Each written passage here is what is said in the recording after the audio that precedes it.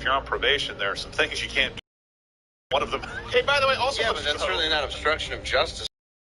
Oh, right. You're revealing the lies. I want to make sure I heard that right, and I didn't. Right. Okay, so that was the marshals telling her. By the way, obstruction of justice.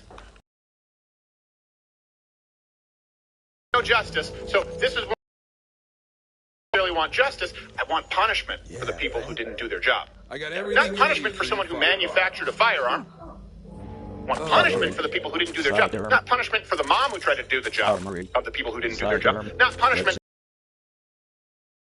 of the people who were too afraid to do their job. There will never be justice.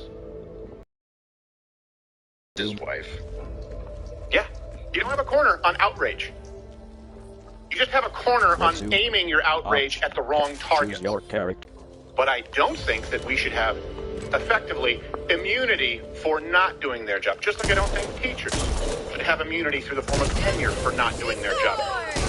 Only government employees have that. Yeah. Well, here's the reason you don't just say always back the blue. It's because it's the same thing with believe all women. I believe them when they're telling the truth. Which is I rare. back the blue when they're doing their jobs well. Yep. Seriously. Sorry, that's it. You're right, it is rare. Women are telling the truth. So. They're true. They're true. Yeah. I don't know when that started. Yeah. I'm speaking my truth. I remember the first time I heard that, I went, what's that? That's just a lie that you believe. Yes, exactly. That's what I mean. It's my truth. It's my truth. Well. What is your truth? Hold on, let me adjust my balls. A woman. I'm a woman. Oh. Well, I guess that is your truth, right? Say no more. Wink, wink, nudge, nudge. What does that mean? I don't believe you. Well, ma'am, you have testicular cancer. Oh. Well, that's your truth. All right, let's go with that.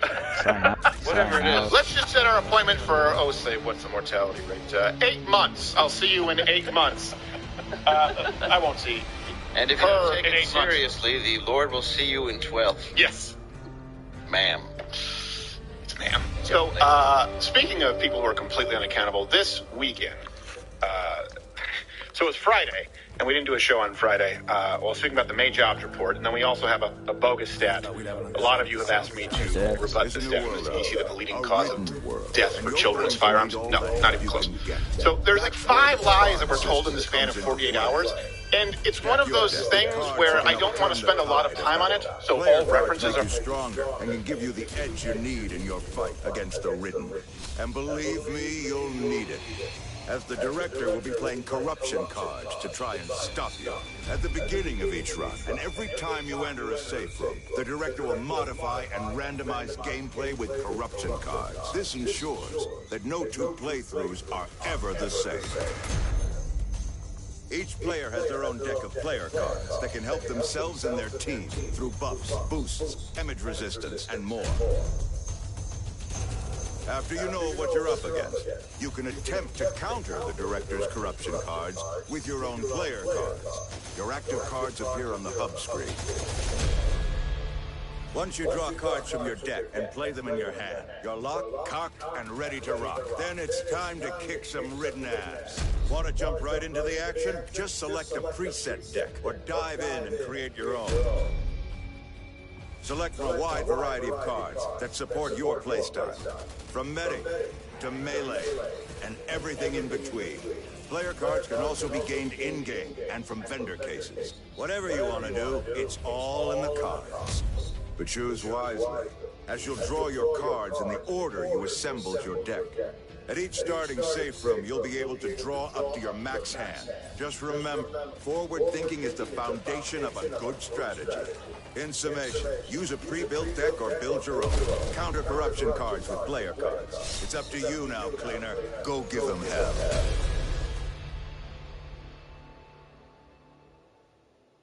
Campaign decks.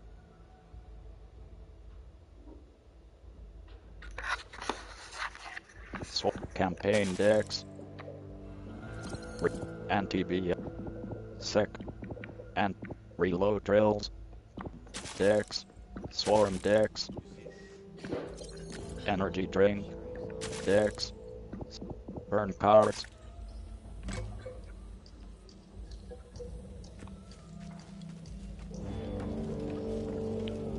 Are you prepared prepared to do play, what needs to be quick done. play, play, campaign. Every time you walk out that safe room door, you begin a run.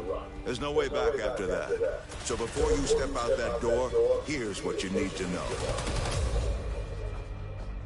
If you're the party leader, there's a set of crucial decisions to be made before the run even begins. Each unique run is high stakes. If you fail, you and your team can use a continue, but fail too many times, and you'll have to do the entire run over again. Don't be discouraged. Failure is not the end. Unlock cards, edit your deck, and then get back into it. Run out of continues? Just create a new run from your last starting point. A starting point is unlocked by reaching certain designated safe rooms. Looking for a bigger fight? Increase the difficulty of your run. Each difficulty presents its own unique challenges and obstacles. Stronger ridden encounters, deadly hazards, and lethal friendly fire are just some of the hurdles you'll face when you ramp up the difficulty. The higher the difficulty, the more you and your team will need to work together to survive. But with greater risk comes greater reward. Succeeding in harder runs will earn you more supply points to spend on unlocks.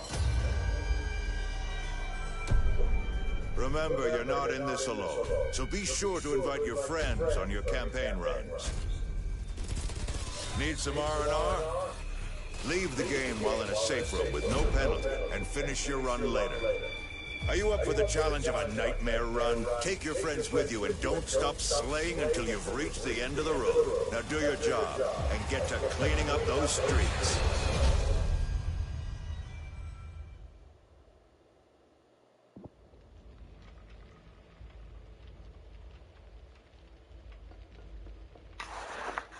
Create, continue run.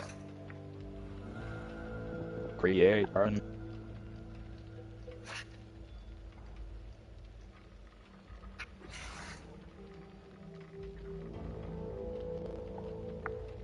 Create run.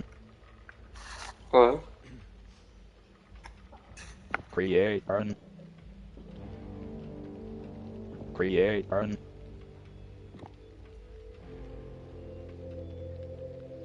Hello?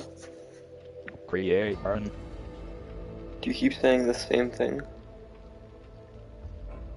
Create run. Create mission difficulty. Menu header to recruit / a good place to learn the game, or if you want a more forgiving experience, menu header to veteran / a solid challenge for FPS fans. Teamwork is a must. Menu header, create run. Crossplay enabled. The crossplay feature will match you with players across several different platforms. It is recommended to leave this enabled to create run. Profile.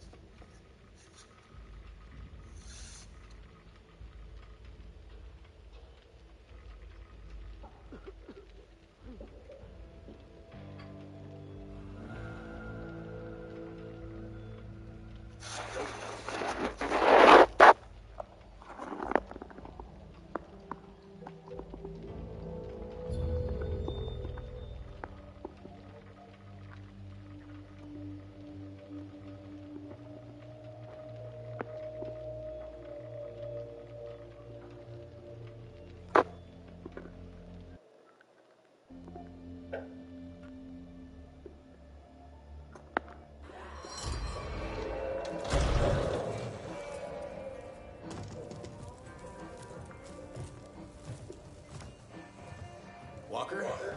Chris? It's good to see you. Chris? Mom.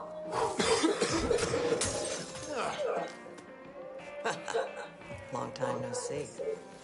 I was beginning to think you weren't coming. No more freebies, Ren. You want the supplies? You need to put aside your difference with Phillips. Yeah, I'm done playing soldiers for him. You should be too. Come on, Chris. But don't tell me you're still falling for his BS. Especially after what happened to Jason. Don't bring my son into this. Look, you know how I feel about Phillips, but he's right about one thing. This is a war. The General's just clinging to the glory days. He's No chief left to hail to. Not that I'd want to. Look, I get it. No, you don't. Okay, we're surviving here. Rebuilding. Surviving's not enough.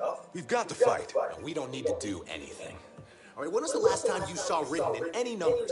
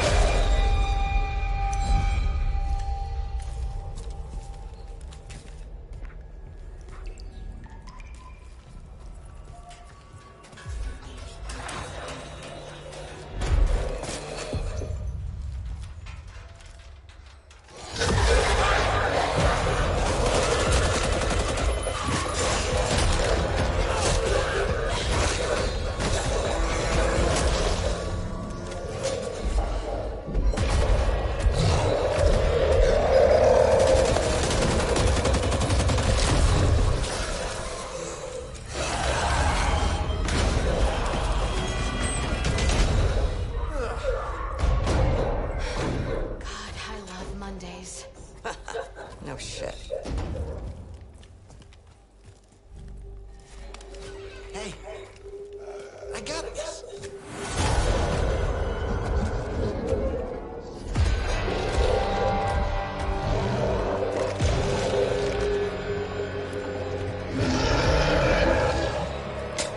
On second thought.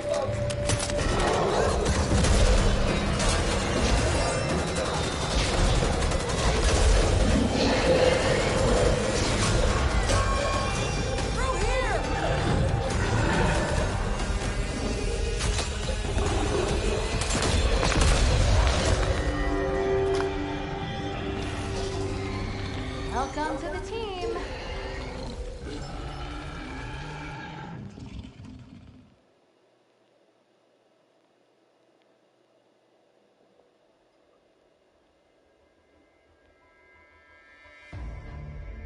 Choose your character. Cycle with left button or right button. Confirm with cross button. Press circle. Walk. Holly. Well, Dottie does Choose need your some deck. exercise. Select with directional buttons. Press triangle button to view detail. Second check. Combat knife. Lock in loadout. Press square button to lock in. Press circle button to go back. Corruption cards. Press left button or right button. Confirm with cross. Defense. Affinity. Fort. Reload drills. Defense. Affinity. Antibiotic ointment. Defense. Affinity. Discipline. Plus 25% healing. Combat knife. Defense. Second. Stamina. Hoffman. Cleaner.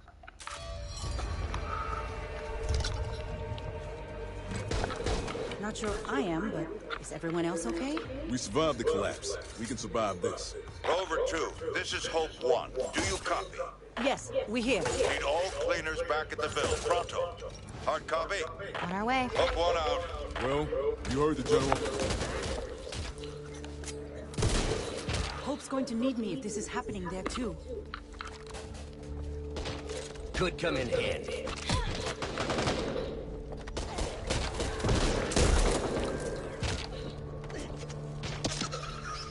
Need to reload! Toolkit over here.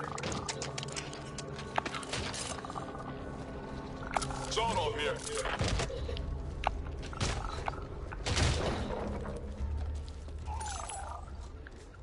Save that for me.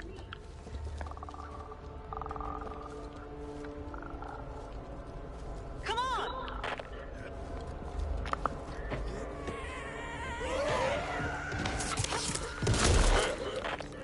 SMG here.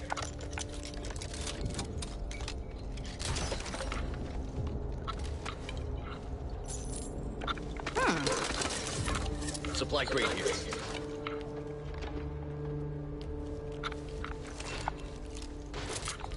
Molotov! Wireless controller unplugged. Press Oklahoma to continue. Wireless controller unplugged. Press Oklahoma to continue.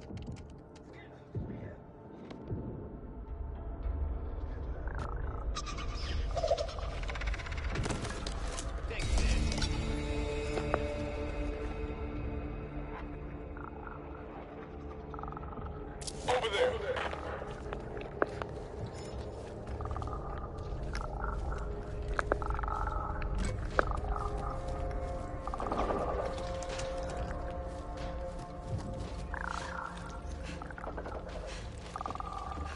I've been telling you. Haven't I been telling you? Everyone was getting too comfortable. Philip saw this coming. I talked to him, told him my concerns. He agreed. Said I'm right there with you, HR. Right there with you. So you keep telling us. Hey, focus, people. We need to keep moving. Cool.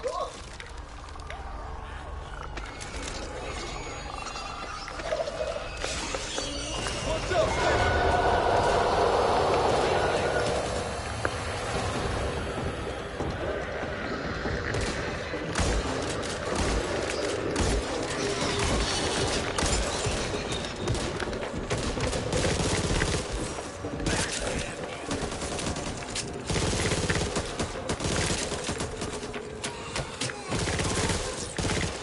It's your lucky day, HR.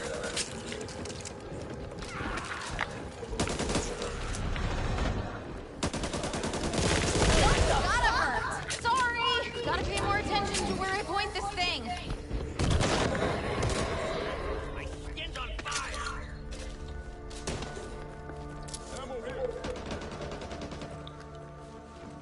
What's wrong with this ball? What? Mine now. Time to find the others. My father set up safety stashes like this. Though most of his were buried in the backyard. Well, that's my workout for the day.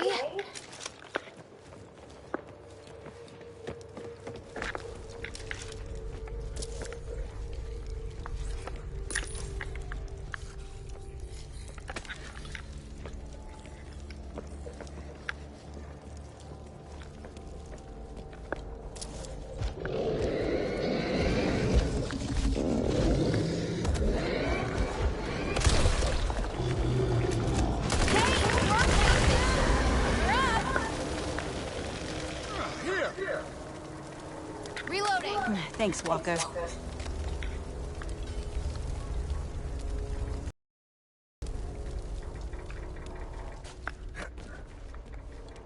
Locked. Could do with a change of fortune.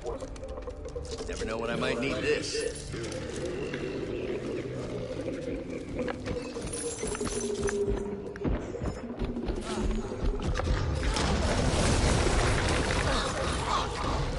Shower stat. Barrel attachment over here. Cool. No need for a diagnosis there.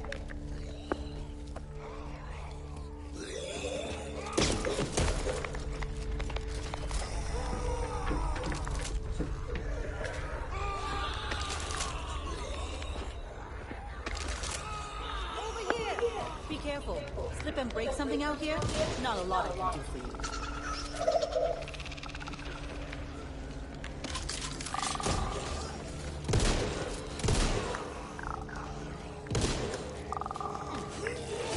Let's do this.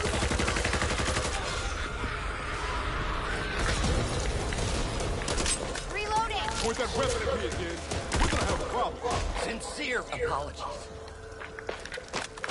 Is anyone still out there? We need help. They've got us trapped. All right. We hear you. Oh, thank God. We thought we were the only ones left. We could really use some assistance. We're pinned down in the old... We're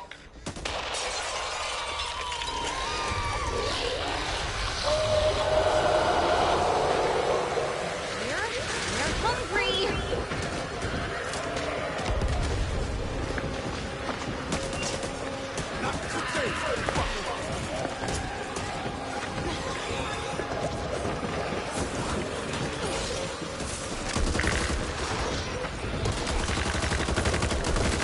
return. Cover me, reloading!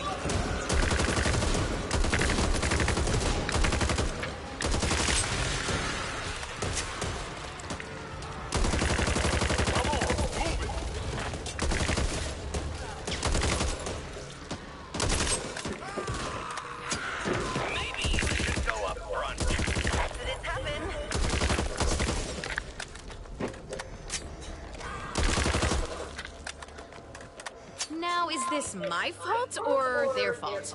I'm saying theirs. Move it. Can't hold up in here forever.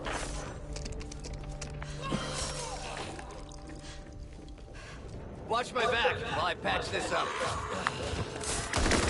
It's your lucky day, HR.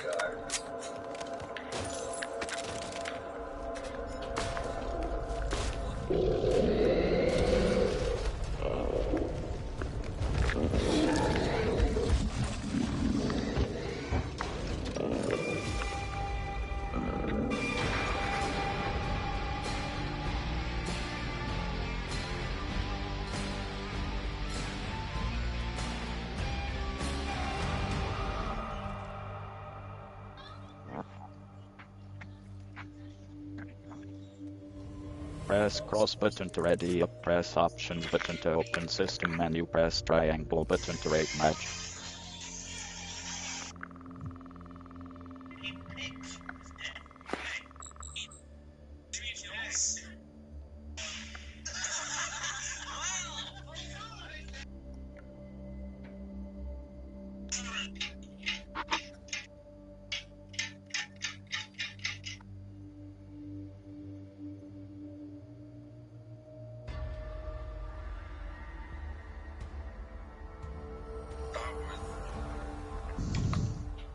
For option cards, press cross button to continue.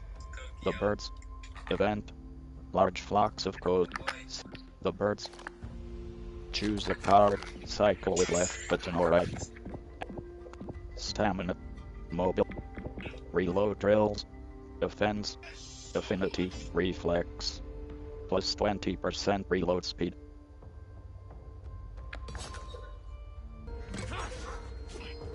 I love what he's done with the place. Didn't ask you to be here. Best you went. The door's clearly marked. Unless you're buying. Just get what you need and get out.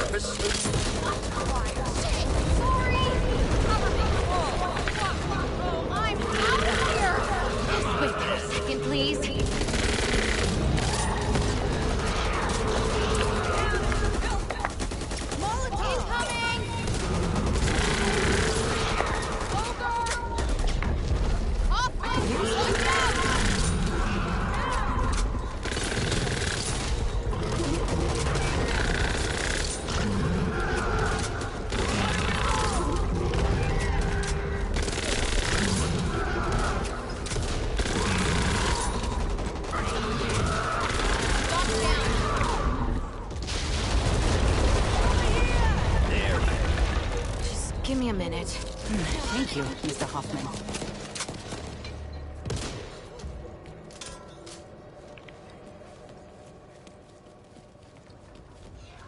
Flashbang here.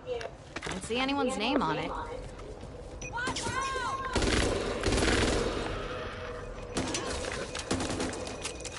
Assault rifle.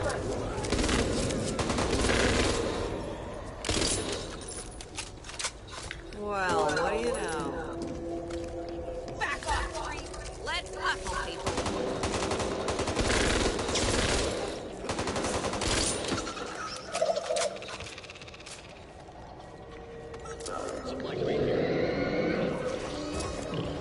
Assault rifle here. Could come in handy.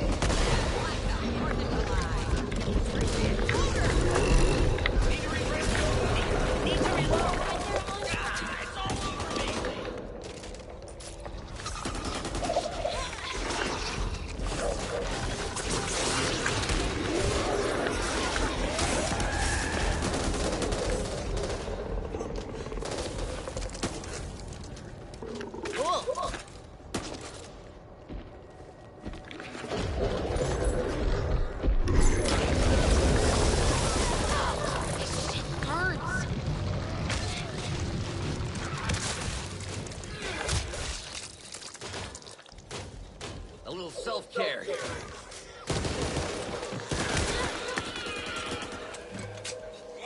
They need this. I haven't seen this many ridden since the collapse. Shit, maybe not even then.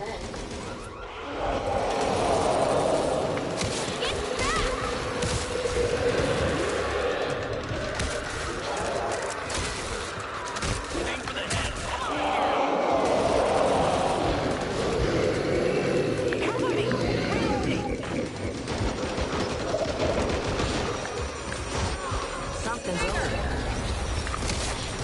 The hell, Mom? Need to reload.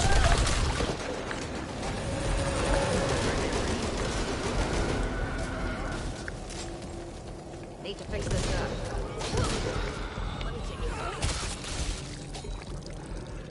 I can smell a cache from 50 pages. And that, my friends, is a cache.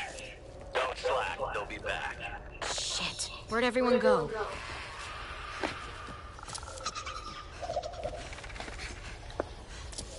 Almost didn't make it. Have to find another room.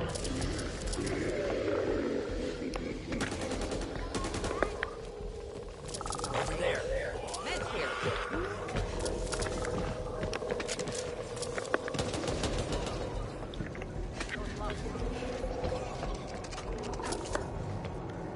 Nothing to worry about.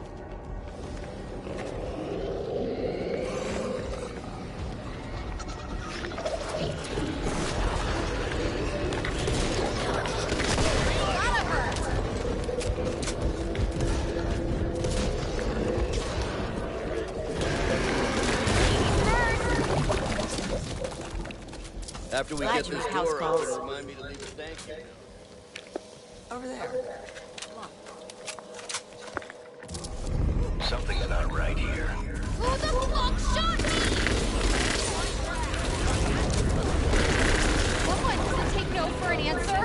Oh, hi there, handsome. Shit! Hit the weak spot. Doc, watch out!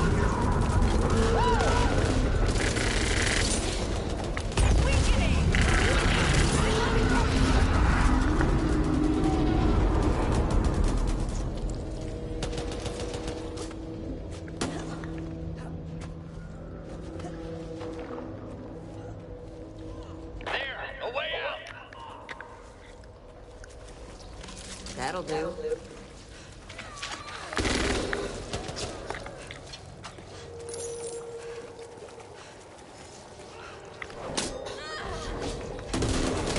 Maybe we should go up front.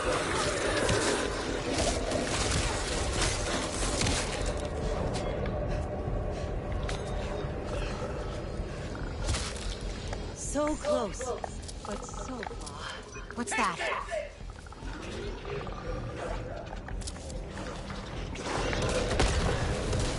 Need to reload.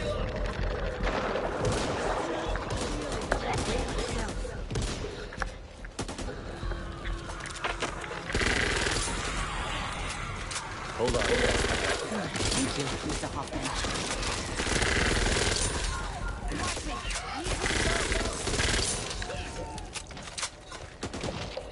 Let's see what's ahead, shall we? No free hugs!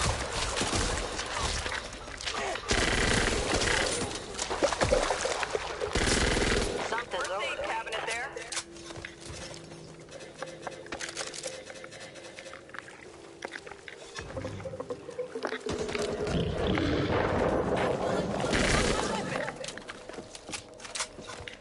I'll take it.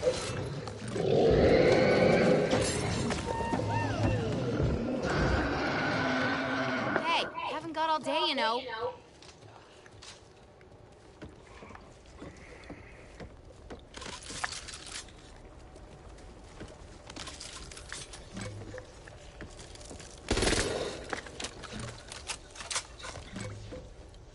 That was some batshit crazy stuff we just did. You'll get yourself killed out there.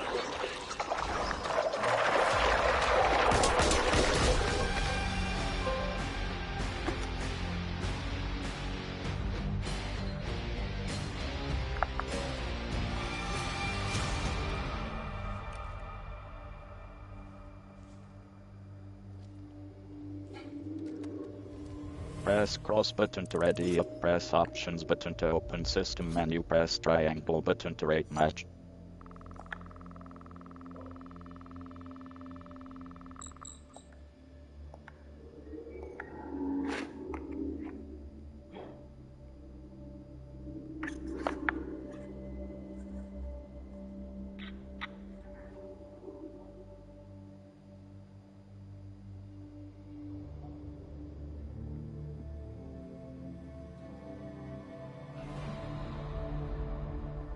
Corruption cards. Press cross button to continue.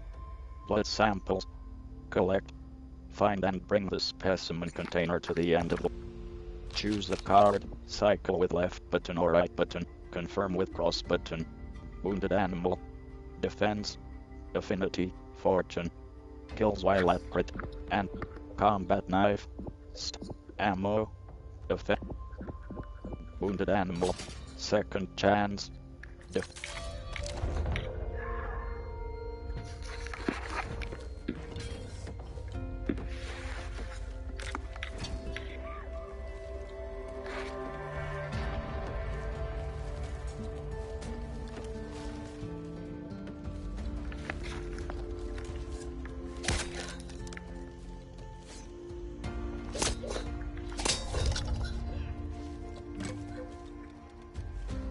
Anyone that made it out of Meadows and Evansburg. We can offer you shelter at Fort Hope, but you need to hurry. We need to stop written access across the Canoa River ASAP. That means taking out George Washington Bridge. We cannot wait for those caught on the other side. Hope one out.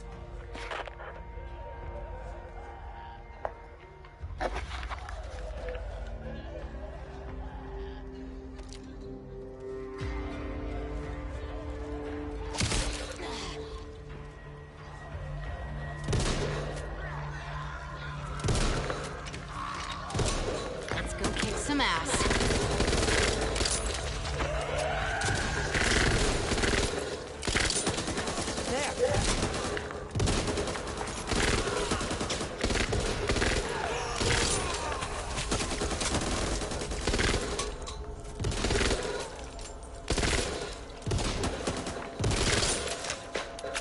Going in. Shotgun here.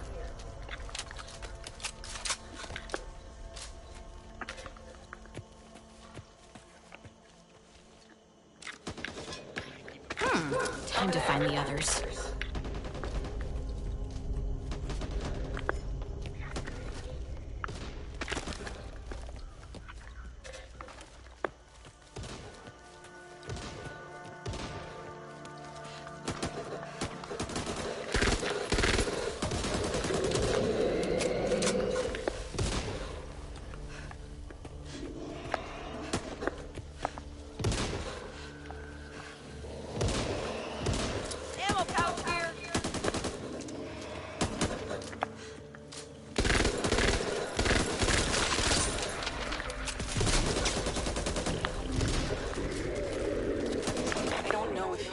Can hear me, but our settlement is gone. The infected have changed. No survivors.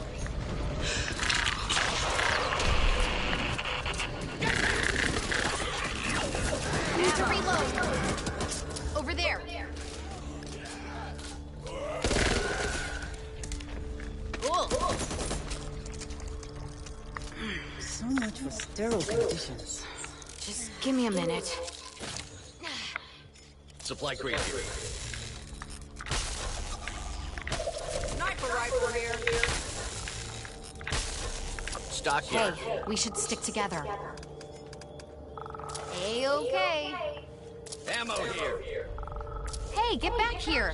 Whatever I said, I didn't mean it. Well, maybe.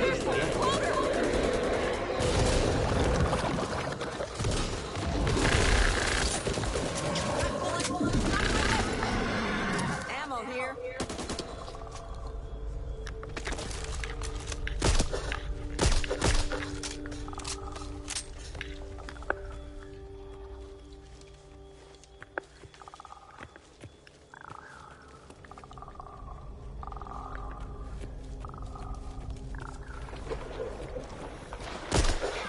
Thank you.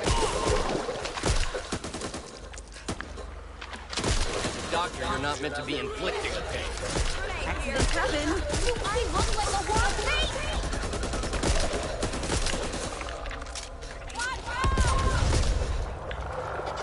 Have to do this. Might as well do it now.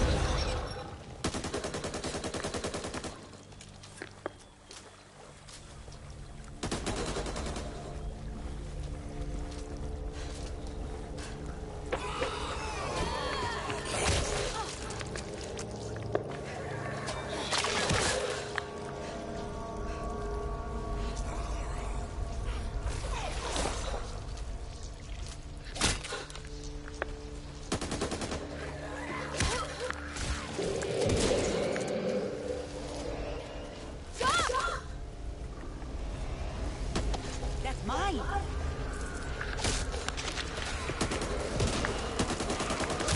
I'm sorry. Did that ruin your day?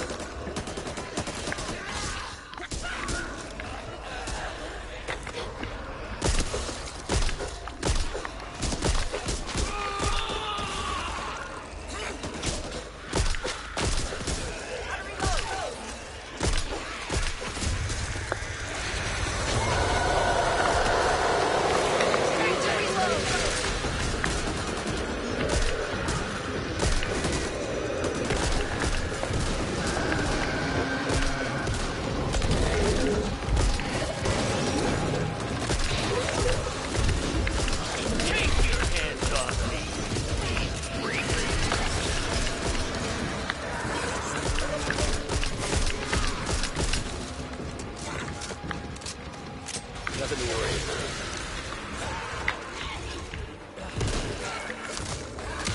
What are you doing all the way back there?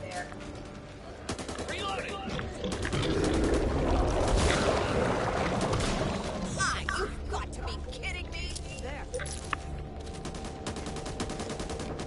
Down.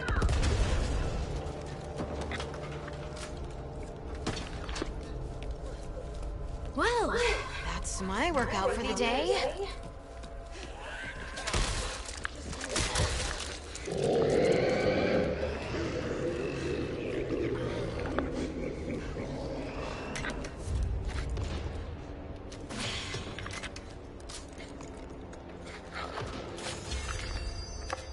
Don't see anyone's name on it.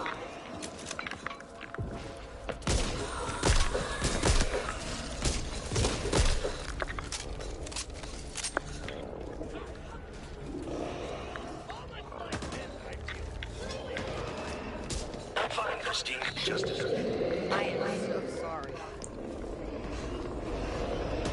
Reloading. My gymnast days are long gone. There must be an easier way over.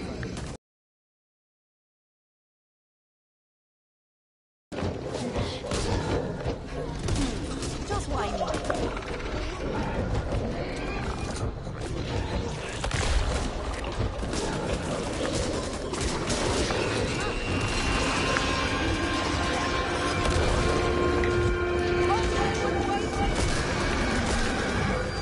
I need to patch this.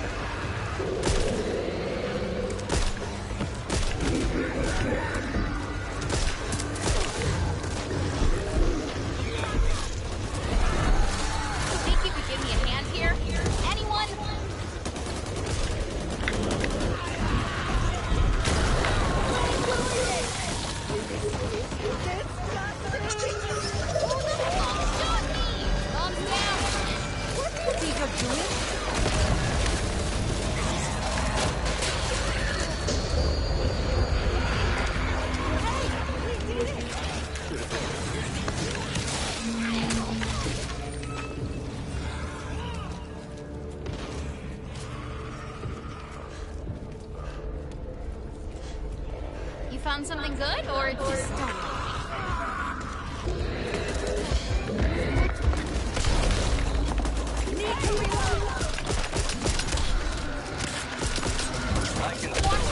Need to reload. And that, my friend, is a cache.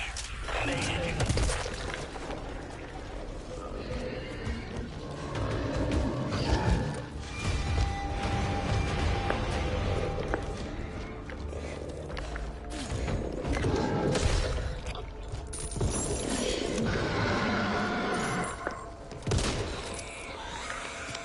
Doctor, you're not meant to be inflicting. Down, boy!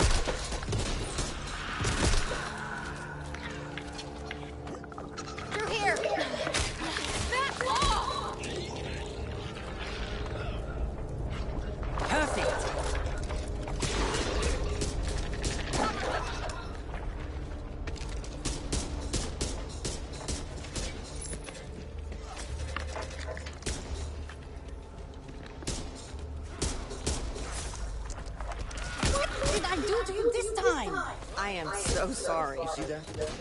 Something in the water.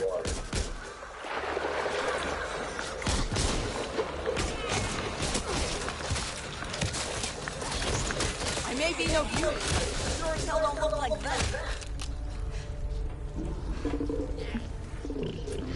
I'll take it.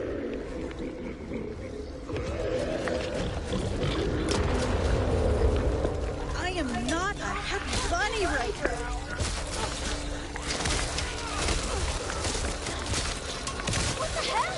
Excuse me!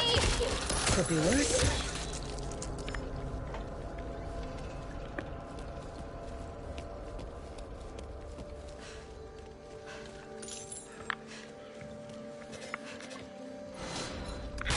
Hey, we should stick together. Get in.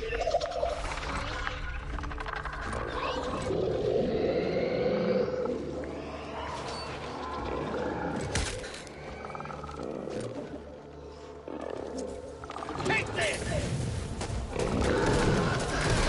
This is not what I was trained for. Don't know where you're going, but the safe room's over here. Damn, we made it.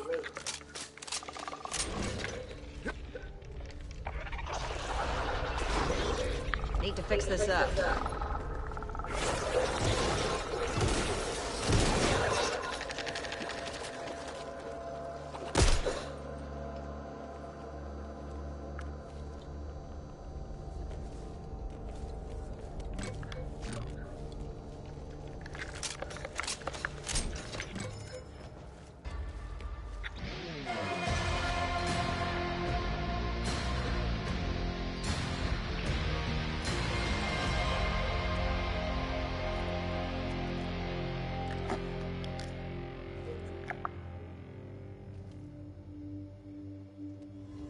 Press cross button to ready up, press options button to open system menu, press triangle button to rate match.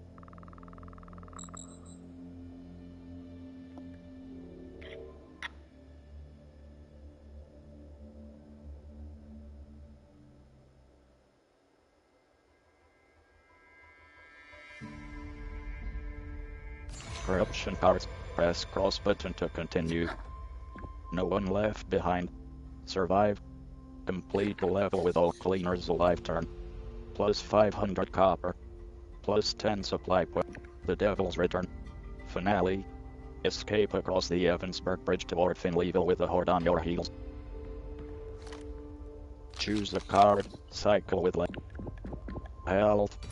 Second chance. Stamina. Real. Health. Defend.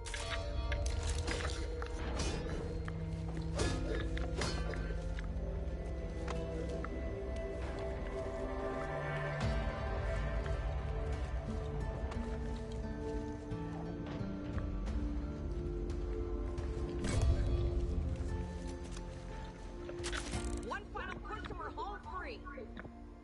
Rage is up ahead. You know, 5 o'clock used to be a traffic nightmare.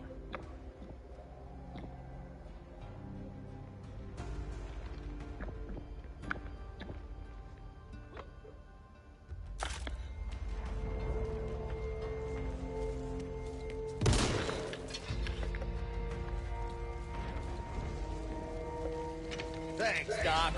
Locked and loaded. Thanks.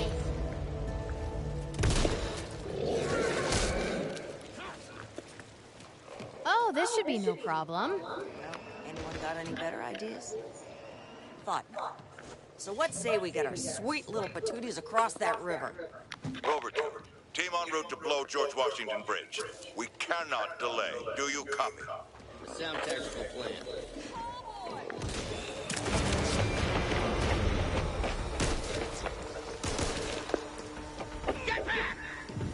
It's amazing what you can do with just a needle and thread. Ammo cache here. I need that. Sniper Grenade. rifle.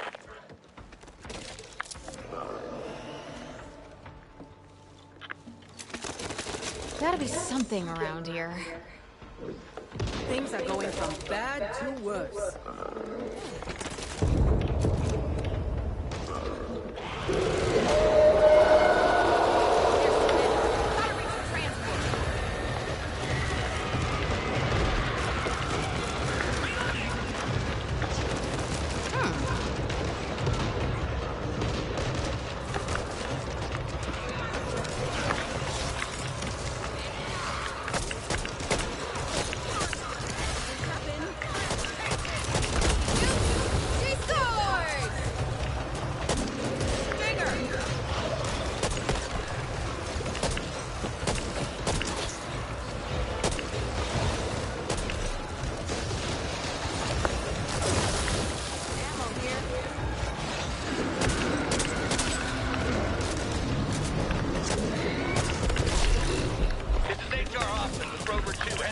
Washington Bridge. Do you copy? Over.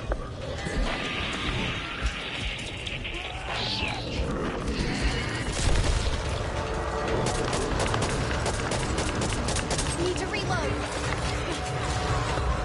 I'm surrounded.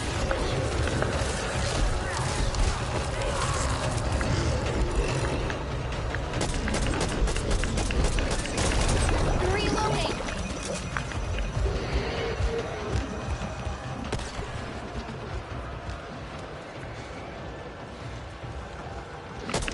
Shit. Where'd everyone go? You should know how to use your weapon by now.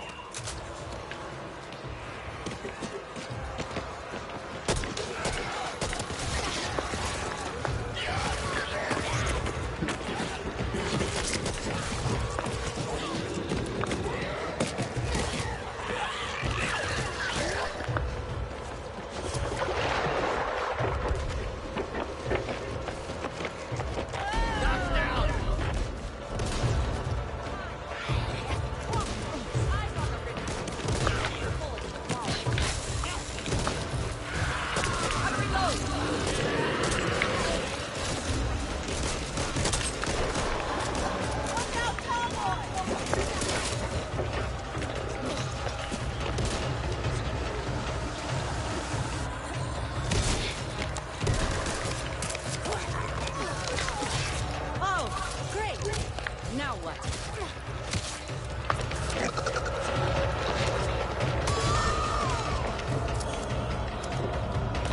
Save that for me. bridge. Rover 2, if you're out there, you need to run.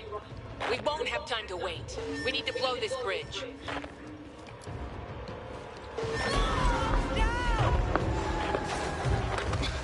Shotgun! And just to be clear, this time I mean the seat, not the weapon.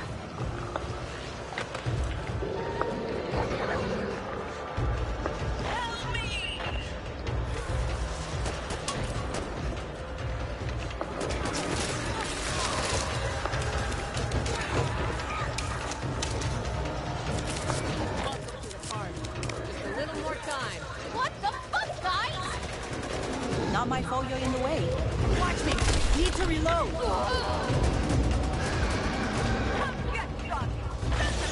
Need to reload! Help!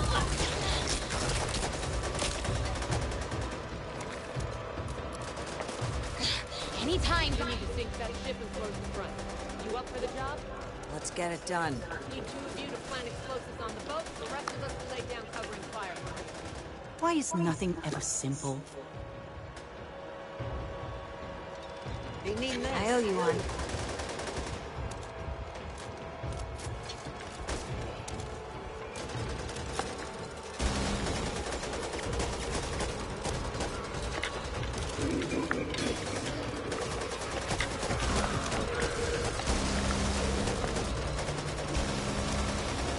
I know.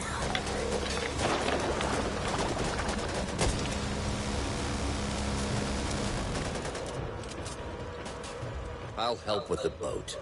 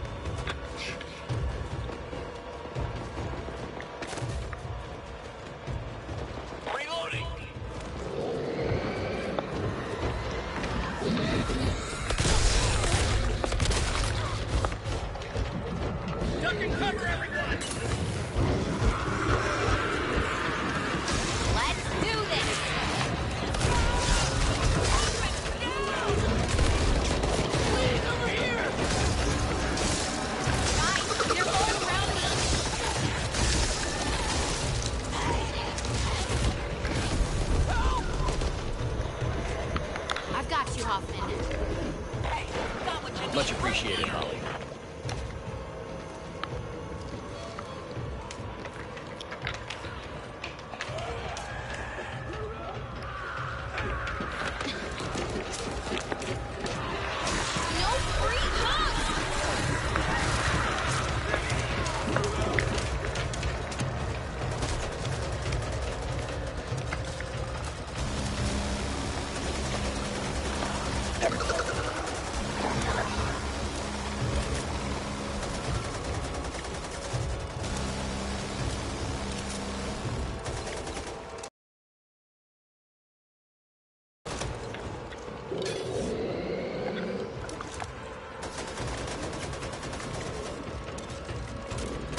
What the fuck?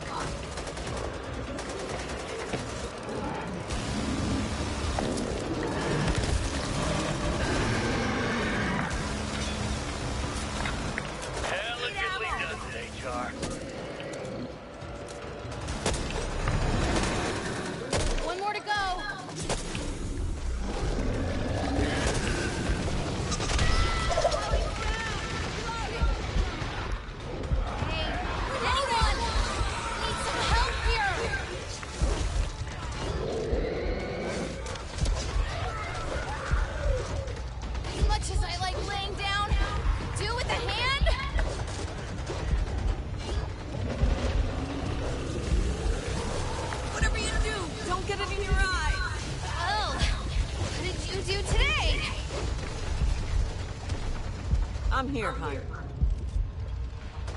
Thanks.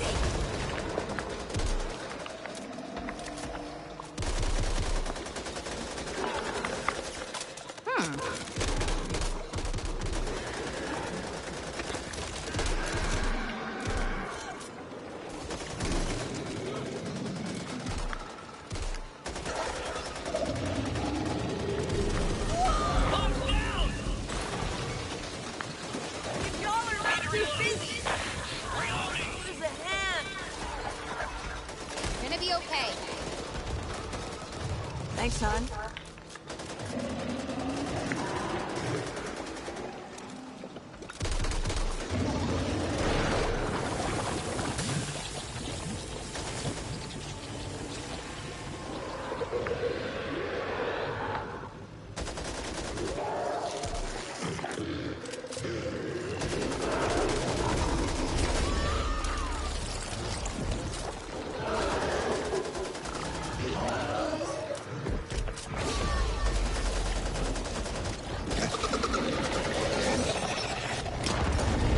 Sorry, Mom. Let's make sure they didn't die in vain.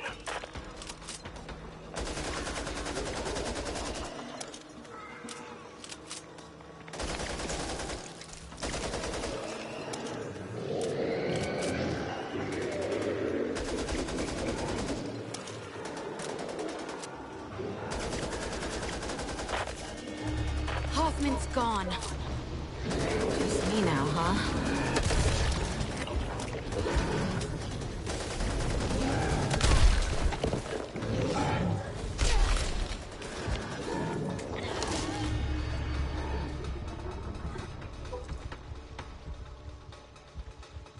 We can Press win cross this. button to ready up. Press triangle button to rate match.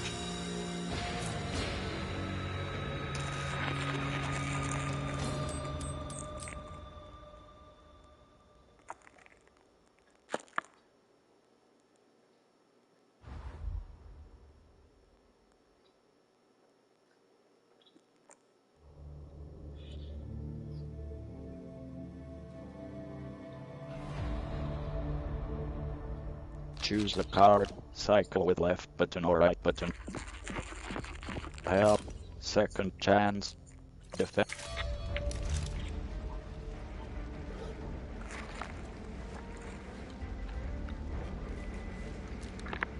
Second chance, stamina, mobility. Inventory, inventory.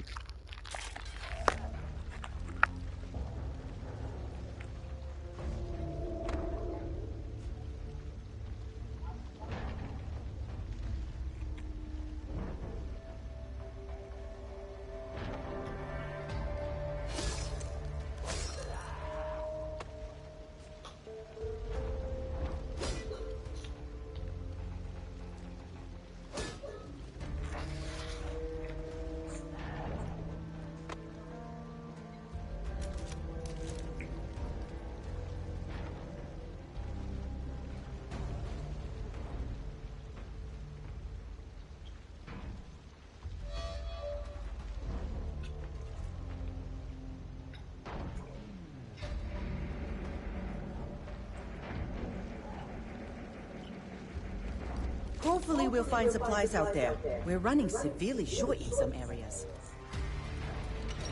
Come on.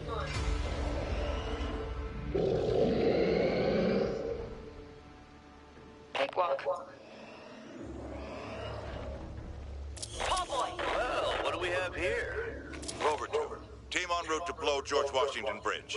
We cannot delay. Do you copy? Oh, great. Why do I hang out with you guys again? There.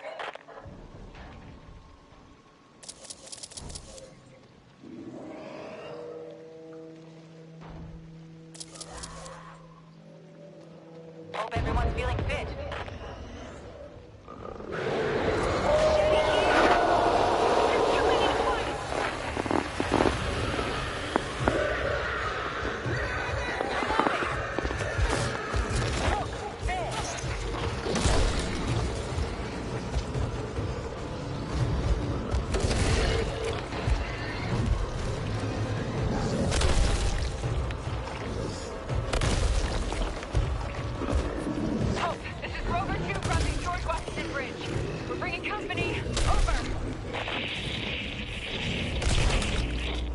hurt us.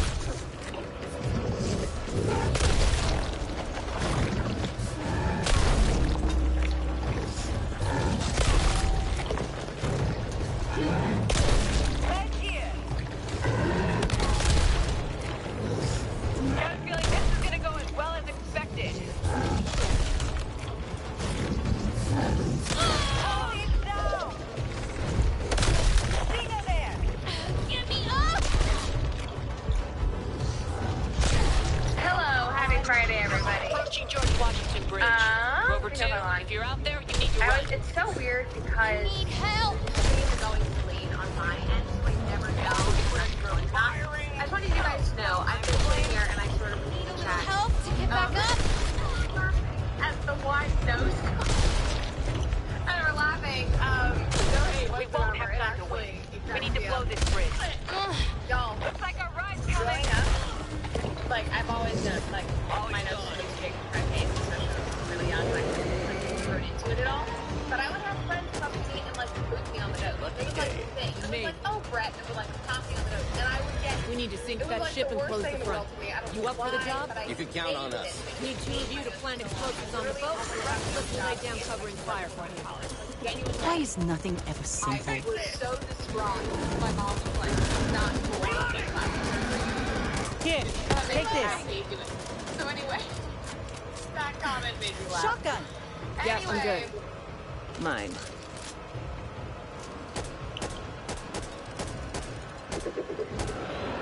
I'll help with the boat. Russia! thumbnail. Yeah, well, thumbnail is my promo photo. So I do love that sweatshirt, but I won't wear it every day. That would be nasty. Somebody said, hey, big nose, big brain. Crystal. I'll take it. Such a mess. Right? I think so. It's like if people say, like, oh, if you have a big forehead, you have, like, your Well, big what? Same thing. You know, you're just making us all feel good, guys. It's great.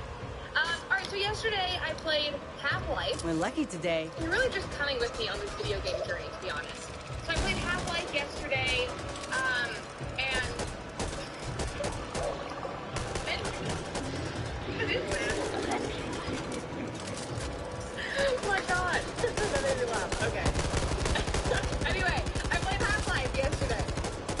Super fun. Didn't know what was going on. Slow down. Need to That's reload. okay. Because I had never...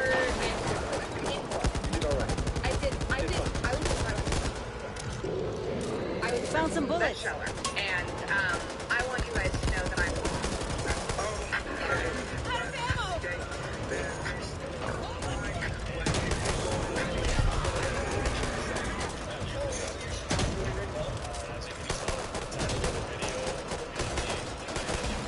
Need that. Over there?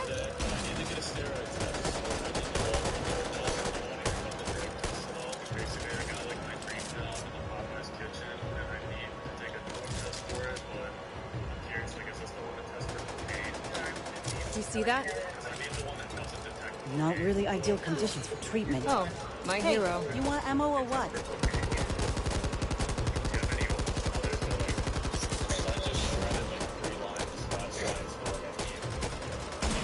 Delicately done today, Jar. Here, take it. Right now we're outside of Steadfast Baptist Need to Church. place one We have a more. huge protest with the LGBTQ community. Bandages. A lot of signs. We're gonna go check out.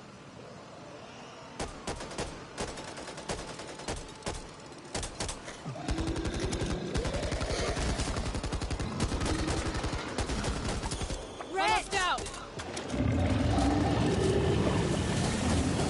I will disconnect for me. You're about to be disconnected. Come on!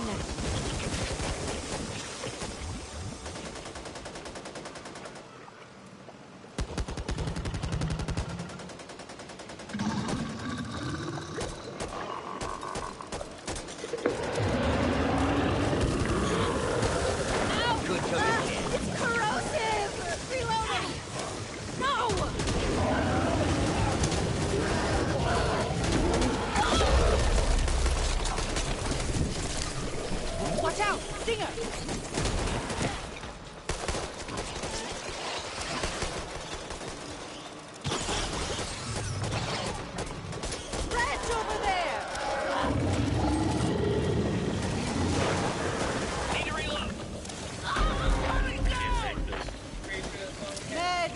I'm down!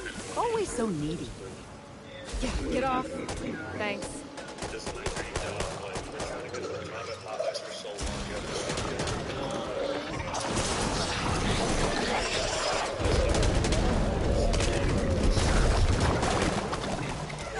Intestinal discharge! Grenade!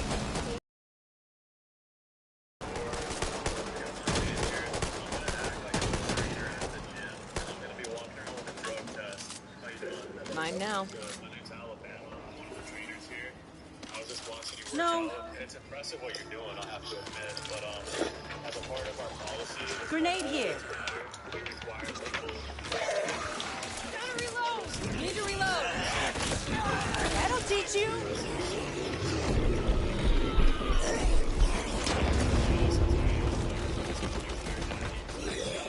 Delicately done today, Jar. I think it's best we retire. This is Hope 1. If you're all quite through playing around, you need to get your asses back here, now. I just gotta make sure they everybody else is in Tall boy, there! Nearly out!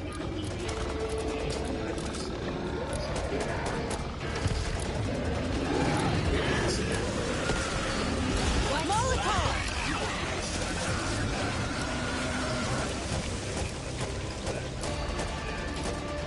Wait! Need to fix this! Out of ammo!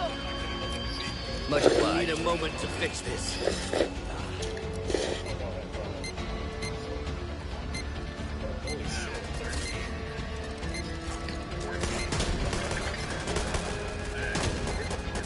Bullets here.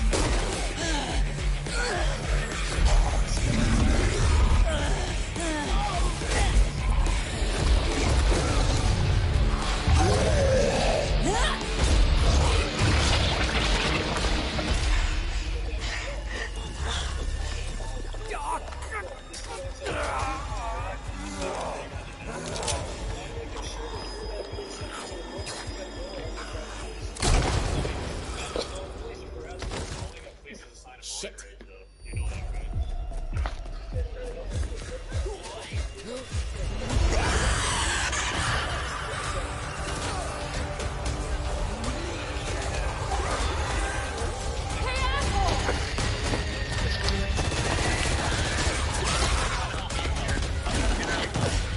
Leave it! I got it!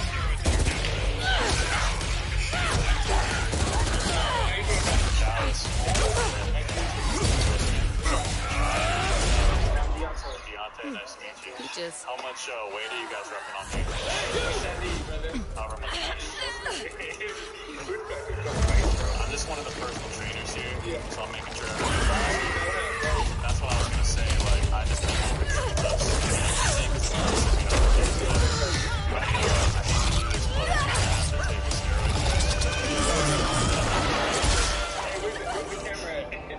no, I mean, like, we have a policy called avoid roids, so you're not allowed to be choosing when I can. But me, what me, for sure. Get out.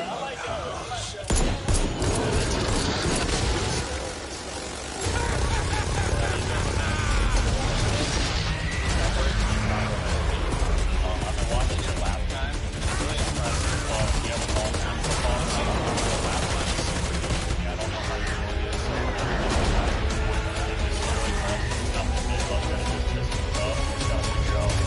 I'm on anything here. We're gonna have to do it now because this is unfair to him. It's unfair to anybody else swimming in the pool. If you're swimming in the pool and you're on like rocket fuel, like that's not fair to him. I'm not swimming here. I'm just trying to make it fair for you.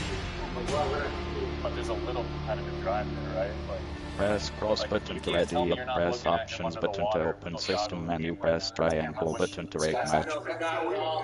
I'm just saying, I'm just exercising. Hey, I'm on your team. I'm on your team. Like, this is none of my business. And it's not your business too. So once I'm done from the pool, I will go to the reception and I will talk to the manager, whoever is in charge. I just have to make sure you're natural. Like, you can't swim any more laps if you're on roids, you know?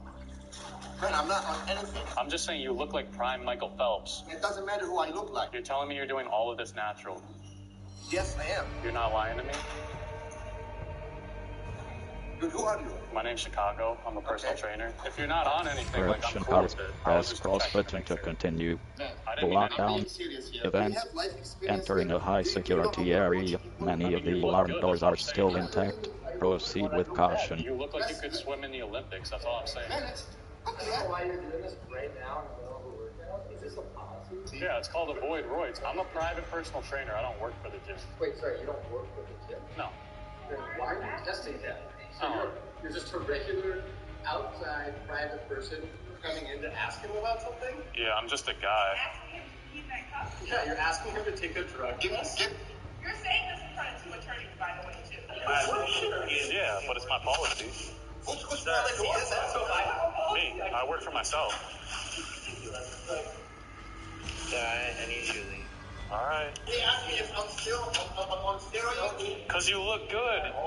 You look like you could swim in the Olympics. It's not your business. What? I'm giving you a compliment, I thought. Oh, what's up, bro? What's going on? Put your motherfucking hands in the air right now. It's official.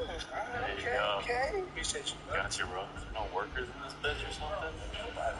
Hey, what's up, man? We're trying to get on the games. But why are we back here, though? I was just looking for you. We're trying to come get customer service. It's not how it works. You guys need to go back. Oh, yeah, we'll go. We were just waiting. I was making sure there was people working here. Is that pizza conspiracy true? Like, you recycle the slices and shit? We don't have enough time for that. They're hiding something with the pizza. They recycle it. Sure. Like, yeah, like everything that doesn't get eaten, they recycle it. That's why the slices look uneven like that. Are you serious? How do you think Chuck E. Cheese is staying in business? Look at it. It's empty in here. They're not getting any, like, customers. Like, they gotta cut costs somewhere, you know what I mean? That would be in the price of between. So he's making that up. It's the pizza, trust me. Why not make pizza? Oh, we can watch you?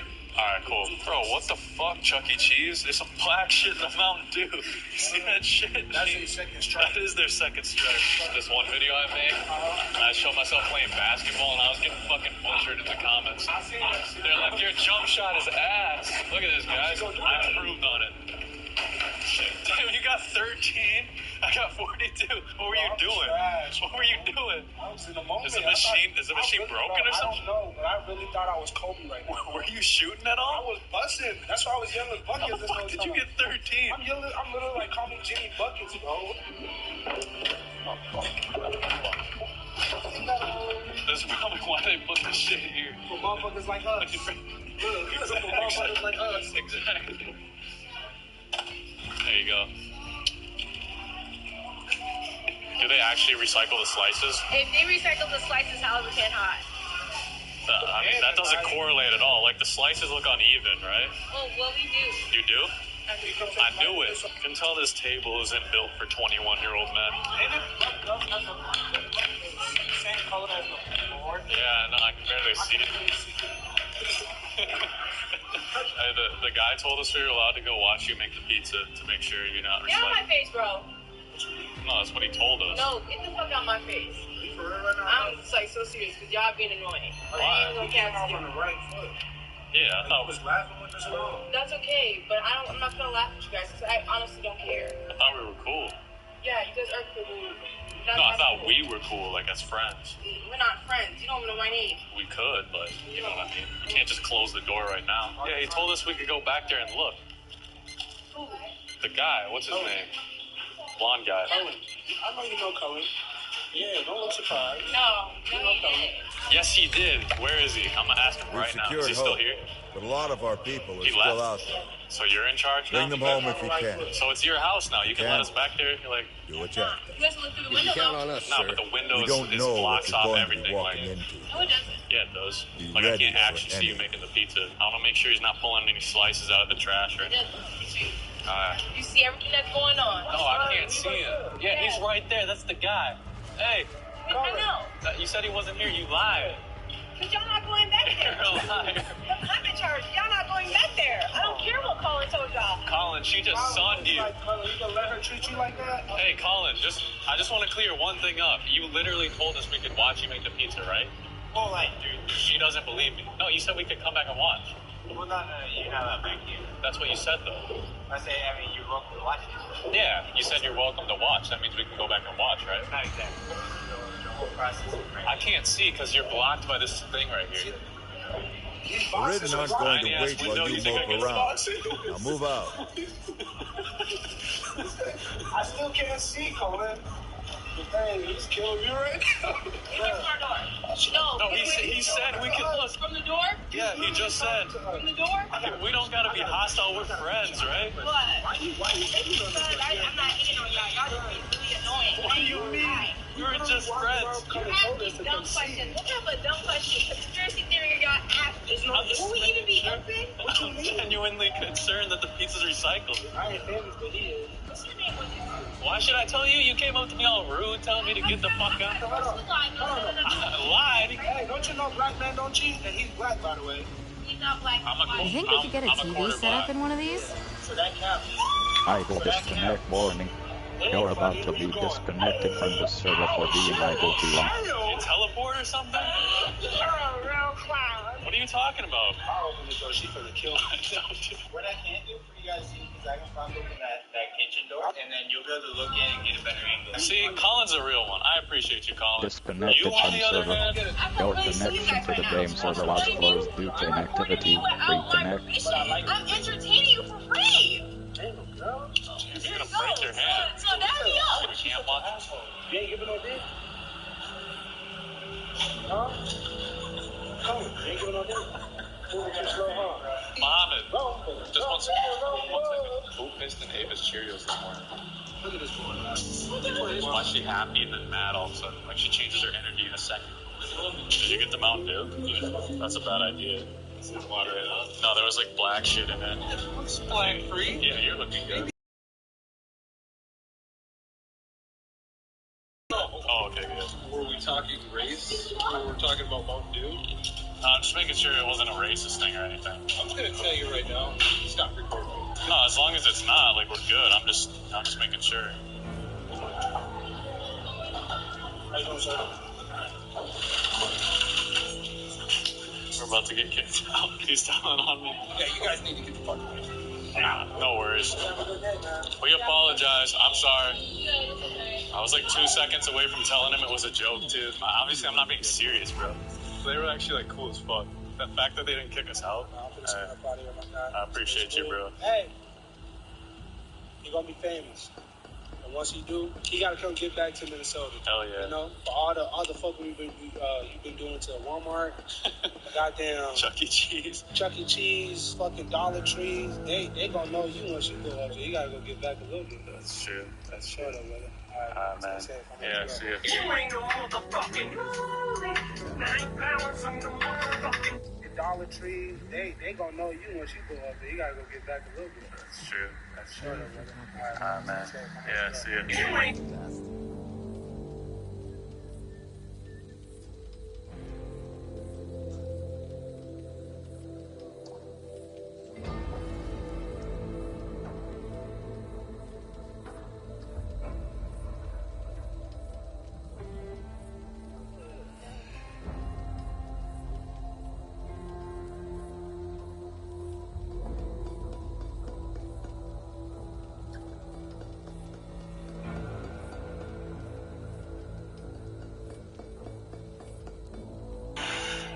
Just another weekend in Weimar. On Saturday, a nightclub in Dallas held an event called Drag Your Kids to Pride. At the event, little kids danced with drag queens and tipped them with dollar bills. It's grotesque, sexualizing children always is. So there were a small number of brave protesters outside. One was our friend Alex Stein. He tried to get into the event because it was a public event, and so he was assaulted. Why?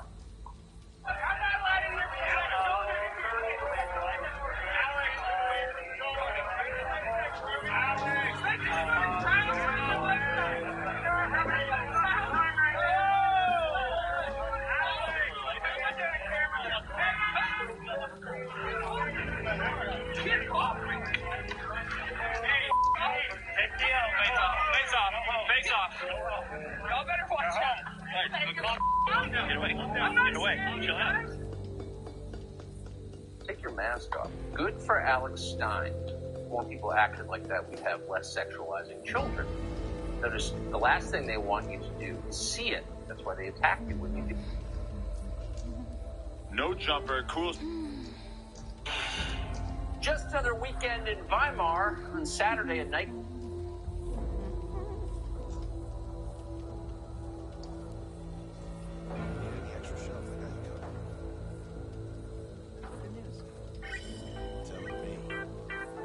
I'm at Wiener Schnitzel. Supposedly they got a plant-based hot dog. I just happened to be in the area. I didn't even know that there was one right here. I was getting my blood work done. We will see how the plant-based pimp likes a plant-based dog. Let's go! Ah!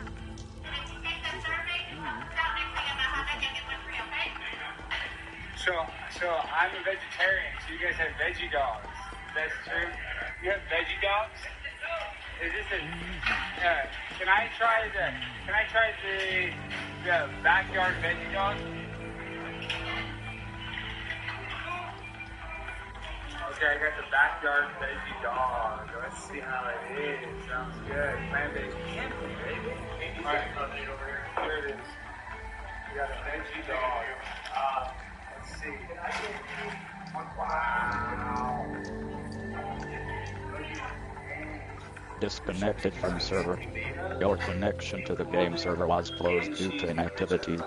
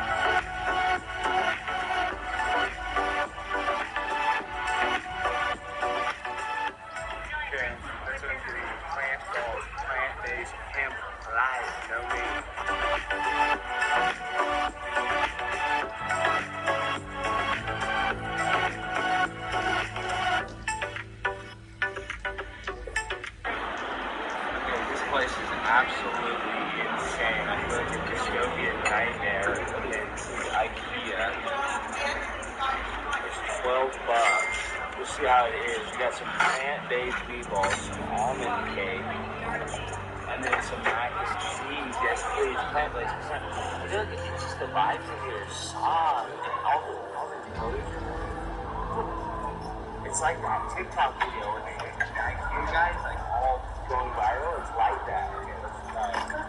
So this is like cranberry, plant-based ball, plant-based sauce, mashed potatoes.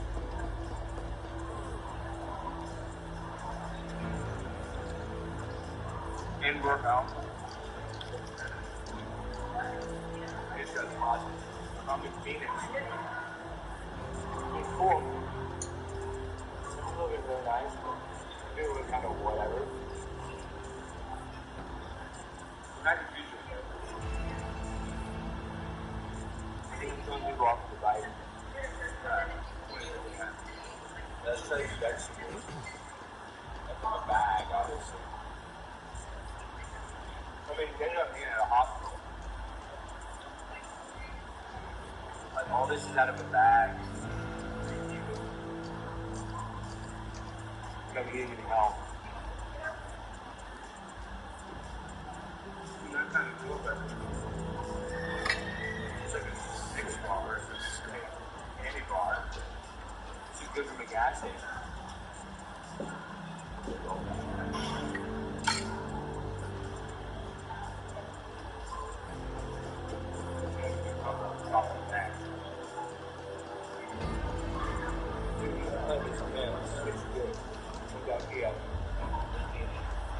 Fresh plant-based meatball.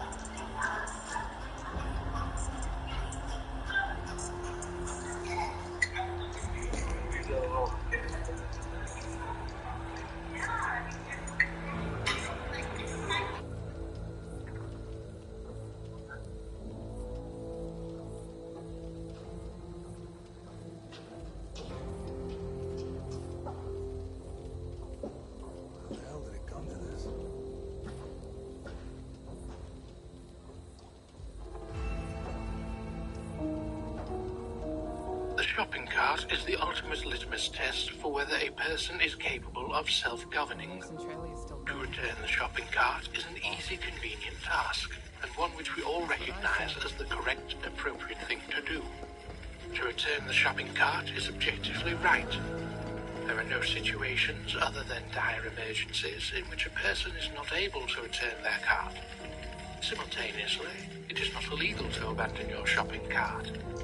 Therefore, the shopping cart presents itself as the apex example of whether a person will do what is right without being forced to do it.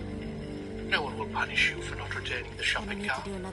No one will fine you or kill you for not returning the shopping cart. You gain nothing by returning the shopping cart.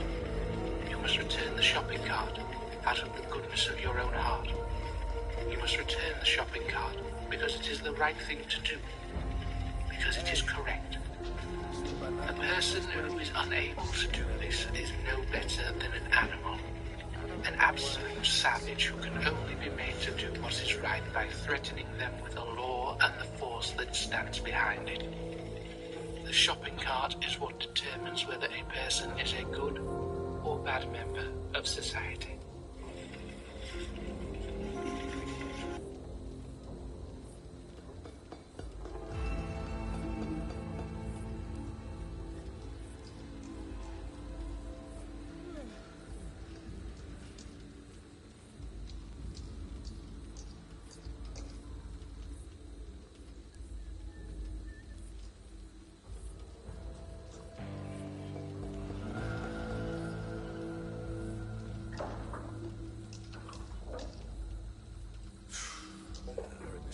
Parts we're supposed to get's been delayed. Definitely. It doesn't sit well with me. Sure.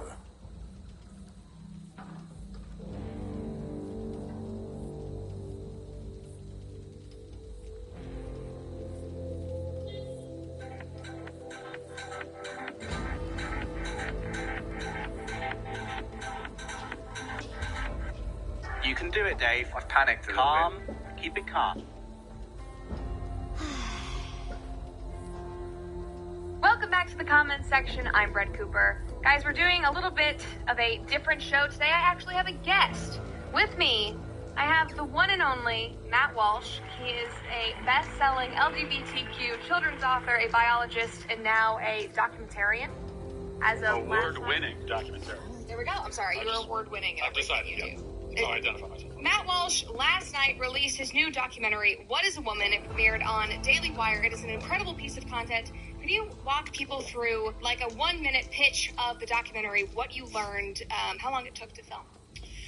Yeah, this was a year-long process. It was, an idea that I had almost exactly a year ago, which was to take this question, what is a woman? That after it occurred to me years before that this is a question that basically brings down the entire gender ideology house of cards. And I did spend, in fairness to me, I spent a couple of years trying to get the left to respond to it on Twitter.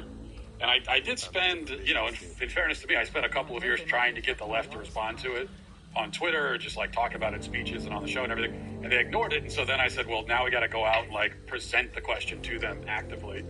And that took us all across the world. But this is what I keep telling the left is this is your fault.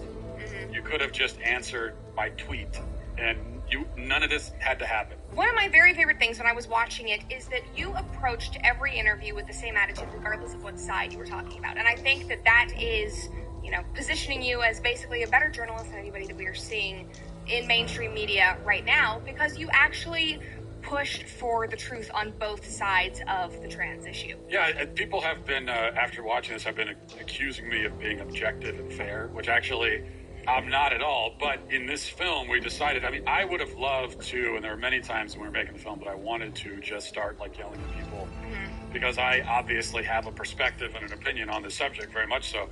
But we realized that that's not, first of all, that's what everyone expects me to do. It's what everyone expects all of us to do, especially conservative media, making something like this. You expect it to be just kind of going around saying your opinion. We didn't think that'd be as powerful, and also we want to give gender ideology basically a chance to hang itself by its own answers or really non-answers to these questions. So the idea was, let's just go, let's have some really basic and see what kind of responses we get. And clearly it was effective because last night during the premiere, we had a DDoS attack on the Daily Wire server. And DDoS is a denial of service attack where basically they use a bunch of bots and they flood a website so that people couldn't actually watch the film. So obviously they're angry, they hate it. So I thought we would read some of the tweets about how terrible a person you are. Like this man right here. He says, "It's funny how it's mostly men trying to hem women into a corner and mostly men who are not exactly the most manly men at that. A real man allows women to define themselves. You're not manly." I mean, I wear the flannel for like the entire film, so I don't know what else can I do. That's obviously absurd. What we're trying to do, first of all, how can you have any? I mean, I guess he's pretending that he's defending women or whatever. But if you don't even know what a woman is, then you can't do anything with respect to women. So the idea here, first of all, is to like affirm the fact that women, and this is good news for you, women exist, so you exist, and you have like a unique identity that is not something that can just be appropriated and worn like a Halloween costume. So, have you ever been called a toilet brush before? I have not. Well, this is a lot of you have been now. The fact that on the second day of Pride Month, it actually was the first day, she got that wrong, conservative toilet brush, Matt Walsh releases a piece of the most flagrantly and unapologetically transphobic pieces of modern media. It should tell you exactly how unsafe the trans and LGBTQ communities at large are in modern America. See, you are not unsafe. I'm not doing anything to you physically. However, maybe your worldview that you've constructed for yourself might be a little bit unsafe. It is now in jeopardy because of it has come up against some basic skepticism, so I can see that. Because you're a violent, hateful toilet brush. That too, as well. Yes, exactly. Now, one thing that I've been seeing going around a lot is that you went to Africa and you spent time in Kenya. You were talking to a tribe there. People are saying that you found the one transphobic tribe that believes in a gender binary. Out of 3,000 tribes in Africa, you picked the one transphobic one. Right, just the one. Everywhere else, it just so happens that we happened to land right in Africa and Kenya, and if we'd gone anywhere else, we would have found, if I'd gone anywhere else in Africa, they would have, I talked to any other tribe, they would have said, oh yeah, pansexuals, we have those here. I mean, right, furries, we have everything else. Right, I mean, look, here's why, and that has been the response by the left to the Africa bit in particular. First of all, they're so mad that I went to Africa and told the tribes people about their gender ideology, and the tribes people laughed and made fun of it. Like, the left is so mad about that. It's great, hilarious, and I love it. But my challenge is to anybody out there, if you want to go to Africa and talk to a different tribe, bring a camera crew and film it, because I'd love to see that. Go outside of the Western world and try to find anyone who agrees with you on the topic of gender, and go ahead. I mean, if you can do it, then I'll be very impressed. Do you watch TikTok at all? I use it for content every once in a while. It's the only time I watch it. Well, I use it every day. Really. Yeah. It's great for content. Well, no, it taints my brain, but you know what? It's good. And I found this video of somebody. He's challenging you to something. I just want you to watch this. I want to propose a challenge to Matt Walsh of the Daily Wire. I want to challenge Matt Walsh to a boxing match. If he wins, then he can publish his documentary, and I will actively promote it. If I win, he doesn't publish the documentary, and he has to send $10,000 to every single person he's deceived with this documentary. Of course, I know that this is never going to happen, because Matt Walsh is a coward who would rather yell behind a screen and cower when he sees them in real life. Yeah, first of all, I would never hit a child in the first place. That kid looks like he's about 12, so that's... that's Lily. That's Lily to you. Oh, Lily, okay. Identifies as a girl? Trans rat? Well, I don't hate whatever that is either. But also, I appreciate that he's going to give me permission to release the film if I win the boxing match. But actually, unfortunately, we just released it anyway, so it's a little bit late for that. I know. Well, maybe you'll come back with something else. See, actually, I wanted to just show you some other content from this creator. This is kind of what we're dealing with, your non-fan base. And they all fell to their knees and begged that drink that they can please as he raised his fist for smoke. What is happening? I don't know. Why is happening? The other question. Oh my God. It would be really interesting to see this individual promote my film. So in some ways, I'm tempted to take whoever it is up on this offer. They could do interpretive dance. Interpretive dance promoting my film on TikTok would be fantastic. You know, I was on an All Access Live and people were All Access Live is what we do for All Access Daily Wire members. We do live streams, all of the hosts here, and we chat with the members, and it's great. But there was a lot of people that are fans of yours that were asking me that if you are actually going to do an interpretive dance when you hit 1 million subscribers on YouTube. Yeah, I don't know what, in a moment of sheer insanity, for some reason, and I can't even remember why I said it, but I did say on my show that when we get to 1 million, I'll do an interpretive dance in celebration. I don't know why I said it. But then, and I immediately regretted it, and the next day, I don't want to go back on my word, but the next day I said, I was very honest and raw and open with the audience, and I said, vulnerable. I never should have made that promise, and I'm going to give the audience a chance to release me of the promise. And they all said, no, we're going to make you do it, because there's a bunch of bullies. I get bullied by my own audience. Well, that's good. I, on a live, said that I would get a Daily Wire tattoo when I hit 1 million subscribers. That was bad. That might be even worse, yeah. I know. I would take that over the interpretive. Maybe we should switch. So I would do an interpretive dance. I would collab with Lily the Rat Girl. All right, we can do that. We can make a switch. My last thing for you is that What is a Woman has been trending all day. Number 2 in entertainment. It's wild. I just wanted to ask, did you know that you were trending right above a Fatherly article? Now, Fatherly is a publication that tries to empower dads to raise good kids. Seems nice in a nutshell. Fatherly was trending for an article saying, yes, you should take your kids to a pride parade.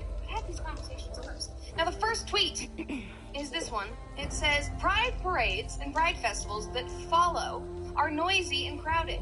They're filled with sights that may be new to kids, like public nudity and kink. So is it appropriate to take your young kids to Pride? And then there's an entire thread explaining the conversations that you should have, and it kind of ended by saying, all in all, it's great for kids to be there because they can sit on the side of the parade and they'll be thrown toys and Cheerios. Literally, they said Cheerios. By the naked trans people. BDSM, kink, yes. Enthusiasts. Furries? Yeah. So that's what we're dealing with. What is a woman and taking Am I trending above that nonsense at least? You are. Okay, well then, a little bit of... That's the most you can hope for on Twitter, is you get a little glimmer of sanity surrounded by utter filth and insanity. So. Guys, if you want to see What is a Woman, go to What is... Today on the Matt Walsh Show, the premiere of my film, What is a Woman, is an enormous success. No thanks to the cyber attack meant to shut down the film. The left really does not want you to see this movie, and I'll explain why. Also, NASCAR again bends the knee to the woke mob. Amber Heard officially puts the last nail in the Me Too coffin. Abusive parents explain how their 2-year-old daughter chose her own gender. And in our daily cancellation, a trans activist explains why you are morally obligated to be sexually attracted to So now we are seeing kids that are identifying as animals going to school, and they are purring instead of answering questions, and they meow. And the teachers are not allowed to question it because it's considered a queer identity. Hello, everybody. Today we're going to talk about the Branch Davidian cult of Waco, Texas, the 51-day standoff between them and federal authorities, and the conspiracy of what really happened. Regardless of opinion, the Waco siege is widely regarded as one of the largest tragedies in law enforcement history. And depending on who you ask, it was either the result of a deranged cult leader and his loyal followers, or a massacre at the hands of a tyrannical government. Despite being one of the most widely publicized and documented standoffs in American history, where the guilt is to be placed and even some of the events that might have happened are still up for debate. After poring over dozens of news reports and several hours of interviews with both federal agents and Branch Davidian survivors, I feel confident that we can put together a picture of not only what happened, but where this cult came from and how it all ended so tragically. And if that sounds And now that you talk about race, what do you think the Latinx community... I'm going to show you guys how these scammers go from this... There are some suspicious activities going on in your Amazon account. ...to this. If a $30,000 transaction was made on your account for a fraudulent transaction to a website. I've got a $400 charge from Amazon that the scammers turned into a $30,000 charge from an adult website, which honestly isn't really surprising because these guys are a little strange. Why is my camera open? It's off. No, it's not. I can see it. All right, look, guys, this call has a lot going on, and the scam might be confusing to you, so I'm going to break everything down for you. This is the email I received. The phone number I call connects me to the first scammer, who accesses my system, tells me I've been hacked, and transfers me to the fraud department. This scammer's job is to remove the hackers and transfer me to my bank, which is misleading because he uses the real bank phone number for part of the scam. Welcome to Chase Business Service Line. Now we're connected to the bank, aka still the scammers. Here's where the big pivot happens. Once they see the amount of money in my bank account, these greedy scammers say there's been a fraudulent charge of $30,000 from an adult website. Now these scammers are getting a little cocky, so later on we're going to retaliate by accessing their system and deleting their files. Let's get into it. Thank you for calling support. This is Alicia. How can I help? I have an email about a charge to my account. It says, thank you for contacting Amazon. There's a laptop that's been purchased. Order 404435. Sorry, Mr. 09157. Order placed on April 14th. What I'm just going to do now, it seems like someone has to access the account, okay?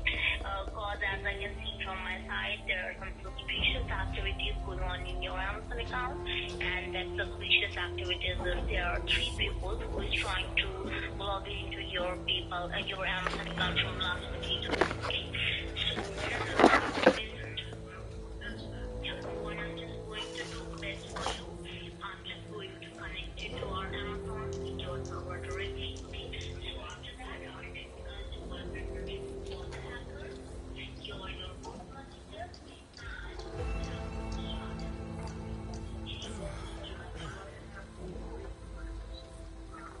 just open your desktop and open this USB that. You just need to click on the search bar and type your email.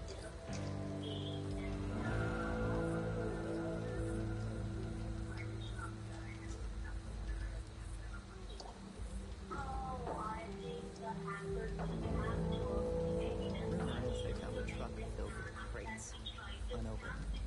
Gotta be some good stuff in there. Great.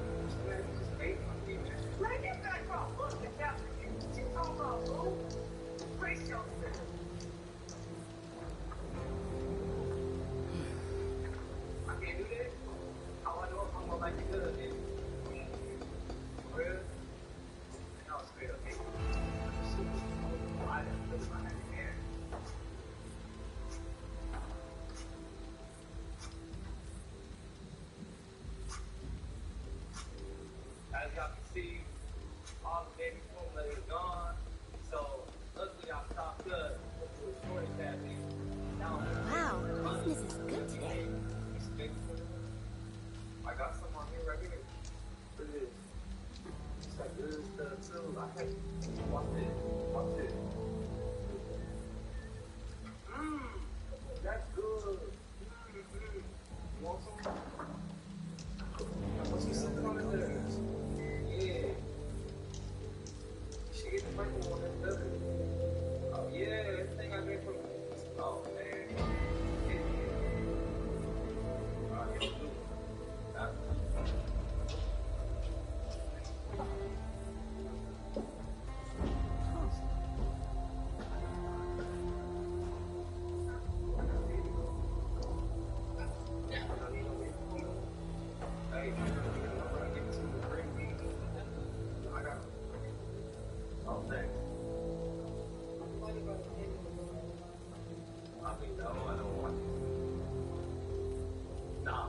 What you talking about, Boo? Brace yourself. I think I barely recommended it. Went 10 for 10 on the range yesterday. That's great. What you're seeing is President Biden as a serious drag on Democratic candidates nationwide, and it's driven by his approval rating on a range of issues. He is badly underwater on all of the top issues, including the big ones: inflation, gas prices. He has less than 30% approval rating on the issues that we're told by voters are dominating their state of mind. Even on issues like gun violence, abortion rights, issues that he is elevating into the conversation in recent weeks, he is still significantly underwater. The only issue that we see him above water on, 56% approval rating on his handling of COVID-19, the problem for Democrats and Biden is that that happens to be the issue that voters are telling us is the least likely to be animating their vote this fall. And that's also spilling over into an enthusiastic gap that's developing. We see this in our poll that shows 13-point edge for Republicans in terms of people that say that they are very enthusiastic, very eager to vote this fall. We see independent voters largely sitting out the midterm so far. Now, that enthusiastic gap is a little narrower than it was last time we polled on it 2 months ago, but still, those are the kind of numbers that have Democrats worried about a potential wave election. All right, guys. So allegedly, there is a whole lot of drama and dysfunction in the White House, and this should not be surprising to any of us because this country is dysfunctional. Okay, and like any organization, right? When there is dysfunction, you gotta look at. So what's the title of this video would suggest? This is expanding your sound on the knowledge all through nature himself, which shows some integrity or license. So as the title of this video would suggest, this is me explaining your sound on managed all into nature himself, which shows some integrity or license or integrity. So once the polar opposite figures are still.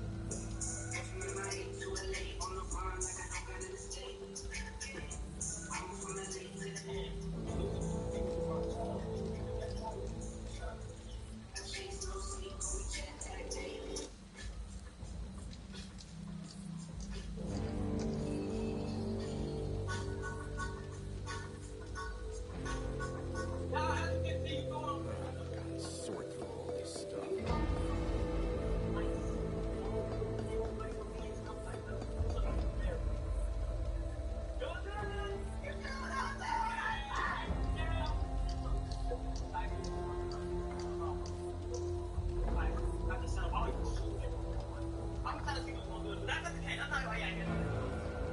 So you just want to throw that entitled that another big I ain't gonna lie. This video in particular is from New York. You know what I'm saying? This is for all my New Yorkers right here. They got constant breaking. You know what I'm saying? Damn, they can't see three. I know. Well, I got pulled back in 2016, and ever since then, just had New York, in a chokehold. That's sad. You know what I'm saying? But look, we about to go down to this video. I just got word that he's having a stew session, so I'm about to go there right now.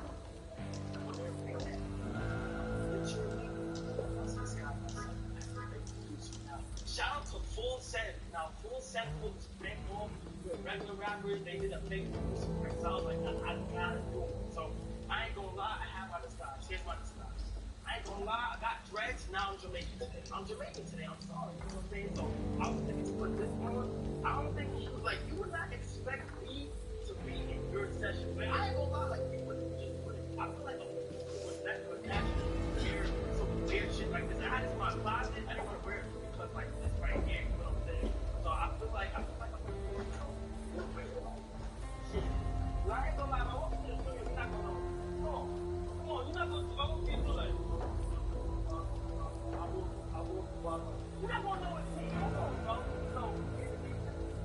Wow, business is good today.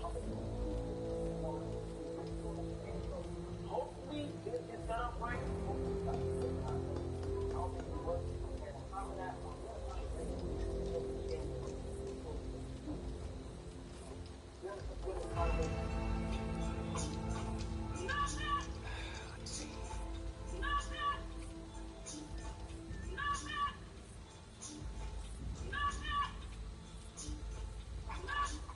What's up, boys?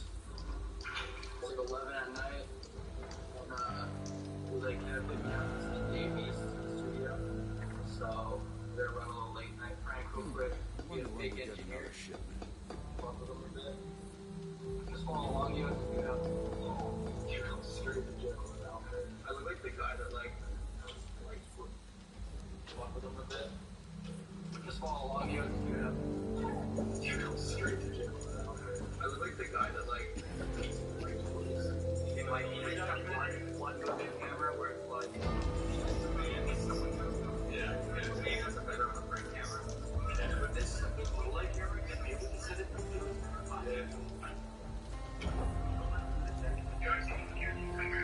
yeah, we've got it. I was like, what?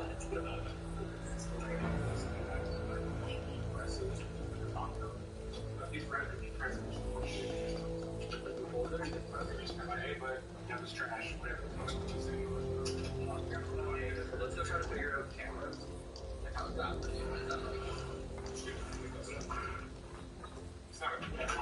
that's crazy. I would go top that. So you go over here? Yeah. Yeah.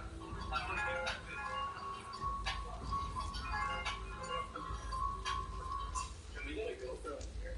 You know, when they're getting right there. Oh, no. Yeah. You just go to the booth, you're gonna follow them there. You're just gonna look at the shooting stuff. Can we hit them one time?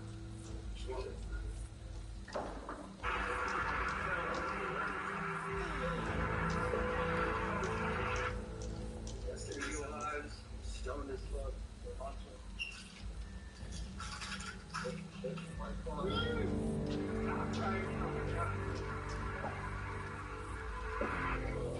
He's just gonna pull up soon. He's got some snacks. I know. Boys gonna drink some claws. And we'll film this time. Never eaten ass, bro. What's wrong? This guy's passed out. I'm gonna film. 1-8. Alright, boys, we just found out that Dave East is not showing up. He's a little too drunk. Yeah, it's not around, man. Yeah. He's not showing up, but we have Trey Haggard. Yeah, not as big, but you know, we're fucking this kid. So might as well fuck with someone. So we got another rapper coming in, and we're gonna get him in the leave the weed in everyone.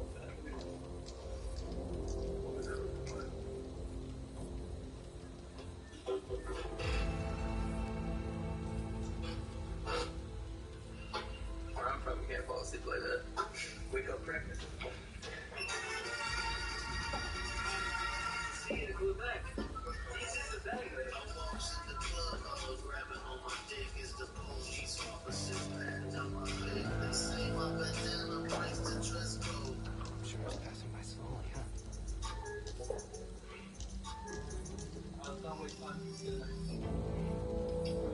Hey, none of that singing shit though, okay? Hey, can you shout out Lizzie when you start the track too? Little bumper.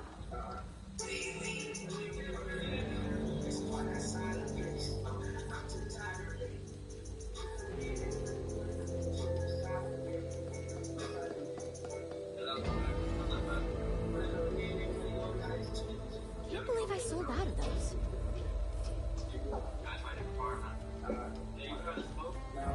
No weed. You don't smoke weed?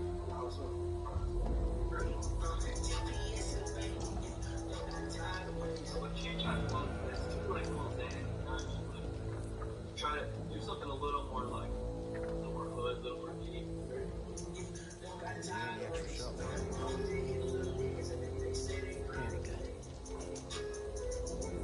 That was dope. Soldier Boy vibe.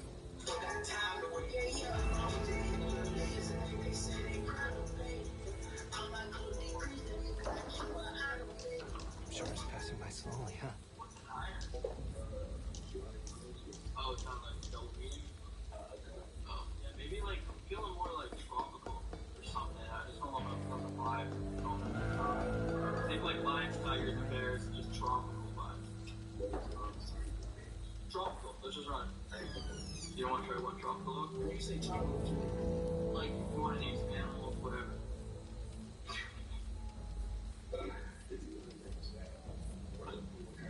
Fish, just like rainforest, what's that? Lions, tigers, bears, whatever. I'm alive. Yeah, I mean, keep the melody going on. Hey, get your hand in the water next time you get to. Yes. Oh, man. You just put the frizzy on the front of that. That was perfect. Hey, can I borrow a few coppers? Exactly. That makes sense. Pay you back. Something.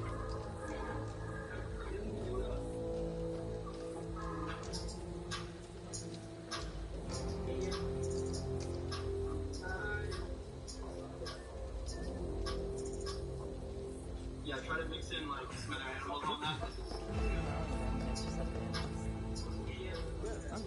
Thanks.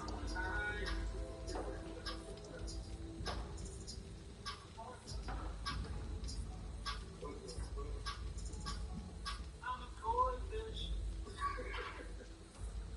Okay, can we start? Do the Blippi shout-out. It's pretty simple, man. And then we're right into the lion, koi fish, and just name drop some animals. Come on. Hey, second unit came through, apparently. We got a new shipment in. Just name drop some animals. Come on. Right on. 10-4. Yeah. Thought I saw something.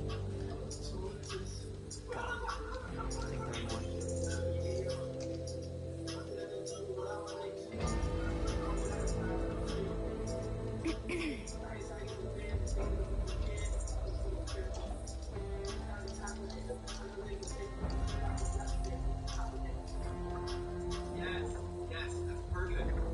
Let's run it back.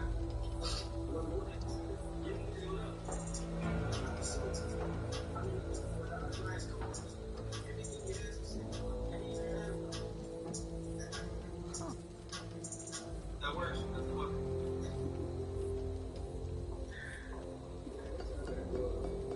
Alright, we're gonna listen it back. Just want to make sure you're okay with it.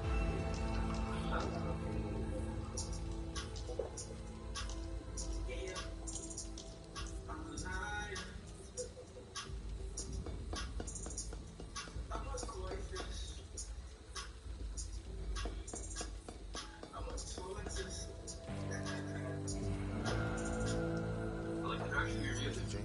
You always do like animal stuff? Okay. No, probably. Can we show you a few tracks from the project to see your opinion on them real quick?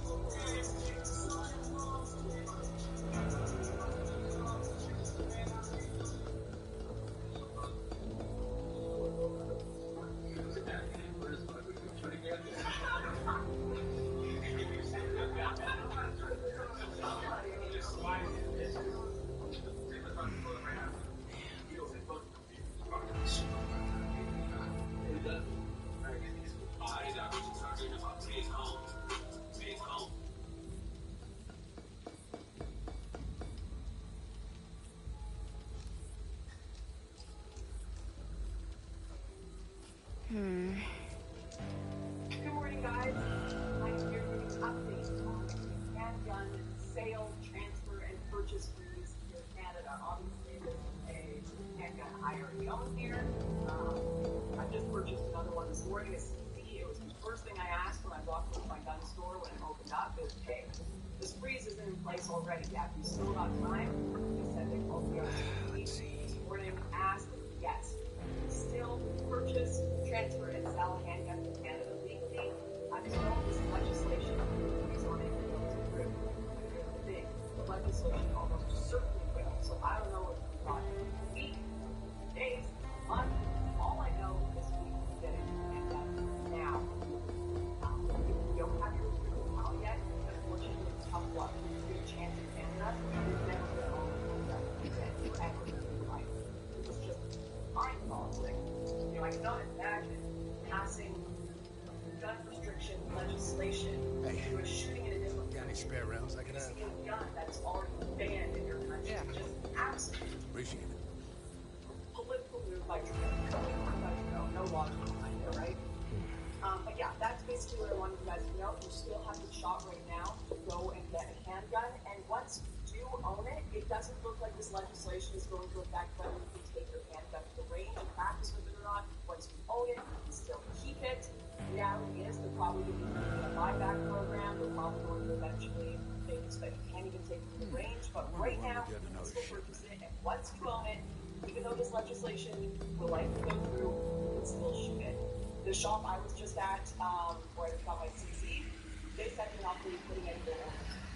None. So like, what's the point, right? We don't know if this legislation passes, then we're just going to have a bunch of stock we can't sell. So that's likely the case with most of that shops in Canada. Think I'll drop it back. This happened is okay, so that's why I'm not looking to right now before I come back to the change. Hopefully, transfer those. Glad to hear it. My viewers to know. Makes me glad too. Get some handguns. This will be your last chance. Last chance. Wild crimes, guys. All right. Good luck with that. Good evening and welcome to Tucker Carlson tonight.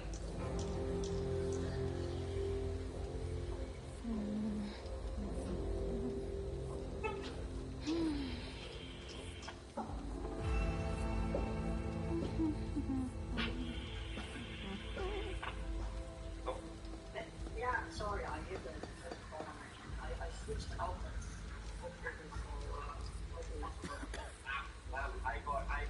Listen to me. Okay, so I don't know if you see You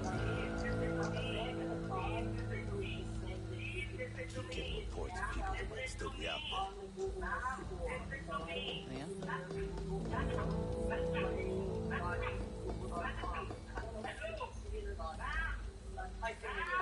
so I am almost the whole I don't know if you're saying anything. I keep I'm sick for this something. We try to call it back.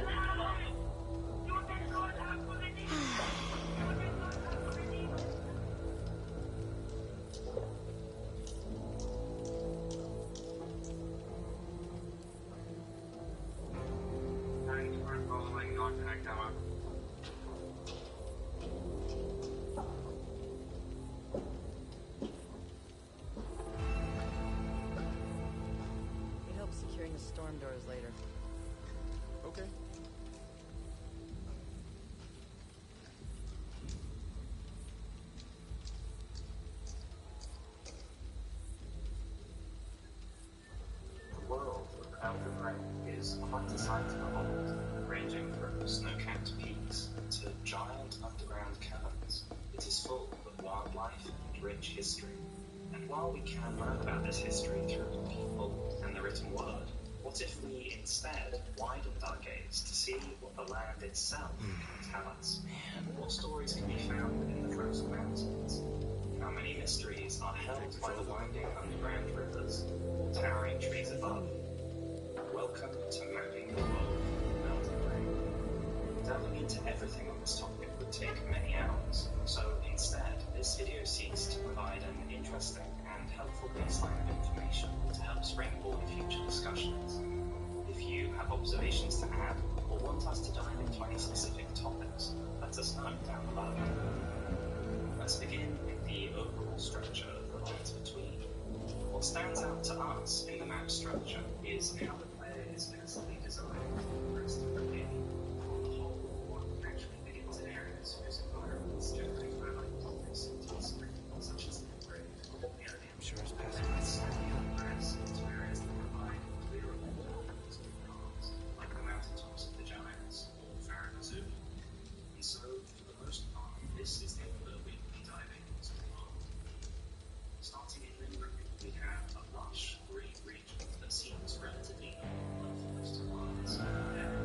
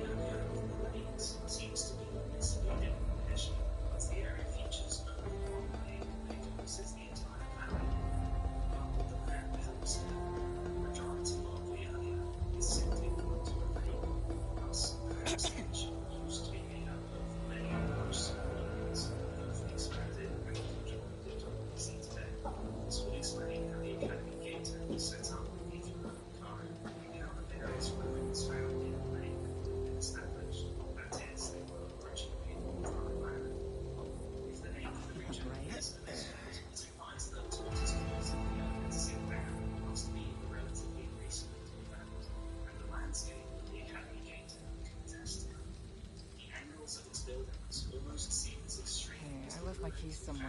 Can you help me look for them? Definitely. Thanks. I'll repay you. Features the Highland and Rhino itself, so they wouldn't interfere with the shattering. We can assume the change to the marshland is a more natural influence, as opposed to some result of armies marching through or war in the area.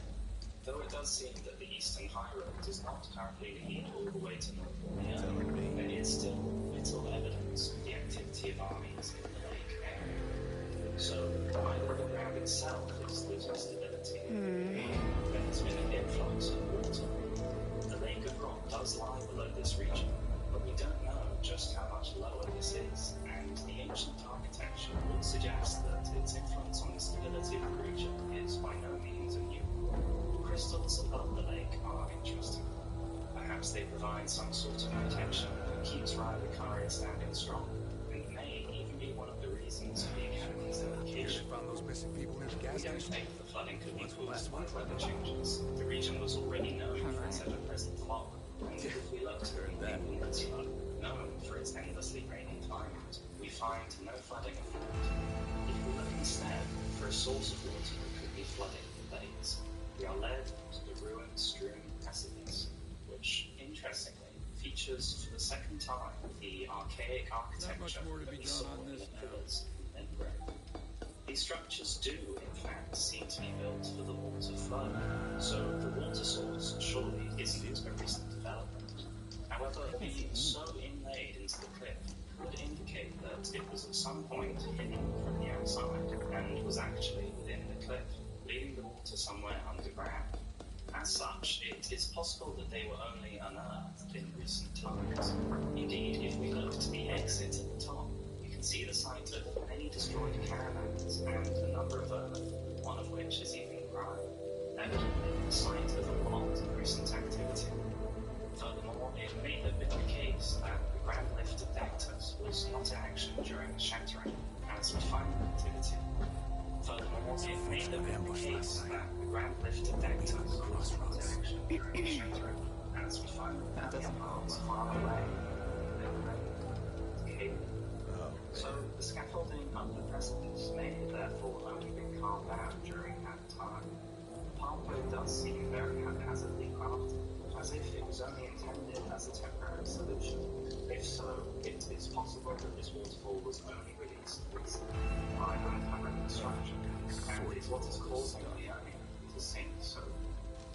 This video is brought to you by NordVPN.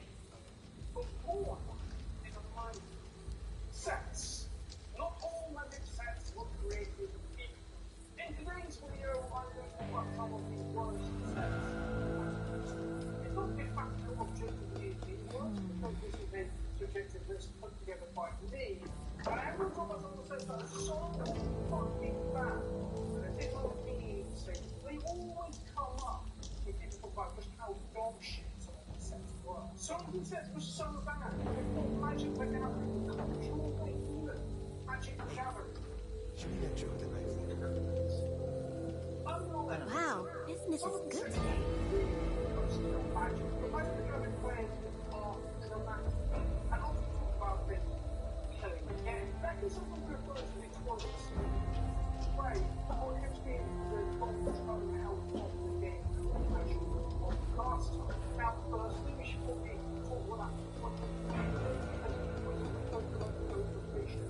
dragging out my back of the ship. And secondly, the long-term viability of the stuff, like I said, I'm really not fucking dramatic. I'm not scared of their own shit. The inclusion of equipment cards in Iridium always kept the game. Forces, games are man. A set that's board for friends walkers, calling out, but not public. It's for man. Tell me about it. It's for life support, it's dying. For as long as there has been chats, screens concerned with the depth of the game. For that reason, I think it's fair to say that the accessible almost killed man.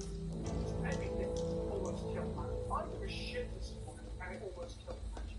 But with that in mind, time to look at the Can't wrap my head around it all. one, and thus, therefore, hitherto, almost magically, what we forward to, waiting, and pray. And at the time, one of the two farmers, it was not sure if they were supposed to walk down the cross. The crop's gonna be good. So why don't you consider business security in the same way? No grant, no love. All the take control of the experiences, security of the information, it doesn't all come around in changing my addresses for so I don't know if anyone calls browsing if it's surfing it's not the 90s and that makes it very fucking hard. Regardless, all you get around to change your address well, surfing. So how do we all get a call? What's last big discount?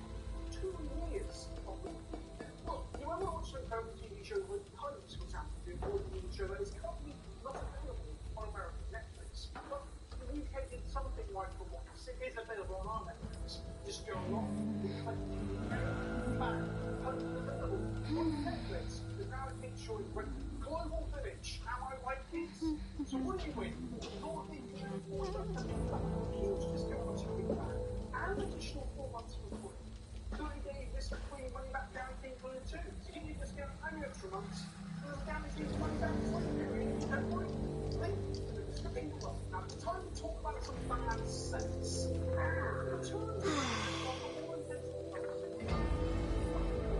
That's a good account. Charlotte, effectively, standard and the navigating like that. Questions from them, following separate channels, and people of crap. Why is the first return of your equipment?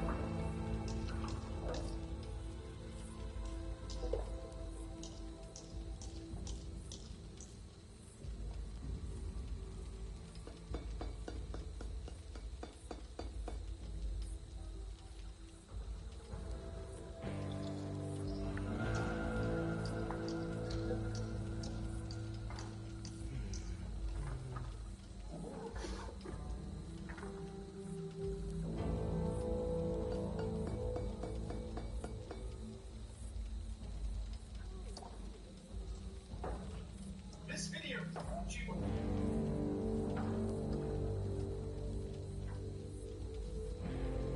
I remember when this was nothing but trees. Mind you, most of it's still trees.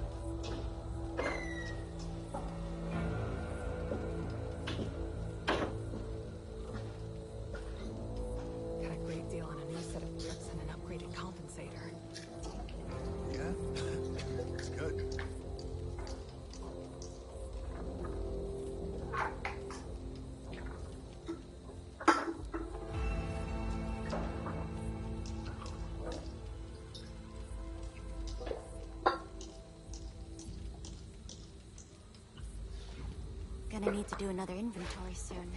She suffers sometimes. Super successful. Suspend. No, I don't.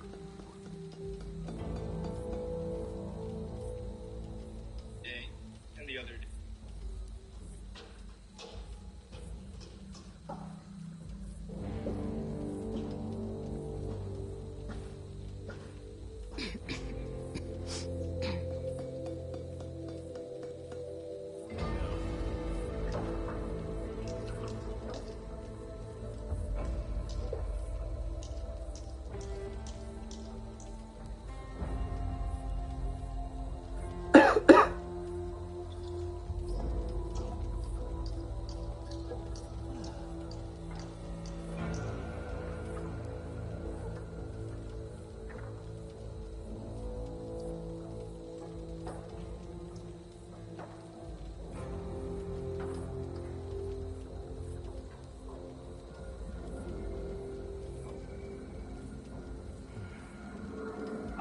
What's going on over here and see why they're protesting. Let's go ask them some questions.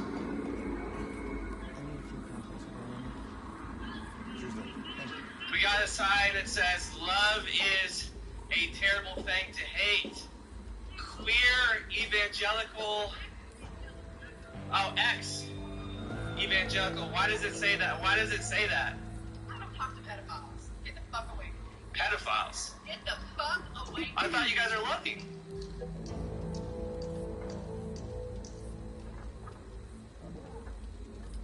I love you up. But love is love, right? Get the fuck away from Swearing at me is love? Pedophiles. Wait, I thought you guys were tolerant. You're the party of love and peace. But I thought you were. Isn't that what you... So I thought that's what you guys are preaching. That we need to love one another, right? So love is a terrible thing to hate, so we should all love each other, right? Love is love, right? You gotta beat your kids. You gotta beat your kids. Okay. Love wins. I agree. So why the hate? Well, you know what? Why'd you bring it out here?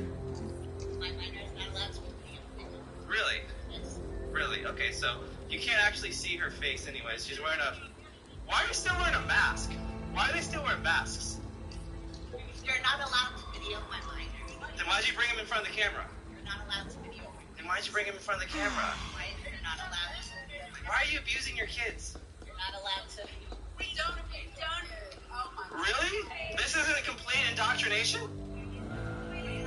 You're not allowed to film my minors. Well, you bring him in front of the camera. We're not trying to. He's not. Are you filming the minors? Don't film the minors. He's not filming the minors. So I'm just trying to interview people. I'm trying to be mutual here. Yeah, I am. I'm interviewing. I'm asking questions, and I'm getting a bunch of hate. You gotta be tolerant, right? Loving. Okay, let's go over here. So they keep coming in front of the camera when they don't want to be on the camera. I'm so confused. This church preaches Baptist God is evil. So, why do they keep bringing the minors in front of the camera? I'm just interviewing people. I'm not in the church. So, no, I don't hate anyone. This church preaches Baptist God is evil. Okay, so, why does this upset you? Why does this church upset you? We're trying to figure that out. Hey, humankind, be kind to me. No, I'm interviewing people. I'd be in the church. I'm by myself. No, I just told you 3 times. I'm going to post this on the internet. YouTube. Give us your screen name so we can look it up. So, I'm asking questions. So you have a satanic symbol right there. So, oh yeah, it's people who worship the devil. Buy anything in the apocalypse. Yeah, it is. Why do you have pentagrams and all that then? If you don't worship the devil, then why do you do that? Oh, you do. You guys low-key worship the devil. That's what it is. Stop pretending. Stop pretending. This is all a big fat lie. Oh, did you hear that? They tried to get the minors in the shot. No, I'm just asking questions, but I'm getting all this over here. This is what's funny. So, do you have an agenda? What's your agenda? You're not allowed to film my minors. Well, I'm in a public area, so you keep bringing the minors here. Minors? Still not allowed. So, do you guys have jobs? I don't think that's important. Oh, they don't have a job. Okay, let's go over here. That's why they're out here all day. Do it themselves without anesthesia. So I'm trying to talk to him. Redrick. Dude. This is the party of peace and love, guys. What is this over here? What's going on here? Wow, business is good So what time did you wake up extra early to just come do this, or what? You're not allowed to film my minors. So how early did you wake up to do this? This is child abuse, ladies and gentlemen. This is child abuse. This is child abuse, guys. This is child abuse. Okay, let's go down here. So clearly, it's like they're like a magnet to me here. They're walking next to me.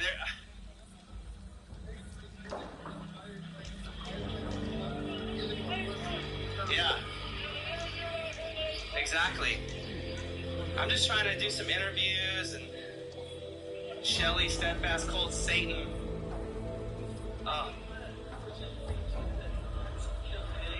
What's that? Are you really preaching that God should kill gays? Am I preaching that? I'm asking questions right now. I'm not preaching anything. I'm just trying to ask questions. Are you with them?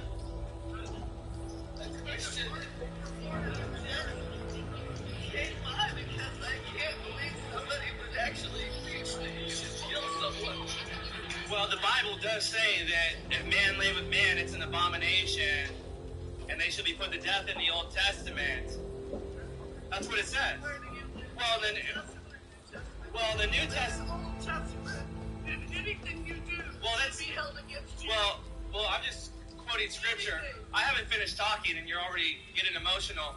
So listen to me, ma'am. Can I tell you something? Okay, so listen, the New Testament, it says that the man who lie with man and women that lie with women are turned over to a reprobate mind.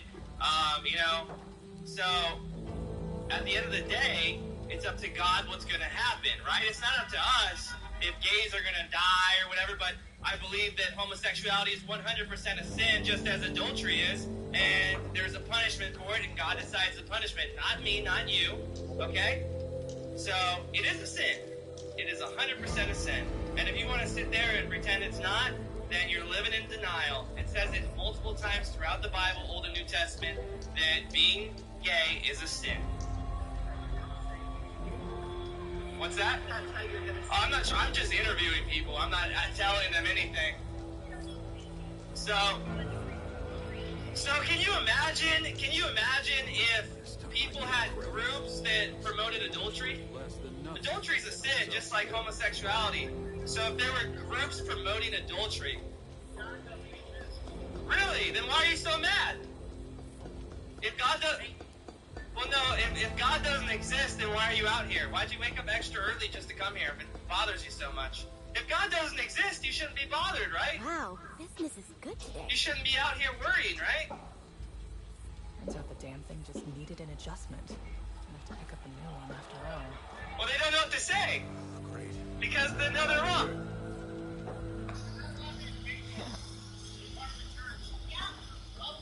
This is, oh, look, hey, they're gonna call the police. They're gonna, so look.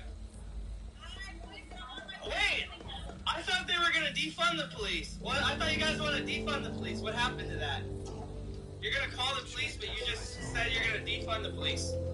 Oh, I know, right? It's all working against you now, right? Everything you said before, you're a hypocrite. You're all hypocrites. Yeah. Well, no, you engaged me the moment I came up here, and I wasn't even being mean or hateful. I was just asking questions. Look at this.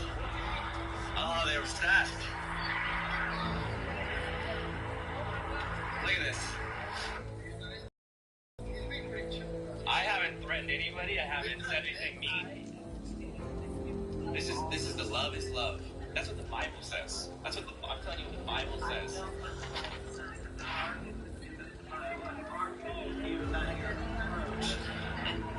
What is the purpose of what you do? If you already saved, you're saved and nothing. Well, interviewing them, exposing what they're doing, so the world can see.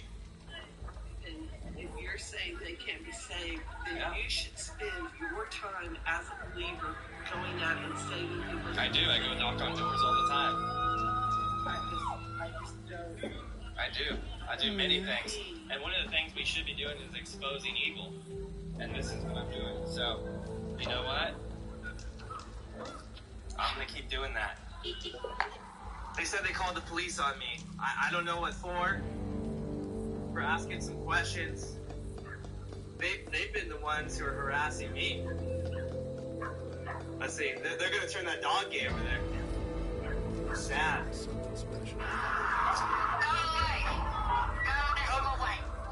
But I thought you guys don't believe in hell. You guys don't believe in hell. Then why do you keep saying hell so much? But you don't believe in it. Why do you use the word so much? Wait, what? But you guys are loving.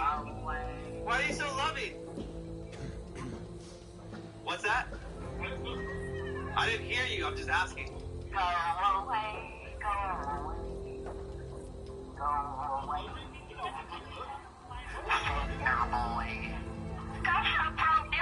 It's peace and love. Wow, business is good today.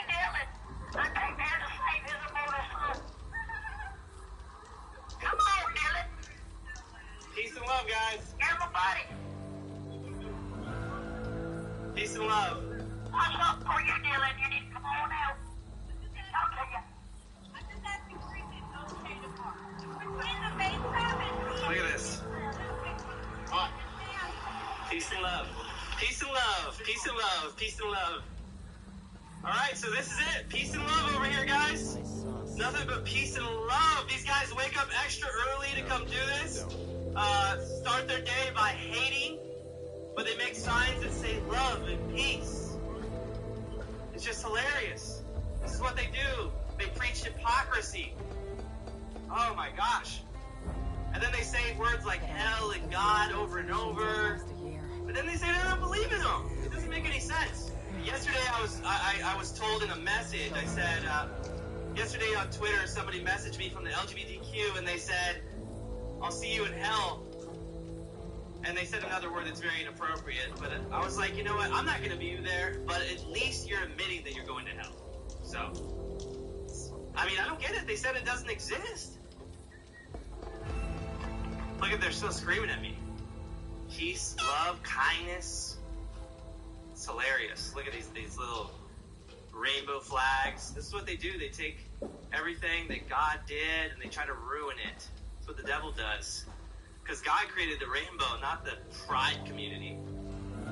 You know, God hates pride. God absolutely hates pride. It's an abomination. But you guys wanted me to come here. Yeah, the only reason you guys protest is so counter-protesters show up. Otherwise, you're bored out of your mind. I'm not dumb. Well, you're waiting for them. Look at that. They're so frustrated. They're so frustrated. They're so frustrated. Look at this. Look at this. This is tolerance. This is tolerance, guys. This is tolerance. This is tolerance. Film them. Film them. Show them. Peace and love. Peace and love. That's a wrap. Alright guys, be sure to give this video a like, subscribe to the channel, and once again, this is the LGBTQ community for you guys. This is them. Dude, they're insane. Also guys, please be sure to check out my merch. There's going to be a link in the pinned comment and the description box for that. I just came out with a bunch of new designs. So I have the defund the CIA and FBI. Got a bunch of different awesome Bible verses And then Gonna I need to have do the another inventory Arrest soon. Bill Gates shirt, which is one of my absolute favorites because I absolutely hate this guy. And I'm going to have the Arrest Klaus Schwab shirt dropping this week. So guys, please be sure to check that out. Link in the pinned comment and description box. Thank you so much for watching. First yet.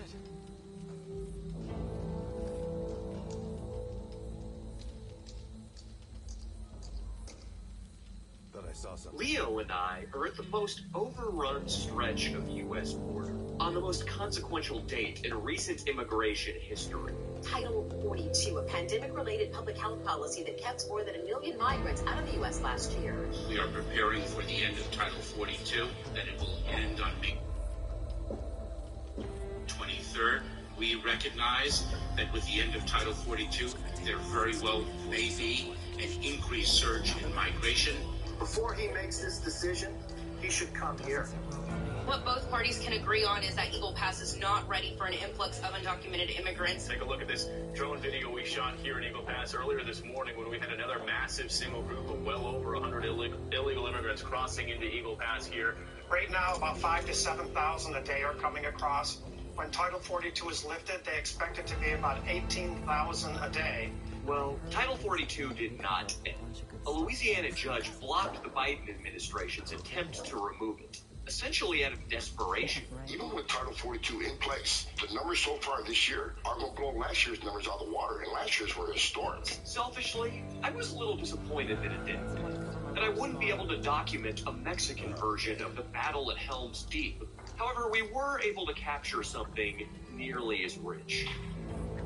I've been reporting in this area for 3 years, and I've never actually seen this area blocked off, no doubt, following what the governor said. Turns out, the governor of Texas was slated to fly in and speak, and the federal government didn't want the media or you to see too much.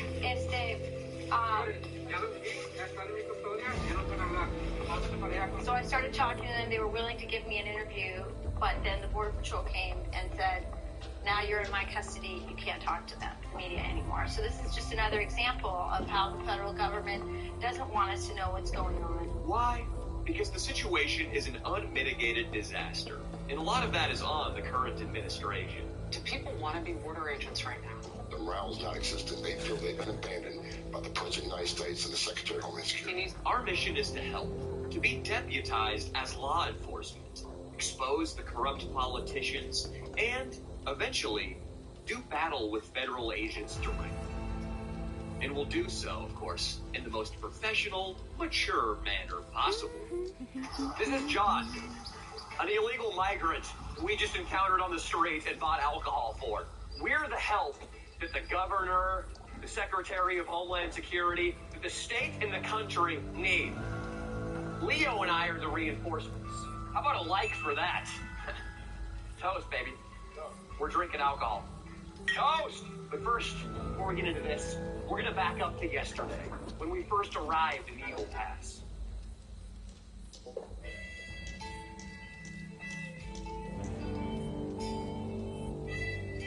Excuse me, sir, are you local down here? We just came down from California. We're doing a little documentary. Gentlemen, I'm sitting over on the riverbank in the Blue Short. Yes, sir. There's a coyote who just crossed. 3 people. That just happened right now. In fact, the 3 people are the woman and an infant and a young boy are actually off to this side waiting to come up rapidly.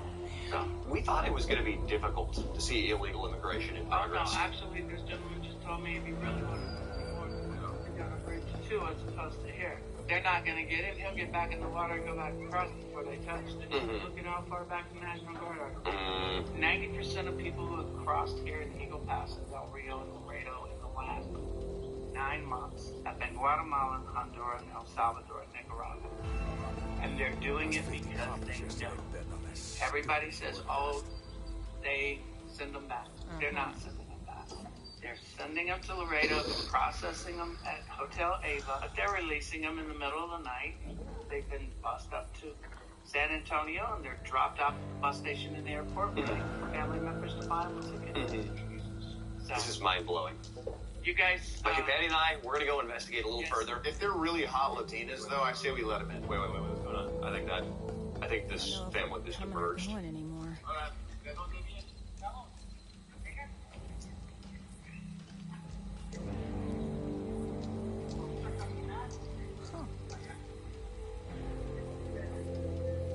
need to go down there and investigate.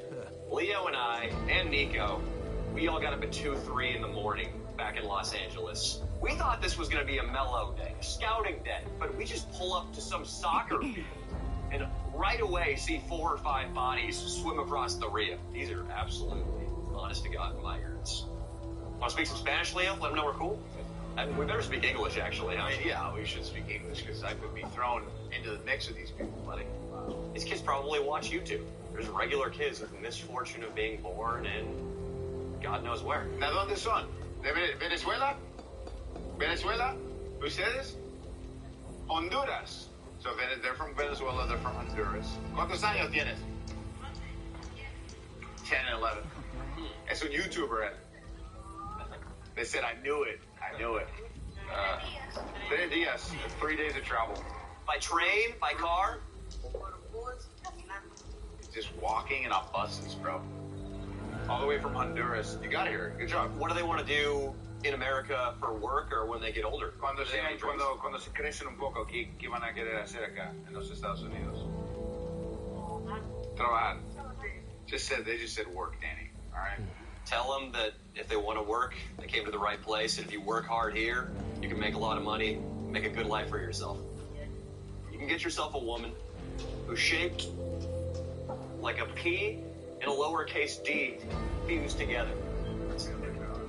And you can drive her around town, vroom, vroom, in a Lexus. You want a Lexus, don't you? Hey, man, I'm sorry. I just wanted to clear the air. We're documentarians. We're not pedophiles or anything.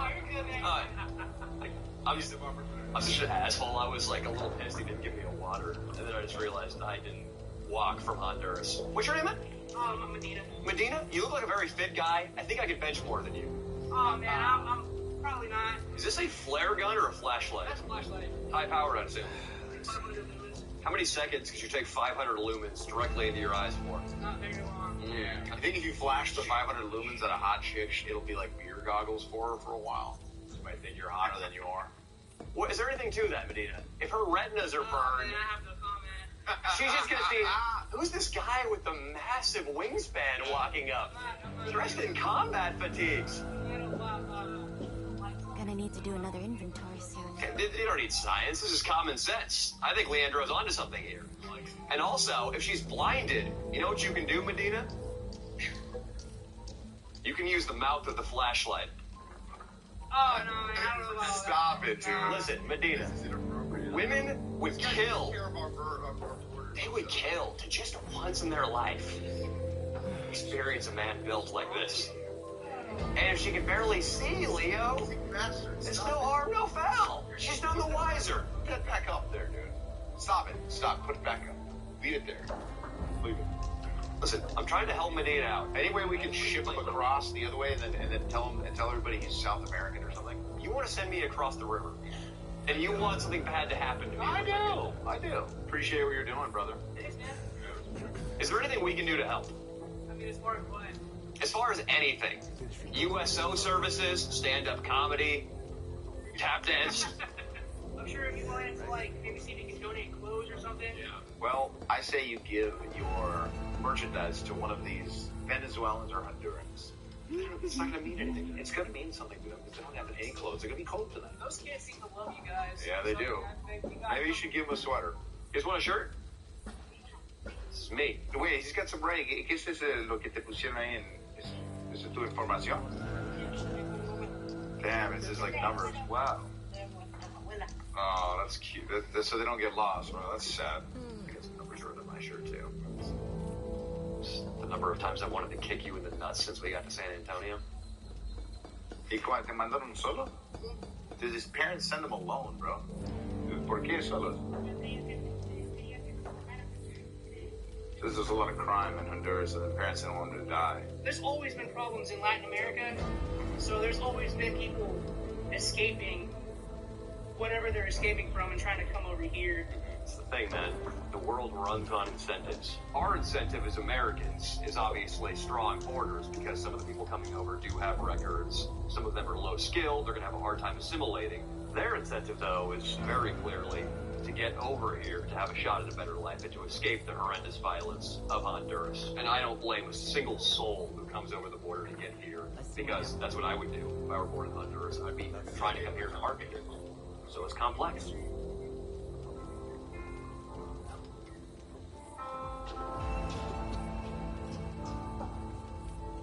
How's it going, gentlemen? How's morale? What kind of operations we got going on? Oh, absolutely. Sure. Something heavy's going on. How's it going, man? You a coyote? What are you doing over here? What kind of videos do you make? About immigration, violence, stuff. I also collaborate with some resources. Yeah, but they closed it off because the governor's coming tomorrow. The governor's coming here tomorrow. Do you know what time, roughly? Very good. I thought you were the guy who's plugged in with the news sources. No, they just told me. No, they came up with me and said, hey, we need to clear the area. Listen, when the fuck is the governor coming? I want to meet him. Yeah, I do. Let's do it, dude. Sir, do you know when the governor will be here tomorrow? Press conference is at 4 p.m. Guess what? We're going to be here, buddy, with questions. Yes. Awesome. We got a lot of questions because we were just down over there at bridge number 1, and what we saw wasn't pretty.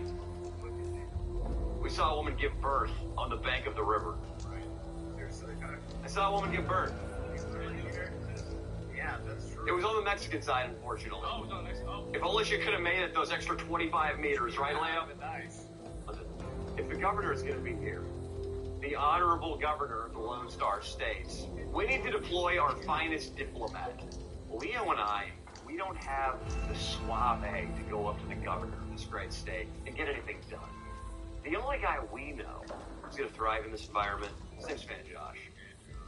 Van Josh is here. You have an 100% attendance rate at Danny Mullen Texas fan meetups. I get a beer.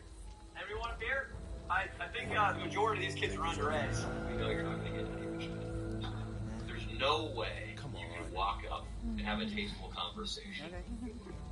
He's going to be the lobbyist for the Danny Mullen channel. I love it. A lot of work to do, Danny. Word is they have a theory where these forbidden are coming from.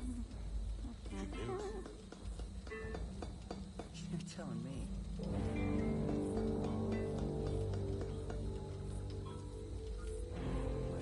Good morning, sir. We would like to be deputized to help with the border crisis. Great. Exciting. City manager would be fine. The mayor, if he's available, or the chief of police. I'll take a city manager here for now. You trying to get deputized as well? You should. Oh, beautiful. What's your name, by the way? I'm Danny. I'm Leo. Nice to meet you. Katie? I've got a bear hide rug in my parents' cabin in Lake Tahoe. It's nice. Thanks, dude. Thanks. You had to show off about the bear rug. Well, my dad takes pride in the taxidermy work he has done. You son of a bitch, dude. Well, you know what? I think our day is just getting started here. Hello, are you the city manager? Oh, yes. But you said the assistant to the city manager might be present. We came all the way from California. Doing a lot of work with the church. Yep, a lot of work with the church, a lot of work with the National Guard to help relieve the Border Patrol. Absolutely. In improvised comedy, there's a concept called space work. I don't have a physical business card, unfortunately. I do have a space work business card. Wow, is that? Yes. Is that matte? Is that a matte finish? And the text is something called Silly and Rail. To quote American Psycho. This right here, Danny James Brian Mullen. Is there any way we can get on the horn with this city? I mean, he's not that important. He's the city manager's assistant. He's a pencil pusher. He's a copy gopher. He's a copy gopher. You know what? I'm going to throw a space work tomato at his door. Oh. Nah, splat it right over the window. They so much. You were lovely here. He should apologize for the bear hide comment. Yeah. His comment about the bear hide in his parents' cabin, I feel like I need to apologize because I was a witness to toxic masculinity, and he should be apologize. We might. But first, I made a really insensitive comment. I was struck by her beauty. There was a short circuit in my brain, and I just went, my parents have a cabin with a bear hide rug, long weekend, me and you. It wasn't cool. And so I just want to apologize. It wasn't. It's not cool at all. A bear hide rug, too. I mean, come on. All right, hey, listen. There's going to be a bunch of wise guys down at the police station. They're not going to respect us if we come in there all twinkle-toed, all limp-wristed. We got to go in there no nonsense. If they have a chair in the office, preferably we just spin it around. All right, all three of us. Like this. Can we all three of us do that? Oh, shit, they brought the real Godfather out. Oh, God. Let's stand up and maybe salute him.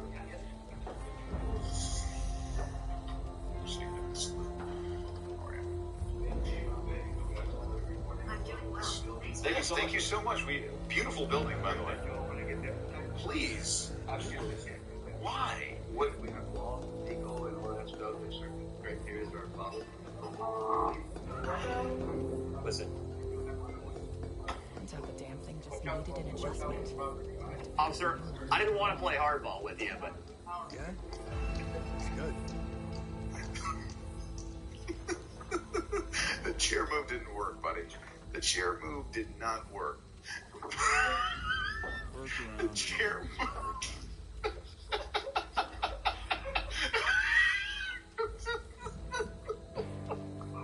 It's not funny. We didn't get deputized. It's times like this where I feel like I need a vacation. I need to book a flight to the Tahoe Reno International Airport, use the lockbox to access my parents' cabin key. Cover my next watch. And, it should be Miss. What's your name? Not the time. Tu nombre? Her name is Maria. Tell Maria I got a grizzly bear who was skinned and made into a fine taxidermy rug. And the rug? You have a bear? A rug? They killed their bear. And it's not a... It's a big bear. It's not a... No, this is a Jesus bear. Or they crucified a bear. It's not... That would be pretty messed up. It's not cool. Unless he was telling people he was the king of the Jews. Take care of that bear, then. A gentleman over there was saying that we could receive some stickers as honorary deputies today. So when you have the stickers, thank you. When you get a chance, yeah, we love those. So we get the stickers. Oh, we have to find somebody to put them on our chest. How you doing, sir? Love that hat. We're getting deputized right now to go help with the border crisis. You seem like a nice American citizen yourself, actually. Mark, Danny, very nice to meet you. What are you doing out here today, Mark? Nice. What's the market like here in Eagle Pass? Is it? We're waiting on her badges. I think she's, Let's just grab some of those press sheets over there. Let's just tape those to our chests. Mark, as we hold these to our chests, can you just touch each one in turn and give us a few words of encouragement? Good luck. What you're doing, we appreciate what you're doing. As well. You guys, be safe out there. Appreciate everything. Appreciate you. We've been deputized by a patriotic land developer with a firm handshake. We can just hand these to someone at some point. Like, what do you mean? What? By what authority? Right here. These are crash reports. You fill one of these out after you get in an accident. From my research, I determined that 11 a.m. is a popular time for coyotes to send massive waves of people. 100 or more migrants across the Rio Grande. The problem is there's more than 150 law enforcement officers in this parking lot alone. I mean, it looks like the President of the United States is about to give a speech. That's how tight the security is. We bought all these supplies, though. We brought Fan Josh in. We spent so much money at Walmart that we thought we were going to be able to welcome over a new wave of migrants. I don't know who's going to have the nuts the stones to swim across right now. It'd be very bold. But thankfully, we have been deputized. That's what I said. You getting the story too? Think this guy's a coyote, Leo? ¿Qué está pasando por acá? Oh, the governor's coming here, he said. Tell him the speech is at 4 p.m., right? Nos dijeron nosotros que a las 4 iba a estar allá. He says that's why they're all here, dumbass. Leo, tell him to read it and weep. Dice que, mira... Deputy, tell him to spill the beans on where the fuck the governor's landing. Dice, como es seguridad nacional. He says they're not going to tell him, and he wouldn't know because it's national security risk, Danny. Listen, tell him I'm going to haul his ass to Sarsaparilla, Texas, and put him in the hole. Dice que te va a poner en un agujero en Sarsaparilla, Texas, y te van a arrestar. You tell him I'm going to put him in the hole? Yeah, he says, sure, buddy. Sarsaparilla, Texas? That's where the hole is, dude. That's where the prison is. What's up, guys? I think that barely. How are you? Gentlemen, we've been deputized by the Eagle Pass Police Station. Yeah, great. It's your cue to salute. If you need any help at all, we're here to help. Yeah. You guys don't salute your superiors around here? Moreno, wipe that shit-eating grin off your face and assemble the boat, buddy. Man, we're going to have to see your press credentials. He's talking shit. He's saying he knows the Eagle Pass Director of Operations, that he knows. Show me ID. I'm going to look at this. I don't need any ID. Look at this. Hey, Moreno, can you help me throw this asshole beat reporter off the premises? I call shotgun, huh, boys? You like that one. Did Moreno like it? And Morena's good. Morena's on our side. Moreno, I'm going to need you to step forward for inspection. Those boots aren't laced properly. You got a blister on your middle knuckle you got to pop. Your Velcro is torn and frayed. You think the governor's going to like what he sees when he lays eyes on you? You're going to be thrown out of the armed forces before you can spell USA. Private Moreno, more like G.I. Jackoff. Pump faster, son. I see you giggling under that hat. Hey, how are you? We have some gifts for the migrants. We were going to run over there right now. That's okay. We actually are deputized. Okay, so you'll be getting in the faces with soldiers. It was just Moreno. I told Moreno I'd strip him of his rank. I was a bit out of turn. I won't say anything else to the man. Also, I need to get a proof for you guys to be going down and talking to the migrants, because it's just not, right now we've got an operation going on. You know, I come from a first-generation immigrant family myself, and so does he, so we just worked out. It's been 4 generations since my great-great-great-grandfather came over from Ireland. But that's still an immigrant, right? You actually look Irish as well. Last name? It's hard to read. That just says Air Force. It just means you're handy with a bomber. We will. We will. We'll behave if Moreno promises to behave. Okay. We'll leave alone. Moreno! Hop in! We're taking you to the front! For some reason, Leo, that when you said you were a migrant, you went from Miss Disciplinarian, gonna throw us in the brig, to gonna throw us in the bedroom. Right, dude. Did anybody else get the fuck in the eyes? Oh, I definitely got that. Danny, you're impeding with their operation right now. They literally said, don't impede with the operation. Listen, when you roll in a green Jeep, they don't ask questions, Leo. No, wait. We'll see. No, it doesn't. No, I don't want to block them, Nico. But they got another migrant. Look, they're picking up one more, dude.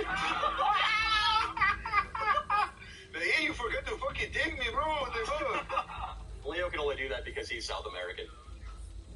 Let's just come in with the gifts right off the bat, and they'll We're rushing over right now. We're taking over 24 Gatorades and soccer ball.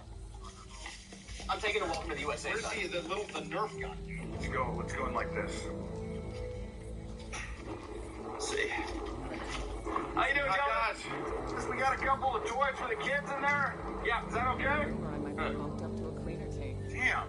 We got some Budweiser for the adults. Fan Josh, step forward. What about some Budweiser? Yeah. Damn it. Are the kids over there, you think? Well, let's go over there. There's probably more people over there. These men detaining us, I won't stand for this. Leo, let me handle this. How you doing, sir? Doing great, sir. Thank you so much. Very nice to meet you, sir. Very nice to meet you. Thank you for your service. Whatever you Absolutely. We came out. We entered. Before we start, we do an operation here. Yes. The operation. Yes. Yes, sir. If you're part of media. Very nice to meet you. Mullins. You can go on your breach too. Gonzalez, I just want to let you know that we're not like the rest of those limp dick, pencil-pushing journalists. We're men. Everybody in this Jeep is a man. And we got a trunk load of supplies for whoever's coming over famished. We got it. Sounds good, sir. Gonzalez, very nice to meet you. Appreciate you. Again, we're not like the rest of them over there at Bridge 2. Should we go back to the migrants? If I get headed off by another branch of American government worker, I'm going to be fucking pissed.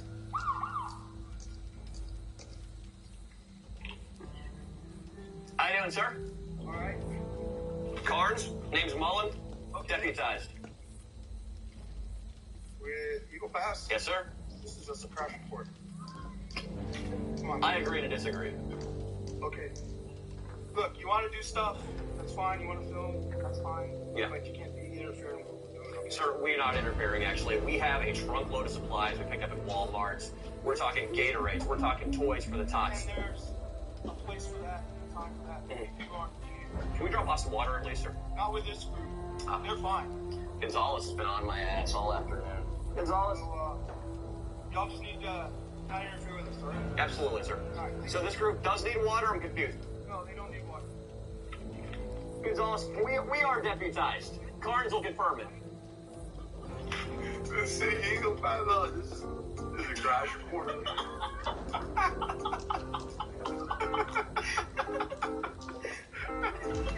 If they don't think we're deputies, that's their prerogative.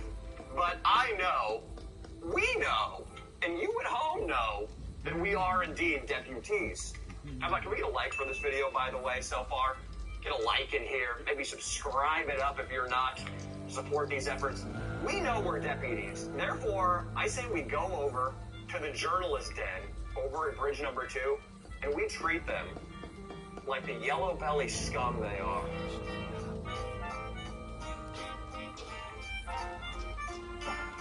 Also, hey, I'm asking right now, people watching, you like me, Leo, Fan Josh, flying out here to the border, to wherever there are crises in America. Please, I'm asking you, support the channel on Patreon. You get a live stream every week, extra cuts of every video, 40 minutes long of stuff that didn't make the main cut on here. Uncensored titties. Uncensored titties, and a bonus vlog every other week. So please, guys, we need your support to keep doing these trips. Do it for the tits. Do it. How's it going, darling? You're a photographer, too. That look didn't exactly scream happy to see us. If you guys want to record anything, I need you to stay within those lines, please. Yes. Our guy, Carlos. Carlos, we missed you over at Bridge 1. We were trying to get the real scoop. We got escorted out by a flock of SUVs. In case anybody got thirsty. Why does anybody bring beer anywhere? You know what? If nobody's gonna crack one, I'll crack one. You know what I mean? And cheers. I think we should go try our hand to pass some of those out. Those guys absolutely loved us when we walked by. They loved us. Danny, we're pushing our luck, dude. I'm just trying to boost morale. You saw the paperwork, right? I don't like the lack of action right now.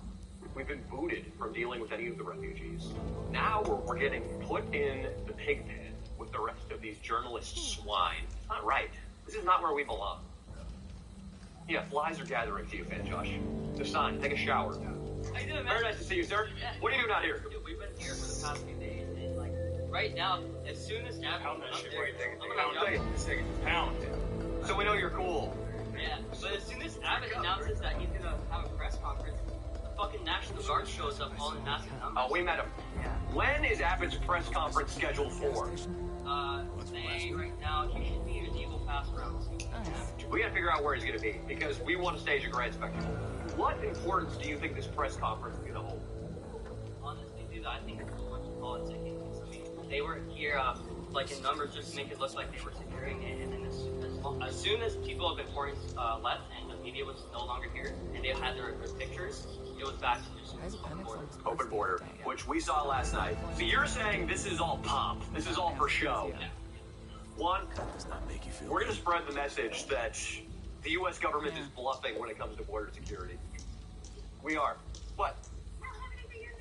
This is bulletproof. Hunter S. Thompson once said, the Gray journalist, it was time for an agonizing reappraisal of the entire situation. I think that's what time it is right now. We can't apprehend any more migrants. I think that's over because we've been kicked out of Bridge 1. Well, they're obviously pretending for the cameras that this is how secure the border is always. But in reality, we saw it yesterday. You could have gotten by there with a bag of tahini and some oranges. We need to test the security of this border display. We're going to send Fan Josh in as a coyote. And we're going to send me in too. And dressed as a coyote? I'm going to. Thank God we showed up yesterday when we did, so we can see what the border really looks like, Leo. What, we got 1,000 miles of border in this country? I'm kind of an idiot, I don't really know. But there's a lot. Are they trying to make the American public believe that it's a Suburban, a Humvee, a Ram truck with two guys with machine guns all the way across it? Want us to finish off this hole for you?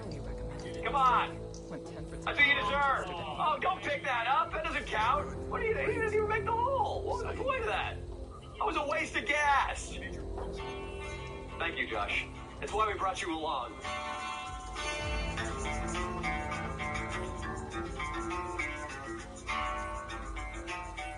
So, a man just approached us who speaks only Spanish, asking where New Jersey is. You're going to take a left on 1st Street, 2 blocks up, and bam, you're in New Jersey. Cover my next watch. Están como a unos 2 pasos por ahí. Vas como dos calles para allá y ahí estás en New Jersey. He knows you're joking, you piece of shit. Ask him where it's coming from. In the snake dress, buddy. He just came over the other side of the river, buddy. Really? Does he want a beer? ¿Es una cerveza?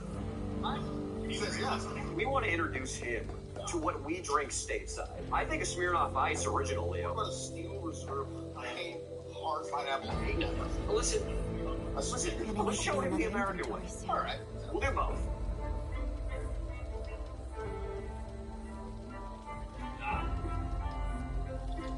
What if, can we do the bit from the pod that I always like? Hey, Josh goes around the corner, comes back around completely naked. This, John, is an institution as American as Smirnoff Ice.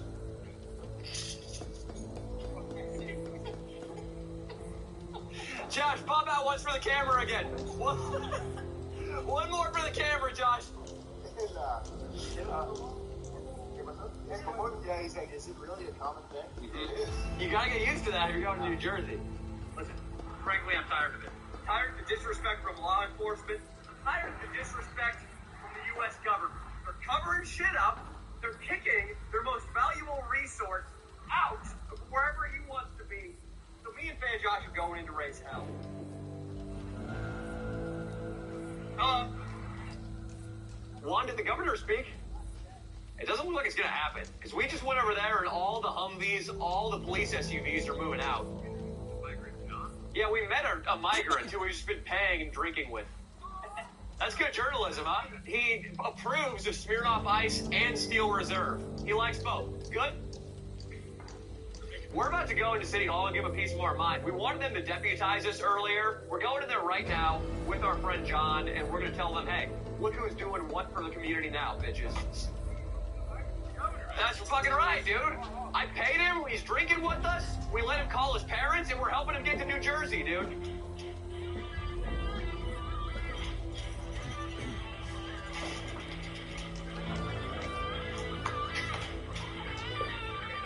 Oh, that's locked. Fuck. Dude, the governor might be up in this bitch. They don't want the press to see how it actually is in Eagle Pass.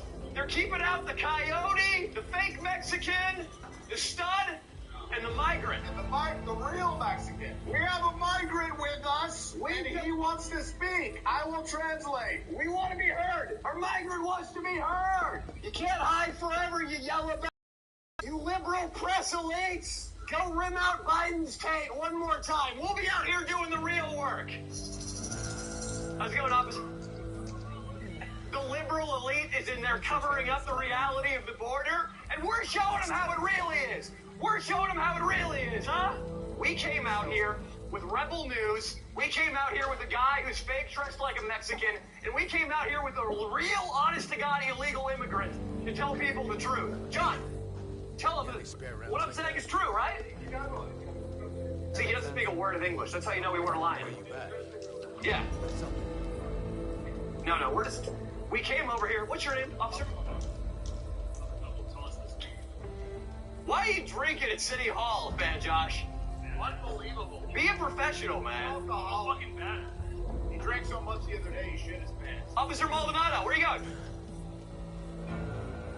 Oh, you guys got a call. Okay, sweet. All right, listen, you liberal cowards. The coyote's back. I will huff, and I will puff, and I will get your sister to blow me. We're gonna wait it out until our voices are heard. I got a bobby pin and a piece of Wrigley's in my pocket. I'll pick the lock. We get so much ass, it's ridiculous. We get laid. They get more ass than a fucking toilet seat. Nothing is more dangerous than 4 guys who get pussy sniffing for the truth. John, you have to depart? I heard they might be affecting the water supply. Are migrants departing? Anybody want to interview him before he goes? Anybody want to get some real journalism going? My migrant is leaving. Do you guys have anything to say to the migrant? We give him enough money to go and get him to sell the hooker. We've already avenged ourselves in terms of the people who didn't deputize us earlier. I say we go avenge ourselves with the law enforcement. The people who wouldn't let us bring our supplies to the migrants. Hey, did John just run away? Did he run? Was it a full sprint? So he's going to New Jersey. I think he thinks New Jersey is like 1 county over. We tried to disavow him of that. We tried. We told him it's 1,500 miles. So I guess now, you know what we gotta do? We gotta go test the river defenses. You know what I'm saying, Leandro? You know what I'm saying? Hey! How about one less suck it from the coyote? Suck it! Suck it.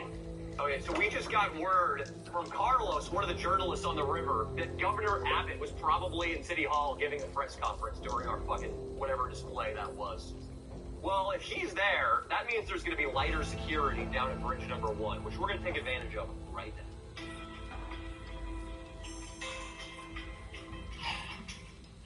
I don't know what we're about to do. We're about to cut the scene. It seems like the federal government is covering a lot of shit up when it comes to this crisis.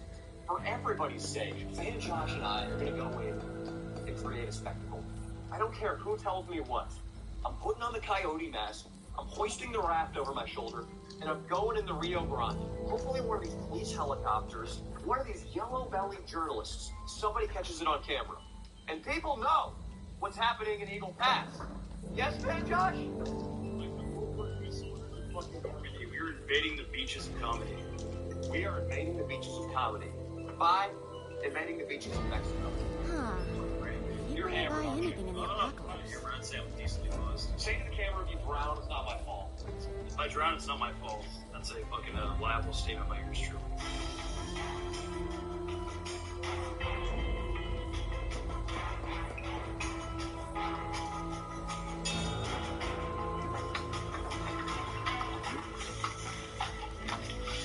Hey, Josh, come this way. Little boating operation. This way, this way, this way, this way. Little boating operation. Okay. Here come the police. They're already scrambling. We're already scrambled the cops. Let's run. Let's run. No, we got this, dude. We got this. Let's run. We gotta get to the fucking marina. We gotta get to the fucking marina, Josh. Bridge the wire everywhere. No. We should attack them. We can make it. We can make it. We can make it. Hey, Josh. Going in.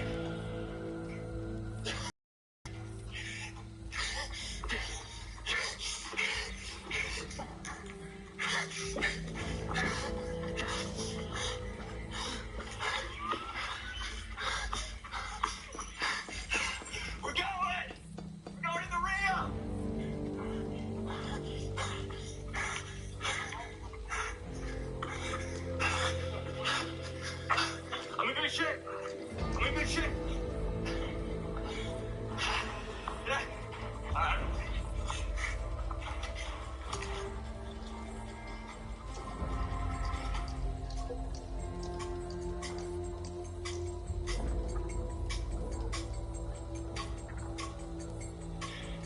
Just escaped. They were very polite. I'm good, dude. They were very nice. Leah, did you see me get fucking smoked?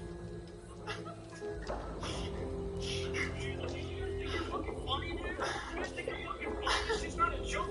Look at it. My guys were cool. My guys didn't fucking. I got thrown hard. Dude, that was the quickest apprehension, but then the quickest release of all time. You're a fucking phone. Hey everyone, hope you like this. If you like our stuff, please like the video. Check out the Leo and Danny Show podcast. Where we put on a great show, guys. Same vibe as this, but all in one room. Every Tuesday, great content. Check it out. Thank you so much, guys. And subscribe if you haven't too.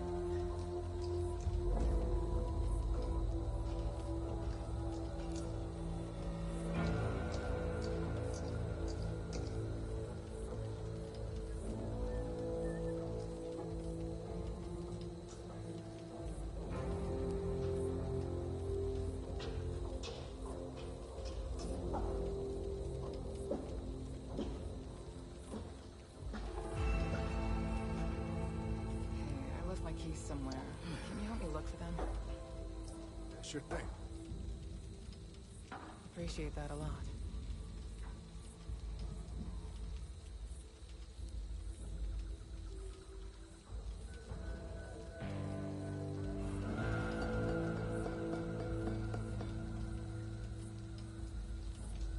Next time you buy supplies, grab me a few extra mags. Now's not the time. Trouble sleeping these come days. on. Yeah.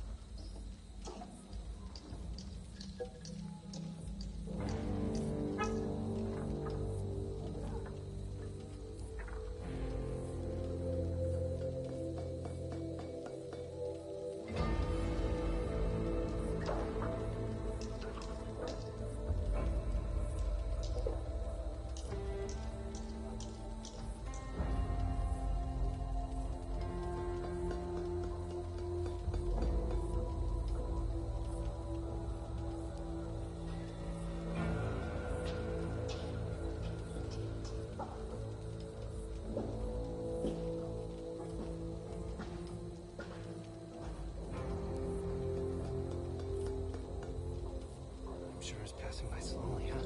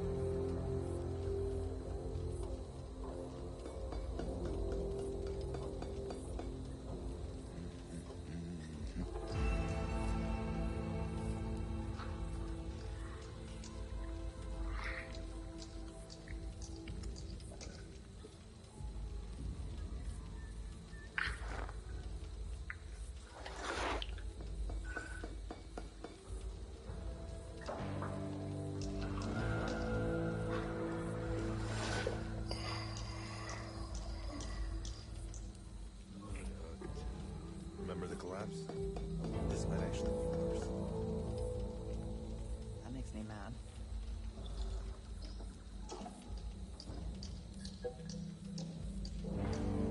I need someone to cover my watch tomorrow.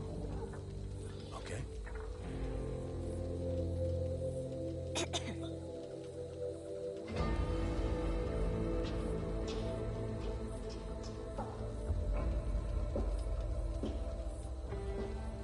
Hey, got any spare rounds I can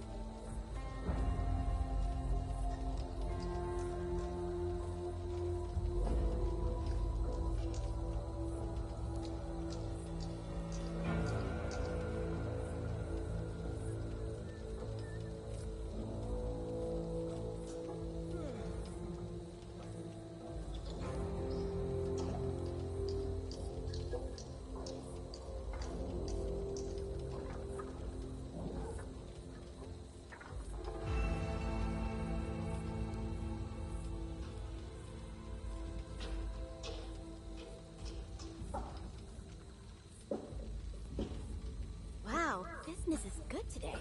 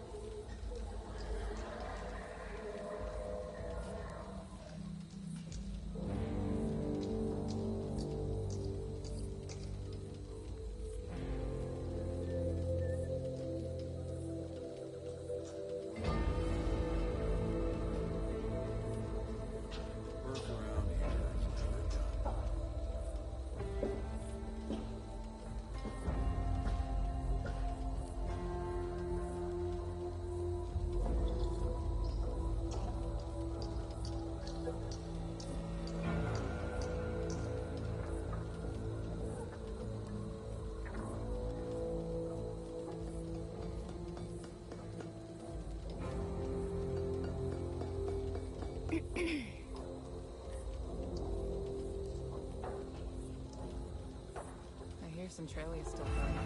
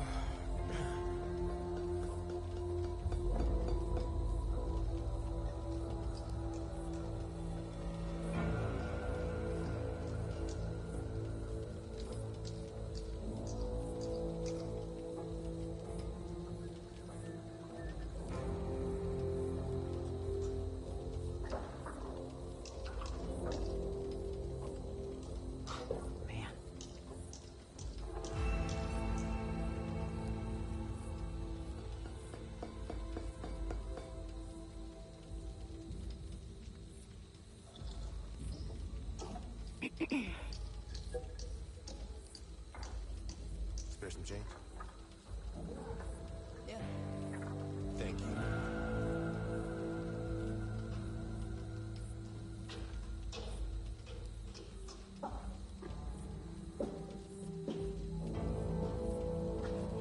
This time I give credit. A piece of paper's worth less than nothing if they get themselves killed.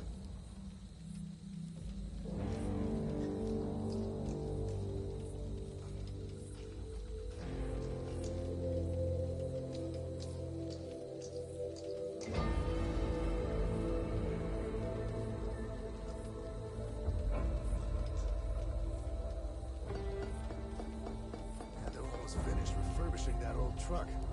It's been forever since it broke down. Excellent. I get you. Help securing the storm doors later. Not likely. Please. No way. Huh. People will buy anything in the apocalypse.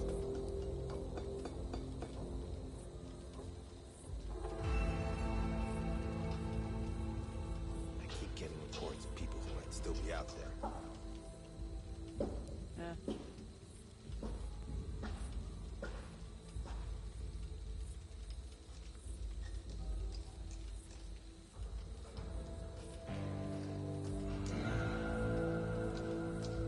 Turns out the damn thing just needed an adjustment.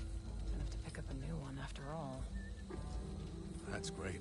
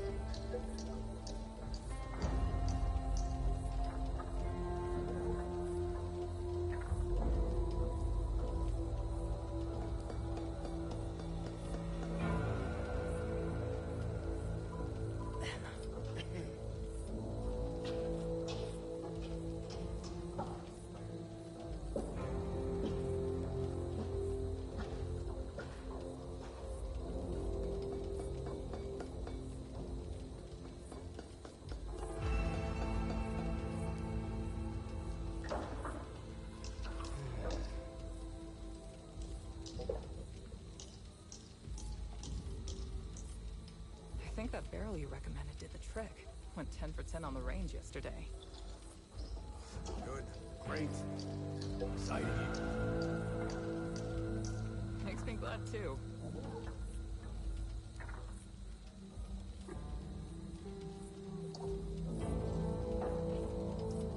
What happened? It was getting better.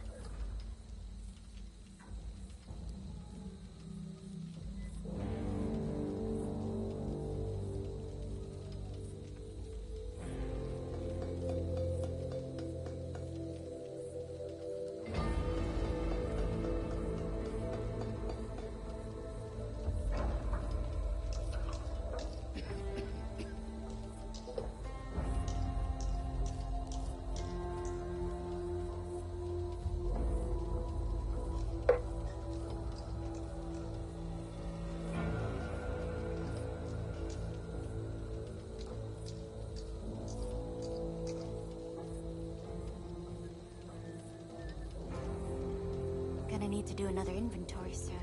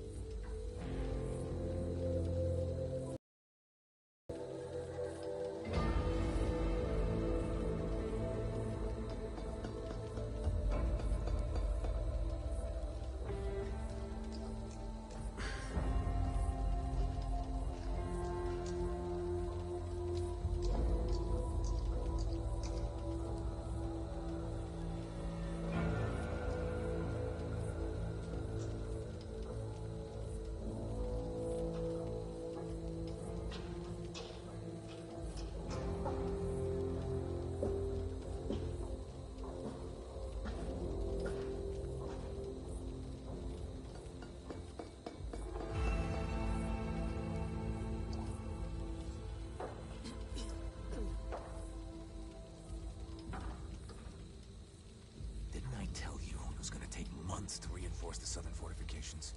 And now they're behind schedule.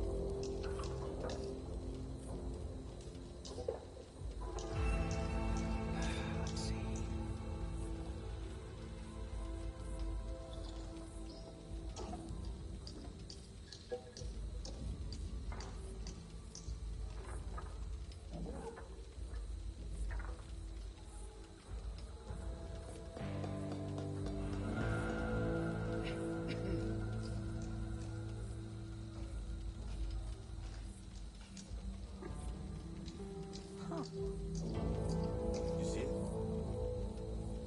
You sure you saw movement?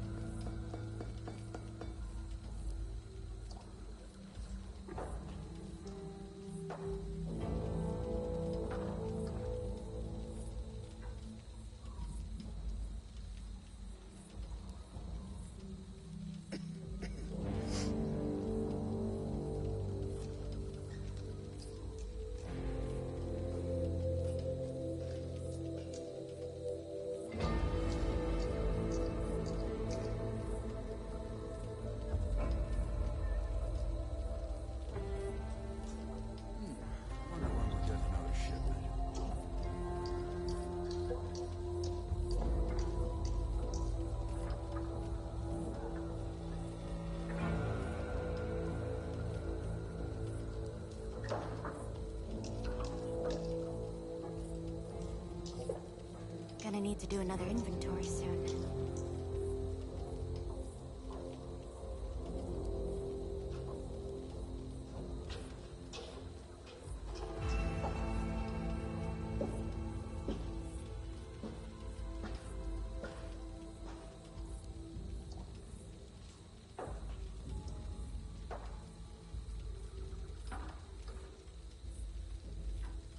Let's see.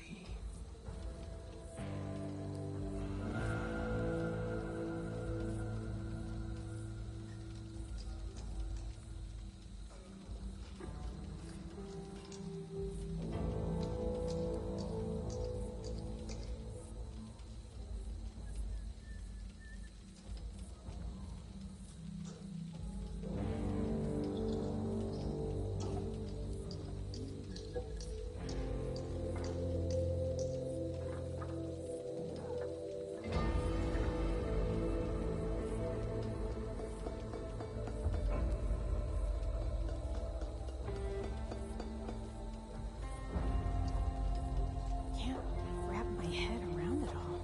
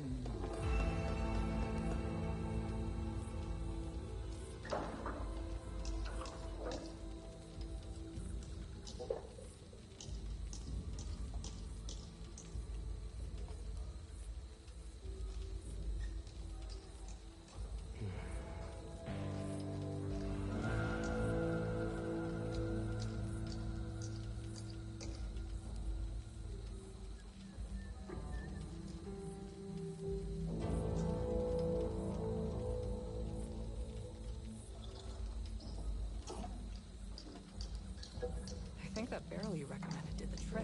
Went 10 for 10 on the range yesterday. Huh. Yeah? People will buy anything in the apocalypse.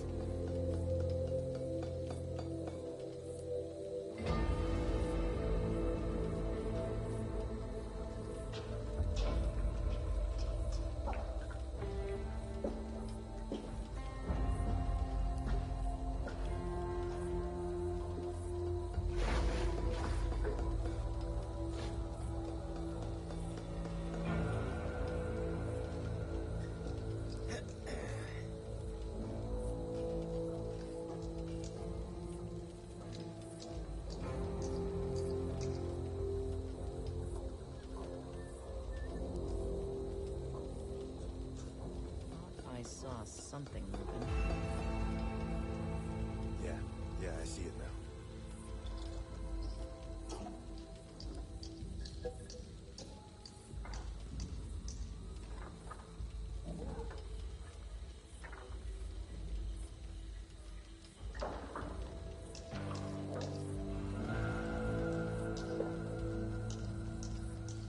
Got a great deal on a new set of grips and an upgraded compensator. Great. Glad to hear it. Yeah.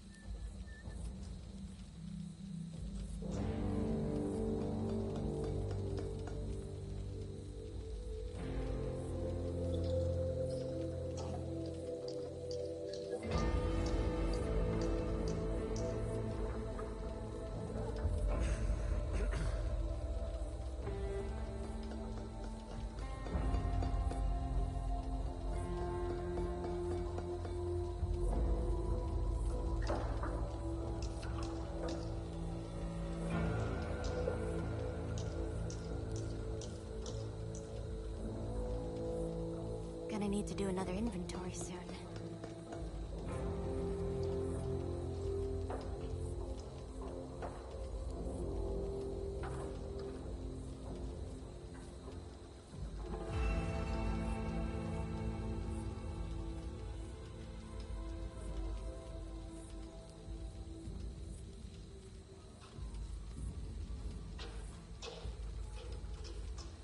Just need to hold out until this all dies down.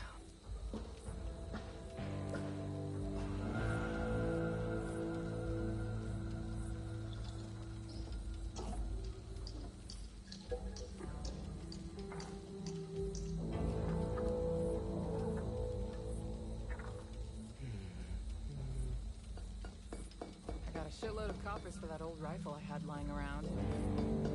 That's great.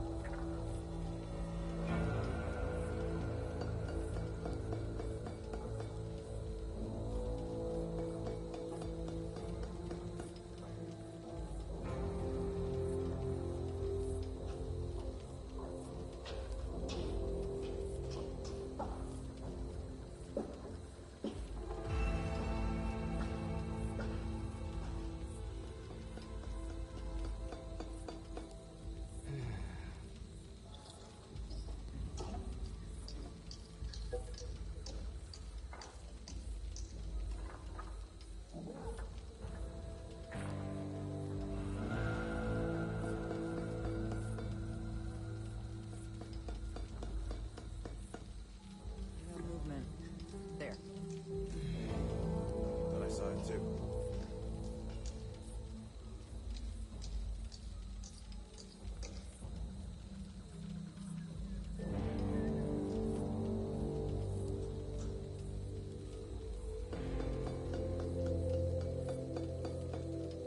Patrol made it back in one piece. And they found extra provisions too. Very good. You're telling me.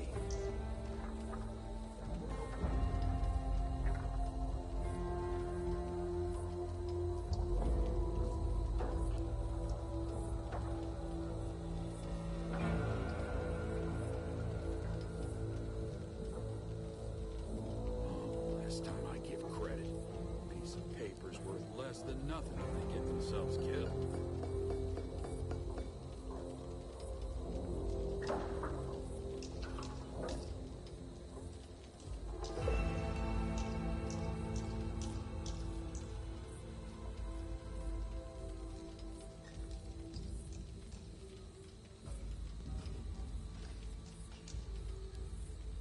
Huh.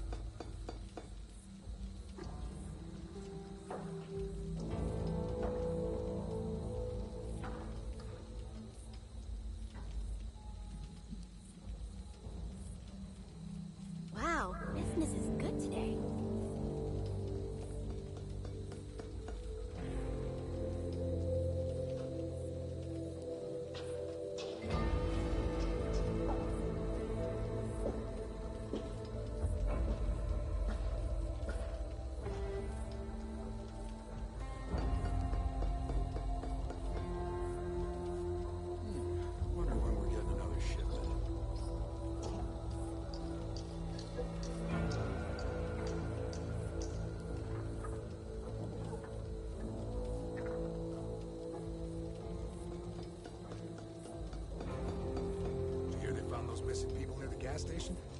Ones from last week? All right.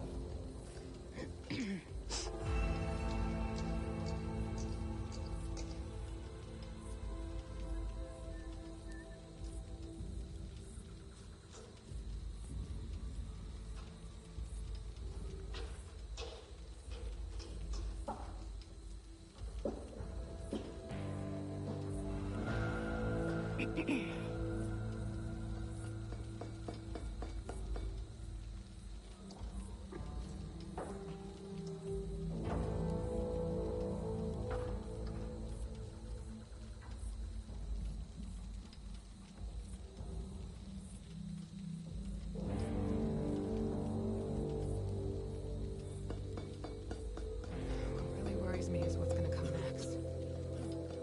Yeah.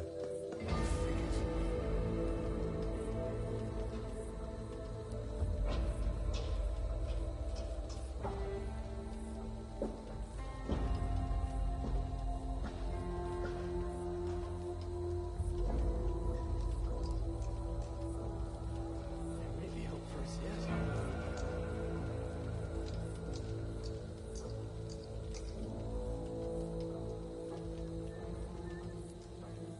Finished rebuilding that old carbine you found last week. Good news.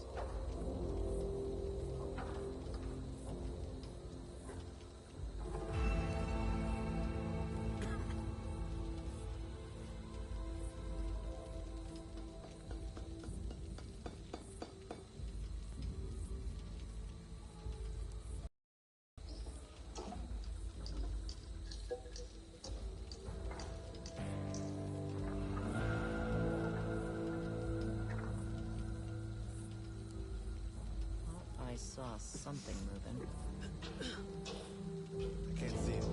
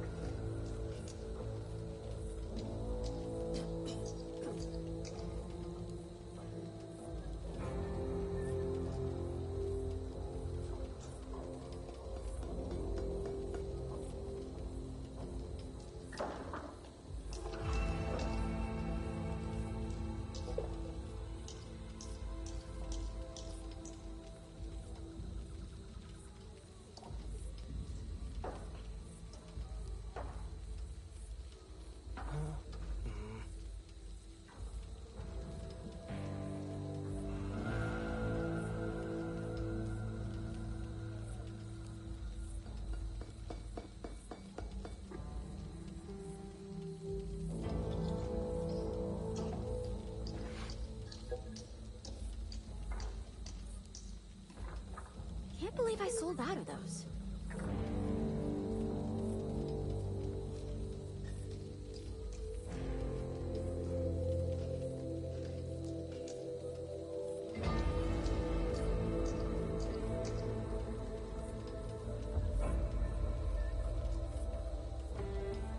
Gotta sort through all this stuff.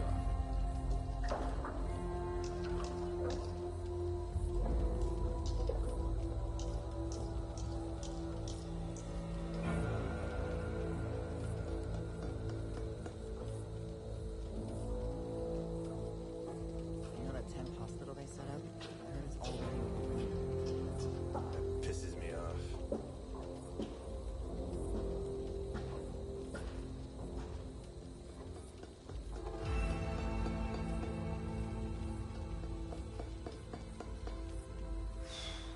Oh, it's getting colder. I got movement. Got him. Think there are more?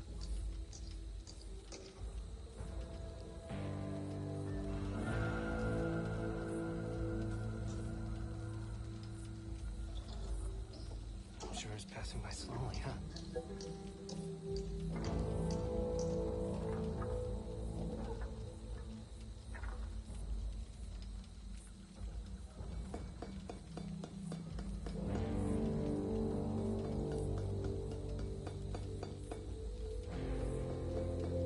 Work around here is never done.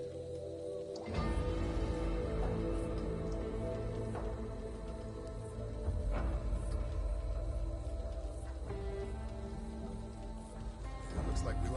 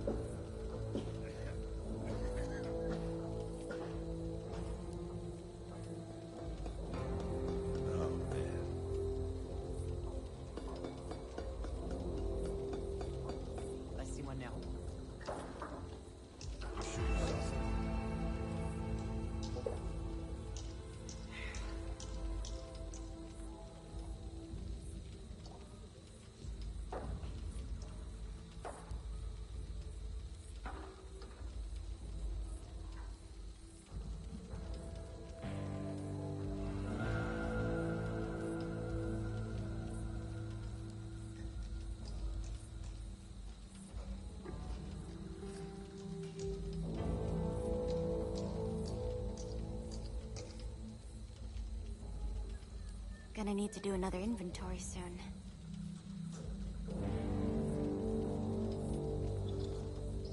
I know.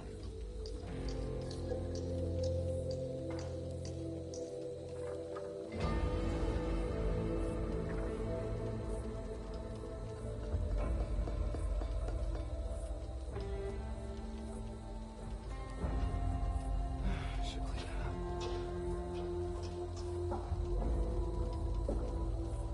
So, there was someone in that old house, as it turns out.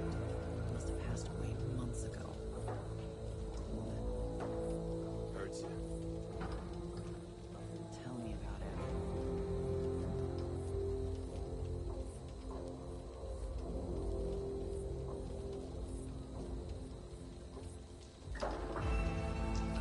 I remember when this was nothing but trees.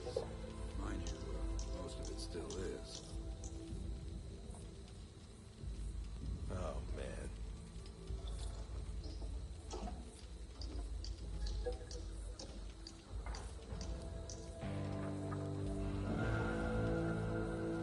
Sure is passing by slowly, huh?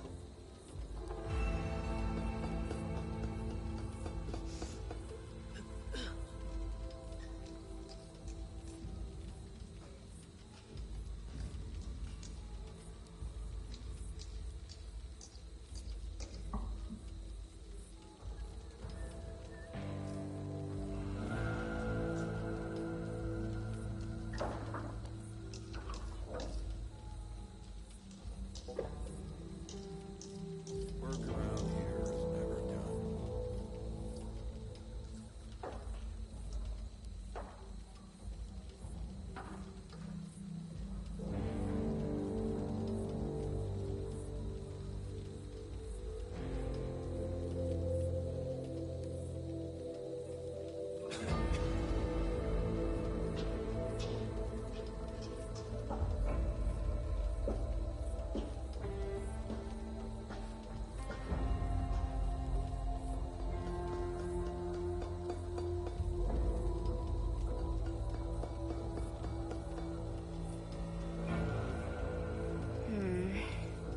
Some folks got ambushed last night.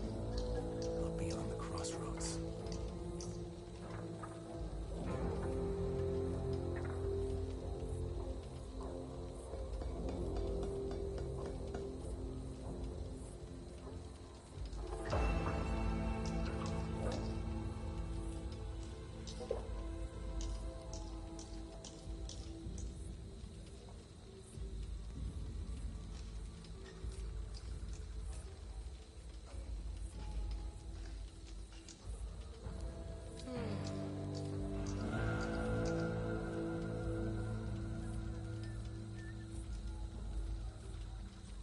Patrol made it back in one piece. And they found extra provisions, too. Right? Telling me.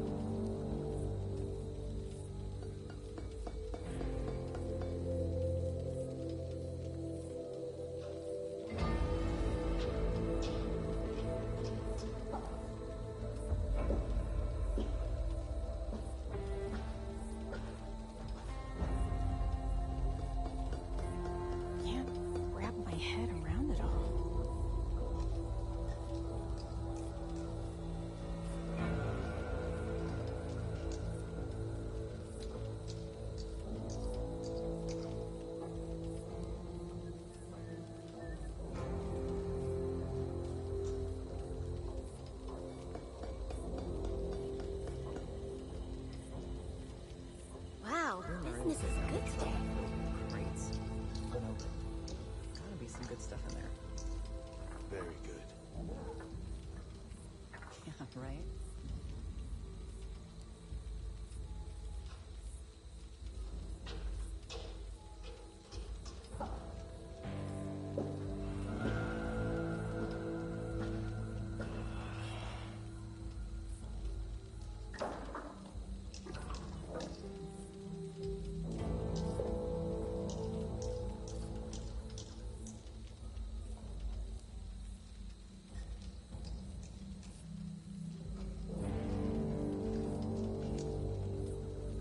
Next time you buy supplies, grab me a few extra mags. Last time I give credit. Piece of Now's not paper's the worth time. less than nothing. Give themselves a That sucks.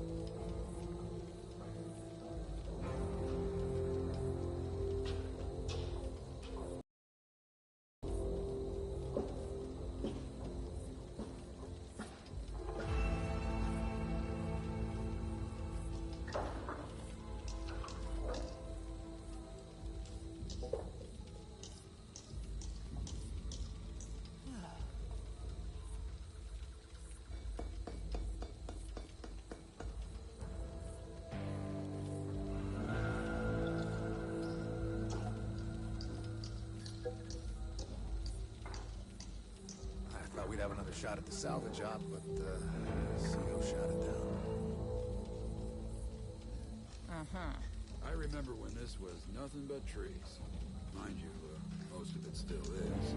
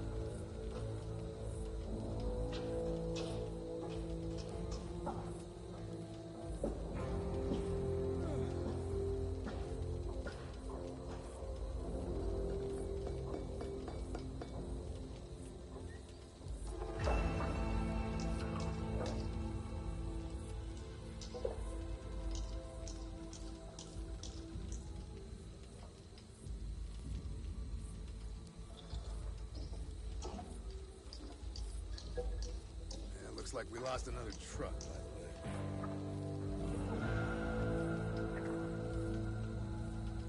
Not much more to be done on this now.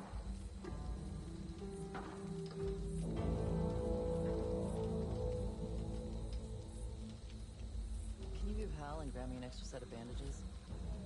I don't think so. For old time's sake. Yeah.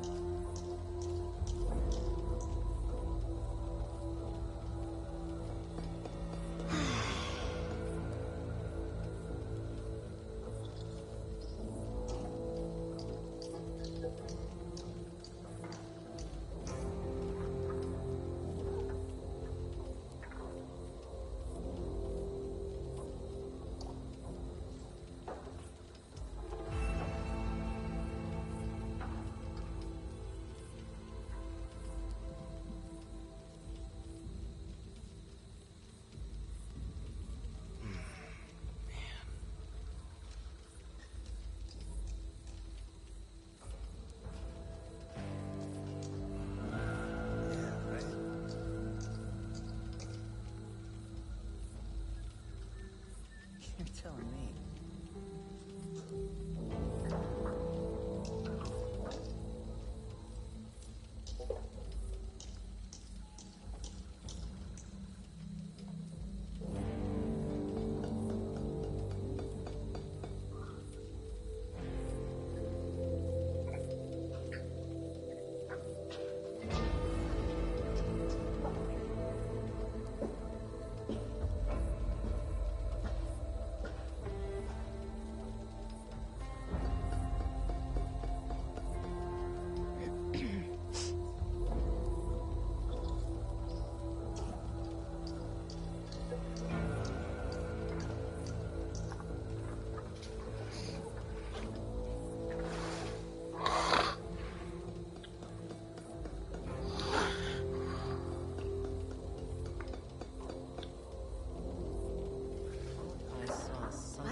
Business is good today.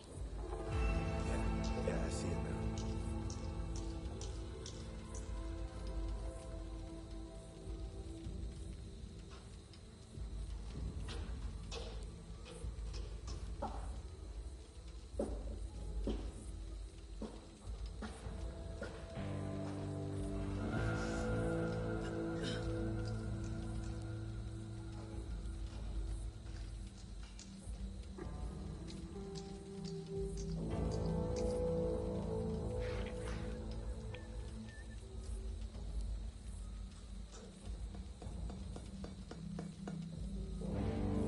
This time I give credit. A piece of paper's worth less than nothing if they get themselves killed.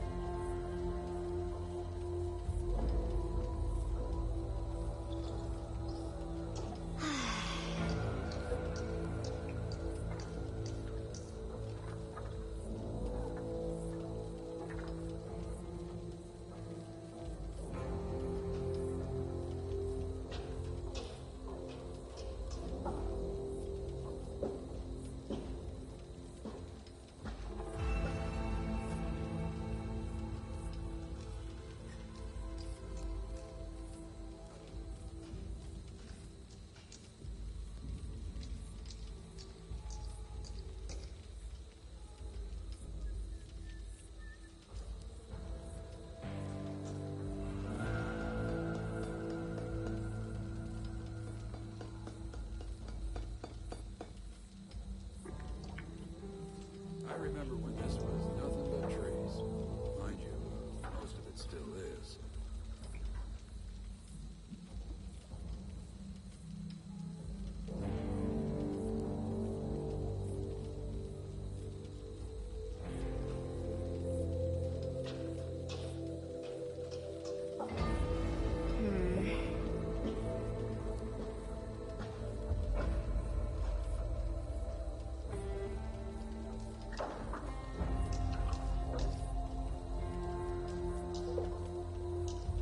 I hear Centralia is still burning.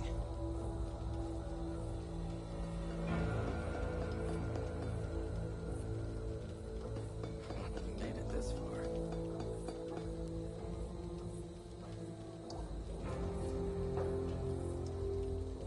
Thought I saw something. I can see any.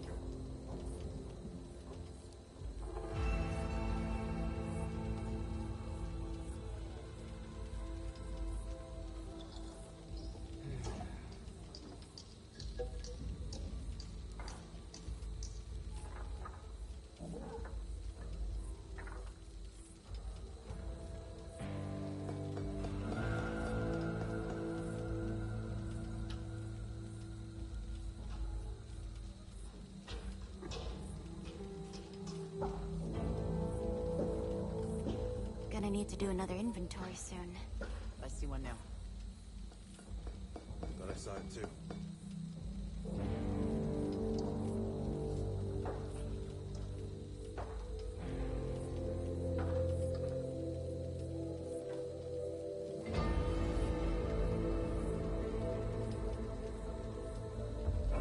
They're never gonna finish securing the perimeter. This time I give credit. A piece of paper's worth less than nothing if they get themselves killed.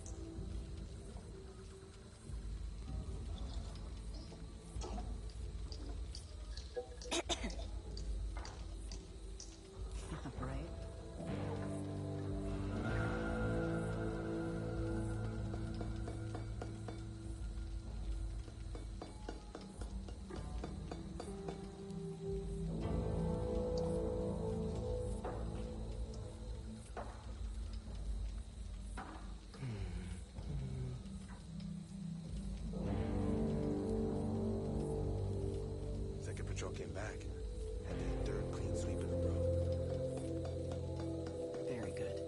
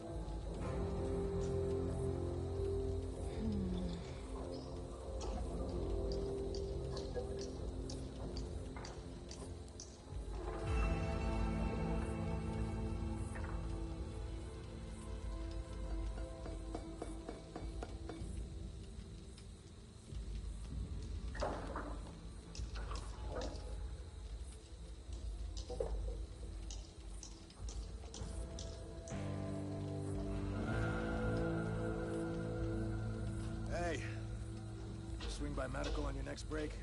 Just grab me a bandage. I can't help you.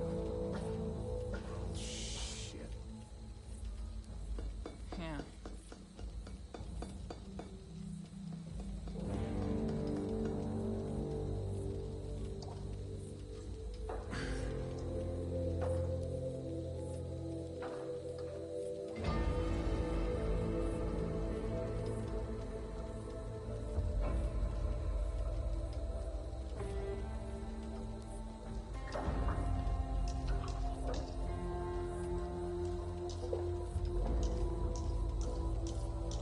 Can't believe I sold out of those.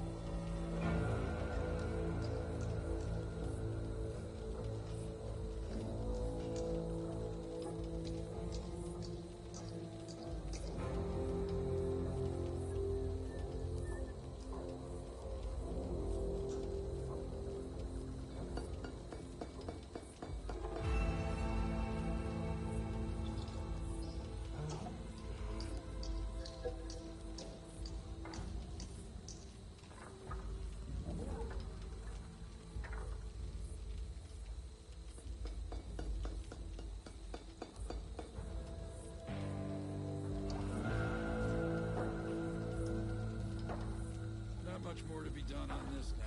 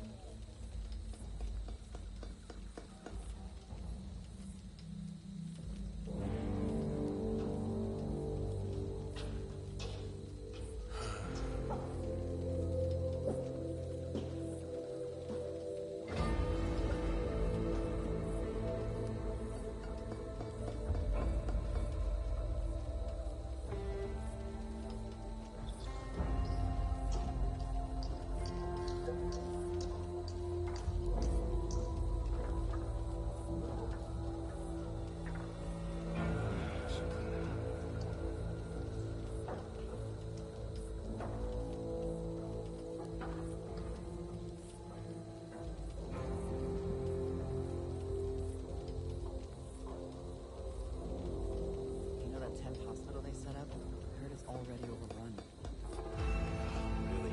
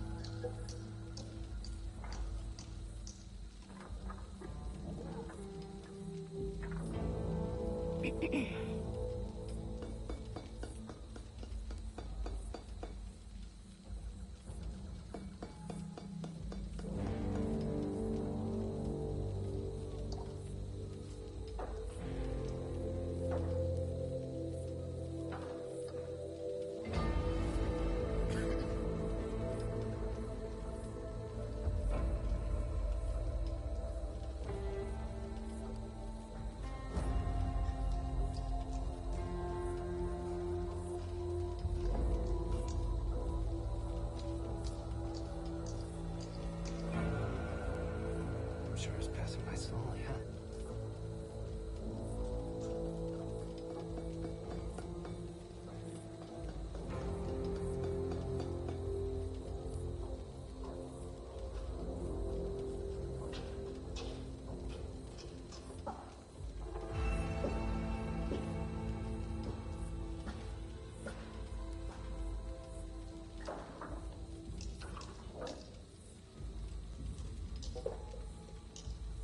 Huh. People will buy anything in the apocalypse.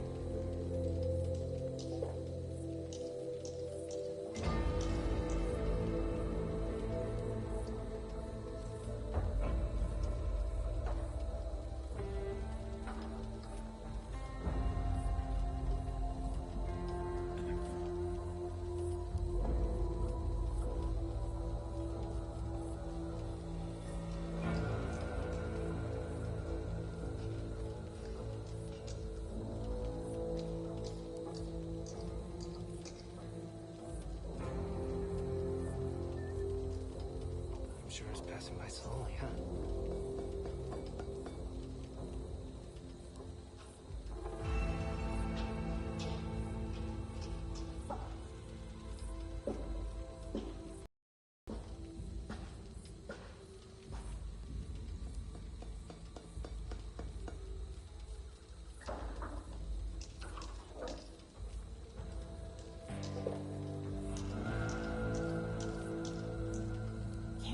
Wrap my head around it all. Thought we'd have another shot at the salvage job, but CO shot it down. That doesn't bode well. Tell me about it.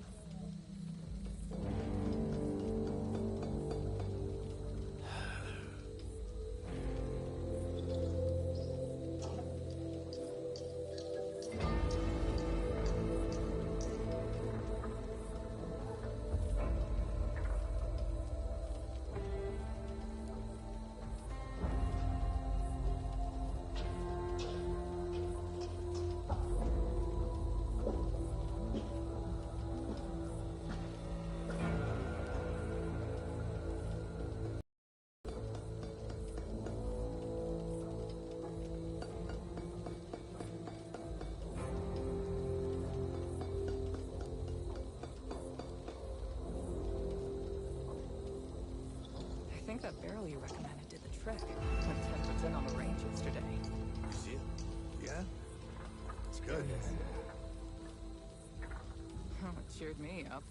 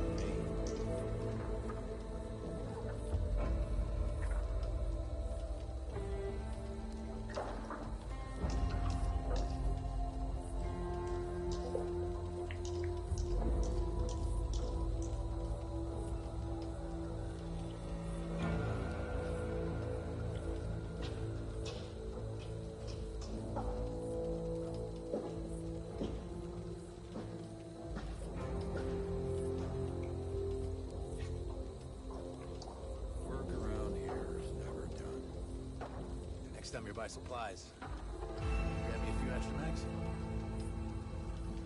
Yep.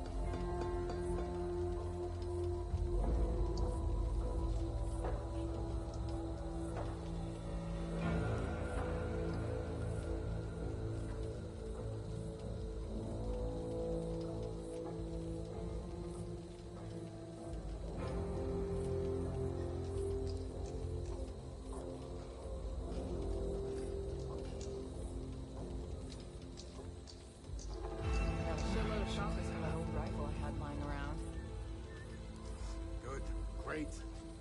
Exciting, even. Makes me glad, too.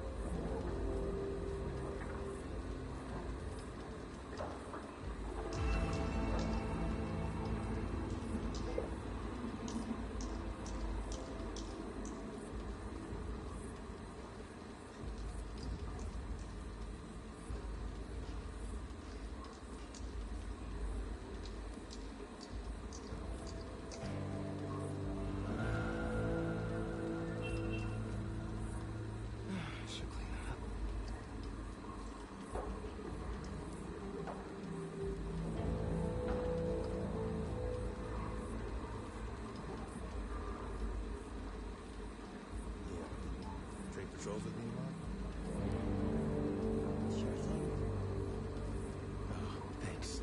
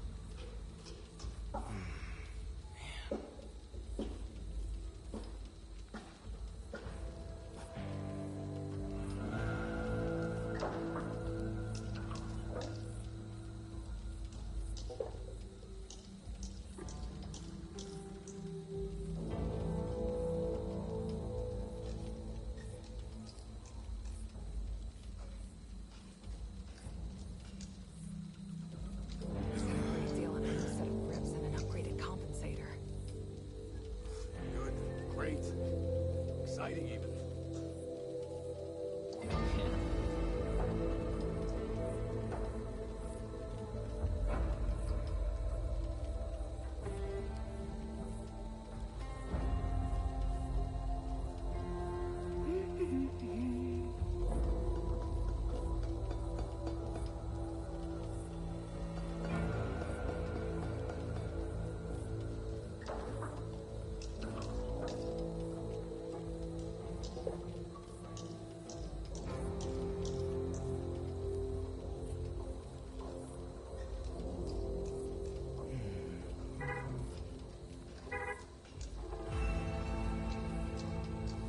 Hey, by the way, all of those crates they recovered were intact.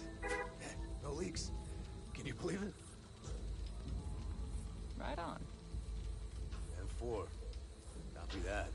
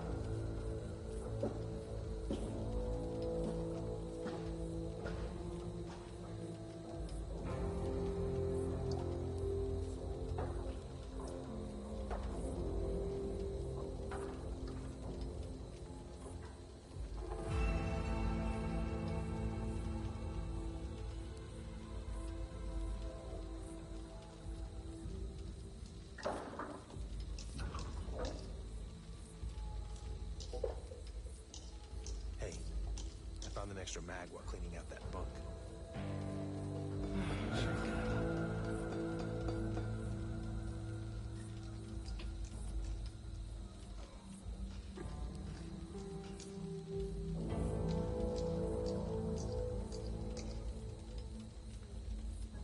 Tell me about it.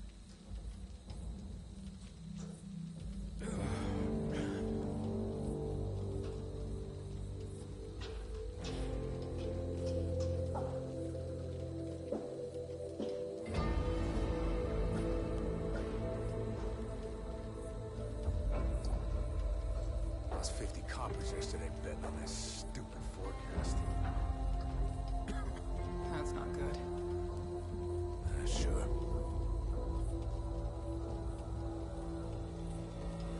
Can I borrow your knife? No dice.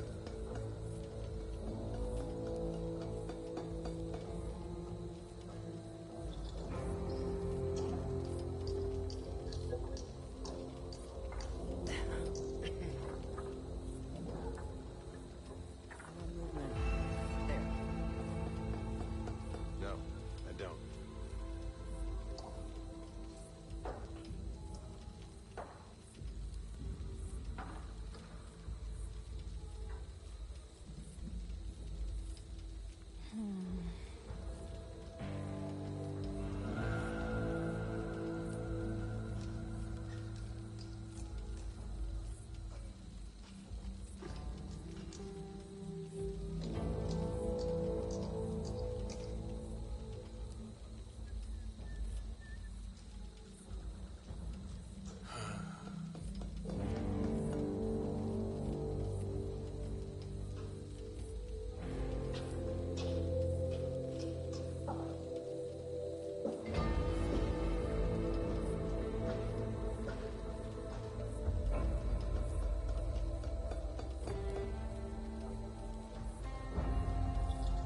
Huh.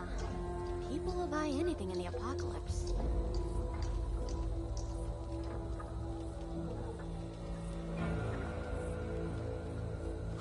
Man.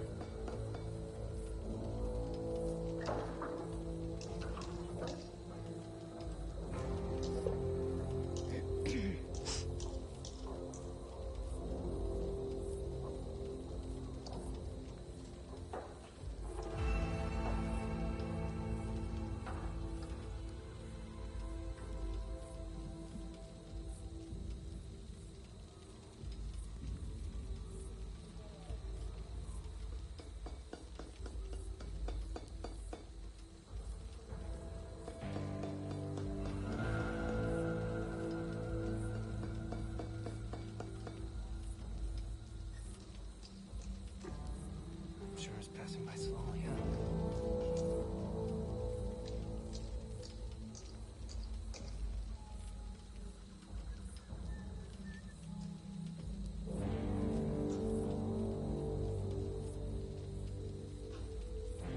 Thought I saw something. Got him. Take care of one.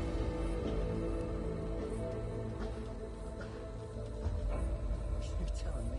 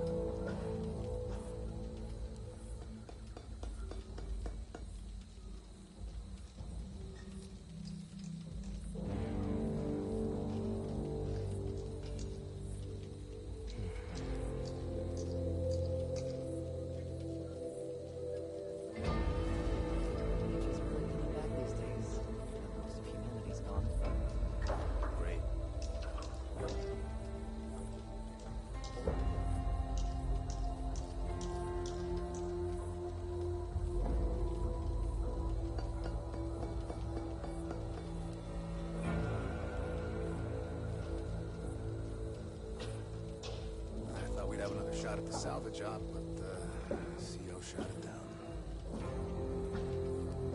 Add a fact.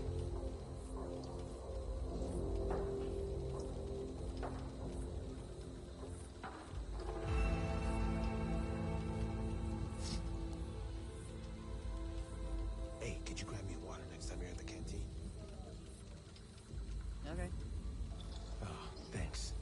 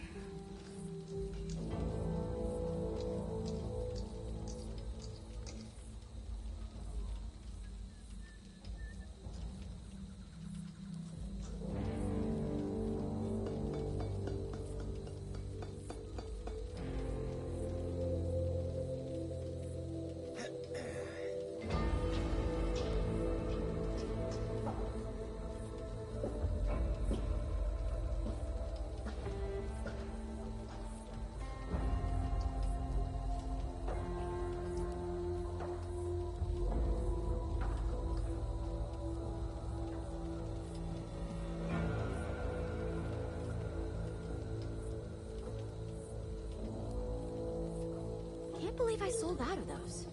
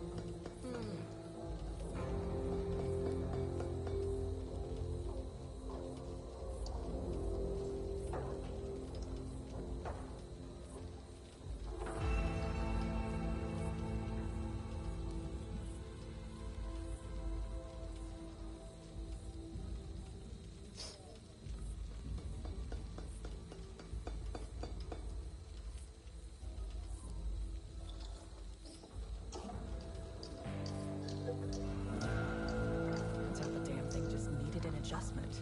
Don't have to pick up a new one after all. Oh, yeah? That's good. Makes me glad too. I see one. There. Sure you saw him?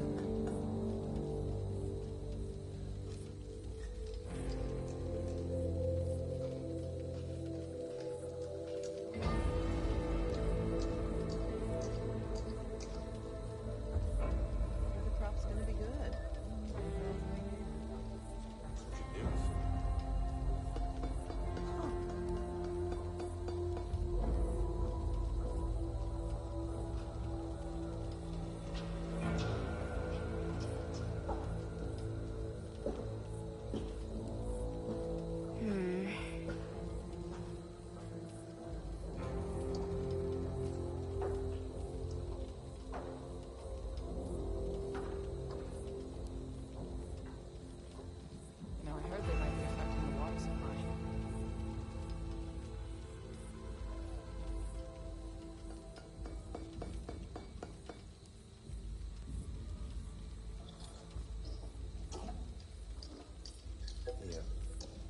remember when this was nothing but trees.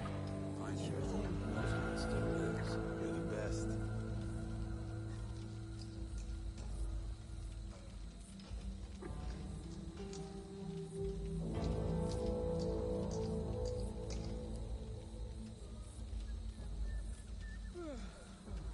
Man.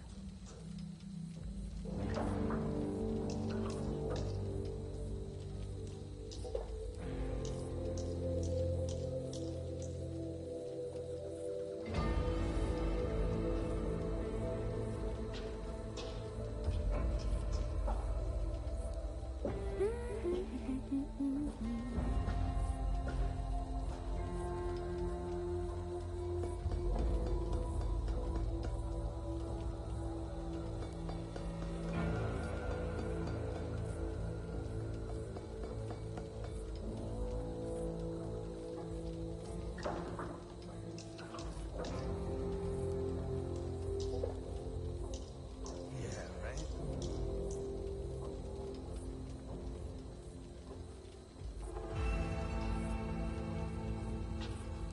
Lost 50 coppers yesterday betting on that stupid forecast.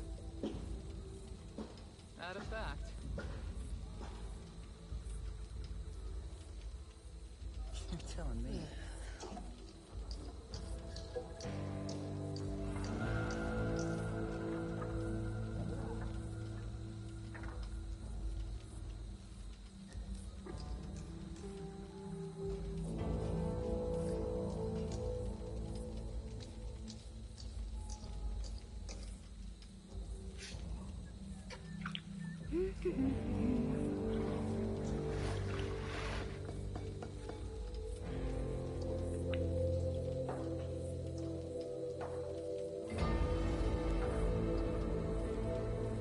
They're never gonna finish securing the perimeter at this rate.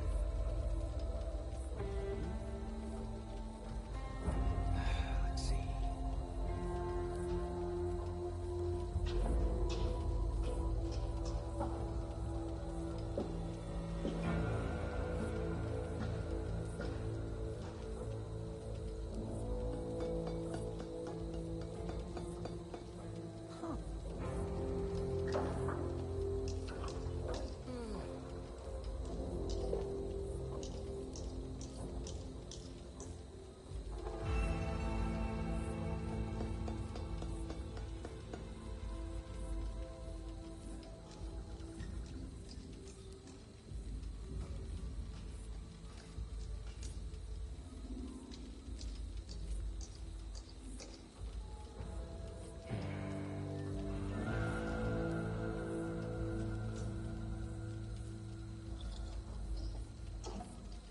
If you need any extra shells, I got you covered.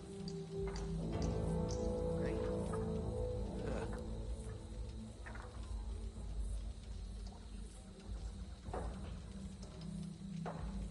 See that? You sure you saw something?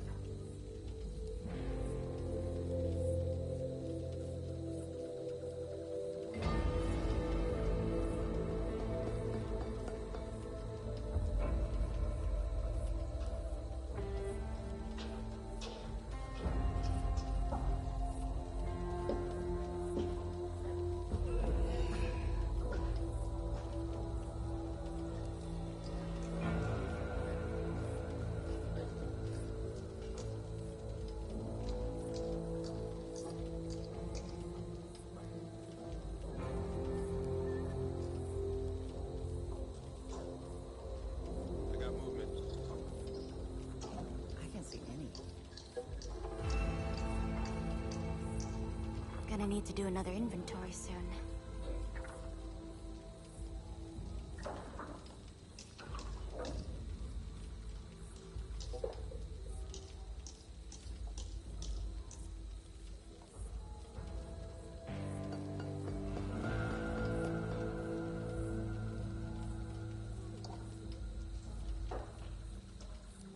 You're telling me.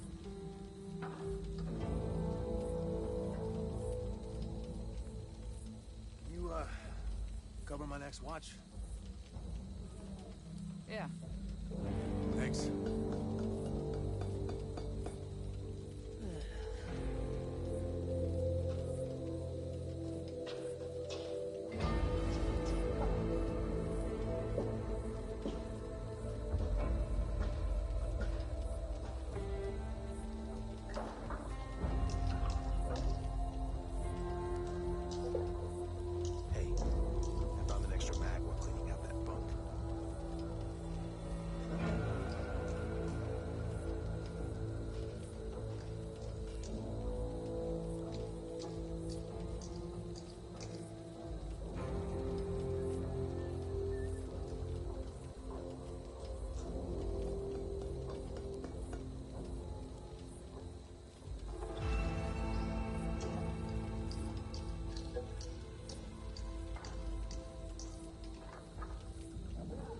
great deal on a new set of grips and an Work upgraded around here is compensator. never done.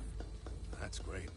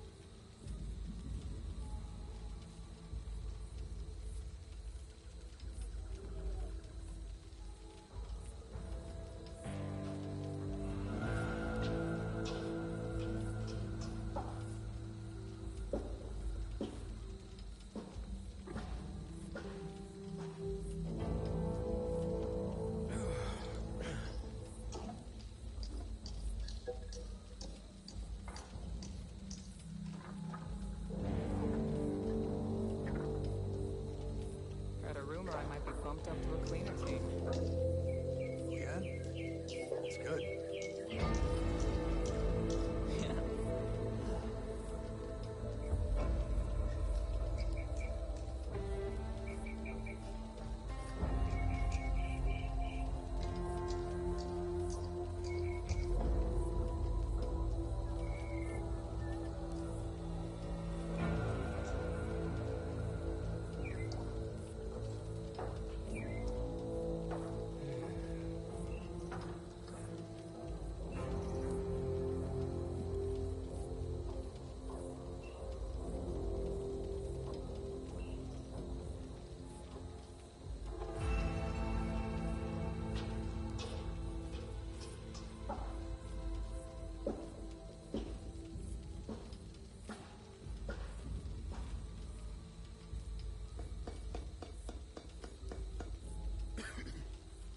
Can you cover my patrol later?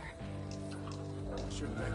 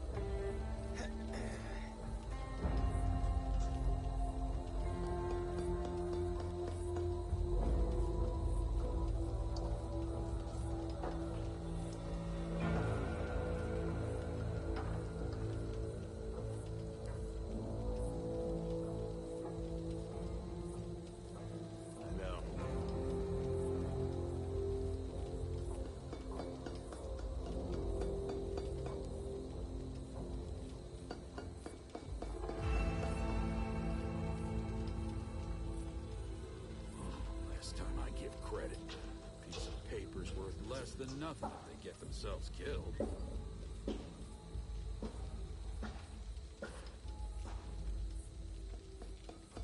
Need help securing the storm doors later. Yeah, I'll play cool. That makes me mad.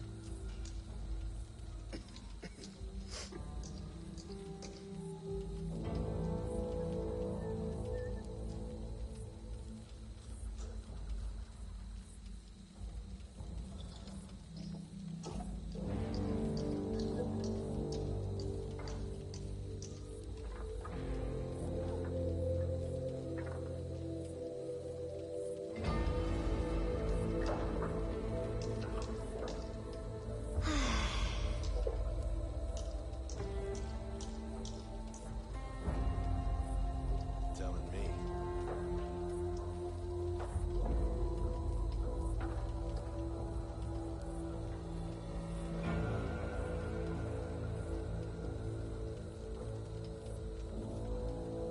So, there was someone in that old house, as it turns out. Must have passed away months ago. That pisses me off. I know.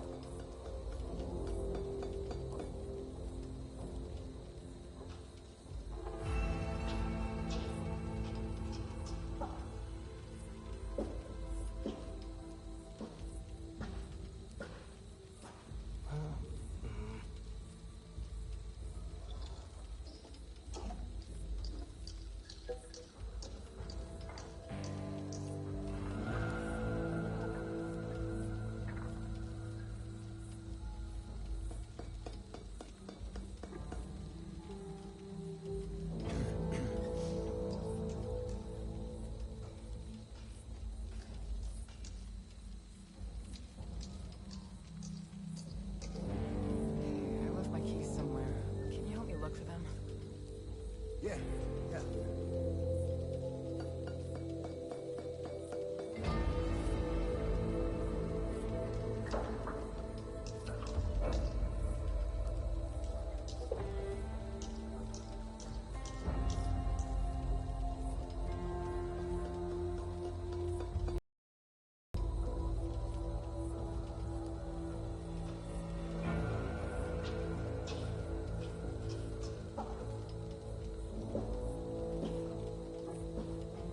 Rumor is something's happening at the park. Really? Oh man. Huh. People will buy anything in the apocalypse.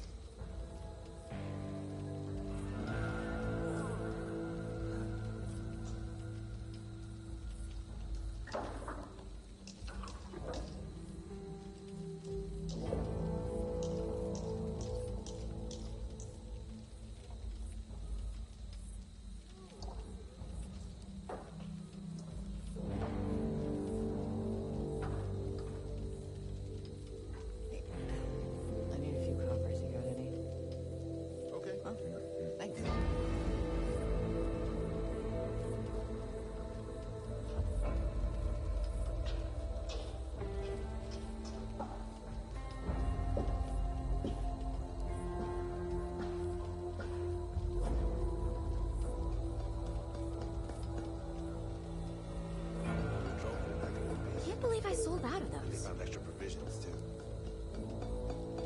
Good news.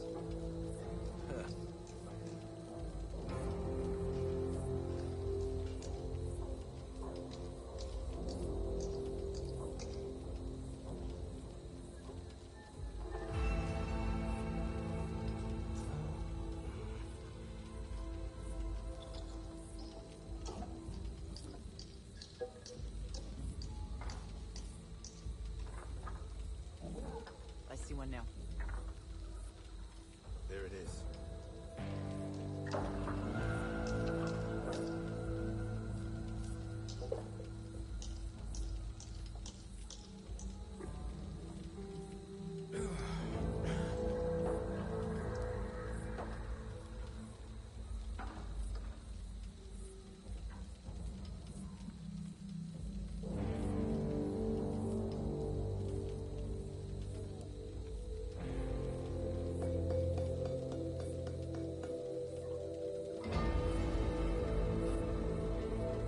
Wow, business is good today.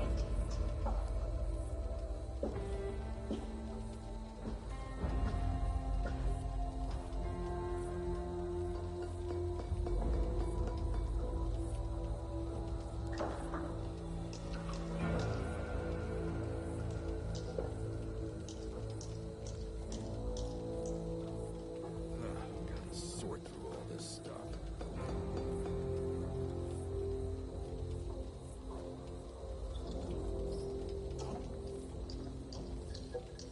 Can you cover my patrol later? No. No, I don't think so. Oh no.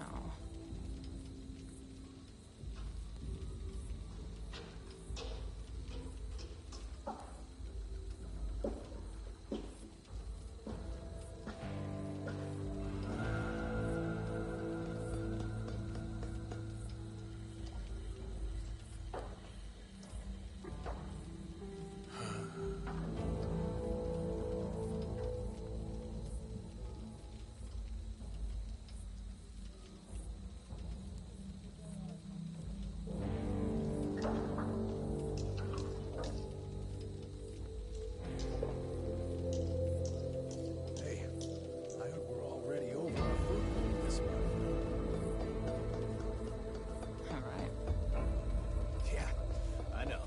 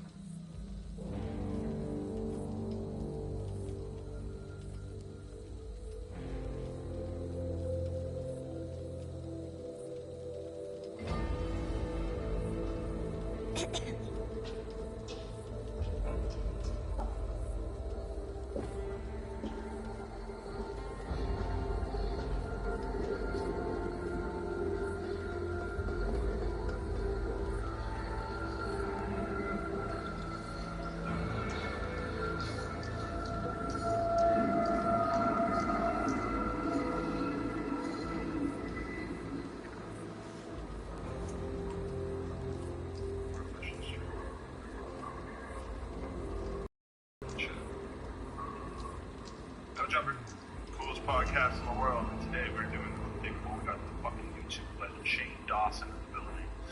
And I'm very, very excited, man. I've become a huge fan over like the last 6 months, which I was thinking might be kind of offensive to tell you, but then I was thinking, he's been making content for so long that it's probably kind of like a good thing that you can still, to know that you can still be making new fans. Yeah, it was really shitty. I see, I've looked around and I've seen that, because you've basically like ridden every wave of YouTuberdom, even before I was cognizant of what was going on in the YouTuber space, which I find very interesting. Yeah, I look back at some of the older videos and I like cry, I get really sad. It's really? embarrassing. It's that bad? Yeah, the long hair. I didn't know where we were going already. Oh yeah, we just like snap it. Now I'm nervous. Okay. We can't talk about certain things, yeah. Okay. I'll talk about like the dead body in your truck. Do we want to talk about that? Okay, so we're not. We should talk about those two. No, we should definitely talk about those two. He said he might be coming later to it as well. I haven't heard anything. Yo, you're the first. Number one, I thought you were gonna come with like a crew of like 5 people, and like half of them would be holding cameras, because typically that's the position you're in your vlogs. But when I opened the door, you were alone and you were rummaging through the trash. Yeah, I was looking for something. What were you doing over there? Were you just throwing something away? So, okay, before I meet somebody, I get really nervous. I'm a self-conscious person, so I go hide a little somewhere, and then I adjust my pants and my underwear and my shirt and make sure I don't smell. And you caught me doing that. Wow, over a trash can. I respect that. I appreciate that. Wait, why am I here? This is crazy. This is like everybody in my life. Nobody cares about me or what I do. But when they found out I was coming here, they were all like, "That's crazy." Really? Everybody in my life is a big fan. You're very respected. A lot of fuck in my ear. Oh, I appreciate that. I feel like you're a lot more respected than me, or at least a lot bigger than me. Pause. Listen, people always say every time I have like a YouTuber on, like when I had Tana on, when I had James Charles on, it blows people's fucking minds that I am aware of YouTubers, that I know of YouTubers, I'm interested in YouTubers. To me, it seems pretty obvious. Sorry, the second you said Tana, you got a little triggered? I had like a triggering moment, but then I remembered how I found out about you, which was you having sex in front of Tana. Oh, yes. And then I like Googled you and your girlfriend, and I watched a sex tape or a snap tape. I didn't pay for it. No, that's okay. People have captured our content and just thrown it up on Pornhub. She pays like a firm that a lot of girls do, where they go through all these sites like on a daily basis and search your name, try to remove any links that you don't want up there, etc. Because of people like you, pervs like you, really. I didn't jerk off. Oh, that's good. You know, that interests me. I don't know if now is the time to get into that in the conversation, but just like, you know, being bi, do you masturbate to guys or girls, or like what's the schedule? Okay. Do you have like a Monday jerk off to the guy site, Tuesday switch it up? So I am addicted to porn. Okay. I have been since I was a kid.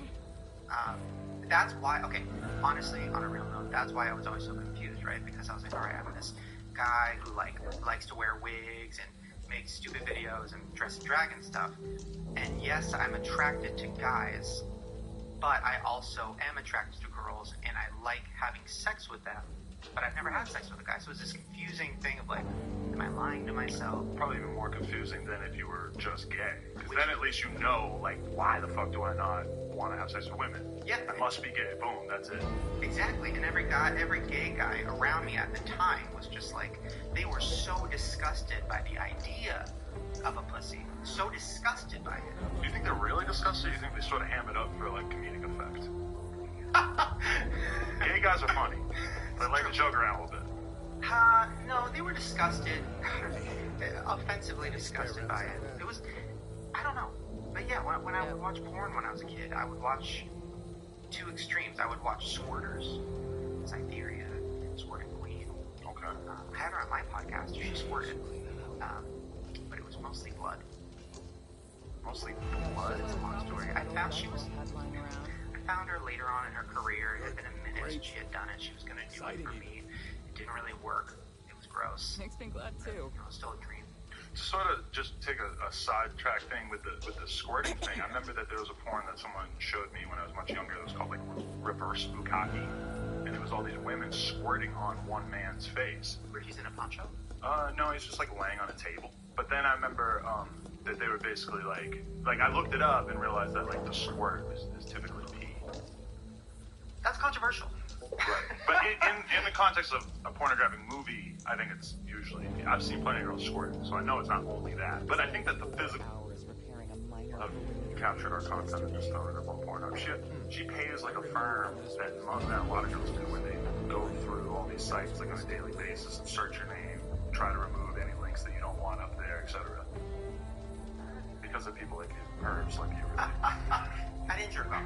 Oh, you know, that interests me. I don't know if now is the time to get into that in the conversation, but just like, you know, being bi, do you masturbate to guys or girls, or like what's the schedule? Okay. You have like a Monday jerk off to the guy site, Tuesday switch it up.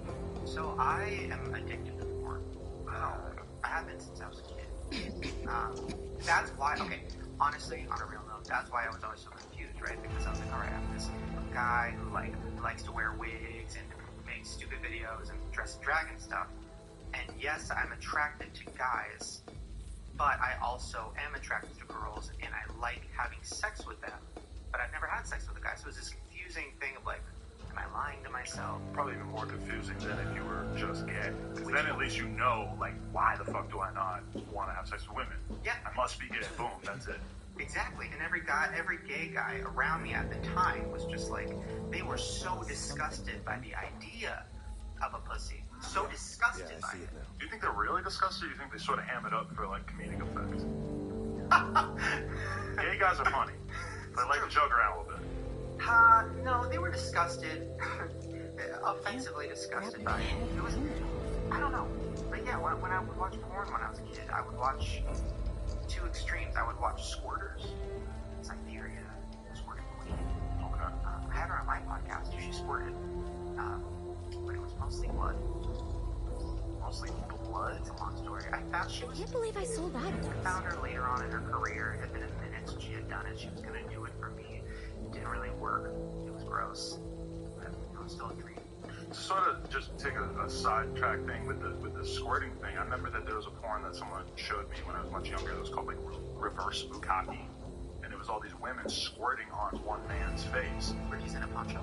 No, he's just like laying on a table. But then I remember that they were basically like I looked it up and realized that like the squirt is typically pee.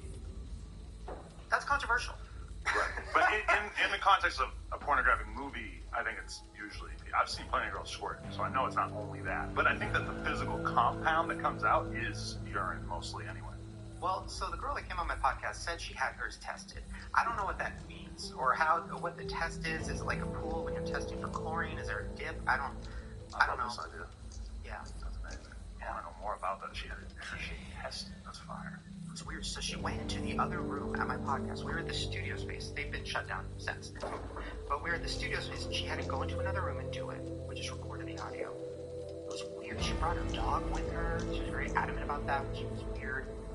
And then she came out with a glass of it, and I thought I had a disease for a few months. Just from seeing it? No, she handed it to me, and it was blood, and it was all over, and it got in my finger. And you know, I have bad cuticles, so it's in my fingers. I'm a new booger too, although I've gotten a lot better.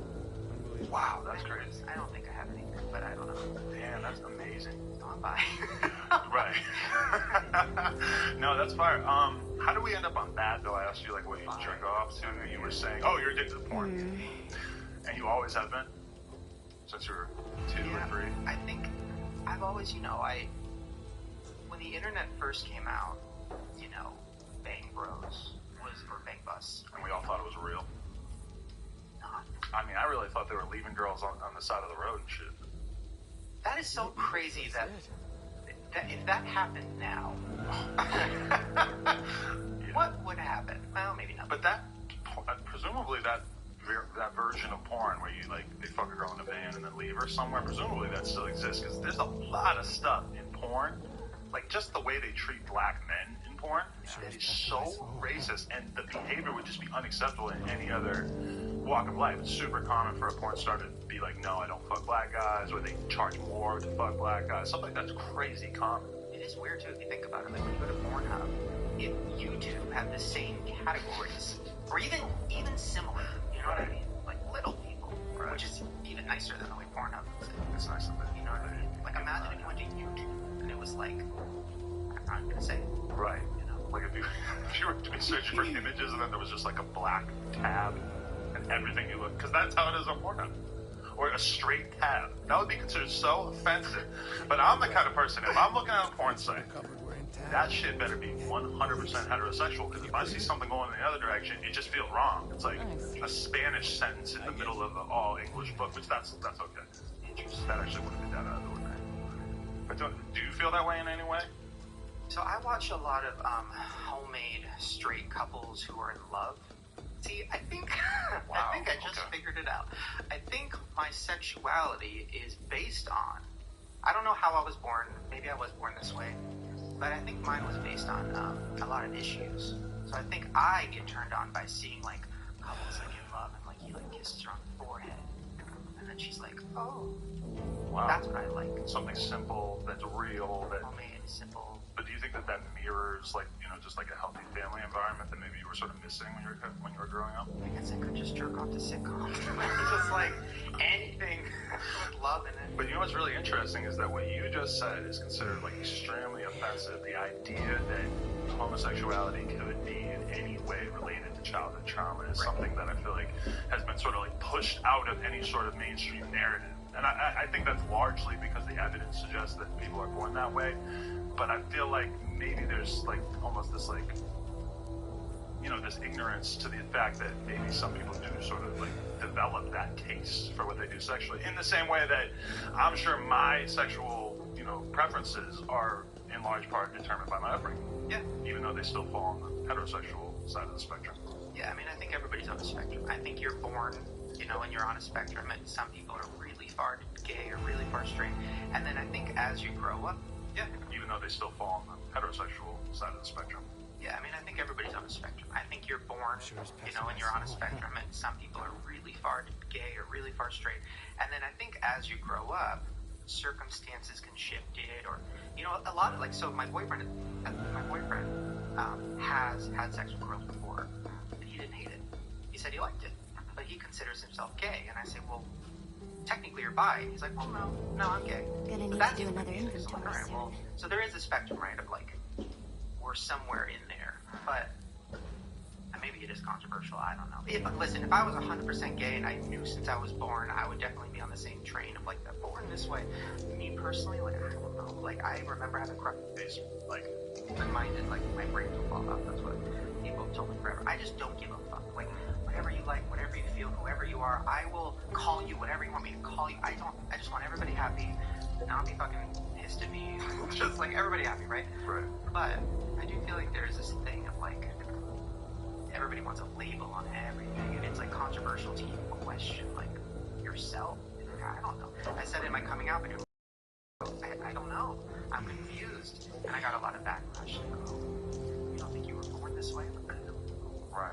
Oh, why is it bad that I even say that? I don't know. But isn't it funny that you can use your coming out video as like a meme in your own videos now, whereas I'm assuming when you made that video it was incredibly, you know, torturous, not incredibly torturous, but it was a big decision that you presumably took very serious. I made that video because I was high on painkillers because I had broke my leg. And I was like... One second. Chris? Yo! Just the camera. Thanks. Okay. High on painkillers. So that's what made you gay, was the Vicodins. Whoa! You know what? Yeah. No, because you didn't come out till 2015, right? I had like a long struggle of figuring it out. And I think, yeah, I officially came out. The first time I tried anything with a guy, it didn't go well, and I was convinced, like, oh, wait, no, I don't like guys at all.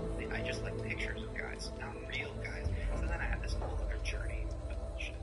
So I finally realized, I started dating a guy, and I was like, okay, this is working. I'm just gonna say something. And then I didn't. And then I was pain-pilled out at like 6 a.m. And I was crying about something, and I just took my computer and I'm like, let's just get this over with. And yeah.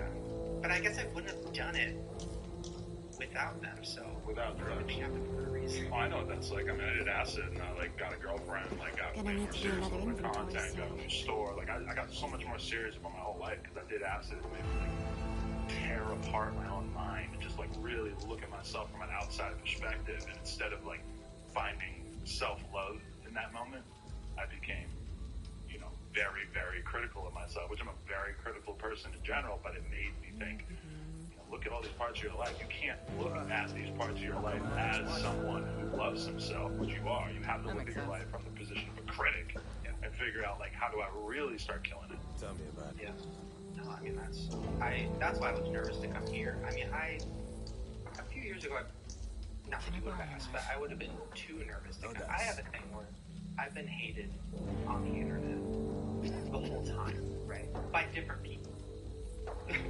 There's always a different section of people that hate me for like a year or two. And then, you know, whatever.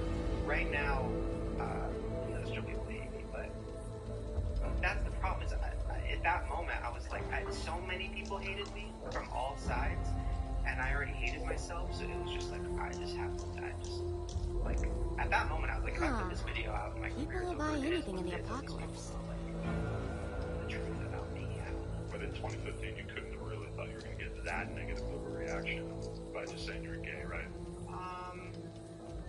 I thought people would think I was using it as like a way to get, you know, points or something. Because a bunch of people hated me because I had this movie come out that some people didn't like. A bunch of people thought I was, you know, racist, homophobic, this, that. So I thought, oh, people are going to think I'm just like, no, see, I can say anything because I'm part of the LGBT, which is not the case. Right. I just like, I don't want to like, I'm sick of this. If anything, I feel like the extreme left or like activist type people, they're much quicker to eat each other than they are to like. They're not typically getting off fire tweets about Roy Moore most of the year. Most of the year, they're criticizing other people that have extremely similar political views and stuff. Yeah, and that's always been my problem. I just don't care about politics at all. I couldn't tell you, which I should. I couldn't tell you anything. I don't know.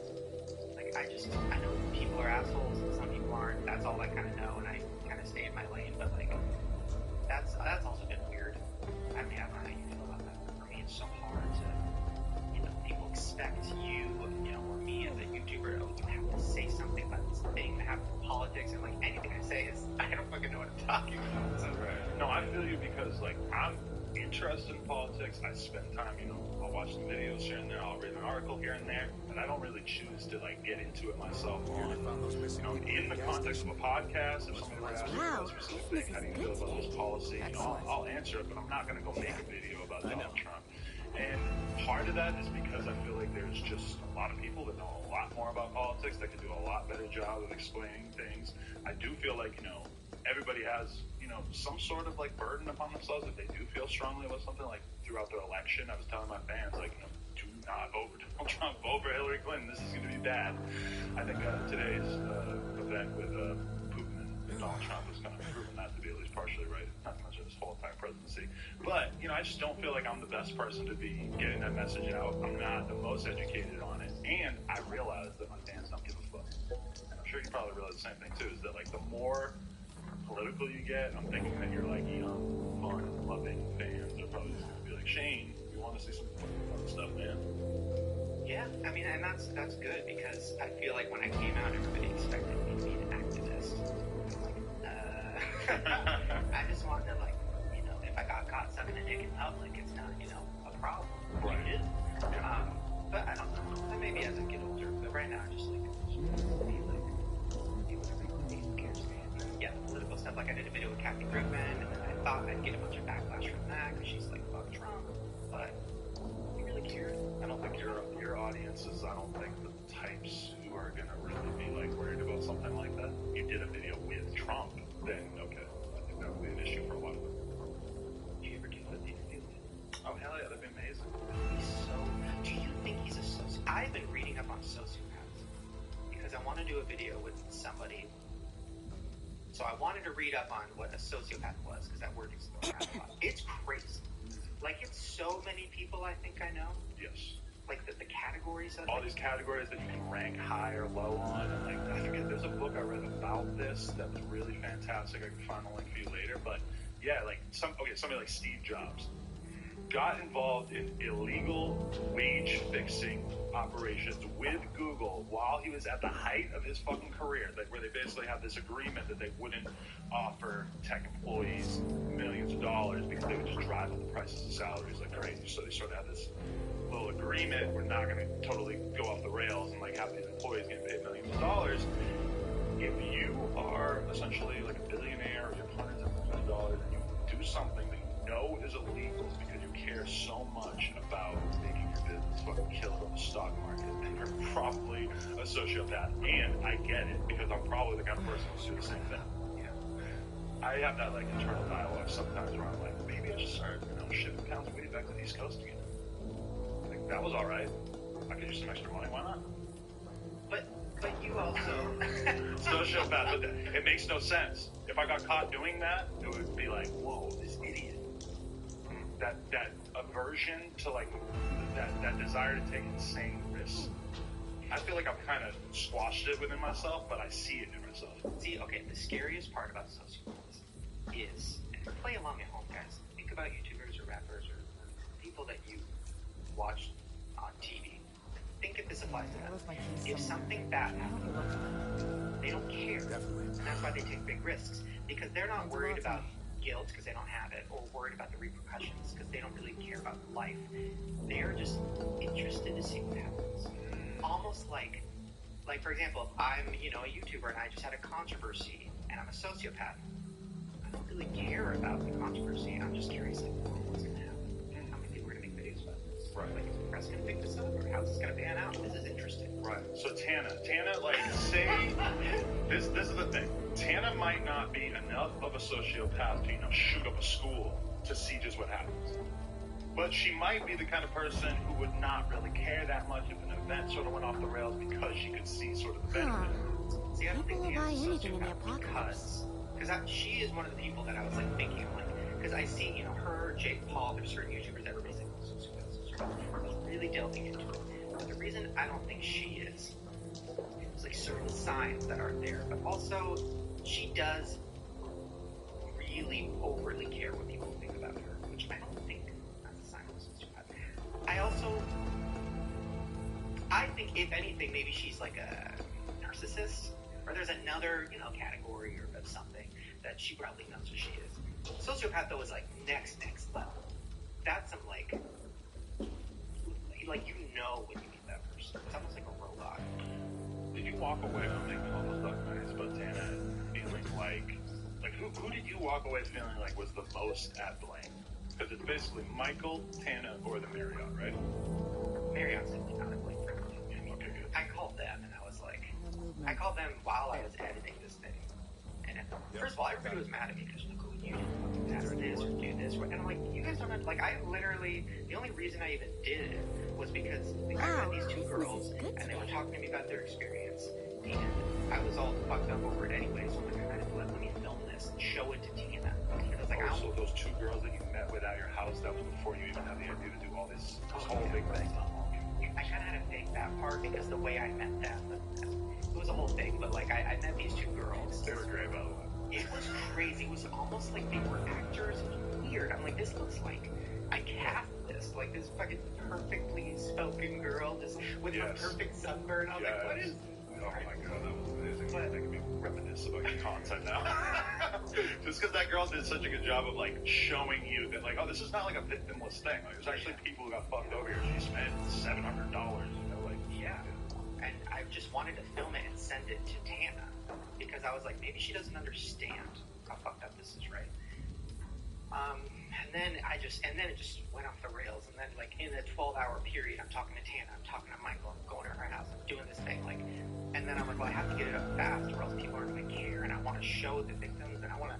So I edited, with my friend the whole thing in like 2 days. Like, there was no time for planning or like, okay, we gotta fucking ask this question or this thing. I don't know. We did it literally like that. But anyways, since, I called Marriott, they were just like, they're like, come on. When I called, they were like, we booked like fucking 50,000 of these types of things every year. They were even more like, listen, we don't even do this shit. We have weddings, like we do whatever, and we trusted everybody to, we thought it was a smaller event than it turned out to be. We don't fucking YouTubers are. We just trusted these people. Whatever. But then I had dinner with Tana and Michael the other night. Oh, after all this. That's the other thing. So I was getting like weird ASMR. I'm sorry if that sounds like it. No, I was kind of thinking about that at certain points too. I'm like, is he doing ASMR right now?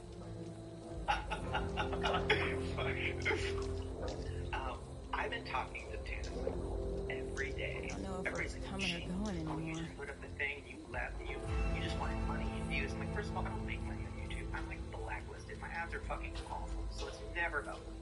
Secondly, I've been talking to these motherfuckers every day, 24/7, voice memos, text, video chats, and all this stuff, trying to get everything figured out for the last 2 weeks, 3 weeks. I don't know. I think it's almost figured out. I helped get the refunds. Everybody has refunds now. But I went to dinner with them. And it was, I didn't film it, but it was next level. Like, Tana screaming at him. And we were in this restaurant. And, like, the waitress came over right as Tana was just like, fuck you fucking liar. And he's just like, holy shit. And the waiter's just like, it was, yeah. So, but what are they even still arguing about at this point? Because from my understanding, she's not on the financial. I think she had more to lose. On a PR level, for sure, yeah. He had more to lose. I mean, he already lost everything financially. She, like, won't admit that. That's the thing. That's where I'm struggling. She thinks this is all some master plan, and, oh, he's hiding money, he's doing this. But, like, he's a 20-year-old with a scarf. Like, he comes along with the segue that he's that's rented. You know what I mean? Like, cut him a break. That's one great thing about your series of videos is that when I rolled up and I see the crowds of people and I see him on the Segway, I was thinking in my head, I'm like, oh, okay, so I'm the only person here who thinks this is funny, that he's on the Segway.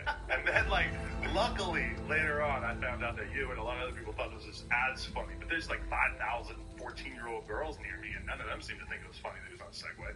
That, by the way, thank you so much for not suing me or not copywriting me, but for filming that stuff, because your footage of TanaCon was so incredible. Like, I used so much of it because it was from, like, the inside, but, like, that clip of him on the Segway, you and the security guards who, like, were just so not security guards. They were just, like, kids. Like, you go to any, like, community college, and you were like, you three, get over here. You're security guards tonight.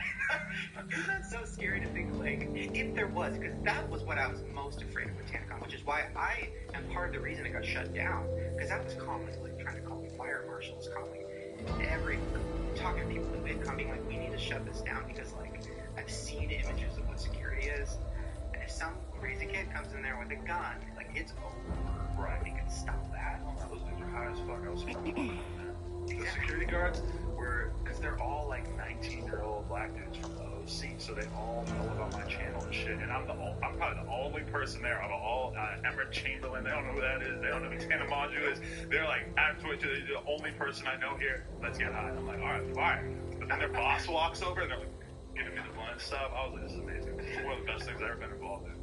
But I mean, there were so many moments throughout that thing where I didn't know how historic what I was taking part in was, which is interesting because yesterday with FusiCon, I kind of knew, like, as it was going on, I was very much aware of, like, oh, TanaCon was this big crazy thing, and this is kind of just like that. Yeah, like, okay, you survived the Titanic, right? And then you walked right in to no, but when another really bad situation. When you're talking about the sociopath thing, though, it's like, that was how it went in my mind. And my girlfriend was kind of pissed when we were going and stuff. And I'm like, listen, it doesn't matter if it sucks. It's going to be entertaining. Like, it could suck, but it's still good for us. The only person I feel bad for is Fusi, because for Fusi, if it sucks, then, he's kind of screwed. He put his whole... You're not a sociopath. Right, yeah. I was still concerned about it, but at the same time, I'm like, he chose to do it. So all I can do is go and try to make a vlog or something. Now, what I found out about it like 2 days ago or something. I didn't understand what was happening. I thought it was a joke because he tweeted me and it popped up in like the verified tab and he was like, come to TanaCon 2. And I'm like, all right, this is clearly a joke. Like, no. But then it was real, and then Keemstar, I saw him at a thing and he was like, are you coming? Or like, what are you doing? I'm like, is this happening? And then Drake, is Drake involved? Why is he the poster of it? Or what was... Okay, this is how I understand it. Is that, so when Fusi came on my podcast, he was making all these bold claims, and there was a ton of, like, he told me off camera, he was like, I was just talking to 6ix9ine, he's going to try to make it. DJ Academics is going to come. I knew that DJ Academics was not going to come, like, a day later, but, you know, he was still, like, holding on to that idea. He's like, you know, I think J. Cole might come, I think Fustar, I think Drake might come, blah, blah, blah. The whole time I'm thinking, you know, like, some of these guys get, like, hundreds of thousands of dollars to perform live. Like, why would they go to the Greek Theater to perform for you for free? Like, when you look at what Fusi did, and then you look at how a normal show works, it's like normally you book it months in advance, you sell all these tickets for a good amount of money, you take that money, you pay the artist to perform, you sell merch, blah, blah, blah. Like, it was, his whole plan was, let's take all of these things that exist for good reason, like, you know, planning a show for months, paying the artist well. Let's throw that all out the window and see if I can fill this venue based off of nothing besides, you know, what he would say was like the message of peace and love, but I think like a more accurate reading might be his own ego. Yeah. I don't know. I don't know much about him other than the video where he painted his hair, which I was watching for research because, I mean, this is going to go. Well, that was brilliant. I mean, those are some of my favorite videos he made about the whole fake hair tattoo saga. Oh. That was great. Wait, are you saying paint his hair on? Because I think that he did do like a thing where you got his hair sort of airbrushed, but then there was an entirely different scenario where he was basically at some kind of doctor or whatever, and she said, you know, we do hair tattoos, which is, it's not that out of the ordinary. They take a really small needle and they just basically ding, ding, ding, and like create a hairline for you and do all the little things that kind of look like follicles. And I guess it's just not totally out of the norm, but what he said is that the woman who offered him this service used like a regular tattoo needle. It was way too dark. It looked like a full head tattoo. So I think that then he went and got the whole thing lasered multiple times so that it would lighten up like crazy, and then maybe even got it redone on top of the original hair tattoo, which is a little different than just the airbrushing, which is another thing that he did. Yes, it's very, very interesting man. That is, see, that makes me like him.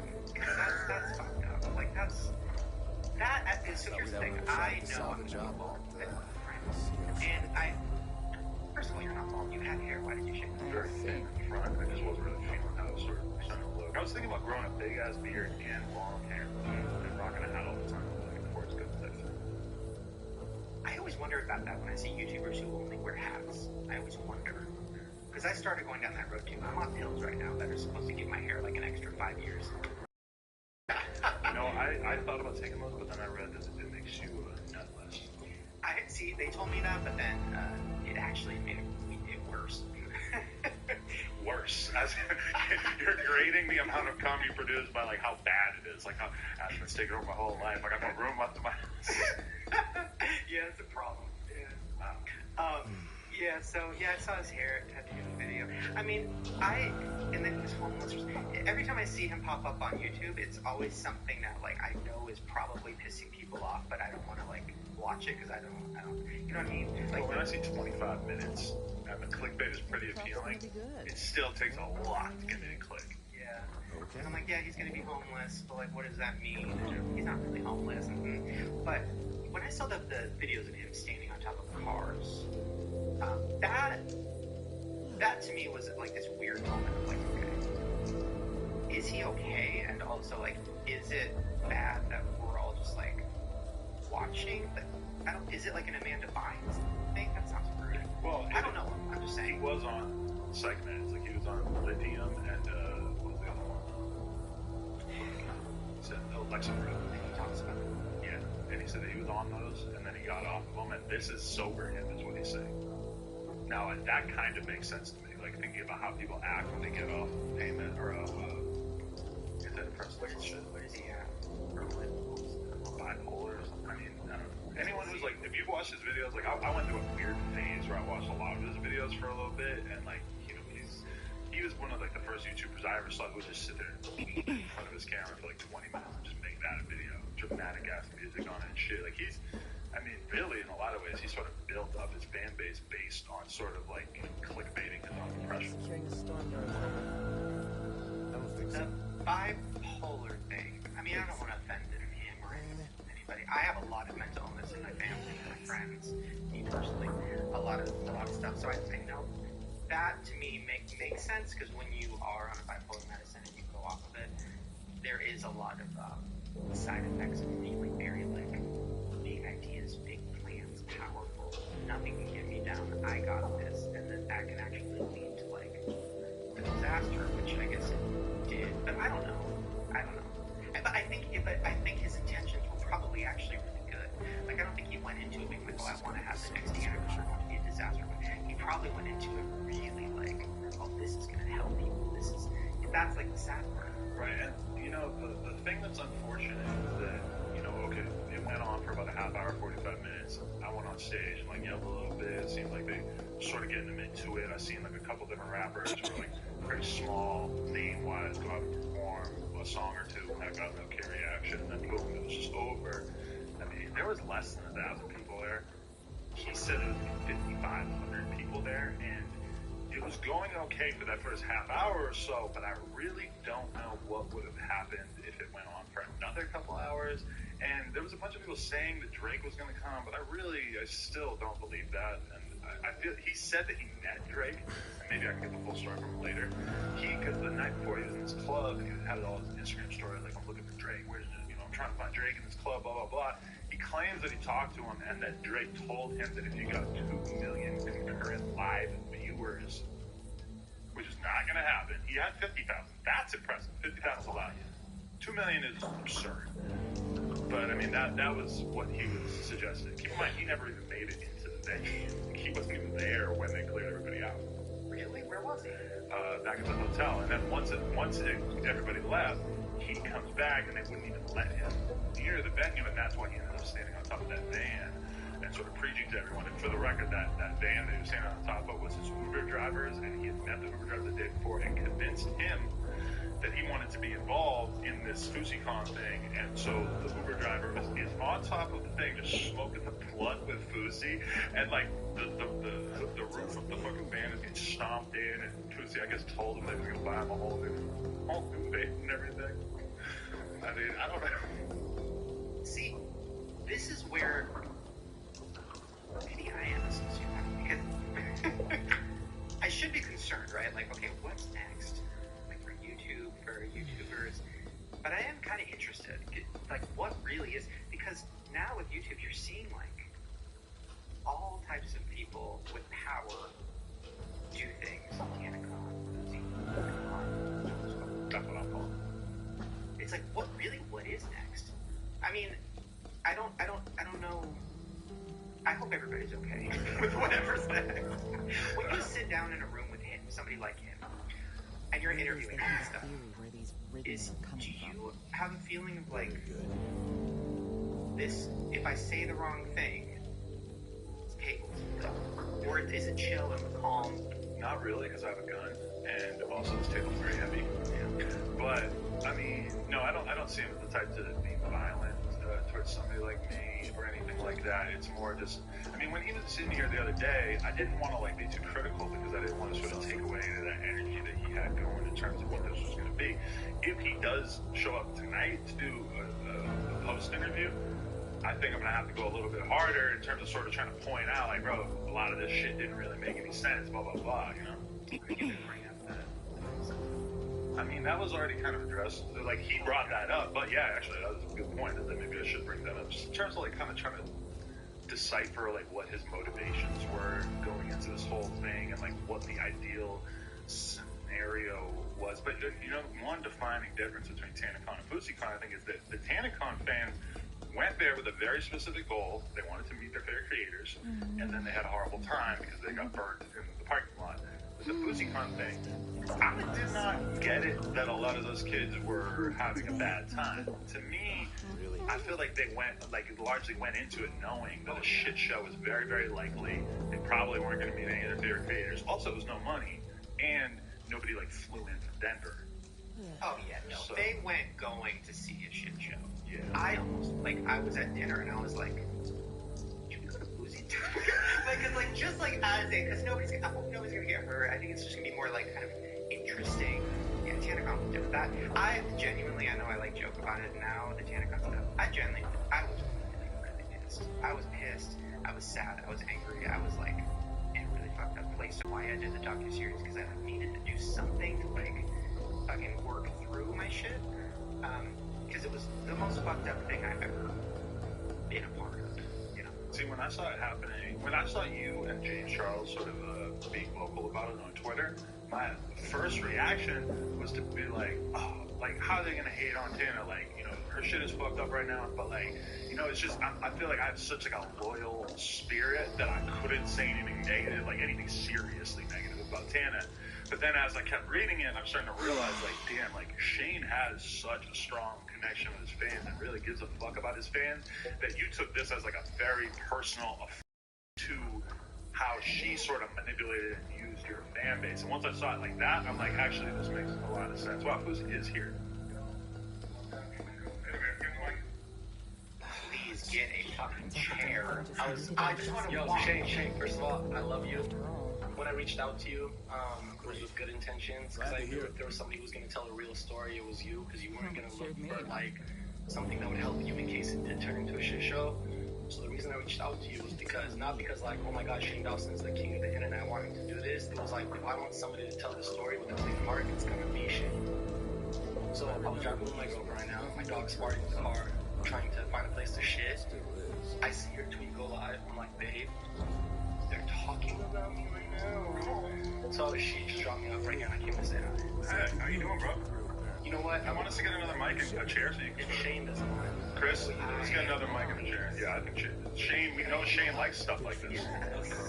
That's Shane. I was going to tweet you right after I left here, be like, hey. Okay. Thanks for doing I spent so long. I'm very into this. Feeling like Worries me is what's gonna come next. And all the, you know, like the popular creators who support each other really didn't like me because I was a persona who I wasn't. Not likely. I was abusive, right? So as a person who goes through what I go through, I always try to find a way to show people my true self. I woke up this morning, since everyone's gonna wanna know how did you feel. I wake up, and you know everyone's like, he's gonna crash. At me, and I just start bursting into tears. She's like, baby, I love you. Don't worry. It happened as it was supposed to happen. Everyone loves you. Just give it time. Your story will be out there. The bomb threat was out of your control. The event was going perfect. Adam22 was on stage shouting it out. FaZe Rug was on stage shouting it out. Keemstar was on stage supporting it, texting me saying, you really pulled this off. Yeah. And I know everyone's confused right now, because things got hot in that argument between me and Keem. Me and him are texting right now. I'm supposed to meet him tonight. That was fire when he came through the crowd and you were like, you! But the first thing I said to him, right now, the video's going around viral where I told him your videos made me want to commit suicide. But what they didn't see is when I looked at him in the beginning and I said, I want to say this dead to your eye. Everyone was calm. I said, I love you. I was like, we hated each other for so many years, but I genuinely love you. And I brought you here today to show the world that instead of it being Boosie versus King, why not Boosie and King? Now, there's one huge discrepancy going on in all this, which is the diss track. It's not a diss track, and I didn't get a chance to explain it on stage. And that's what hurt me so bad. So there was a YouTuber today, who I woke up, I'm off social media today, obviously, because I'm protecting my sanity and energy. And I'm just waiting, for the story to tell itself. There's a YouTuber who's my friend, who tweeted very malicious things towards me. Instead of replying on Twitter or anything, I texted another friend who had his number. I called him in the car right now. I said, as your brother and your friend who I've hung out with you on countless occasions, I would have appreciated if before you went on tweeting about what had happened, you reached out to me, asked how I was doing, because it's a lot of things going on right now, and asked me personally what happened and had me explain to you, because you're formulating your opinion right now based on the unknown. You saw one layer. Everyone's going out saying this is a failure at TanaCon, not knowing that Ticketmaster and Live Nation feel so bad about what happened because they know it was doing so good. They want to help you throw an even bigger and better one now and put money behind it. Okay, so as an outside perspective, so I'm going to do a couple things. Number one, I never hated you, and that's mainly because is I'm so out of the loop that, like I said earlier, I don't know how much you heard. I saw your hair video. It's like, how is it I'm in real life? obsessed with it. It looks good. I must have seen an old one. You want to feel it? It's not real. There's no hair. By the way, like it said. Well, because there was the airbrushed hair. Whoa! Sorry. There was the airbrush. Oh my god, that's so fucking sweet. That's crazy. It's SMP. No, it's oil. It's SMP. It's scalp micropigmentation. And I'm not scared to say it because it was an insecurity of mine for so long. I got something to make it so I don't have to walk around like, you know, it's not to say I have hair. I don't. I lost it. I took medications so many years in my life. I lost it. But this makes me feel good. So I think it does look better than probably what it would look like without it, to be honest, because it just establishes the hairline. Thank you. You know, can I say one thing before you ask me anything you want? When I watched the whole TanaCon thing you did and everything, everybody watched it. It was amazing. Beautiful storytelling because what you did, you had no intent in what you were trying to do. You were trying to tell the story. There was no profit, no gain coming from you. You were friends with these people. You were a part of this event, yet you still said, I just want to tell the damn story.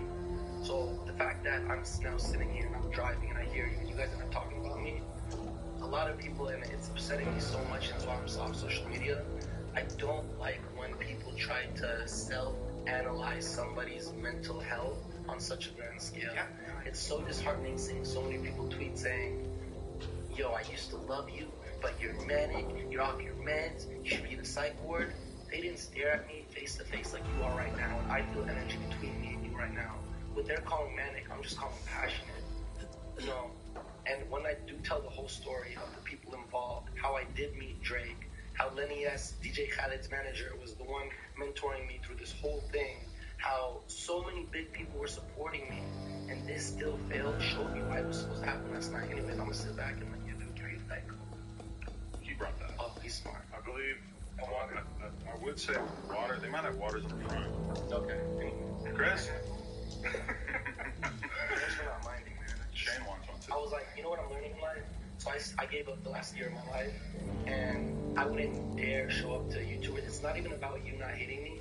My mind and heart convinced me that you did before I even knew if you did or not. And I felt that way with all YouTube. This BoosieTube became such a bad name, but the whole time I'm just trying to figure out. So this morning when I broke down and crying, it was because I told my girlfriend who I love so much, I said, I was so scared to create for so long. I felt like this was the time, and I did it with good intentions, and I was ready to show the world, and it still backfires. And she reminded me, she goes, don't worry. She goes, God is building you up for the next one. Anyways, that gets deep, so. I think, so here's the thing, and this is why I was actually going to reach out to you after I left here. I was hoping I'd run into you. I'm happy that you're in the alley or something. Yeah, something. Because the reason I brought up, you said you talked about it publicly with the mental illness thing, which is why I was apprehensive to bring it up, and then because you had talked about it, I was like, okay. Because for me, it almost felt like, is it wrong to watch this person possibly be going through something, and we're just like watching him on this car? I didn't actually see, so I didn't know anything, right? Like, I didn't know, like, Keemstar told me about BoosieCon 3 days ago. Paid Guys Love Arrives, not BoosieCon. Okay. It's not a TanaCon. Well, I didn't don't know. like the name. I feel like I've been kind of propagating that. I didn't know anything, right? Except for you tweeted me, but you said something like TanaCon 2 or it's something, right? That's all I knew. So when I saw the clips and I saw the screenshots and all of that stuff, and then when I hear from a friend last night, like, oh, I think he's dealing with something, and then you said that, that's when I get into this weird place, because a lot of people in my life suffer from a lot of things, that bipolar being one of them. So I was in this weird place where, like, I don't even know, it's so, I feel so uncomfortable talking about this publicly, but we can have you're a private okay. conversation if you want. Yeah, I'm okay with it being public. For me, I know you say you have a story to tell, right? And I'm curious to hear what that is. For me, it almost seems like the story is YouTube is making it so that we're all dealing with our things publicly on a scale that's like making it worse. So for me, the more I talk about how much I hate myself in my videos, the more I hate myself. The more I talk about how I feel fat, the more I feel fat in real life. The more, I've been on YouTube forever, right? And today I had like a minor mental breakdown. I was cutting my hair with like a disposable razor because I hated my hair, and then I was like, I just had a bad day.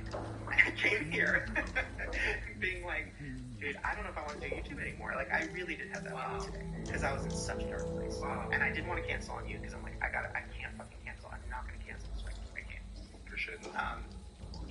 So when I heard about the thing with you, it made me feel for you as somebody who deals with similar things, being like, that's why I don't even know what stance to take. Because if I support you, am I supporting you going through something publicly, and that's not good? But what I do support is like you just being honest about everything. You know what I mean? And so my mom was terrified yesterday because after she's watching the live stream. I tell her, Mom, I have Drake coming, all this stuff. Like, this might be the biggest night of my life. This was going to be the biggest night of my life because of the night before when I did meet Drake, right? When I haven't told that story yet. People are still like, I'm very excited about that story. Making up shit now because they didn't hear the story. But my mom is terrified because I'm talking with such energy because obviously there's a lot going on. She's like, Habibi, slow down. It sounds like you're going crazy.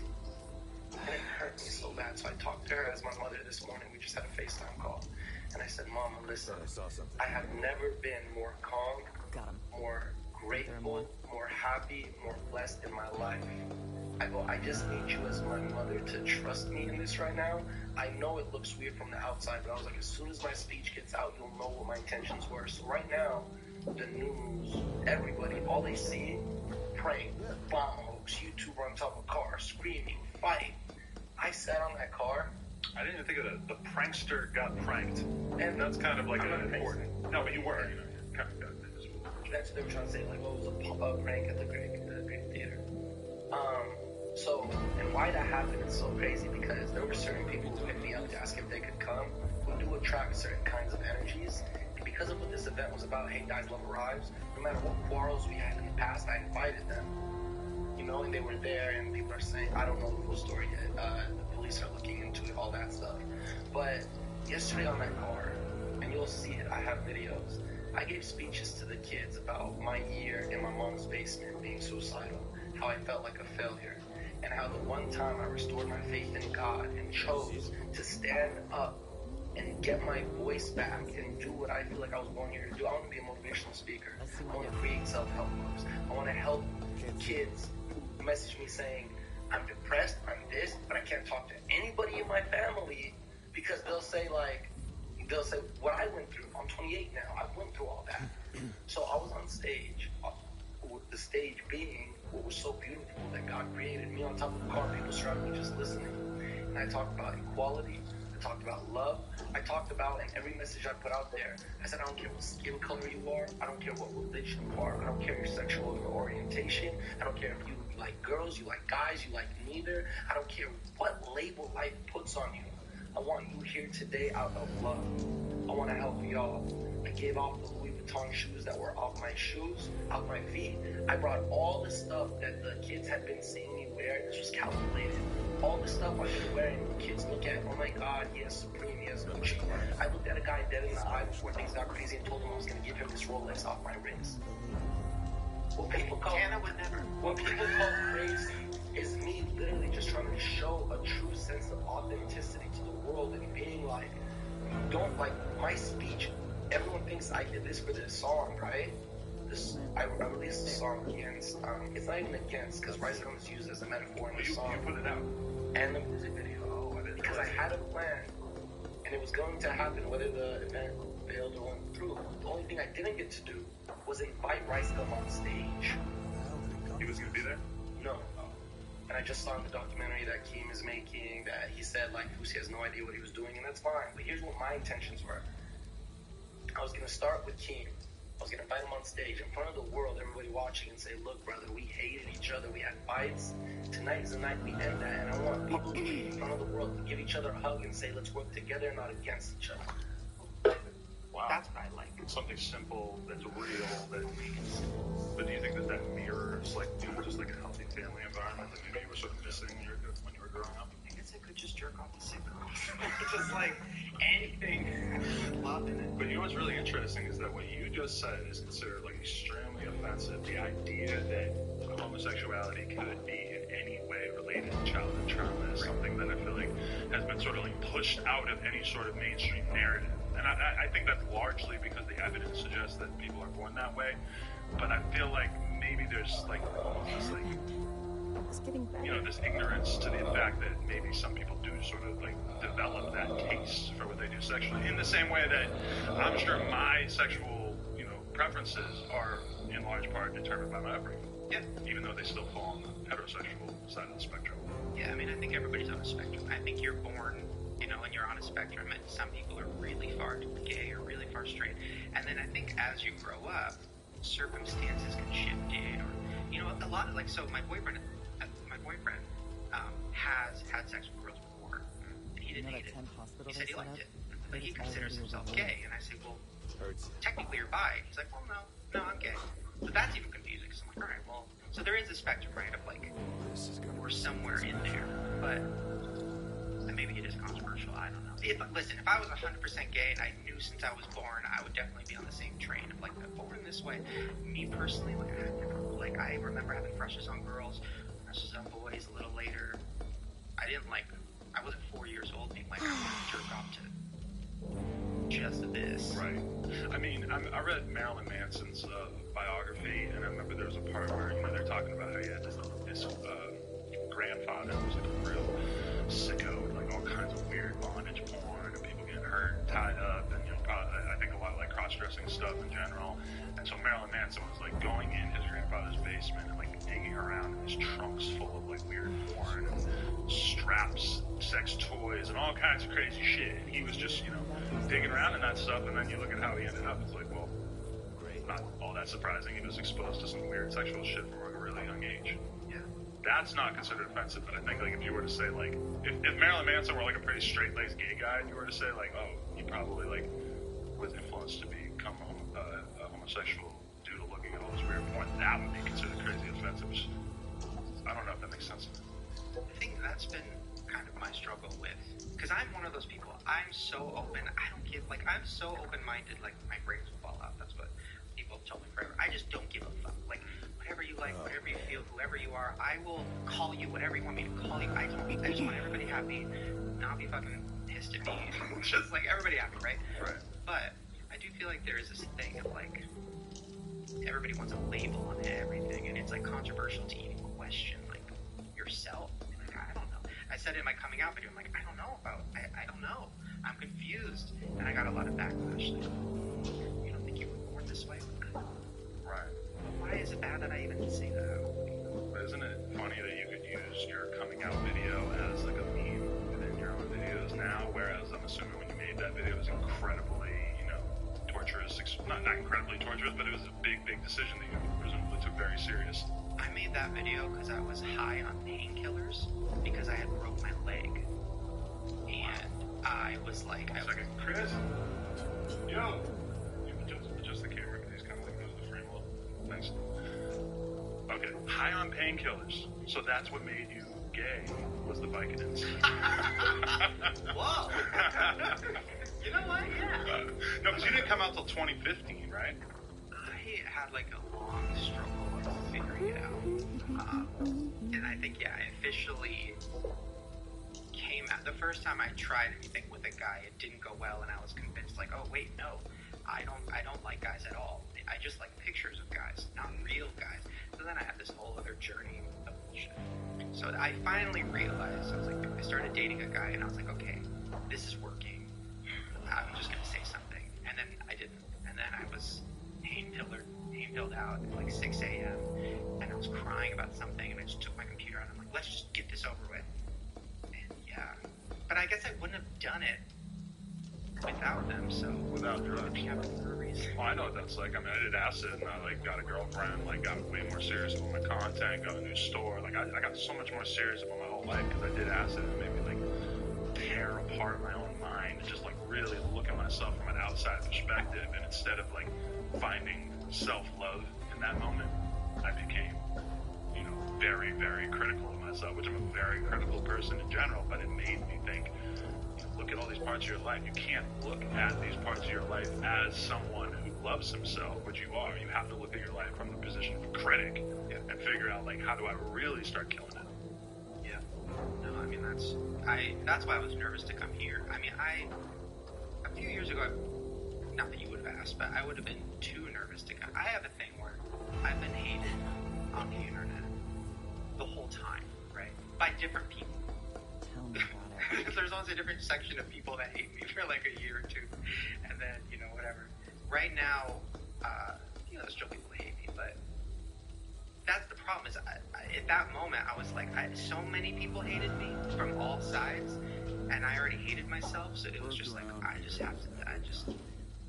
at that moment, I was like, if I put this video out and my career's over, it is what it is. At least people know, like, the truth about me. I don't know. But in 2015, you couldn't have really thought you were going to get that negative of a reaction by just saying you were gay, right?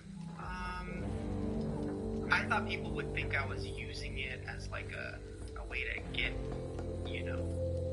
sympathy points or something. Because, like, a bunch of people hated me because I had this movie come out that some people didn't like, and a bunch of people thought I was racist, homophobic, this, that. So I thought, people were going to think I'm just like, no, see, I can say anything because I'm part of the LGBT, which is not the case. Right. I just was like, I don't want to, like, I'm sick of this. If anything, I feel like the extreme left, or like,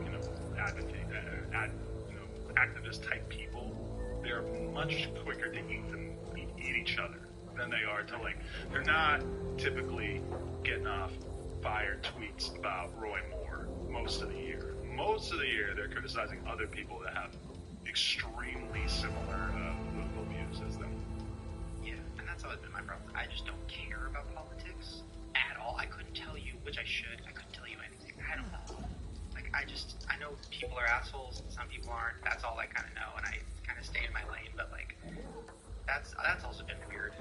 I mean, I don't know how you feel about it. For me, it's so hard to, people expect you, or me as a YouTuber, you have to say something about this thing that happens in politics, and, like, anything I say is, I don't fucking know what I'm talking about. So, right. No, I feel you because, like, I'm interested in politics. I spend time, I'll watch some videos here and there, I'll read an article here and there, but I don't really choose to, like, get into it myself on, in the context of a podcast. If somebody were to ask me about a specific thing, how do you feel about this policy, I'll answer it, but I'm not going to go make a video about Donald Trump. And part of that is because I feel like there's just a lot of people that know a lot more about politics that can do a lot better job of explaining things. I do feel like, everybody has, some sort of, like, burden upon themselves if they do feel strongly about something. Like, throughout the election, I was telling my fans, like, do not vote for Donald Trump, vote for Hillary Clinton. This is going to be bad. I think today's event with Putin and Donald Trump is kind of proven that to be at least partially right, not to mention his whole entire presidency. But, I just don't feel like I'm the best person to be getting that message out. I'm not the most educated on it, and I realize that my fans don't give a fuck. And I'm sure you probably realize the same thing, too, is that, like, the more political you get, I'm thinking that you're, like, young, fun, loving fans are probably just going to be like, Shane, we want to see some fucking fun stuff, man. Yeah, I mean, and that's good because I feel like when I came out, everybody expected me to be an activist. You're the best. I just wanted to, like, if I got caught sucking a dick in public, it's not, a problem. Right. Yeah. But I don't know. And maybe as I get older. But right now, just, like, I just want people to be, like, be whatever you want to be. Who cares? And then, yeah, the political stuff, like, I did a video with Kathy Griffin, and then I thought I'd get a bunch of backlash from that because she's like, fuck Trump. But I don't really cared. I don't think your audience is, I don't think, the types who are going to really be, like, worried about something like that. You did a video with Trump, then, okay, so I think that would be an issue for a lot of them. Did you ever do an interview with him? Oh, hell yeah, that'd be amazing. Do you think he's a sociopath? I've been reading up on sociopaths because I want to do a video with somebody. So I wanted to read up on what a sociopath was because that word gets thrown around a lot. It's crazy. Like, it's so many people I think I know. Yes. Like, the categories of all these categories that you can rank high or low on, and, like, I forget, there's a book I read about this that was really fantastic. I can find the link for you later, but yeah, like, somebody like Steve Jobs got involved in illegal wage fixing operations with Google while he was at the height of his fucking career, like where they basically had this agreement that they wouldn't offer tech employees millions of dollars because they would just drive up the prices of salaries like crazy. So they sort of had this little agreement. We're not going to totally go off the rails and like have these employees getting paid millions of dollars. If you are essentially like a billionaire or you have hundreds of millions of dollars and you do something that you know is illegal because you care so much about making your business fucking kill it on the stock market, then you're probably a sociopath. And I get it because I'm probably the kind of person that would do the same thing. Yeah. I have that like internal dialogue sometimes where I'm like, maybe I should start, shipping pounds of weed back to the East Coast again. Like that was all right. I could use some extra money. Why not? But you also sociopath. Listen, it makes no sense. If I got caught doing that, it would be like, whoa, this idiot. That aversion to like that desire to take insane risks.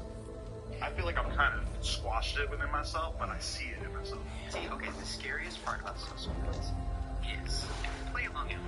Think about YouTubers or rappers or people that you watch on TV, and think if this applies to them.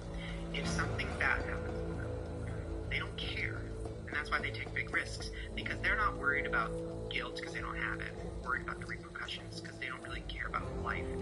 They are just interested to see what happens.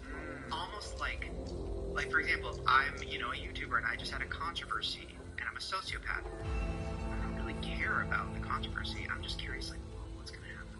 How many people are going to make videos about this? Right. Like, is the press going to pick this up, or how's this going to pan out? This is interesting. Right. So Tana, like, say this is the thing. Tana might not be enough of a sociopath to, shoot up a school to see just what happens.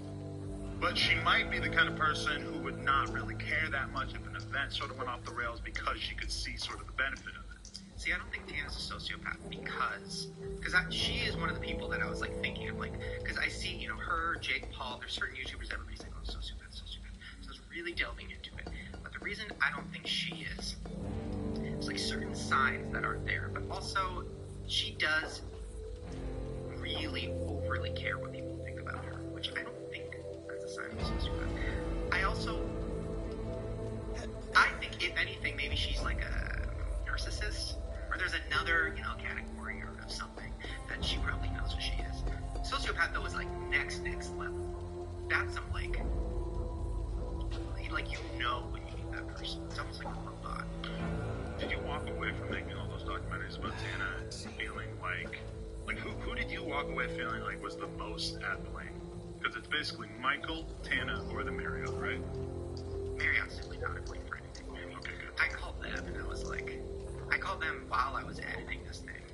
And first of all, everybody was mad at me. They were like, you didn't fucking ask this or do this. And I'm like, you guys don't have, I literally, the only reason I even did it was because I met these two girls, and they were talking to me about their experience, and I was all fucked up over it anyway, so I'm like, let me film this and show it to Tana. Because I was like, so those two girls that you met with at your house, that was before you even had the idea to do all this whole big thing. Oh, okay.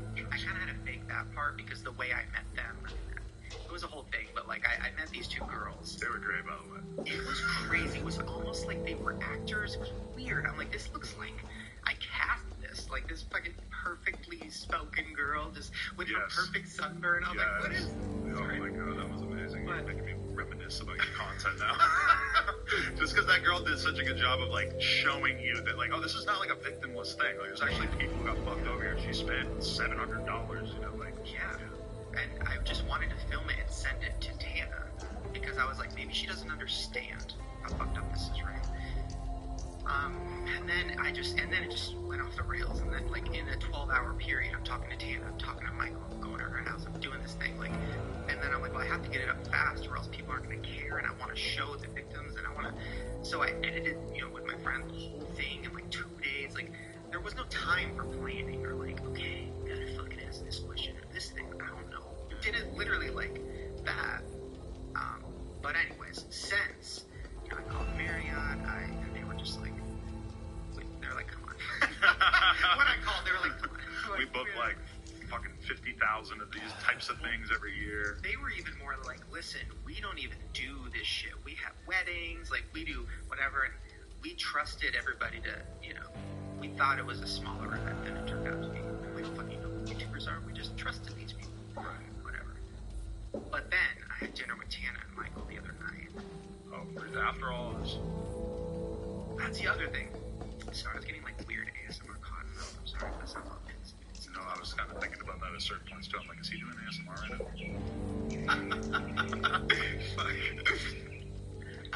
I've been talking to Tana and Michael every day. Everybody's like, Shane, oh, you just put up a thing, you just wanted money and views. I'm like, first of all, I don't make money on YouTube. I'm like blacklisted. My ads are fucking awful, so it's never about them. Secondly, I've been talking to these motherfuckers every day, 24/7, voice memos, text, and video chats, and all this stuff, trying to get everything figured out for the last 2 weeks, 3 weeks, I don't know. I think it's almost figured out. I helped get the refunds. Everybody has refunds now. But I went to dinner with them, and it was, I didn't film it, but it was next level. Like, Tana was screaming at him, and we were in this restaurant, and like, the waitress came over right as Tana was just like, fuck you fucking liar! And he's just like, ah.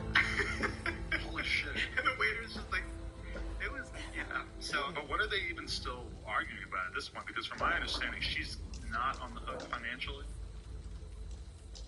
I think she had more to lose. On a PR level, for sure, yeah. He had more to lose. I mean, he already lost everything financially. She, like, won't admit that. That's the thing. That's where I'm struggling. She thinks this is all some master plan, and, oh, he's hiding money, he's doing this. I'm like, he's a 20-year-old with a scarf. Like, he comes on a Segway that's rented. You know what I mean? Like, can you cut him a break? That's one great thing about your series of videos is that when I rolled up and I see the crowds of people and I see him on the Segway, I was thinking in my head, I'm like, oh, okay, so I'm the only person here who thinks this is funny, that he's on the Segway. And then, like, luckily, later on, I found out that you and a lot of other people thought this was as funny. But there's like 5,000 14-year-old girls near me, and none of them seem to think it was funny that he was on the Segway.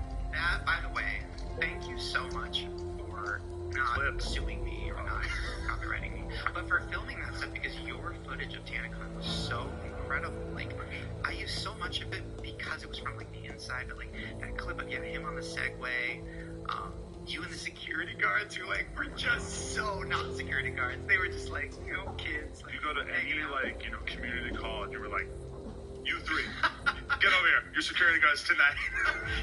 It's so scary to think, like, if there was, because that was what I was most afraid of with TanaCon, which is why I am part of the reason it got shut down, because I was calling, like, trying to call fire marshals, talking to people at VidCon, being like, we need to shut this down, because, like, I've seen images of what security is, and if some crazy kid comes in there with a gun, like, it's over. Right. They can stop that. Hell no, those dudes were high as fuck. I was smoking blunts with them, man. The security guards were, because they're all like 19-year-old black dudes from the OC, so they all know about my channel and shit. And I'm probably the only person there out of all.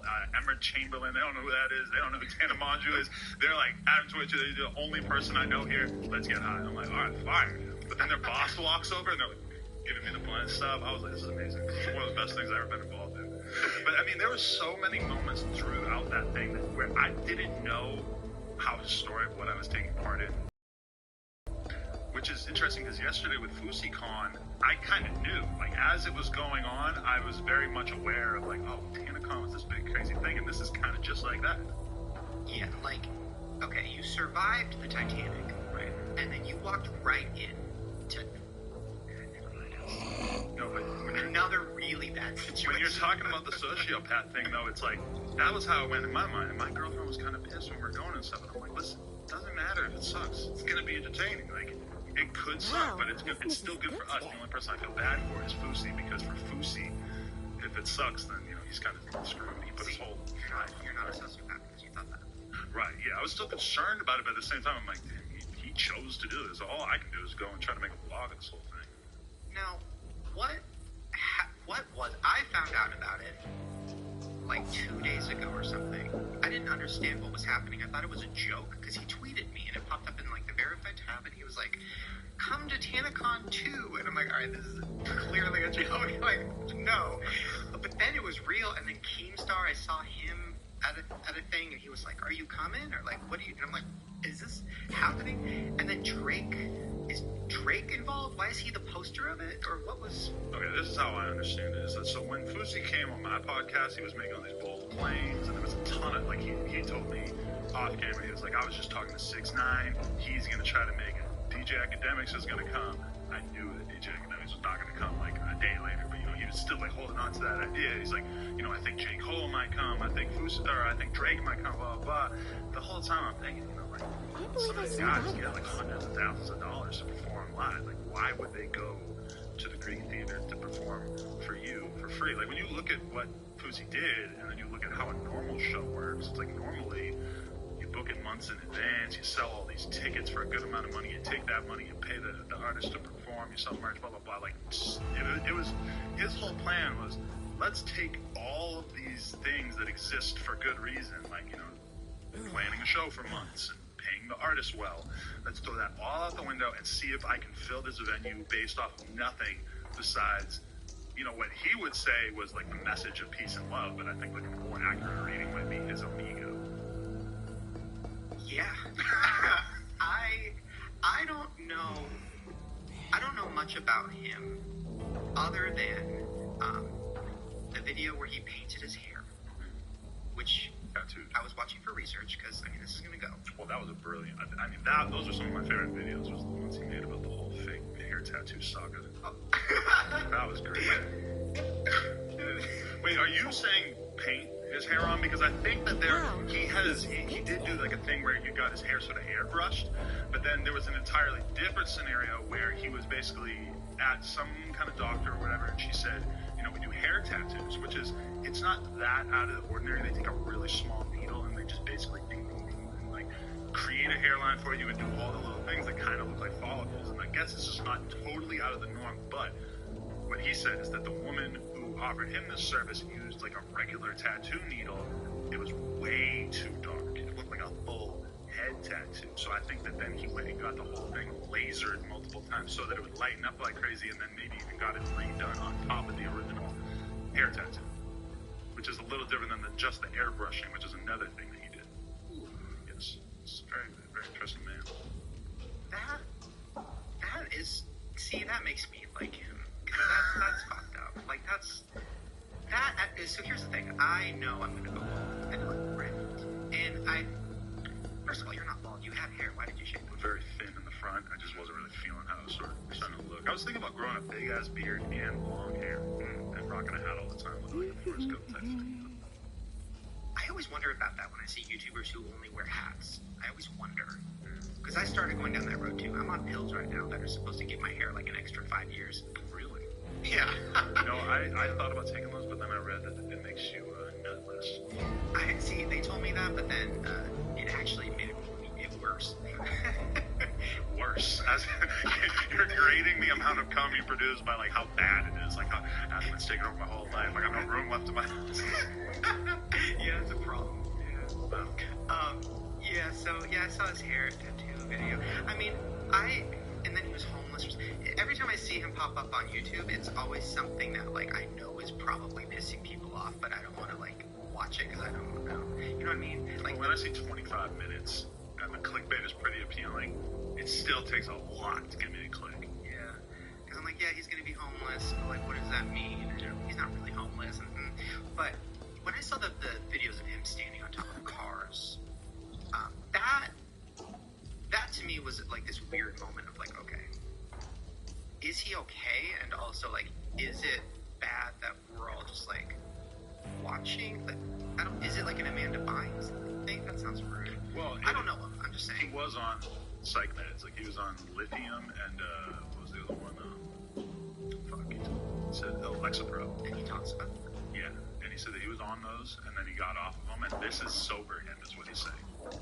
Now, that kind of makes sense to me, like thinking about how people act when they get off payment or off antidepressants. What does he have?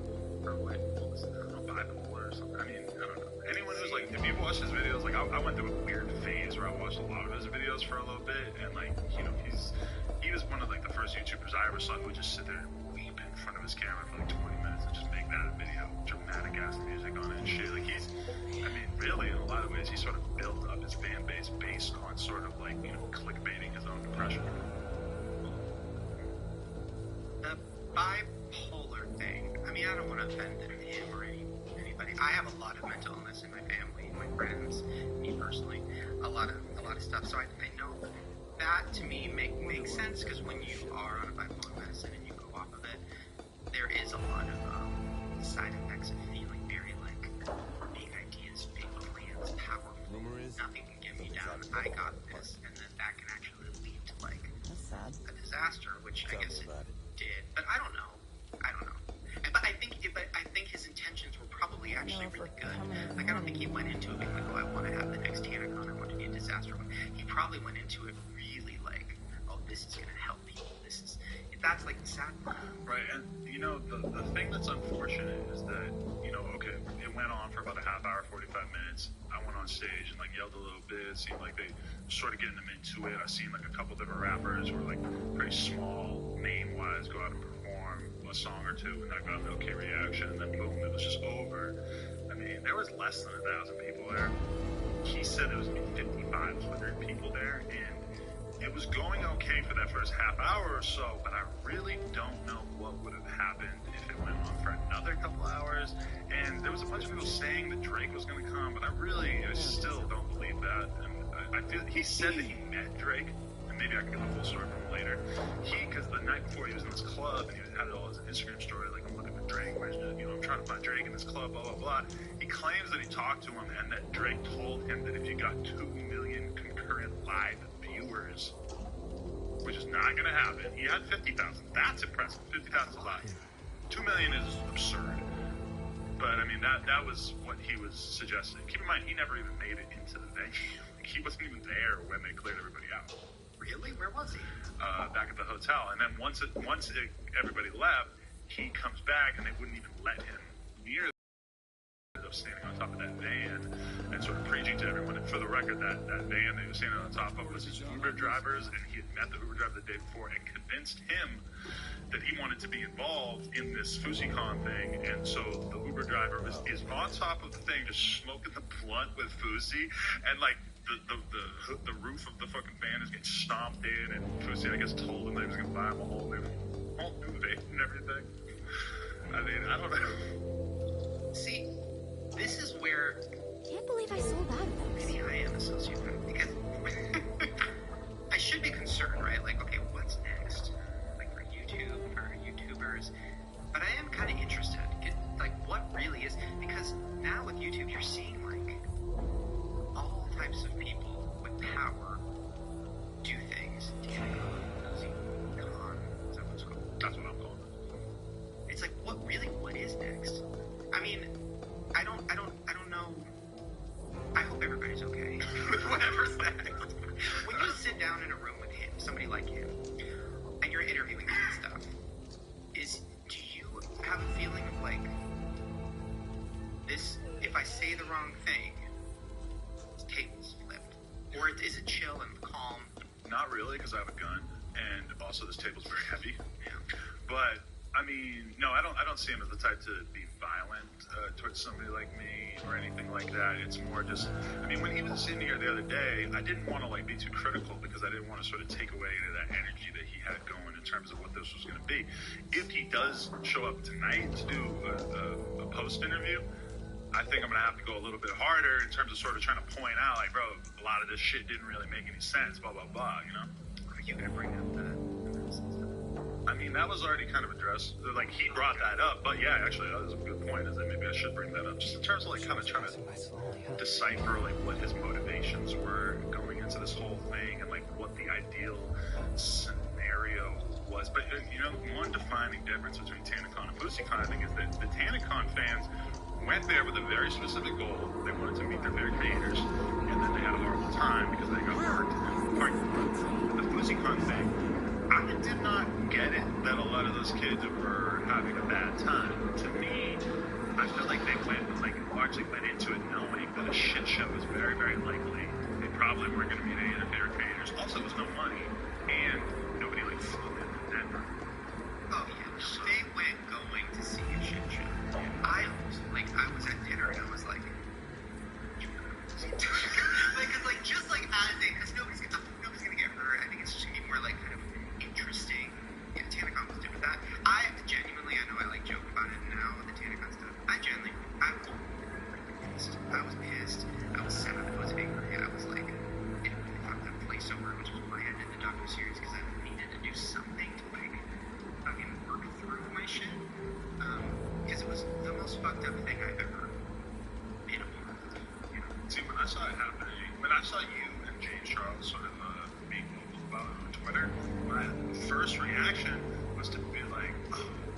laying the hate on Tana, like, you know, her shit is fucked up right now, but like, you know, it's just, I feel like I have such like a spirit that I couldn't say anything negative, like anything seriously negative about Tana. And then as I kept reading it, I'm starting to realize, like, damn, like Shane has such a strong connection with his fans and really gives a fuck about his fans, that you took this as like a very personal affront to how she sort of manipulated and used your fan base. And once I saw it like that, I'm like, actually, this makes a lot of sense. Wow, Fusi is here. Please get a fucking chair. I just want to. Yo, Shane, first of all, I love you. When I reached out to you, it was with good intentions, because I knew if there was somebody who was going to tell a real story, it was you, because you weren't going to look for, like, something that would help you in case it did turn into a shit show. So the reason I reached out to you was because, not because, like, oh my god, Shane Dawson is the king of the internet, I want him to do this. It was like, if I want somebody to tell the story with a clean heart, it's going to be Shane. So I was driving with my girlfriend right now, my dog's farting in the car, trying to find a place to shit. I see your tweet go live, it's like, babe, they're talking about me right now. So she just dropped me off right here and I came to say hi. Hey, how you doing, bro? You know what? I want us to get another mic and a chair so you can. Shane doesn't mind. Chris, let's get another mic and a chair. Yeah, I think Shane. We know Shane likes stuff like this. Okay. That's Shane. I was gonna tweet you right after I left here and be like, hey. I spent so long. I'm very into this. Feeling like people like you and all the, you know, like the popular creators who support each other really didn't like me because I was a persona who I wasn't. I was forcing to. I was abusive, right? Right. So as a person who goes through grief, I'm always trying to find a way to show people my true self. I woke up this morning, since everyone's gonna want to know how did you feel. I wake up, and you know everyone's like, he's gonna crash. My girlfriend's staring at me, and I just start bursting into tears. She's like, baby, I love you. Don't worry. It happened as it was supposed to happen. Everyone loves you. Just give it time. Your story will be out there. The bomb threat was out of your control. The event was going perfect. Adam 22 was on stage shouting it out. Baze Rug was on stage shouting it out. Keemstar was on stage supporting it, texting me saying, you really pulled this off. And I know everyone's confused right now because things got hot in that argument between me and Keem, but me and him are texting right now. I'm supposed to meet him tonight.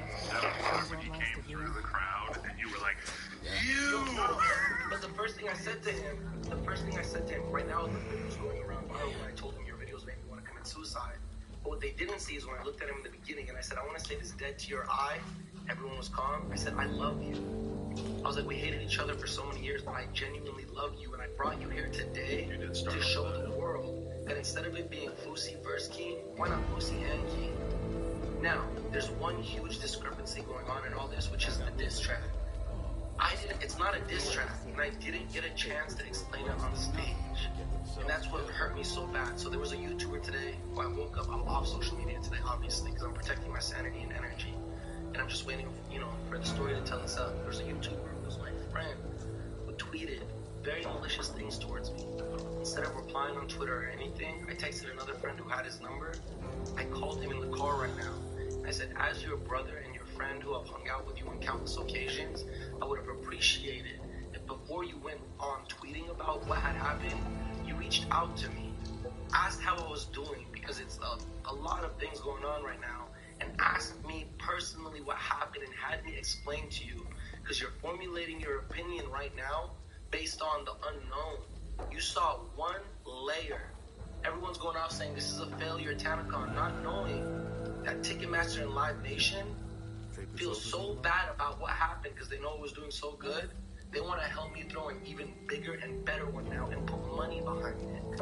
What? Okay, so as an outside perspective, so I'm gonna a couple things. Number one, I never hated you, and that's mainly because I'm so out of the loop that, like I said earlier, I don't know how much you heard. I saw your hair video. Yeah. Because how is it? I'm obsessed with it. It looks good. I must have seen an old one. You want to feel it? It's not real. There's no hair. Well, because there was the airbrushed hair. Whoa! Sorry. There was the airbrush. Oh my god, that's so fucking slow. That's crazy. It's SMP. No, it's oil because I have it's SMP. It's scalp micropigmentation, and I'm not scared to say it because it was an insecurity of mine for so long. I got something to make it so I don't have to walk around like, you know, it's not just say I have hair. I don't. I lost it. I took medications so many years of my life. I lost it. But this makes me feel good. So I think it does look better than probably what it would look like without it, to be honest, because it just establishes the hairline. Thank you. You know, can I say one thing before you ask me anything you want? When I watched the whole TanaCon thing you did and everything, everybody watched it. It was amazing. Beautiful storytelling. Because what you did, you had no intent in what you were trying to do. You were trying to tell the story. There was no profit, no gain coming from you. You were friends with these people. You were a part of this event, yet you still said, I just want to tell the damn story. So the fact that I'm now sitting here and I'm driving and I hear you and you guys end up talking about me, a lot of people, and it's upsetting me so much, and that's why I'm off social media.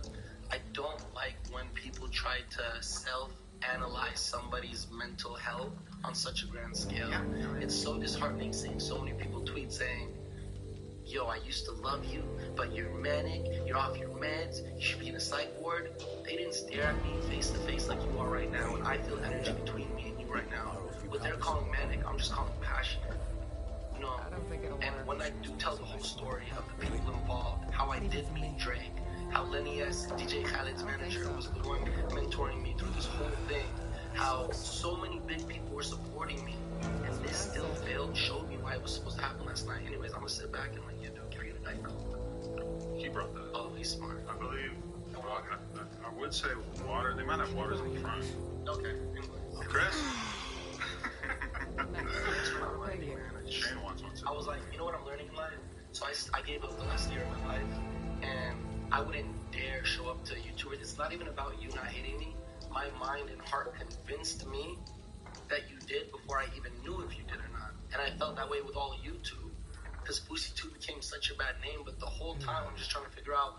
So this morning when I broke down and crying, it was because I told my girlfriend who I love so much, I said, I was so scared to create for so long.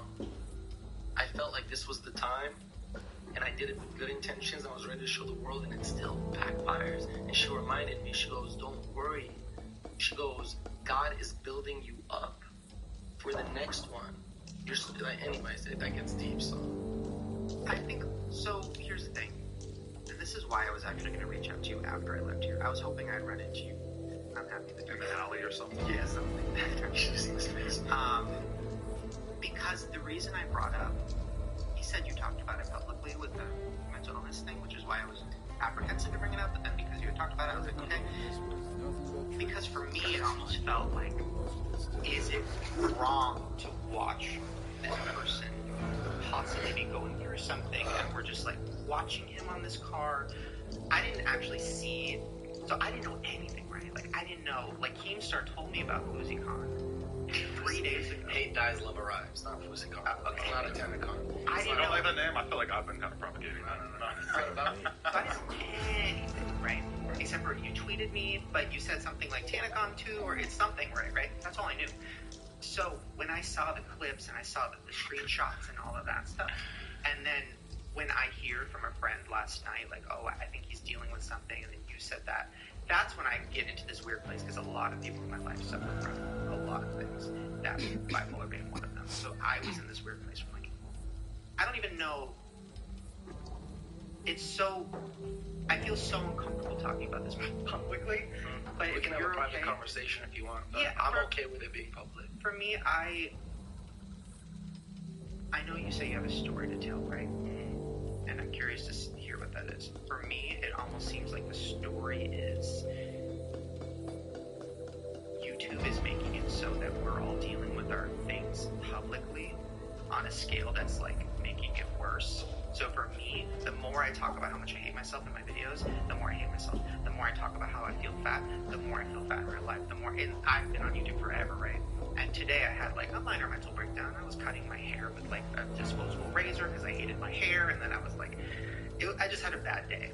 And I came here being like, dude, I don't know if I want to do YouTube anymore. Like, I really did have that thought today because I was in such a dark place. And I didn't want to cancel on you because I'm like, I can't fucking cancel. I'm not going to cancel, so I can't. Appreciate that. Of course.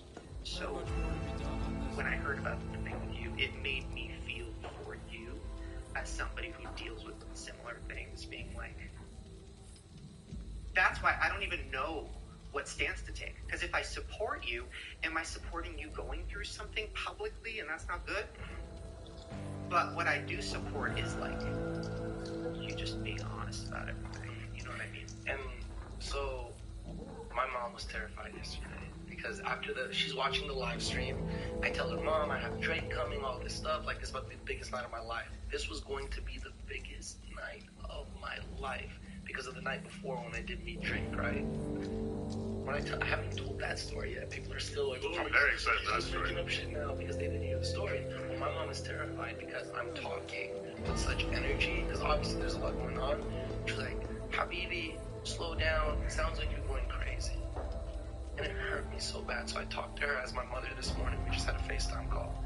And I said, Mama, listen, I have never been more calm, more grateful, more happy, more blessed in my life. I go, I just need you as my mother to trust me in this right now.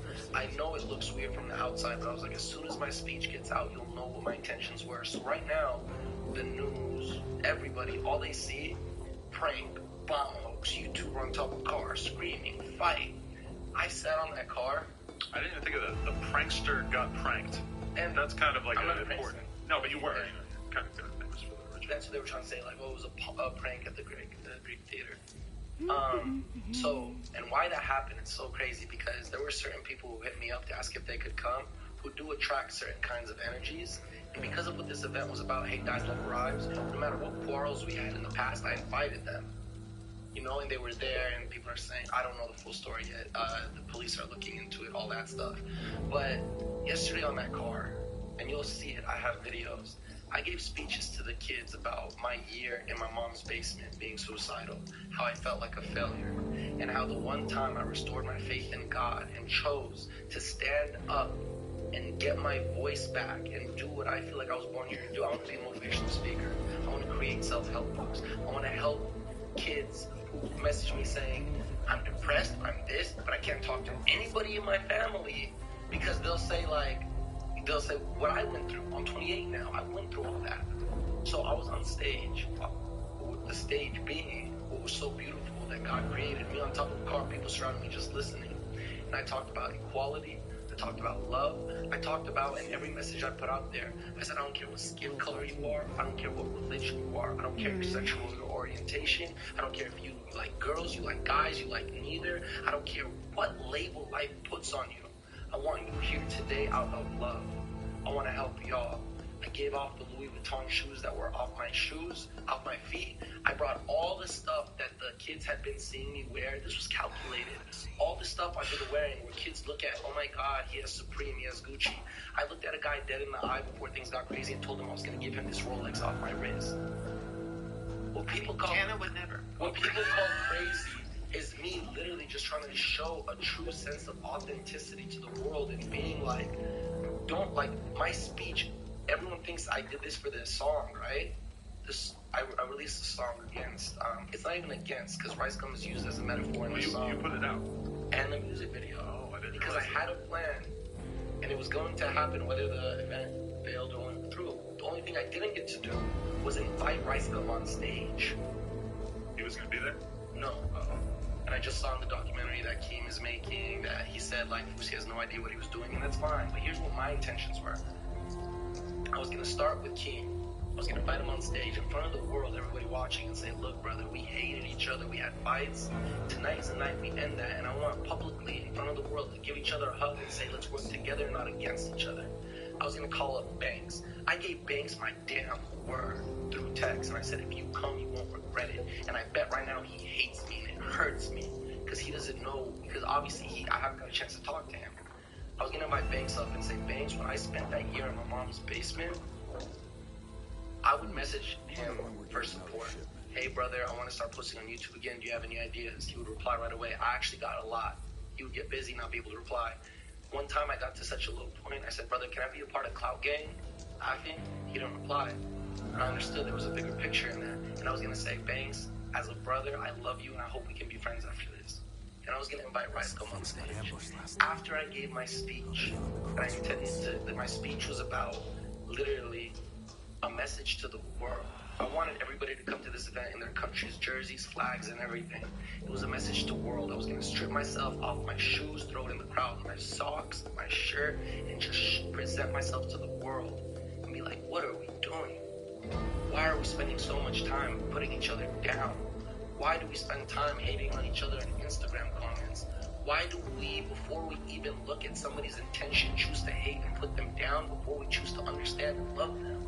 I had a purpose yesterday, and I was going to end the night by pulling up Rice Gum. He wasn't going to be there, I'm guessing, but I was going to say Rice Gum. Brian, my brother, who I did the Rice Gum punch, and that, yeah, I messed up on that when that happened. But I was going to be like, you were the king of diss tracks. You have so much power.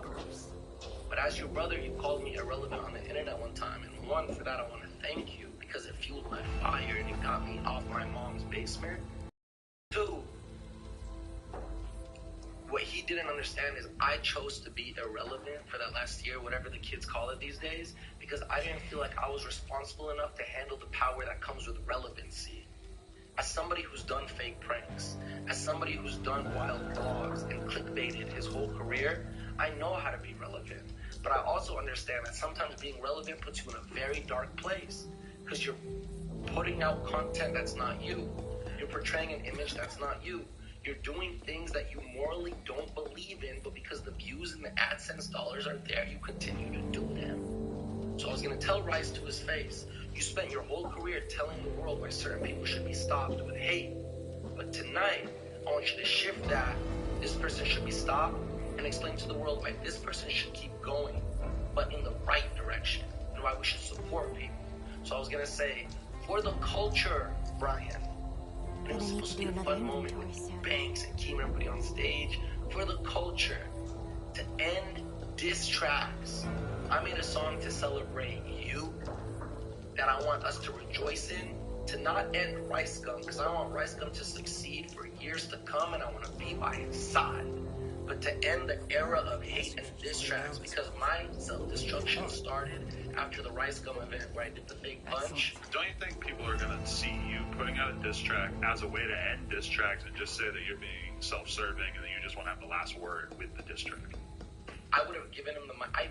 I trust me, I spent the whole week thinking about things like this. I was going to give him the mic and say, whatever you want to say about me, whatever you want. But it wasn't a diss track. The song is supposed to be like, like sometimes you release art and you don't want to have to explain it. So if you click that video like my friend did and you hear Rice ain't got no spirit, got no deep layer, one Ghost Rider, you're like, why is he hating? And I asked my friend on the phone, I was like, brother, did you read my description or did you just listen to the song? He didn't even read the description. He told me he did. I don't think he did, because the same stuff he was trying to reach down my throat, I said in the description. I explained why I wasn't trying to put Brian down. I explained the video in the description, but people still are listening to it and not looking deeper into what does this line mean? What does this line mean? J. Cole's KOD album, I hated at first. I was like, why is he rapping about drugs and alcohol? And this whole time he's been against this stuff. Until I listened to it 4, 5, 6 times, and I was like, I get what he's doing.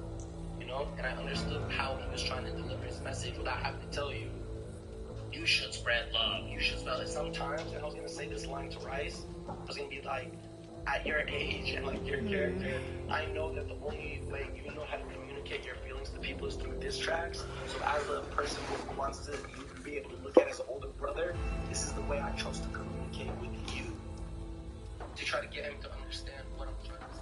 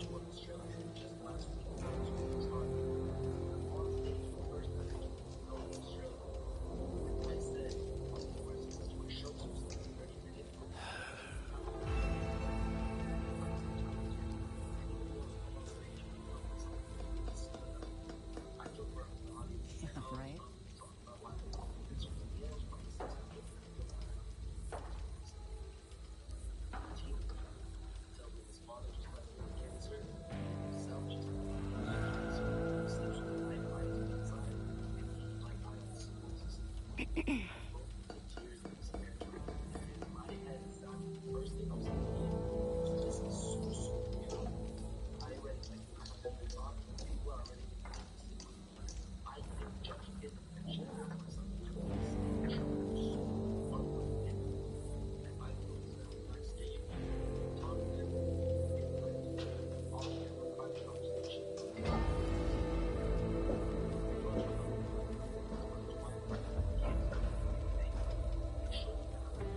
me about it.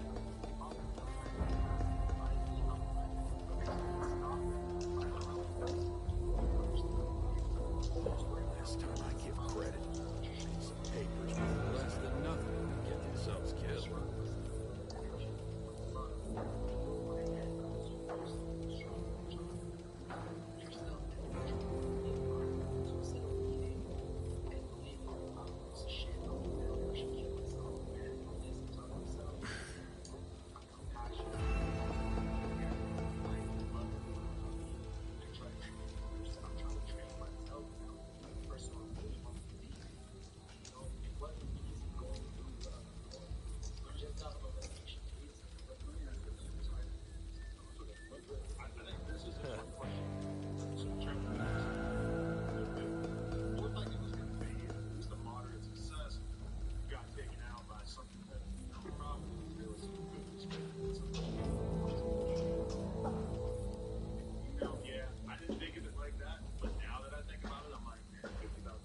Now, I heard they might be affecting the water supply. That's so.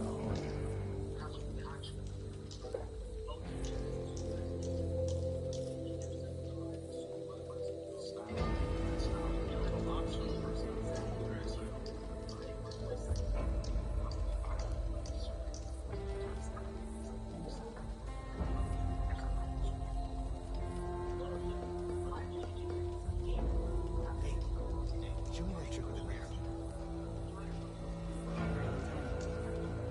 Thanks, Wade.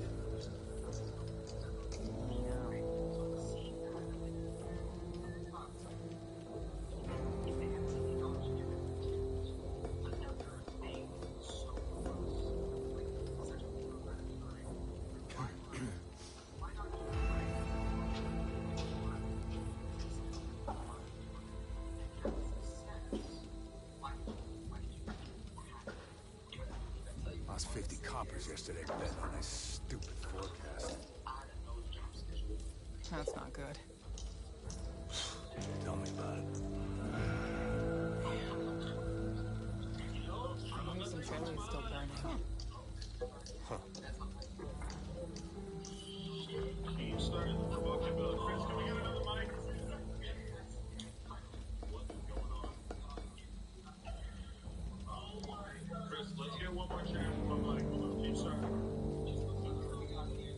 I remember when this was nothing but trees. Mind you, most of it still is. I don't know.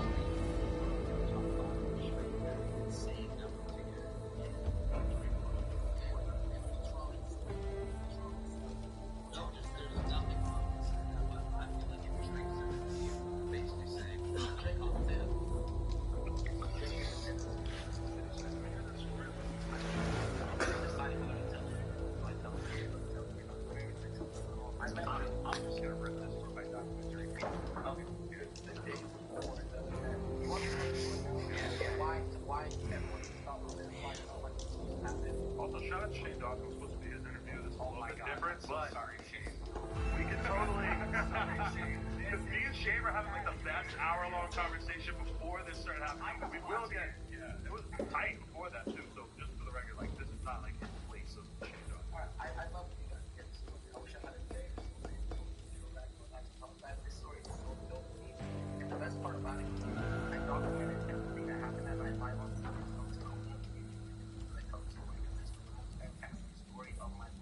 Okay. So, so the round after writing this event, right? I'm in talks with Lenny S, DJ Khaled, who runs the organization, and managers Chase. I have Lenny S mentorship, Tyler Perry's help, OVO John, OVO Ryan's brother, and Drake speaking in this step 2 at OVO after the show. So he's telling me every 5 minutes to see how it's going. Right?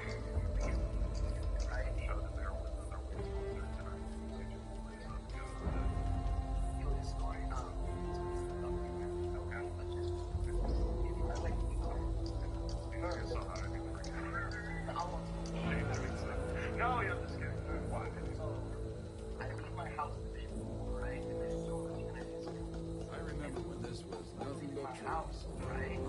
I had moved that I wanted to get there. I know all the talk about John. I know all the talk about this, but it hadn't fully happened yet. I leave my house, take my friends, walking in, TNT there. TNT, I don't know why I posted it on whatever, but TNT did a thing. I gave a message to Drake, LeBron James. I was cool up. Yeah, but even that right there, couldn't someone say, if TMZ was there, how come it didn't get posted? I have the text over there right now. You can ask me yourself. Yeah, he said there's a story.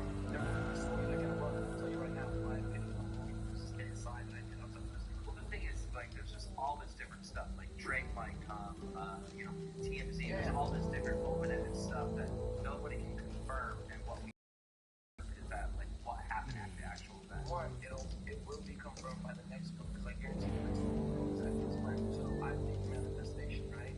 So I say exactly what I want to happen, and that's what gets to happen. So I started like this. Like thinking on sure. If we that one idea, energy manifestation, every single thing, what is happening, not the way I want it. Just look at a chance to talk about the songs that came out. Still a talk about issues like that. So still a talk about drinks. Everything's happening. It just turned shit. This is gonna be something special. I finished TNT. Like one call up over here. I asked my buddy Country 3 times, is this where we're supposed to be? He doesn't check. I paid $1,000 for bottle service just because I knew I was going to be in the same room with Drake. I was going to be like, it was bad. I believe that it is wrong. I believe that. They call crazy as I call it. So, as we're walking in, I look at the caption and says, I look at Country and I go, where are we meant to be? He goes, I go, look where we are. I got so pissed off. I just walked away. And I'm just harnessing my energy because I don't want to lash out at anyone. And then one of my team managers, that's really I'm going to get to it. No, real quick. Is it kind of creepy that you're, like, trying to figure out where Drake is, and they're, like, trying to stalk him? I'll tell you why. They're trying to hunt him down and be like, come to my YouTuber event. I'll tell you why. I'll tell you why. So, before I even posted the video, let's see, I had Alfredo Flores reach out to Quincy, explain why his parents say he wants to do this, okay? I'm not going to post anything to Quincy without the respect knowing that I'm going to make them do the shit if they can. They couldn't, but they still allowed me to put that energy out there. I'm DMs to the keyboard, this and that, I'm getting snooped up. Wait a minute, that doesn't make sense what you said. You got permission to ask them. I called up Alfredo Flores, who's just a neighborhood best friend, and I said, brother, I don't know how to do this industry.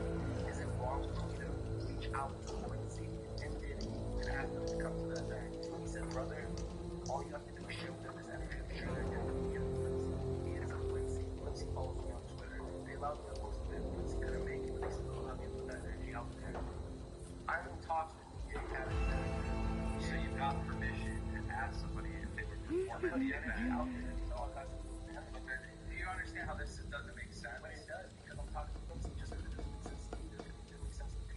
Quincy. It just, okay, let me just throw this out of my opinion. It feels like the event yesterday might have got screwed up either way, but a lot of the things that you didn't do artists for them to appear in advance, you know, like manga, right, but you know, normally they don't, like doing all kinds of promotional stuff they would normally do. They put it on the radio, they would do all kinds of, you know, email blasts to try to get more people to come and stuff. Like if you look at the turnout was pretty low, the fact that the artists weren't confirmed, everything, it kind of just makes me feel like, oh, that's why venues book events the way they normally do. That's I would say that except for you, the thing is, like you talked His appendix almost burst the other day.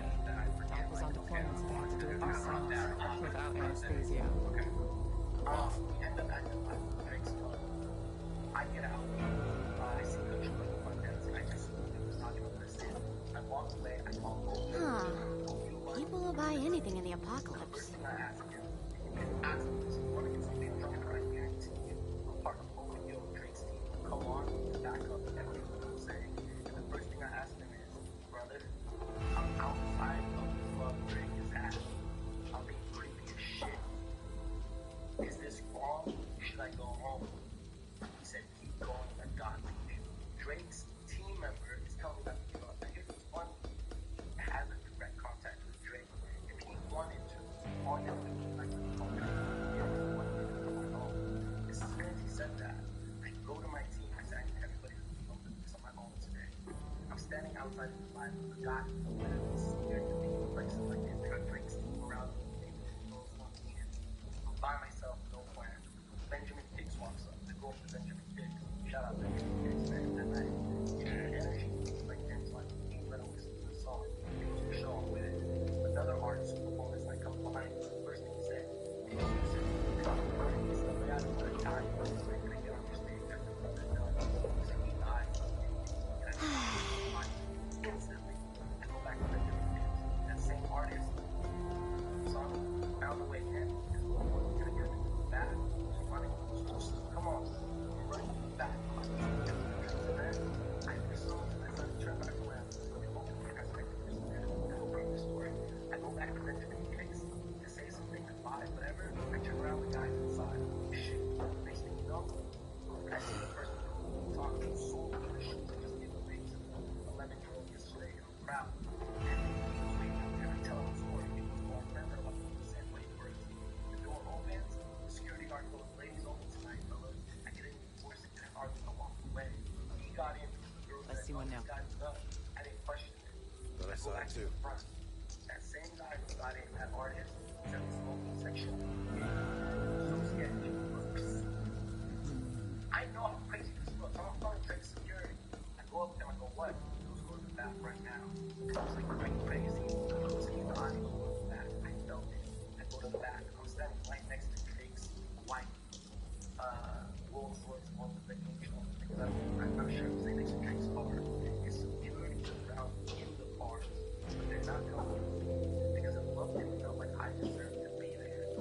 I knew I had a plan the next day. Get on my knees and the message to Drake. Outside of the club tonight, you sound like a crazy person. This is the final of the club. I'm gonna meet you tonight. I cleared out the papers. I'm gonna meet Drake tonight. And put energy up there. I get to be like on the bitch. We walk in, I'm in the audience in LA party of the night. Where's my gear? You go, Kylie Jenner's here, Drake is here, Ludacris is here, everybody's here. Tell me Drake is all who says it. Got a rumor I might be bumped up to a trainer team. That's great. Everybody talks about God here, Mike. Sure, Nobody ever said anything about God. I swear, so I'm getting him. So now I'm inside the club. And here's where the tweet started, where how I met Drake. Oh, this is gonna be something special. And I would not put this story out there because anybody can go to Drake and his team and be like, this is gonna happen. And it didn't happen. Like, this guy should be crazy. I sound crazy right now because I'm the only one around there, you know? I'll show you the text. No. Forget the text. How did you meet Drake? Here it is. Here it is. Here it is. I'm outside. Drake was in. Call me crazy now. Call me crazy tomorrow if I pull this off because I'm crazy. Next week, I pray that Drake fulfills my God's plan. Next week, what the self-love desperation I call looking for success. That's when I finally said I'm meeting Drake tonight. I'm going to see for years to come. Next week, I'm inside the party Drake is in. I'm letting God know the way it's happening. Next week, this is that scary shit that's been causing me to process. Because I tweet that, alright, Sean Mendes is there. I tweet and I post that picture. I said, Sean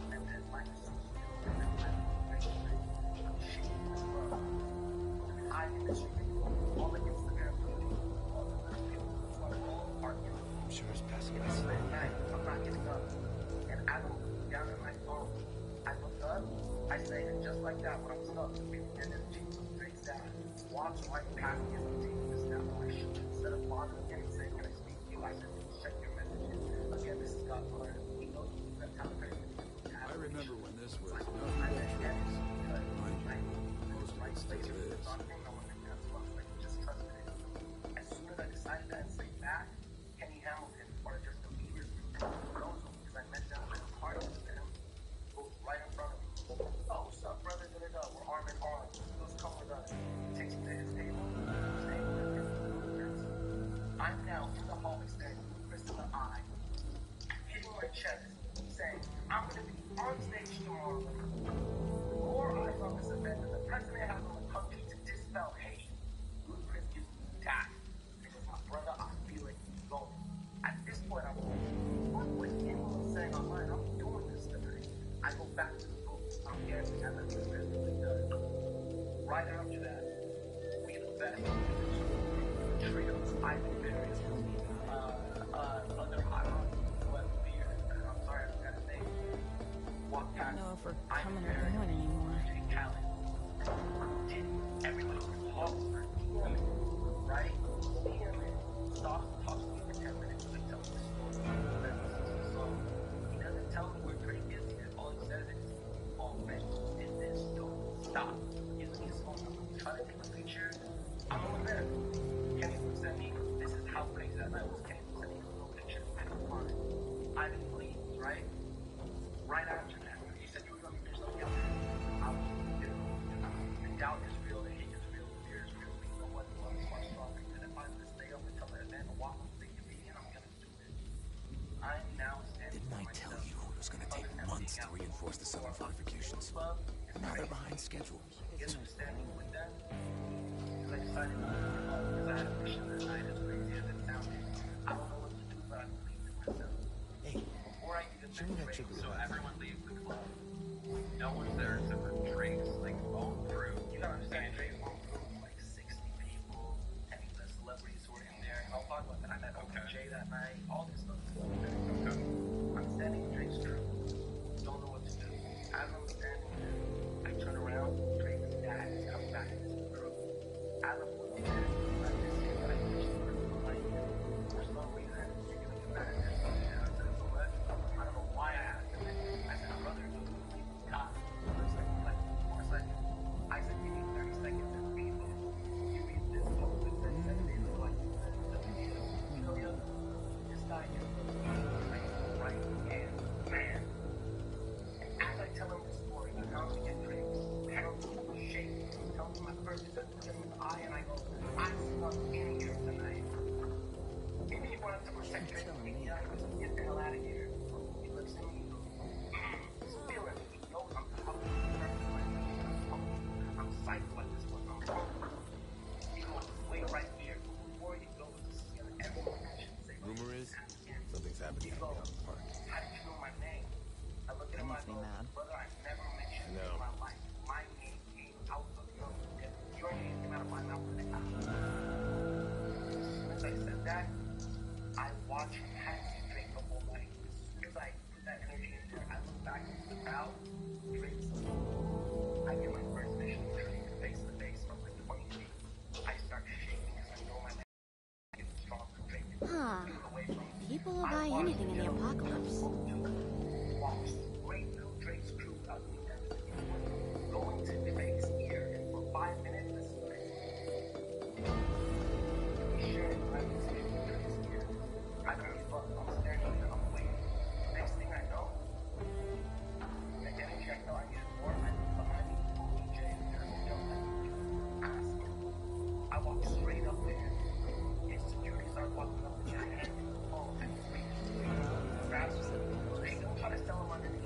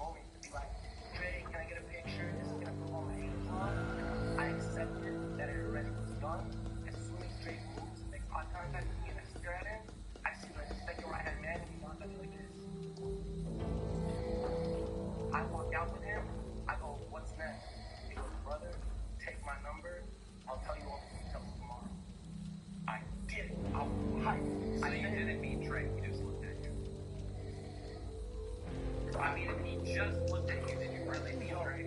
Do something for me in the next 2 hours for yourself that touch those things that happen. I'll tell my entire YouTube channel you can 10 new touchdowns to know. That's not working.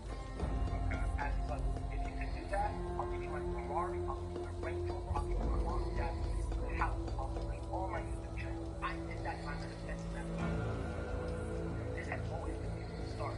So the reason I put on my channel with it, remember I say his name of his father plan. Right? Okay. I tell him that, I show him that he wants to help Drake's dad, he looks at me on the side of his face. I don't tell him anything. I just want to say that next day before I started that Drake promotion, I texted him, the team member who I met. I showed him the July 15th picture with Drake on it. I showed him what was about to go live. So Drake's people approved you putting all this promo for your event in Drake's likeness and Drake's pictures. Drake himself didn't say it face-to-face, but his right hand man with his text message to Drake and they're saying it. I'm sending him the text all that stuff because we didn't each one. I'm sending videos to him throughout the day. I'm charging up that I can just get Drake on half of them, but half of them. He's reading every single one as I send it. Not once is he saying, yo, Drake doesn't want to come, stop. We got any spare rounds? Okay, like we have, I mean, I have connections with towns as well. And, you know, we reached out to like Drake's people and they said that he like, okay, I want you to do that. Drake's team, well, listen, y'all sending all that, right? You're gonna have every tension. Immediately right after I did that, I'm in DM with the game and everything. And obviously, the two trucks is on delay. We got something a lot of going on. But as soon as they know this thing, you know, Genesis is going to say, why do I feel about it? It said, whoever else we had, Jay Park, I don't know who and everybody was going to come. Even though shit was going to roll with us. All these rappers in my team were waiting for that moment. Drake was going to be on the stage. I cannot do that right now. Or get back, no, based on my house. Folks got ambushed last night. Put out on social media that Drake would only be on the stage if you had. Doesn't That sit was well a with fuck me. up of mine. That was where I was trying to get too high. I just kept wanting to do the best for me.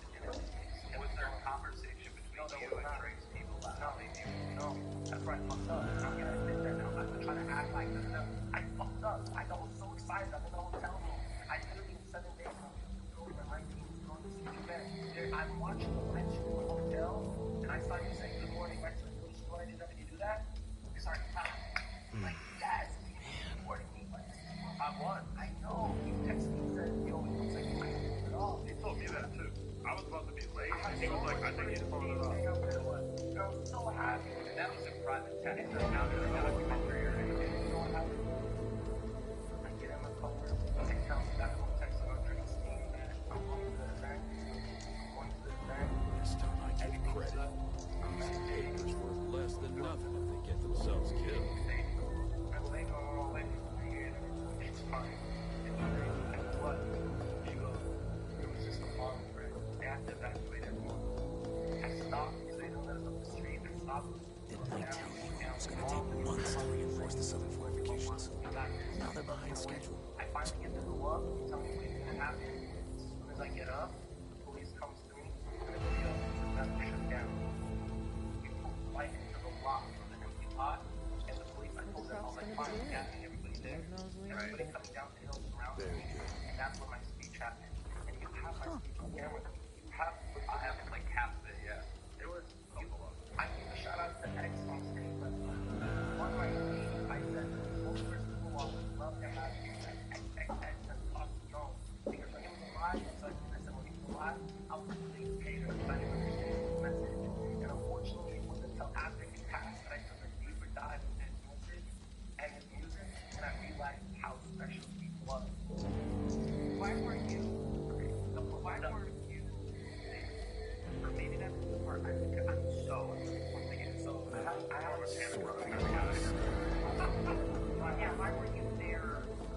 So I'm already in the action. Yeah, I have everything on text. I want parents to what happened with me. So I didn't want to get one thing. So I watched the movie. I texted Keith. I I'm not coming to tell it the life part. This event isn't about this for the person. I didn't want to be the same. I didn't want it to be public. I was getting it, and I literally said, I'll shoot the text my whole team. I texted my whole team, and I said, I text my whole team, when I get there, I want to let the TV first, and then we can take them before I do anything. I'm not going to do that. I just want to find, make sure the whole process is fine, not just that. Show the shit. I think you just, my opinion, the show definitely, but like, again, I would have been there like a few hours before we started. I was putting it on. I'd be like, I gotta make sure everything's good. I gotta hear it right. Like, I gotta. Of course, my team though was so passionate about it. They had the, like, everyone. My girlfriend,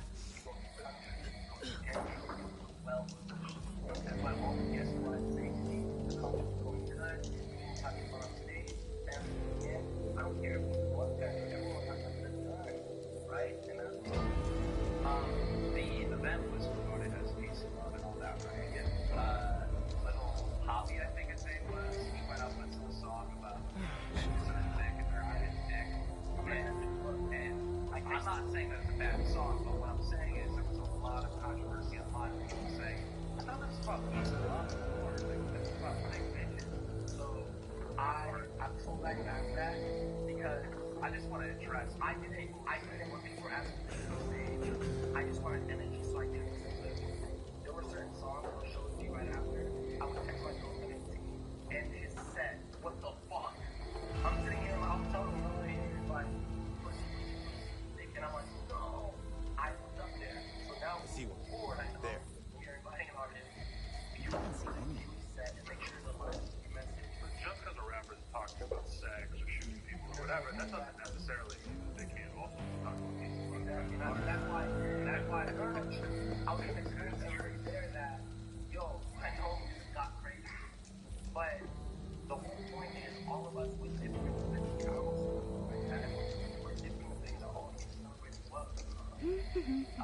I had a speech ready for you on stage, and I wish we could. I know.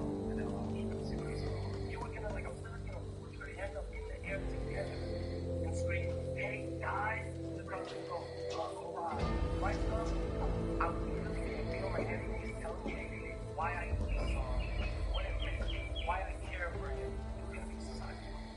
I'm losing. I have so many questions. Let me try to just like get these out. I'm gonna go. Okay. I'm so glad you're here. I know I am.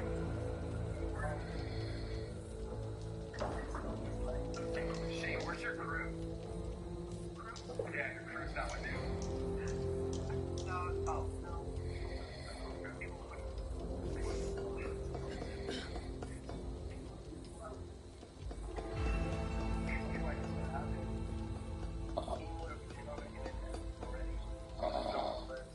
What happened? Never would have had a chance to speak face to face like this.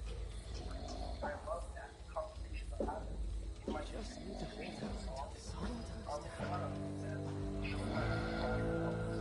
I want to take back the place where everything wasn't fearing that one person might get on top of them, get more views, and then other culture, in the culture I'm in, there's a thing that's about pop. It's about popping. If you're not popping, oh, I'm sorry, I can't hang out today. You can't be in your video. I mean, it's always it's always been like that, right? I don't know. I don't necessarily hate it. I like it because if you're small, it gives you something to work for and to achieve. And you know, if you're big, it gives you an understanding of what success is, right? Well, why not? If somebody's small, like I had small youth, I opened up my stage right now. You have a small performance. Why not? I know exactly where you're getting to. Me and Shane had a conversation about this. Throughout Shane's career, anyone that he saw that he liked and thought was talented, he pushed his audience towards them. And I've done it as well. But you don't just like open it up to anyone. You know, you have to get behind people that are small, right? So I don't know. Okay, so I want to address this one thing that's happening online. A lot of people think that, and I don't think this. Just so you know, I do not think this, but a lot of people online think that your show was leaning towards failing, and you swatting your own event, you're gonna shut down your I can't tell. I'm not gonna blame anybody.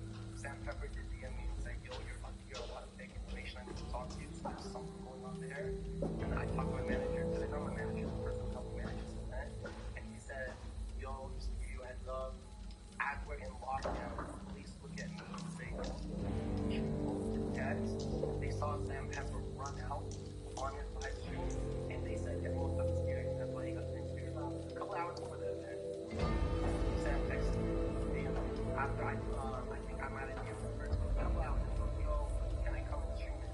So, I had problems with it. I said, "Come," and it tracks his audience. Next thing you know, I'm watching Captain Brand walk, and it tracks his audience.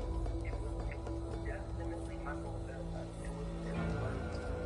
and what you know. But that's what I think. It was one of the fans. Ticketmaster is saying that that's the specific location. Targeted it for a couple of times.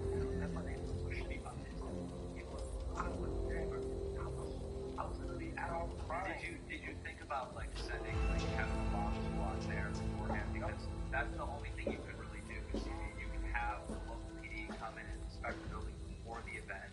And if they do that, then they can't shut down the event with bombs. You want by the way for your documentary of something that they want to spend explaining to all you.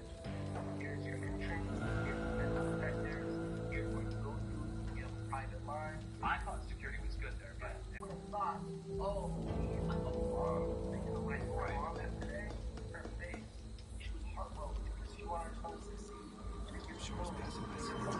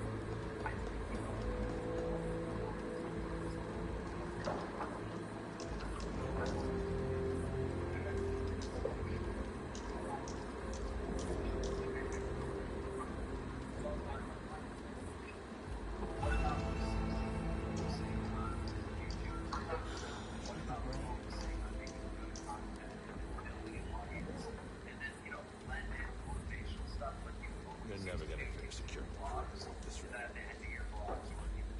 Not cool.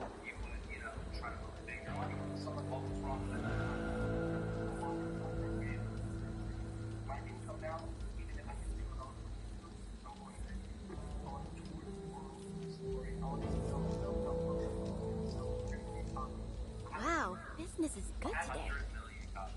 Do you know how insane that is? And do you know that one person that we had to bring a plane in the air? They're almost finished refurbishing that old truck. It's been forever since it broke down. There's nothing wrong with treating things like Fortnite. I'm telling them, if I tell them, I want to sell $100. I just want to throw this out there. Shane is so polite that he texted me while I was in the bathroom. Was like, dude, I think I kind of gotta leave. I'm sorry, I don't want to be rude. So I just want to like open the door for him to make. I'm so glad you guys got to meet in an environment, or in any environment. Oh man. By the way, Shane, I'm so sorry. I had to joke on this. Listen, as a audience member, this is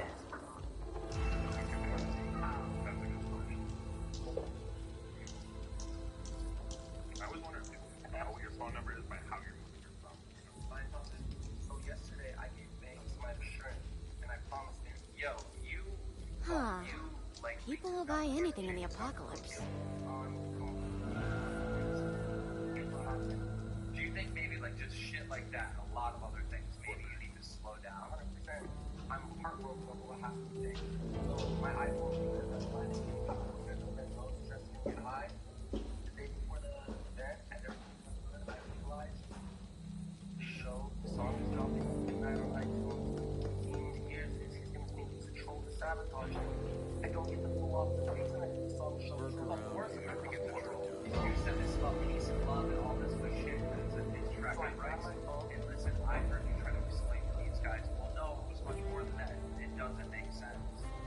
Like, you need to be, you never had satire, you never had irony, you never, yeah, but satire and art, irony isn't peace and love. But here's the thing, if I don't know, you guys have no problem with it, you have no problem with it. I just feel like no problem with it. Rice did it before Rice got put on a diss track, does he say, hey, this is about peace and love? I understand though, but man, I'm trying to end it, I'm telling you, you're right. I'm doing this for you to show you, like, I want to celebrate you. And I'm trying to tell us, like, this isn't like, it's still supposed to be a joke about a fucking rapper. You know what's funny? The song is called Lil Cutter featuring Lucy. You know what Lil Cutter means? Little shit. Yeah. It was a troll.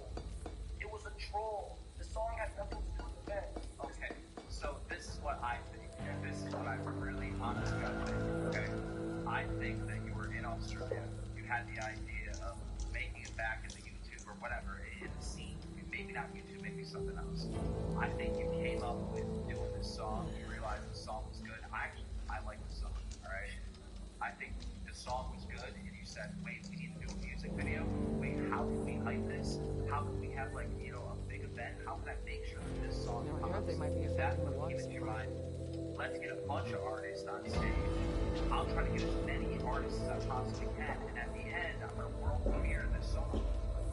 Right? The idea is to get sparked. So the idea for months ago, I had an idea of playing Rice as my brother.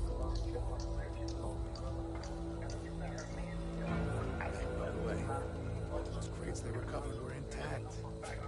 No leaks. Can you believe it? I heard that I was irrelevant, but I hit your numbers right now. I think hungry. Speaking hungry, how cool would you be? Now I want to sell 100 million copies to show them. Help me walk the perimeter next year. The idea first was an event. You know, 75 people are next thing you know, I've been even as a joke on my Twitter. I've been telling them, right, yo, this track coming soon as a joke. So I finally realized, oh, Got a great deal on a new set of grips and an upgraded compensator. Great. Exciting even. Hear about it. So is it safe to say the original idea of creating July 15th was to hype up the song?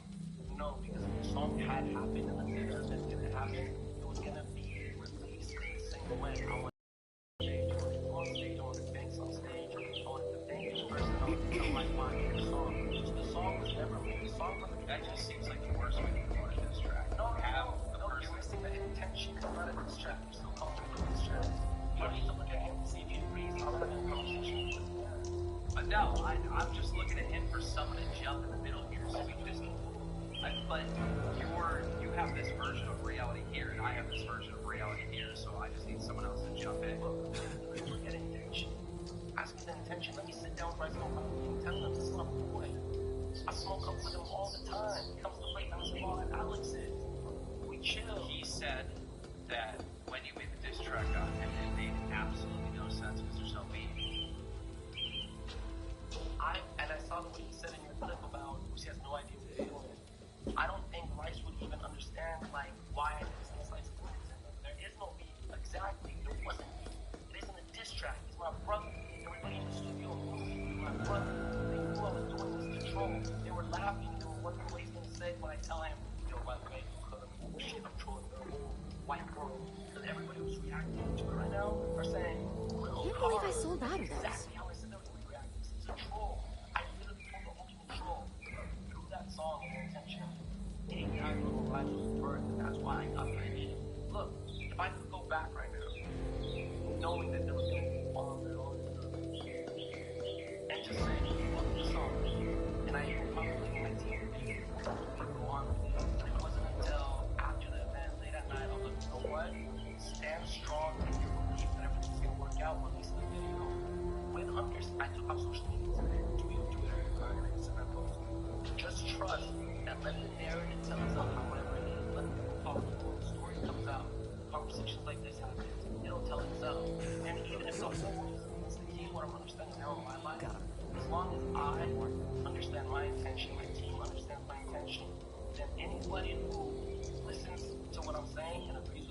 that's fine. Anybody who does anything, that's fine. But I'm not gonna spend time trying to convince them of my message anymore. Because that's how I roll my YouTube career. Instead of just living in my great potential and being who I could have been, which is what Logan Paul did, what Jake Paul did, I left because I left Wow, the comments business is from your good channel, today. from my Twitter, and everything combined. Starting from when he is here, he used to vandalize my TV. I can't believe we didn't mention him this whole time. I was thinking about him 2 different times. I thought maybe he wouldn't come out. Cover my next watch. I think he's coming here. He's the next one. He's gotta be over here. We need another mic. No, honestly, like, I feel Jay-Z could show up right now and be like, sorry, bro, only 4 mics. You know? Honestly, I talked to Shane, like, on Mom's Basement, right? And he doesn't follow, like, really anything on YouTube, so he is so lost. Like, yeah, like, when we were talking about Lucy, Shane is like, so he has, like, a fake hair thing? Oh, yeah, it makes sense. Come up to me at like the airport, they're like they don't care about YouTube or anything. They're like, I saw your video about hair loss. They take off their hat. They go, thank you, bro. I was so insecure. Yeah, really. What? Guys, I need to know if we're coming or going, and your numbers on deployment to do with these things without anesthesia. Really brightens my day. Concert, like as a normal person, Kills me. it doesn't, whatever. Like for me, that if I saw a picture of my face with a name under it that I wasn't, whatever, I would feel like, what is this? used, right? Right, but if you made a video saying all these similar things in a genuine way, I would be like, oh, cool. You know what I'm saying? Like, it just feels very like, He made a lot of those videos. a lot of them. Well, from this point forward, and I'm asking you guys this on this table. I see your eyes and I feel like you're still, you think about your documentary, still thinking I'm in the wrong. And I hope you're seeing the bigger picture of telling the story. I think that you are in the wrong in certain situations, in certain details, right? But I also think that part of you really wanted this to be, I think that you started off wanting to get popular with this district, alright? Then, I think that you figured out the best way to promote this is by selling love and peace, because who doesn't want love and peace? And then you just added, well, let's end racism, because everyone wants to end racism. So if you can put out all these different reasons for people to show up to the event, you can promote the song. And you also put out there, like, this is going to be, I did a speech about being a Muslim in America. Just real quick, there was one more thing. You also said that this is going to be like the after party of the World Cup, you know? Like, I didn't go to the event and see them talking about football or soccer or whatever. Throwing their racial flags. Yeah, I did see a little bit of that. What you're not understanding, You sold it as, like, so many different things. Just anything to get people to go. I mean, not that there's anything wrong with that, but there's just so many angles. And by the way, guys, it's Kayla's 8th birthday party, July 15th. Like, it's just everything, right? Which is really coming back these days. Most humanity's gone. I swear to God, like, you know, I am like with my ideas as a graphic since they were dead. I did it as crazy as that, like thinking, why should I say no to my beliefs? Right? I get that. I might have fucked up, but I did it with good intention. I get that, but, like, you have a credibility issue because, like, you know, with fake pranks and fake social experiments, right? People need to be able to trust you. Yeah. Okay. I know, but that was clearly. I may have fake pranks, but there are some people on YouTube who think they're cocaine and lies. That's a fact. No, okay, you're not listening to me. I am. You just cut that right off. Because you're trying to be like pranks. I'm trying to make you understand. Looks like we lost another truck. You're right. I'm not arguing.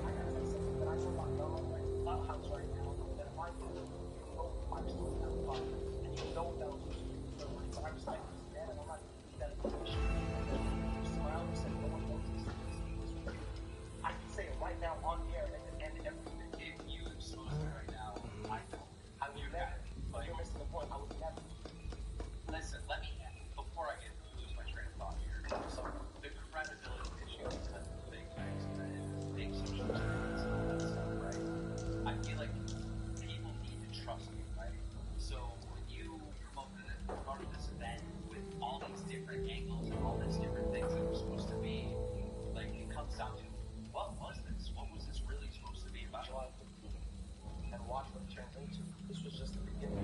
I started my new chapter of life. That chapter you were talking about who I was, that person I told you about was suicidal, died as an idol. This is gonna be something special.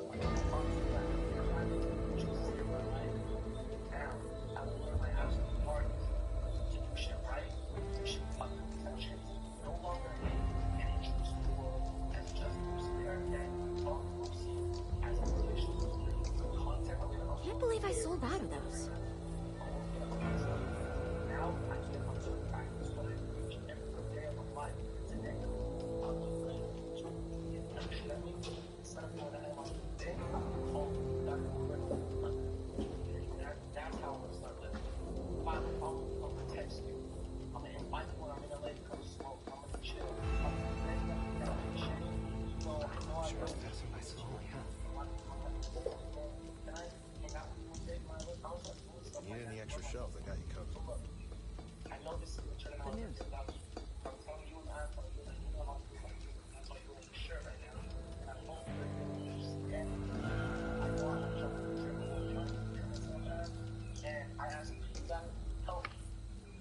You tell me what I should do. Help me text me like I just be as real as possible. Try with what you're doing. I swear to God, I'm just real as possible. Because honestly, when you promoted that event and then everyone found out, oh, he was talking about mixing a song and this track got rights, you lose all credibility. I think the issue is beyond that is like, you have to take it more seriously because, you know, what it felt like was like you just had this burst of energy, creativity, and you kept talking about love, peace, respect, everything. That's good. But, you know, when you do an event and it doesn't work out, then it just makes you feel regardless of your fault. Work out the way it was supposed to. If she had done that event and killed it, then her stock would be a bit higher than it was when she started. If you do another show and actually book artists, you know, do a proper rollout, like everything, like I think that's what they need to do for putting on events. It's just, yeah, if you want to make that your thing, you gotta focus on that thing. Like I said, you start all the way up, you rest your life and shit, working out the matter. No, but I'm saying, dude, I think we lost credibility in the community. I don't think there are people who come every single person who say, I guarantee when the show will stay. Yeah, but you also guarantee that you have 2 million views. And I was going to YouTube, and you're gonna be on Ellen next week, and like this all that stuff. Can't believe I sold out of those. My book is going to talk about the week. I'm going to tell the story. And we'll tell the confidence. But you can't say that you're going to be on Ellen instead of you're not Ellen. That's like back to the credit. Yeah, yo. You probably could. We're a pro at it. You should be on that. Yeah, definitely. You should be on that. If you're not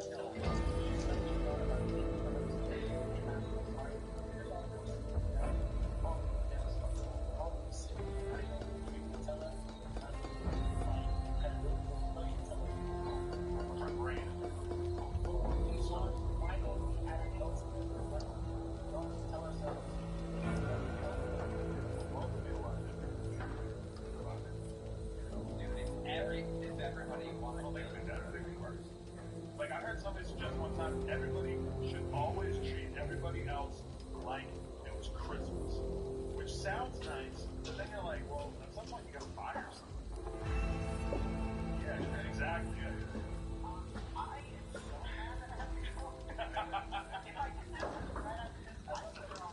Lesser known co-host. Wow, business is good today.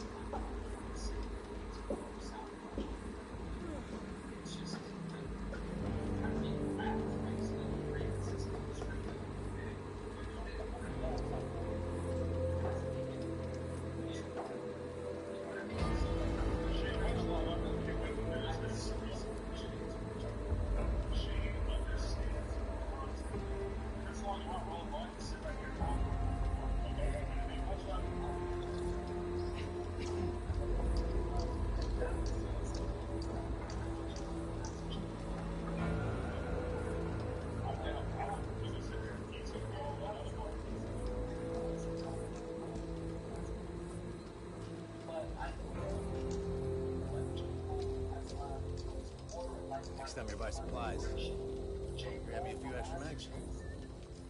Outside of That makes sense. just waiting for rain, storm, everything. Jason walked up to him. J4 said, Jay, he was wearing a shirt that said, inside my kids, I cried. He said, Jay, you can take it. 2 years later, he has a line that says, Chico will sign my sister 2 years later. We are going on Blues Brothers. He went from harassing Jay-Z outside of the building to the side of Jay-Z on the song. What you call harassment, some people understand as energy, fire. That guy who I spoke to is Dixon, that's the fucking been like, I got a cycle error with him trying to be Drake, kick him out now. Yeah, right? He took my message from Drake. No, but like, okay, let's say your message was that yells go right in this man.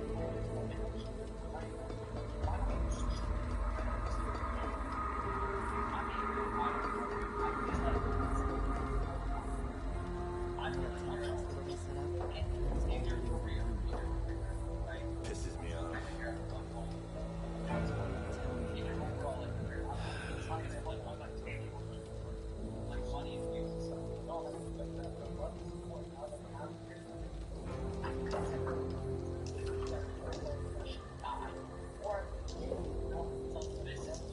This point I'm trying to make, just hear me out. This is the point. Okay? When you were at the top, if you would have went to me and Adam and everyone else, and you would have said, and literally anyone, you just would have said, hey, I want to do this event, right? That would have been so more authentic, right? But because, like, talking about numbers and views and all that, you're at a low in your career, it comes across as you trying to be relevant, you know? Not at all. I don't care about what you think. I'm going to be on the stage in the stadium. Patrol made it back in one piece. And they found extra provisions, too. See, at a low point, I see myself spending all that detail. It's like it's not control of my life. My life comes from what I believe in myself. My girlfriend calls me, I call her queen. I can't figure out she falls on she this morning she let Yeah. But you don't really answer my question. You just like spin it. I don't think the last patrol on third shift could be. I just don't tell you, I don't know. But on certain things, like me and Hakeem, like I know for me personally, I would say high sort just based on the things that you can quantify, like views, subscribers, money, blah, blah, that kind of thing. And you know, I can be honest about other times in my life when I was ridiculous. Yeah, but it started with small change. That's not the thing's covered in keys, but not Telling me. you get super high, so that can put it in there. I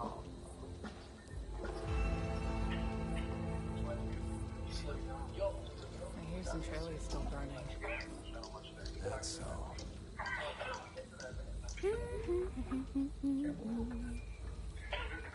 I realized I'm going to fuck up this car. Whisper to him, I have a car. I want my brother. And I'm going to like buy this car. You're all together. I'm going to buy you a new car. Word is they have a theory where these ridden are coming from. Okay. And I said, he said, the guy named Jose, I said, you got family? But yeah, I got They're almost finished refurbishing that old truck. It's been over ever since it broke down. I said, quick Uber today. You're now my personal driver. I'll take care of it. Your wife, your daughter, your wife. Because I'm fucking for us. Now he's going to do my salary. So what I'm trying to do now, all my friends, like, talk to each other first. Everyone I hate. My whole squad is with right now. Hate each other. Real quick, I gotta ask you a question. Okay. So this event cost you a shit ton of money, right? You're buying this guy brand new. You're at a low point in your career in the sense of making money, right? You told him during the No Jumper podcast that you didn't really have money like that. So are you gonna go broke? No.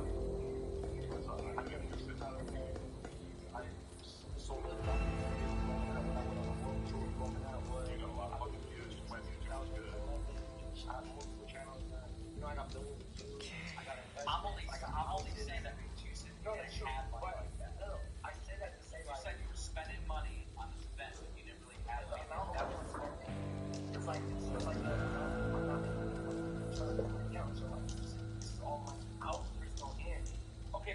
how that's like, again, Can't believe I sold out of those. like, wait, he's also trying to act like he didn't have that much money and he put all his money into this, you know?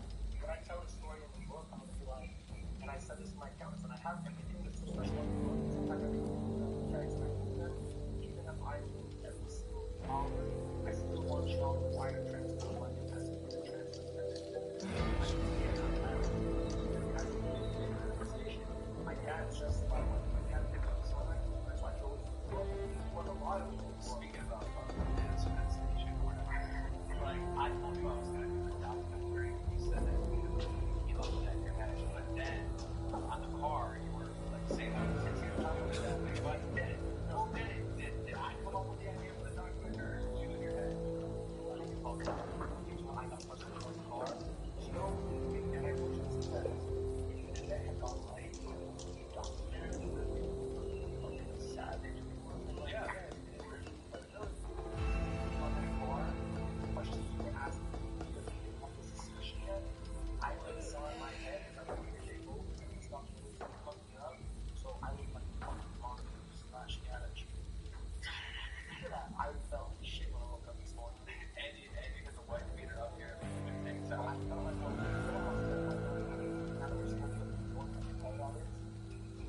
Not much more to be done on this now. I got everything stationed there.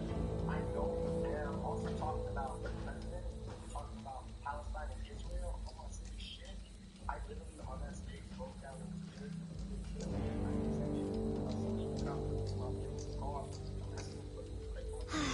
I was so scared up there. I thought he talked about the shit. I was talking about politics and shit. Precisely. Dead ass. I don't think anybody brought it up. But that's crazy. What you just said is crazy. Why? What you said is crazy. Tupac Shakur. I think that's the concept. People do this. You know, securing the storm doors later. I call myself these are all people who smoke out about this shit. You're not on that level, dude. You're not like that. No, I think it was me just telling them. You said the speech that you were worried about your family's safety. I said the power is Lucy. I said, fuck Lucy. They start trying to Lucy. I said, stop. Fuck Lucy. It's us. I'm trying to tell them we're all things. This bullshit talking about it. I'm not that coming or going anymore. Everybody's not proud together. Spreading that energy of love, fuck racism, fuck everything. That's what will change the world. Don't tell you, I can't change shit. I'm not Tupac. I'm not Martin Luther King. I'm nobody. But if I get you, Kendrick Lamar, J. Cole, why be crazy enough to try to get all of this one room in one night? If I get them all in one room in one night, all of us together can. At what point did you say that the president was talking about your back? I didn't say that. Oh, okay. I heard it like it was a private conversation. No, I said, I didn't talk about it. I said, I feel upset. I'm going to message you. I said, I want more eyes on the same head. The president has on this country. Subtle shit.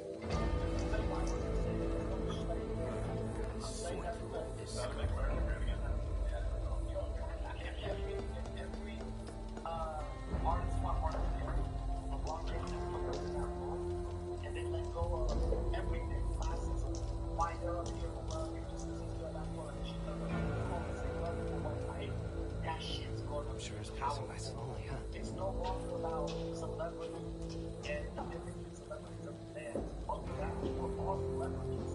Choose to use our power to get support each other. You give love to me, I give love to you. You give love to me, I give love to you. All of a sudden, I did this idea when I got on my own. It's magic. The second I got back in Australia, I hit you up how big you could. Yeah, but Can't believe I sold out of those. He gets millions of views on YouTube. If he would have did that, he would have blown up. I think I would have exactly on that. Imagine if we all went together. I'm just saying, we should help each other. We should help each other. We should talk. We should be friends with kind. Well, I'm gonna create the next big con. So go for it. I work on that. I fucking believe it. But if we're gonna do that, we should probably charge people and like figure out how we're gonna split the money. We should probably take like 6 months to plan it. No, actually, and we should. That's the problem with big con. They don't pay anything. I know, and that's why we would have incentive to actually start something new. We would pay everything. Yeah, bro, we should get like some shit, make everybody super bad. Oh, like the Black Sea Convention.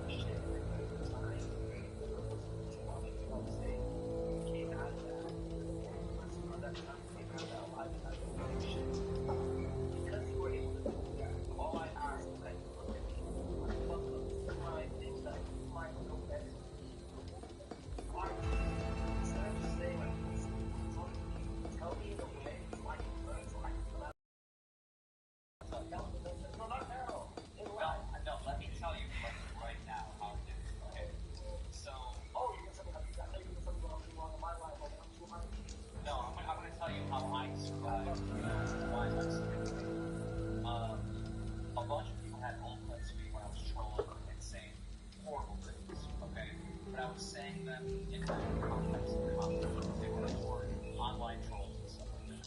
Some stuff was legitimately bad, like the Alex Miller shit that everyone had seen.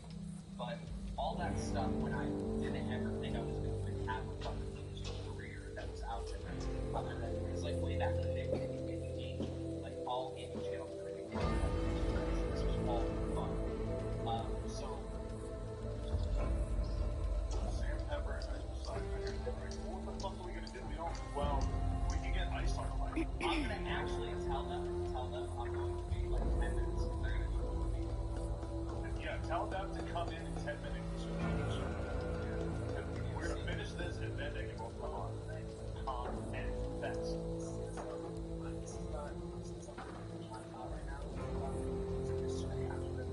Guy's appendix almost burst the other day.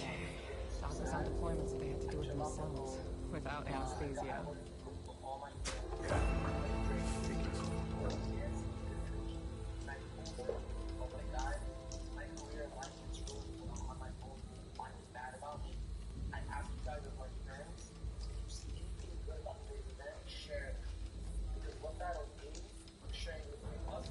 Work around here. Yeah, but you're also living in a world with gas. You can't do that. Right now, it started just started most of the icon got ice beside it. Sam Pepper didn't they said ice beside it. We're having like oh no, but it's very cheap.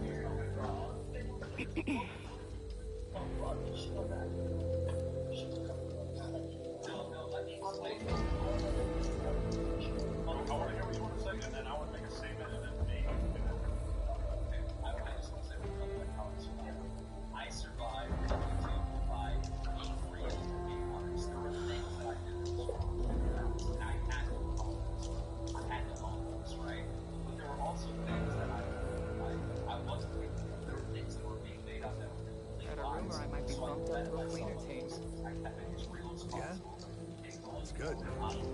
I had to make my show more entertaining, you know. I didn't need it to like put my voice in. I would share my opinion on my show before I did it as much as I do now. So I could have a relationship with my audience. And it was just those two things, really. And, you know, my channel just blew up because I focused on that. Are you focused on the entertainment? I know you're focused on sharing your opinion, but are you focused on the entertainment to build up the how I thought I was really looking forward to not good. I'm using social media far less. Every thought that comes into my mind is off of the minute now. And I really gave my What really worries me is what's gonna come next. That means I'll make you feel good. Great. That's what I said. There'll be some good stuff in there. Good news.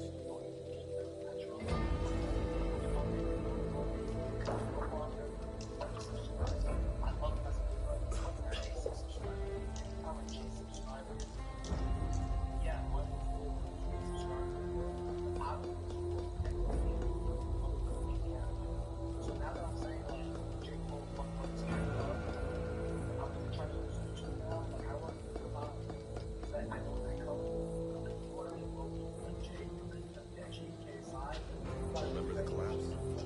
This might actually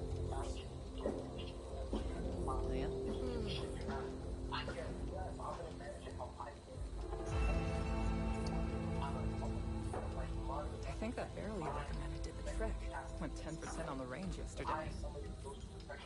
Great. Glad to hear it. Makes me glad too.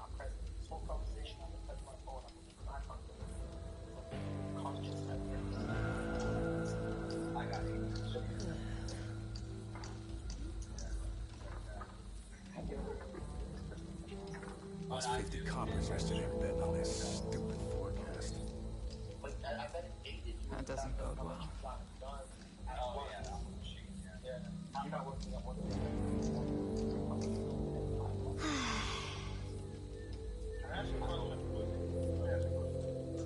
How does it feel to have had a big problem with your vision? You held the throne for a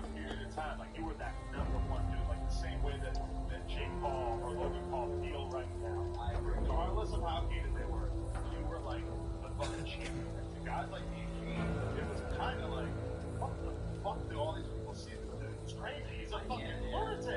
Who is this guy? But you were just fucking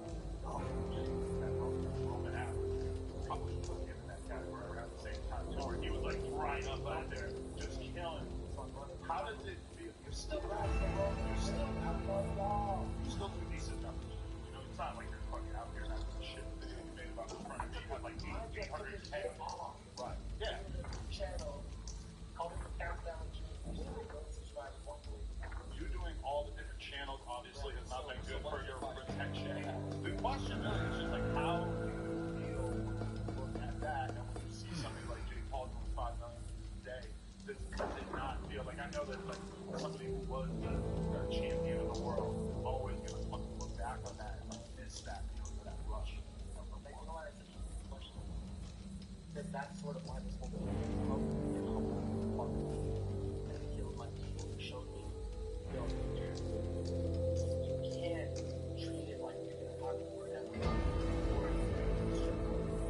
the time I took these on the internet like jackass, and I said, oh my god, I got paid $300-something. We should have been paying this much.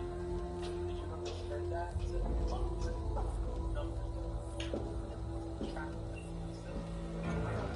Wait, is that what you're seeing yesterday, crashing? That what do you think of that? I try your earnings. He made a bunch of money, so this humble brag. It's gonna be good.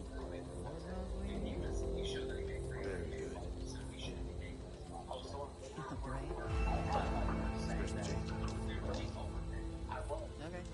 Okay. But then when I talked to Tyler, Huh. People will buy anything in the apocalypse. I said, Tyler, you have so much. He's the highest actor. Yeah, I'm the highest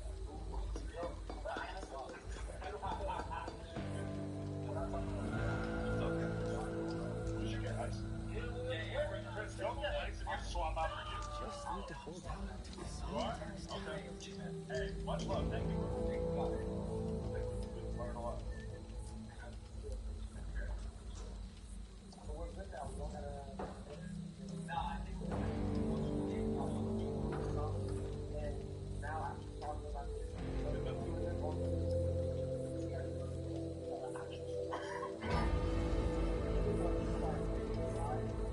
You cover my patrol later.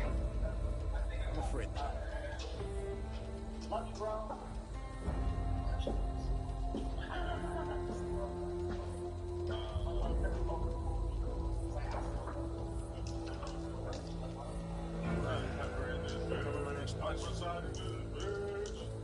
Now's not the time.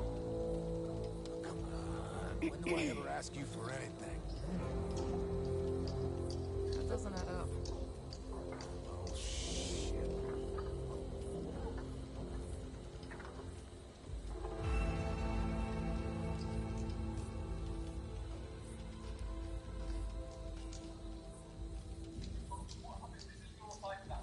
Right. If someone from my team lied and said that you had a bomb, right, that's your fault because you lied that. That's what you said to me, I swear. I'm not taking that out of context. That's what you said. I said, and I still love you. Watch. Yo, you want to bring Hayden into this? Since you fucking fell off with you, how many fucking movies have I been in? My mentor is Tyler Perry. I just crushed the fucking world with July 15. I bought my mama a house, man. I bought myself a house. I bought myself a Ferrari. I bought myself a Range Rover. I bought myself a ride down the line for charity. Yes, why the fuck are you telling me I'm a loser now? Can't believe I sold out of those. I want a house. What the fuck? I believe God is fucking in my meeting. I still say you should eat my wife. You should eat my wife. You should eat my wife. I've got a house. I want a car. My brother told me to spiritual stuff. And that guy was a fucking leader in the church. That guy will become a world motivational speaker. Yes, I help people. You know what I told my friend who started staying with me? Tell me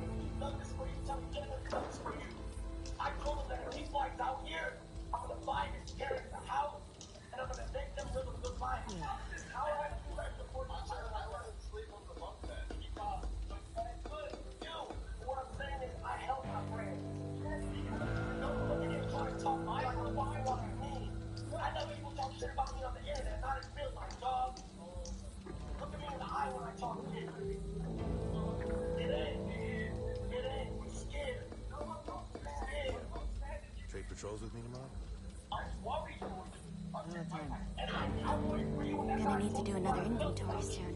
I still love you, and I can stare at you like that. I'm doing it, and I want you to change.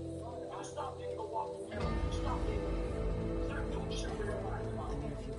I'm trying to tell you, you're living your life by the head. You're living your life through hate. Listen, you attract hate. You can't be a part of the world that you down. During the summer, I'm wrapped up in those things. I'm J. Cole. J. Cole, yes, right? It's J. Cole, what I'm doing. It's nothing more. It's my head. I'm just saying you're ahead of me. I gave you the most attention you're ever going to get for your whole time to live. I do. Yes, you do. That's what you live your life for. For sure, I'll go for years right now.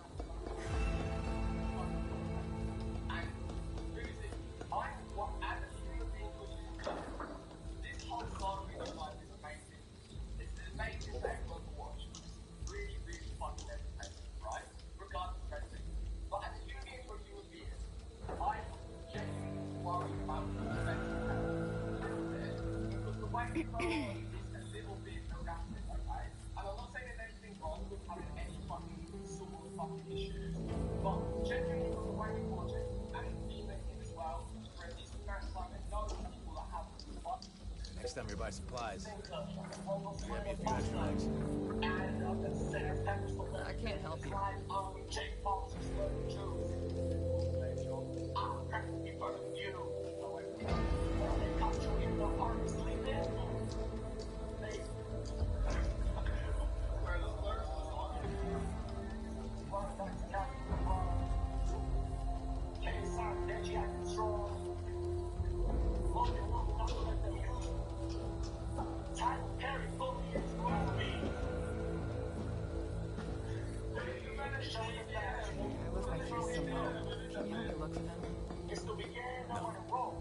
No, I don't think so.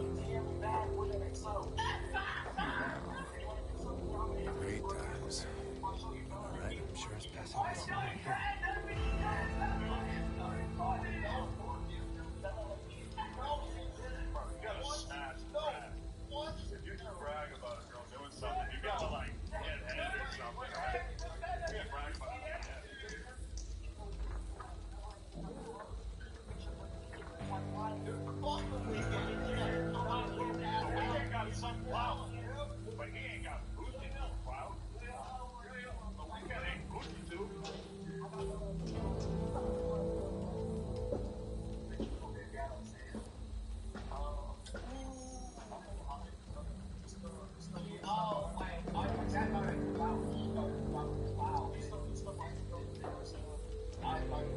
Not much more to be done on this now.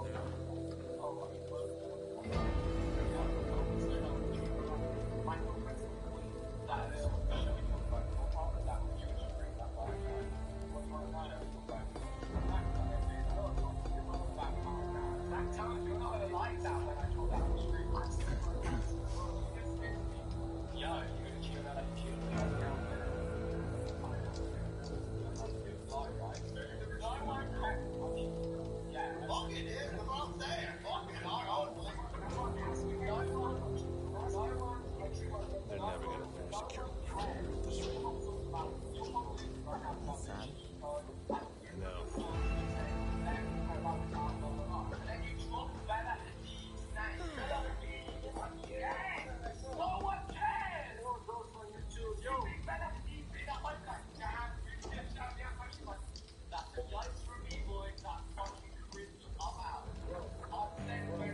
I know.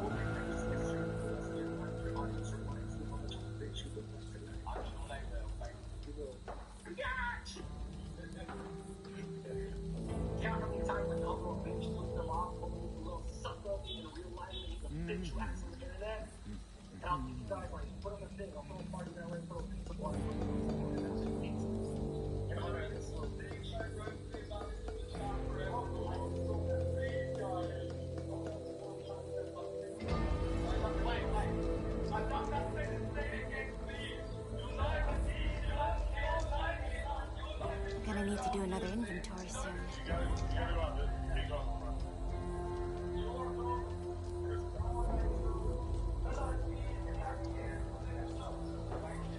I guess you should just read down this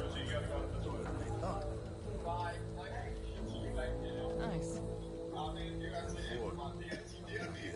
They'll DM you back. You don't DM me back for like weeks. Oh, I'll go. Oh, yeah. Fuck Kingstar, everyone. No. Can we just summarize that whole chat with the last sentence he said? This is the last sentence he said when he was up to.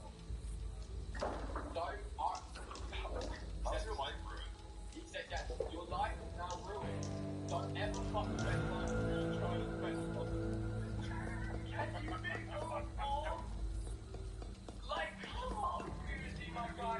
I want to believe in you. I want positivity. I want to have wealthy, a happy place. But, like, you have anger issues. You have fucking some sort of issue. Can't believe I sold out of those. Great deal on most of it works in an upgraded compensator. That's why it's on it. Great. Exciting.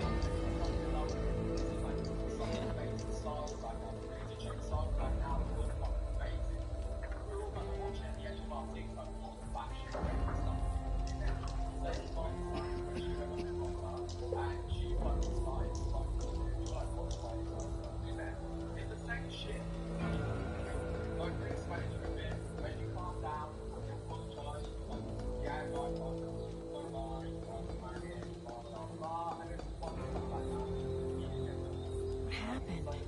It was getting better. When I woke up this morning, I thought to myself, I'm hoping tonight on the live stream, just get a bunch of people to come through and just, just talk. Like, we'll just get some good clips with YouTube. Never in my life did I expect it to be like this.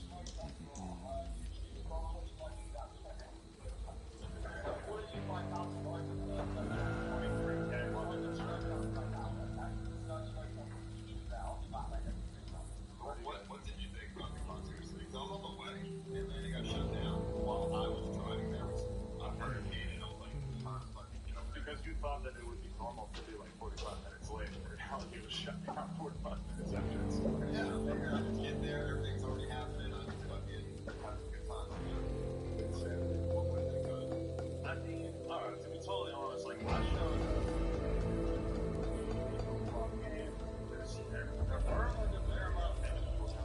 Huh. People will buy anything in the apocalypse. But then you get out there and it's like 93,000 people. So it's a decent amount of people. They didn't want that. They wanted 60,000 people. That's pretty good. But a lot of people get to think that they were just watching it and trying to fail. You think that they were just sort of like, they knew something crazy was going to happen. I mean, that was definitely my mind. It's like, whether this is good or whether it's bad, it's the same. I don't think anybody watches anything for positive. But a lot of things that people watch, there's live streams, people watch them to see the crazy shit happen. Yeah, you know what I mean? Like, when they're watching Sam, they're watching me, like, they just want to see it get hit by a car, dude. Let's be real. I don't know. Still. By the way, those crates they recovered were intact. No leaks. Can you believe it? Excellent. I get you. I mean, you know what? You're going to feel that. I don't doubt it. I think, honestly, maybe you could have filled that really wrong. But setting yourself up 5 days old it's just stupid. It's just not a artist or looking artist. It's just weird when you go about it. Like, his whole thing, it was like this experiment to see if he could book the show without doing any of the things that are normally done to make sure the show goes well, such as, booking artists and paying in advance, paying for a certain amount of money to make sure that they show up, and advertising it on the radio, on Facebook, all the different things that they do to sell out a 5,500 person venue. If you've done all those things, yeah.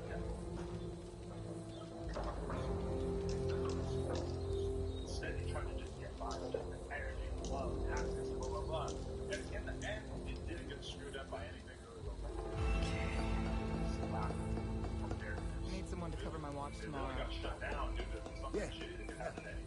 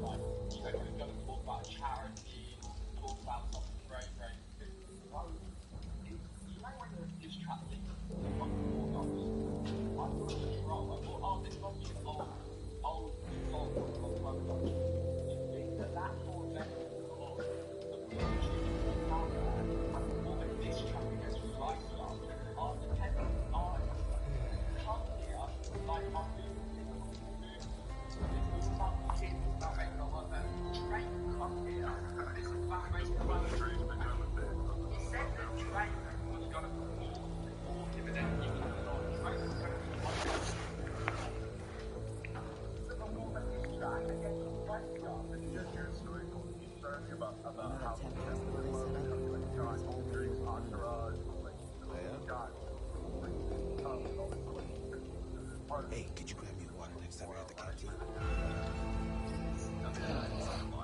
Let's be honest. The whole thing was all about him proving himself that he could do.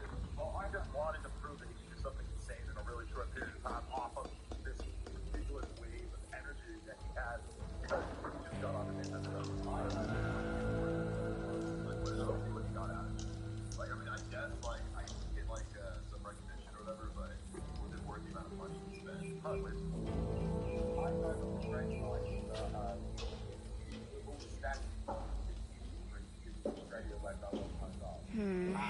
I just went back to someone told me that in Australia, a very great dog turned up, and that really treated him very upset, and I pretty much admitted that when I was in the prison, he said that, like, talking about how he dropped out of love and went out there, recently, 350, something like that.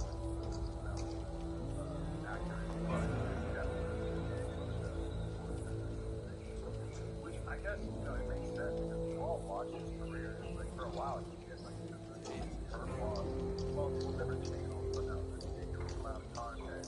But then he would always just fall into like dark depression where he would just go away for a few months or like years. Like right now, like he got high ups and downs, and some of them like one direct related to the stage. But I feel like he was at a very consistent career, and he drank himself to make a lot of money. He wasn't bad at himself the whole time. Yeah, for sure. And that's 100%. Wow, business is good today. Content was kind of captivating, or at least like the fans couldn't look away because he was like exploring his own mental Hal and grab me an extra set of bandages? like, for like, sure thing. Sit there and fucking cry. Like, it would never occur to me that you're actually put that side of me out there if I was going through something like that. But then those same episodes are what led him to, not consistently make, content or go away and then just come back. Thought I saw something. Everybody's all talking about it. Talking about it for like the past year. You look at somebody like Paul Oakenfoss, they're, not necessarily super characters, but they're certainly acting their own best interests. They just make us one more thought that, even somebody like me, I'm like, all the time. And like, even if I was really upset, it's like I'm not going to go here for what I could not imagine myself getting that. I don't really know what's going on in his head, but if he has like, bipolar, like he said, then, this is definitely not the job title for him. Like, this is not healthy for him. I hate it. Because as a content creator, you are gonna go through like happy spurts, depression spurts, like it's just part of it. So if you can't handle that, then you can honestly break the fuck out. You keep getting reports of people who can still be out there. Damn it. Tell me about it. Like how he like to keep talking when he was like that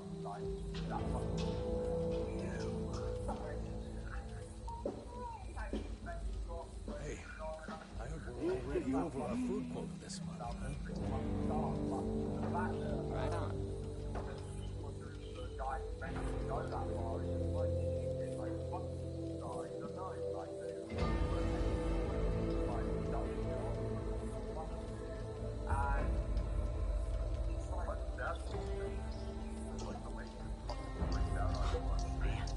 I would not, I don't think anyone would fucking see it scream in the middle of a podcast or anything. No, but that's why he's such a captivating, that's why he's kind of a captivating content creator, is because his emotions are just running rampant at all times. Like, all of us are very reserved compared to him. He goes in. Oh yeah, let's both do on the CX network. I think you make a perfect fit, honestly. Yes. Oh, no.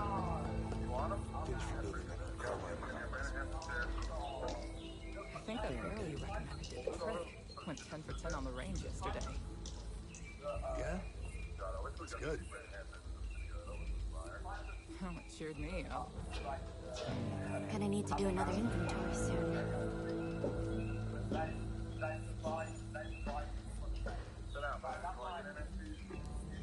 What's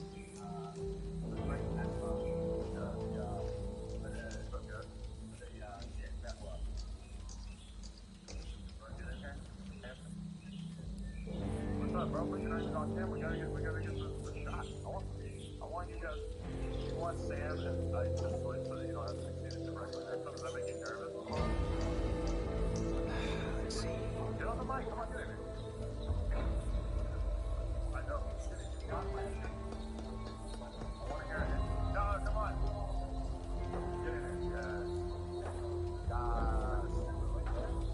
Hey, I left my keys somewhere. Can you help me look for them? Sure thing. Thanks, friend.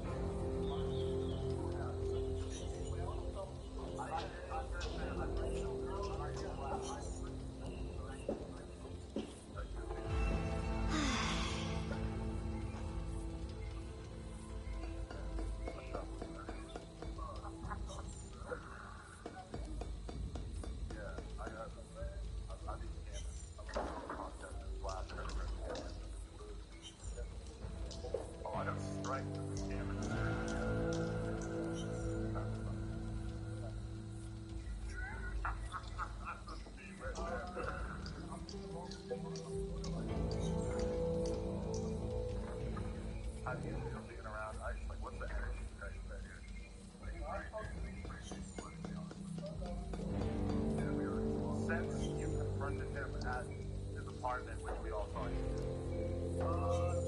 There was another. Gotta replace those gaskets. Machines won't last a year.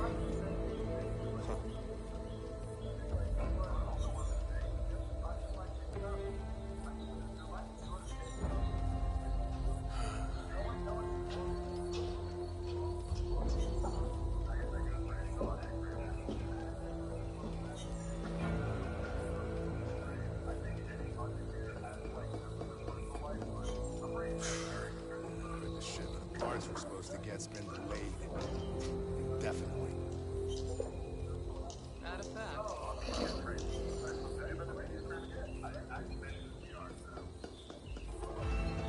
This is gonna be something special.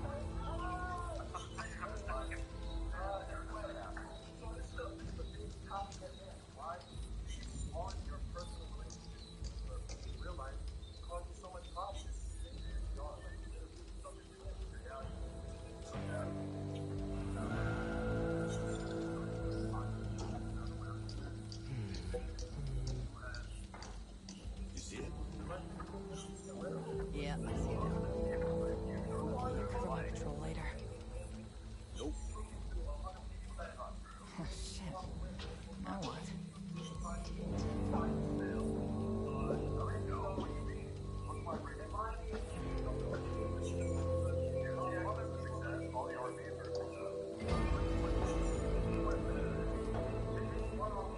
Can't believe I sold out of those.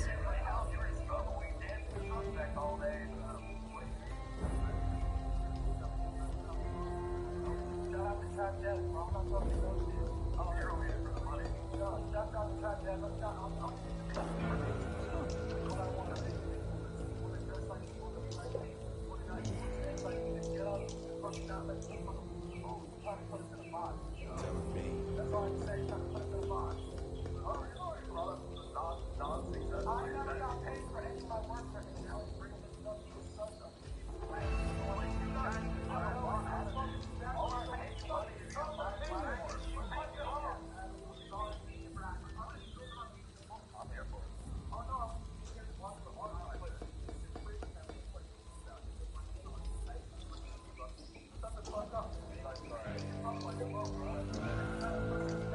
Why are you leaving? I'm done. He doesn't have a pussy. I feel fucking at all. I love him too. This time I give credit. These papers worth less than nothing if they get themselves killed.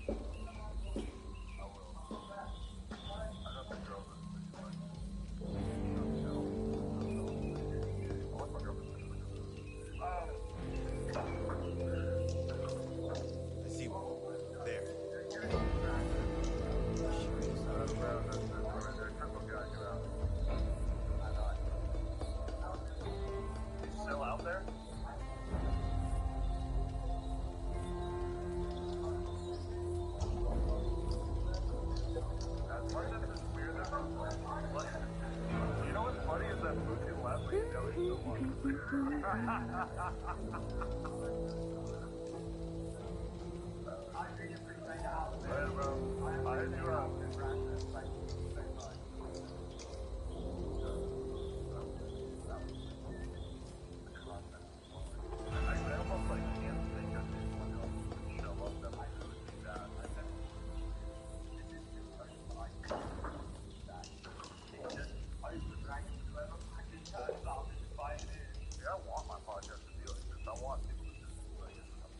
Not much more to be done on this. No, I don't. No. I guess you should just wait down this month.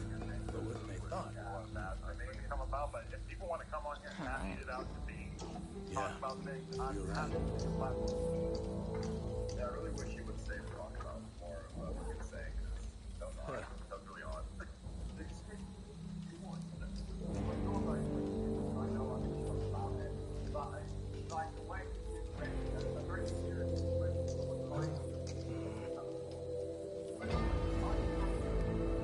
Guy's appendix almost burst the other day.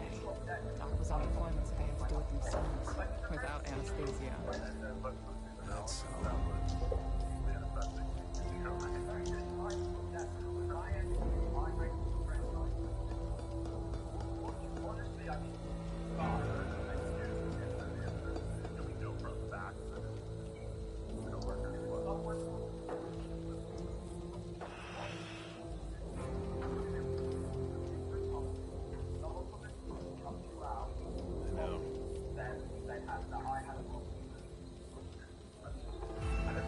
Have you thought about talking to cops?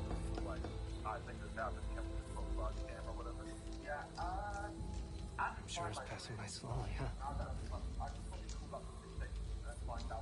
Need help securing the storm doors later. no.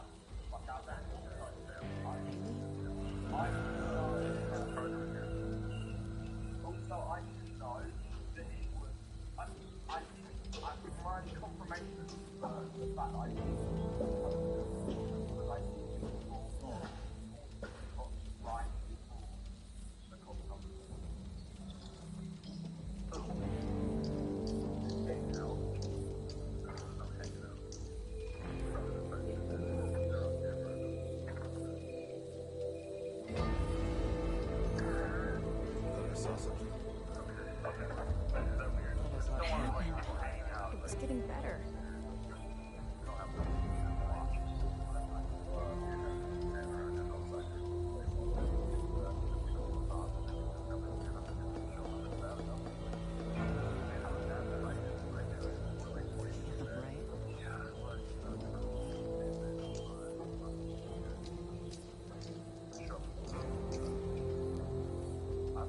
I've had somebody show me a stick.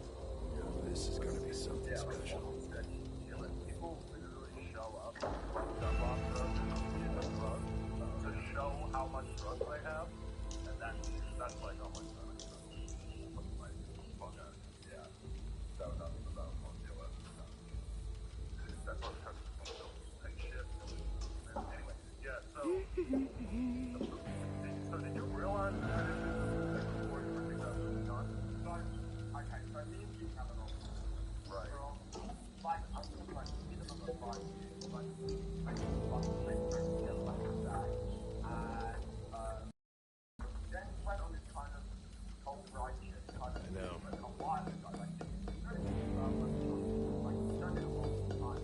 And when he was on one of those research, I tweeted out something like, I tweeted out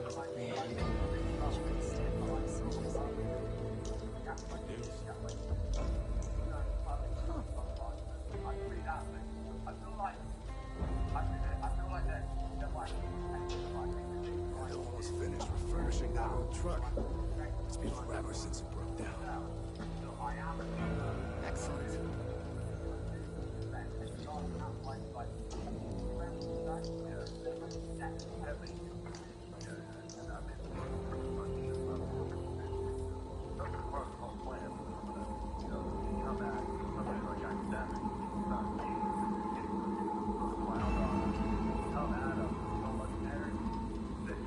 Something amazing that put off down.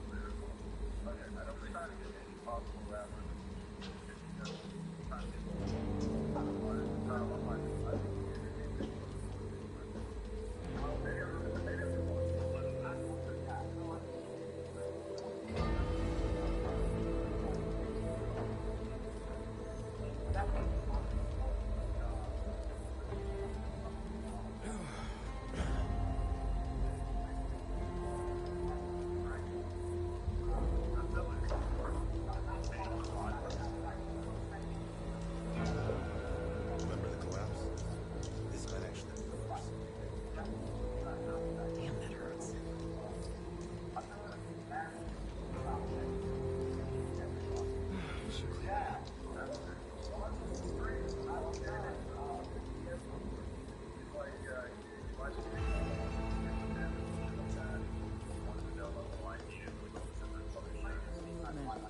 There. Yeah, I see it now. This is gonna be something special.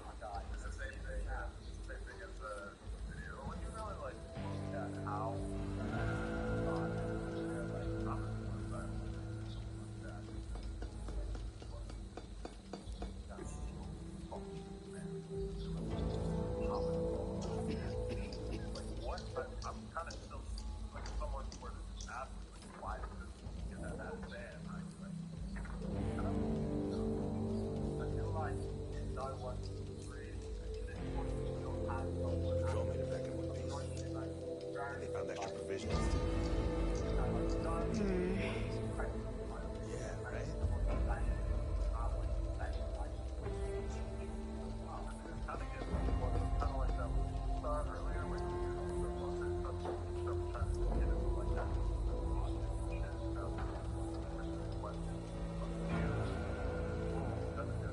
Tell me.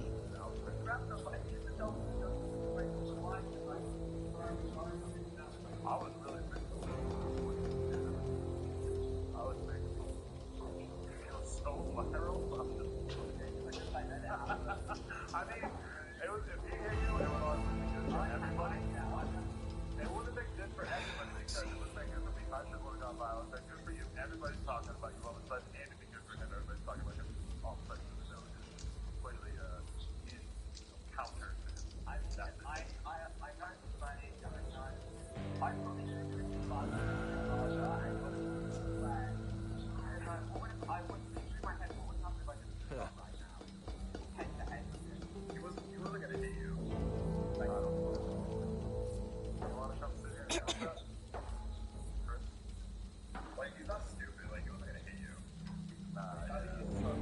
I don't think he was like him knowing how much shit you're getting for hitting you.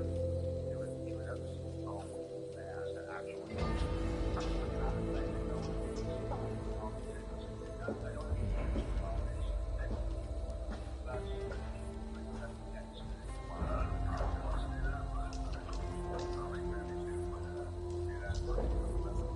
I don't know if I would like to run the RV. I also wonder if I'd be able to handle it. I would love to see go on my streams for one day and have him get what's going to happen after he goes on. Imagine if he knew about the Reddit. Do you think he knows? Imagine their evaluation. Like, you are their leader, and they still are insanely critical. Think about what they say about you. I mean, it would just be, like, I don't even know, dude. I mean, it's all just weird. Do you guys think you're going to be able to handle this conversation while I go take a piss for like 45 seconds?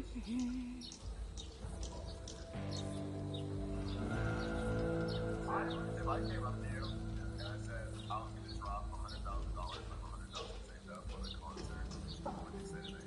Would you go with it? I would tell you how long I'm in, how much how it's been 3 tickets, 5 days. I would say no, like, I would say that. It wouldn't be like, you can say that. I've got $100,000, $10,000 I just want to get out and take it on. I can pay $10,000, but I'm never going to get $10,000. No, I can't.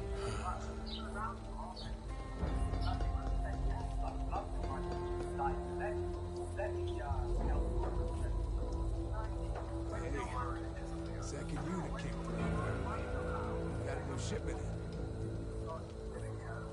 Alright. Yeah, I heard that.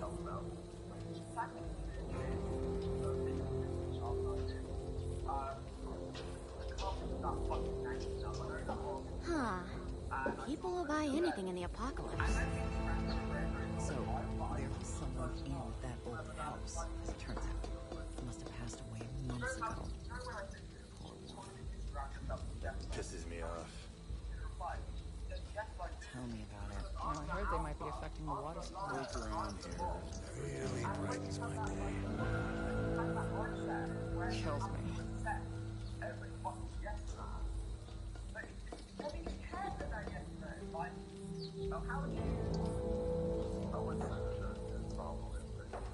It seemed like everybody that you with had fully drank the fucking Kool-Aid on what he said he was cooking out, and they were just down to whatever.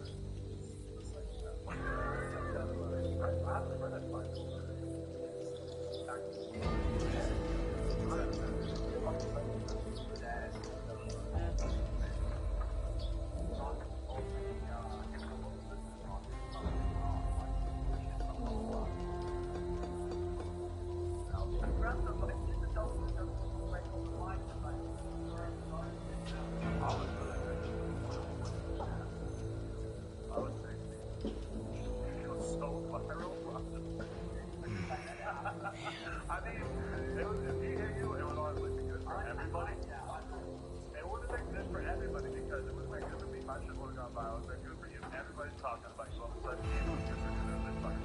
All of a sudden, completely counter.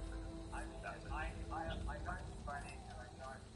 I probably could have been smart a little bit harder and got it to the good bag. And I went through my head, what would happen like this?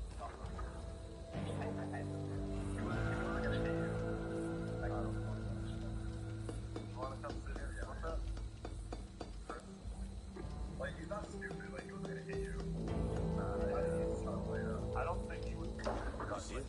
Him knowing how much shit you did, I don't see anything. you would have to be so mad and actually do it. I'm not saying they know it. They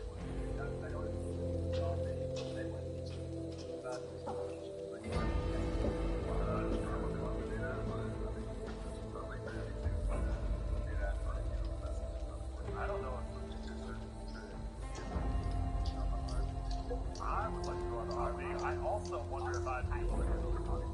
I would love to see if you go on my stream for one day and have him really guess what's gonna happen. After he goes on there. Imagine if he knew about the Reddit. You think he knows? Because imagine their evaluation. Like, you are their leader, and they still are insanely critical of you. Think about what they would say about you. I mean, it would just be, like, I don't even know if they went on. Do you guys think you're going to be able to handle this conversation while I just take for like 45 seconds?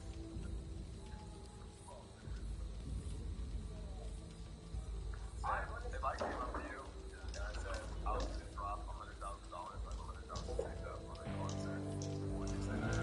Would you go with it? I would tell you how long it's going to time in, how much is it, how are you going to pay tickets 5 days? I would say no, you're fucking like, I would make that. Gonna need to do another inventory soon. I've got much thousand, 10,000 of it in bed. I just want to get up and I'm still with the dead on Almost finished refurbishing that old truck. It's been forever since it broke down. Yeah, I feel that.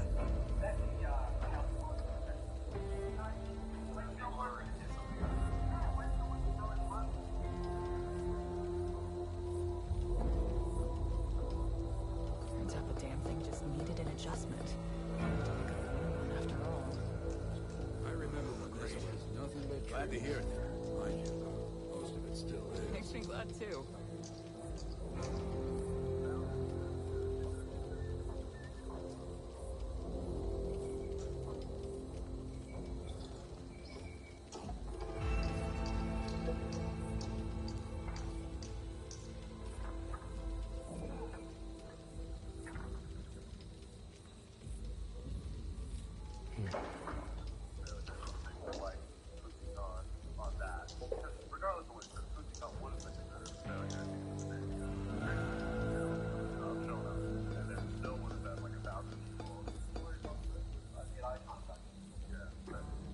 Lost 50 coppers yesterday with that stupid forecast. Bro, if that story happened to me and I was sitting here telling that story, I would be like, You're telling me.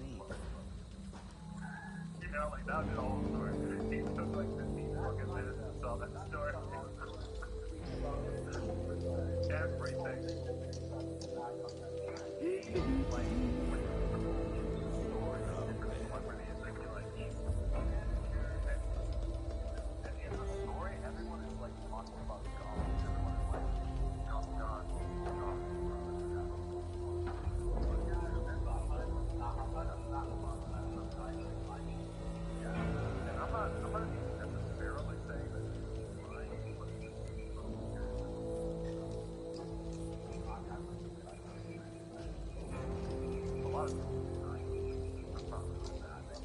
I see one now. I can't see him. So that's the question first. Does he take the fact that that knowledge and does he, on the inevitable failure of that, does he take that and then that causes him to go back into a deep depression and he shrivels up into a ball and stays in New Jersey and doesn't do anything? Special G. Or is he able to say, okay, fine, but that's not something that's going to happen, but I'm still going to keep going. So it has to be a little bit more realistic. Can't believe I sold out of those.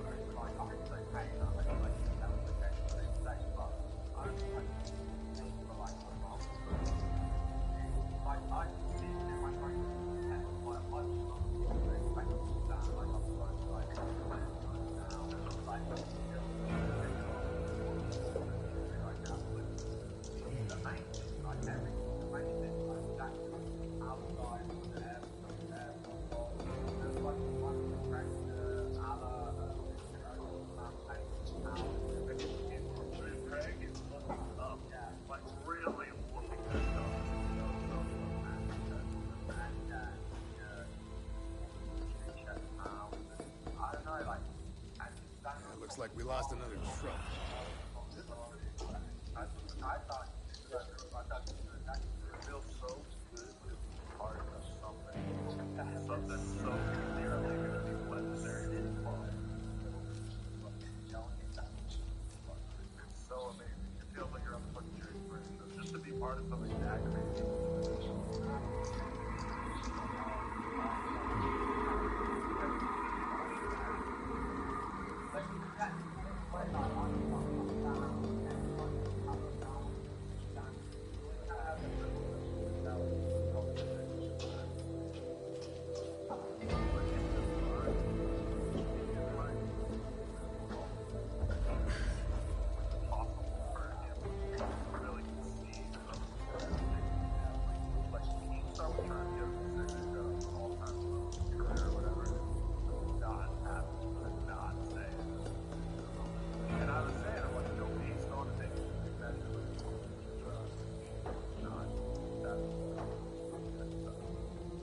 This is going to be something special.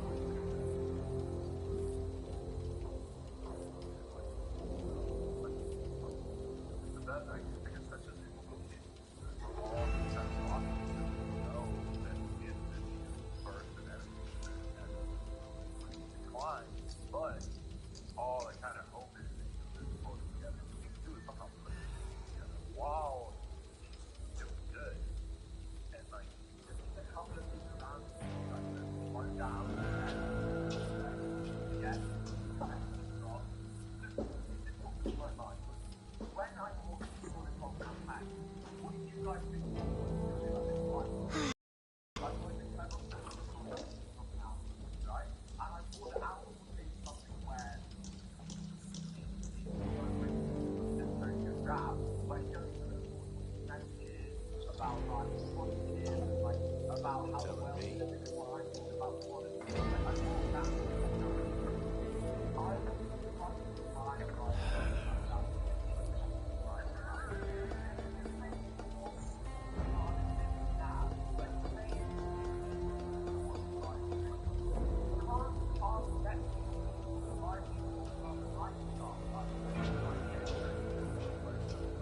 Some folks got ambushed last night.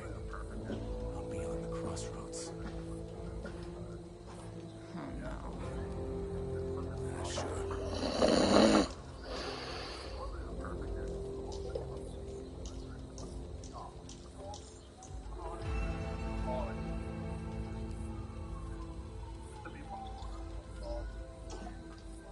Sure is passing by slowly, huh?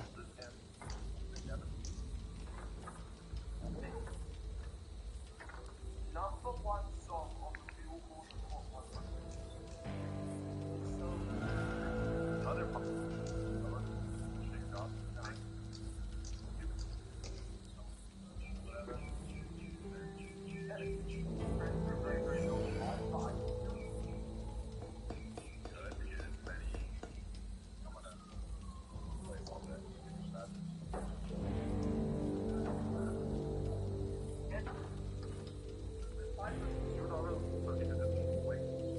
something like that. But then they'll say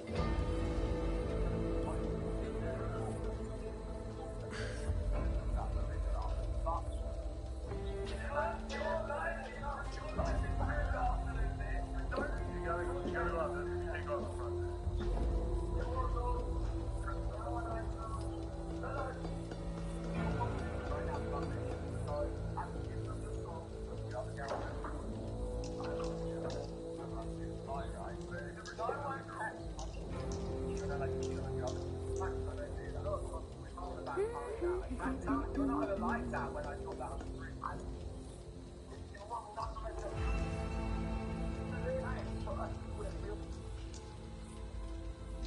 I'm wrapped up in your winter. Now, what's the big switch guys? Had 25 and that's the other stuff.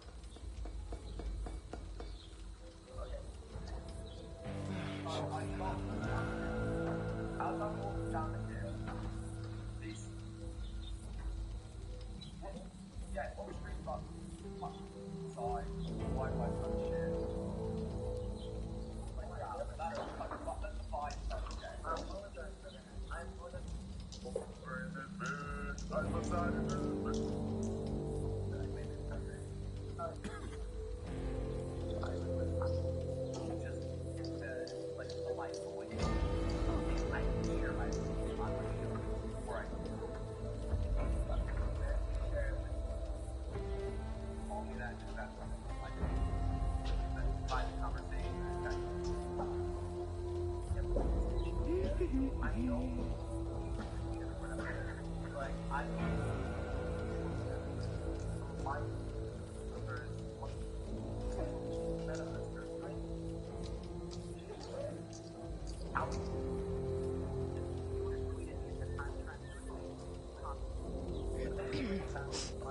Need any extra shelves? I got you covered. I asked for you guys. And why don't you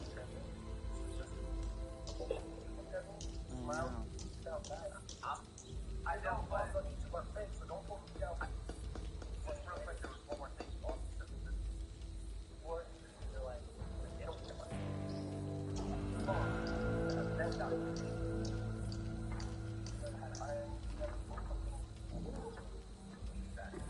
this is my purpose on the motivational. Let's see. And if they do that, then I can't tell.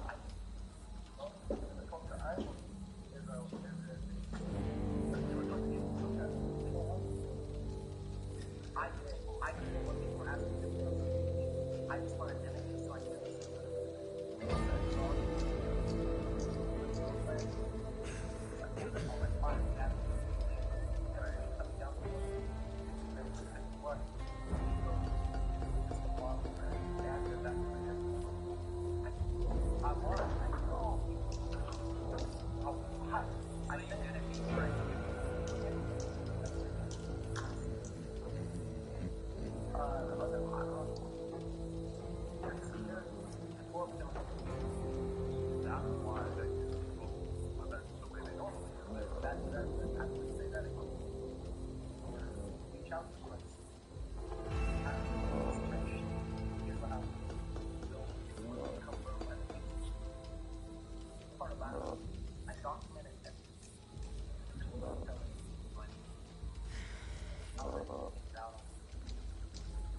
Nothing was fine.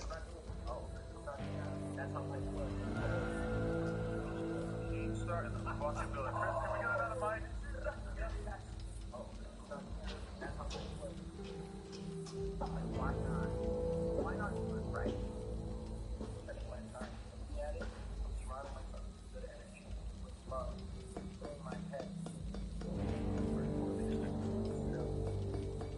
It's all about love. Well, we're trying to do it. Why do you?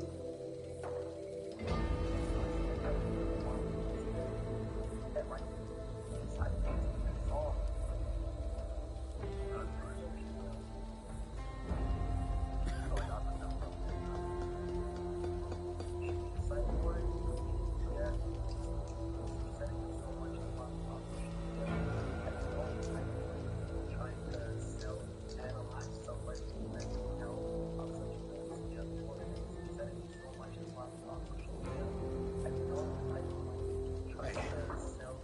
Spare rounds like that? Yeah. I owe you one.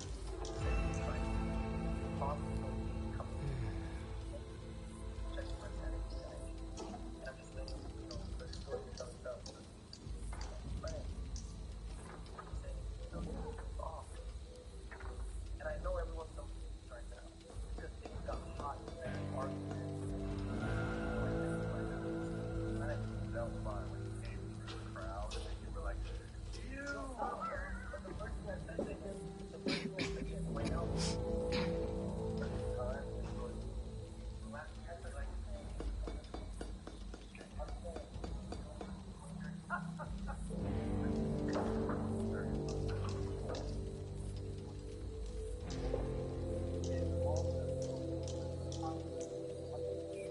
This is gonna be something special.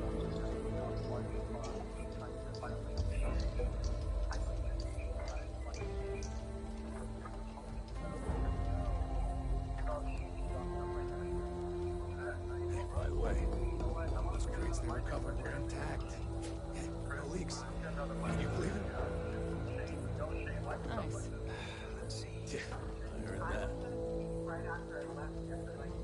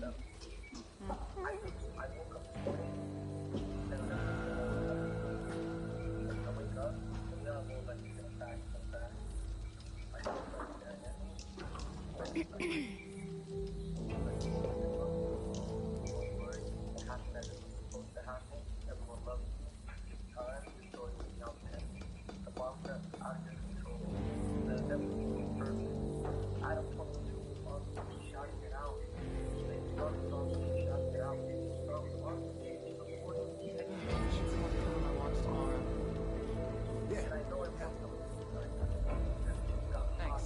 I'll repay you.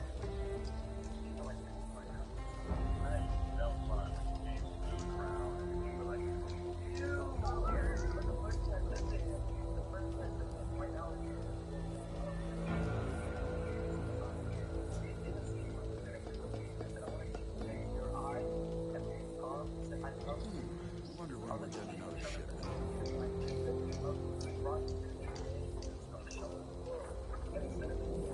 I don't think the last patrol from third shift reported in.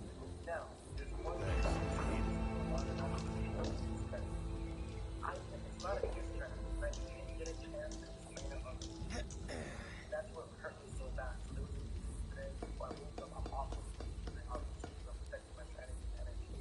And I'm just waiting, for the story to tell stuff.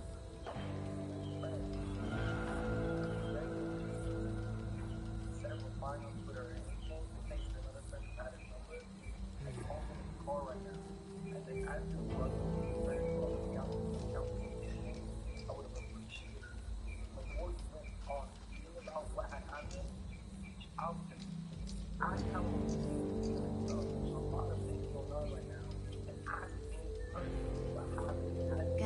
another inventory soon.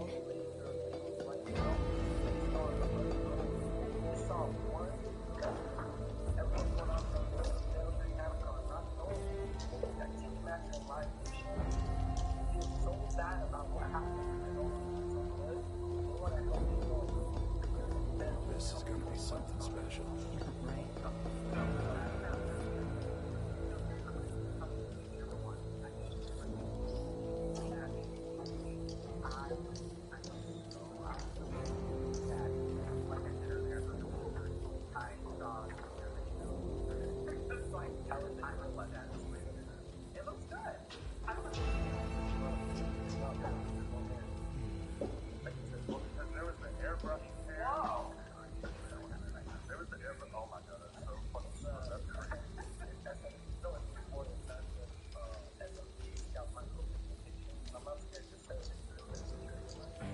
Apparently, gas users way down this month. Lower than they thought. Right on. I think it does look better than probably what it would look like without it, to be honest, because it just establishes the hairline.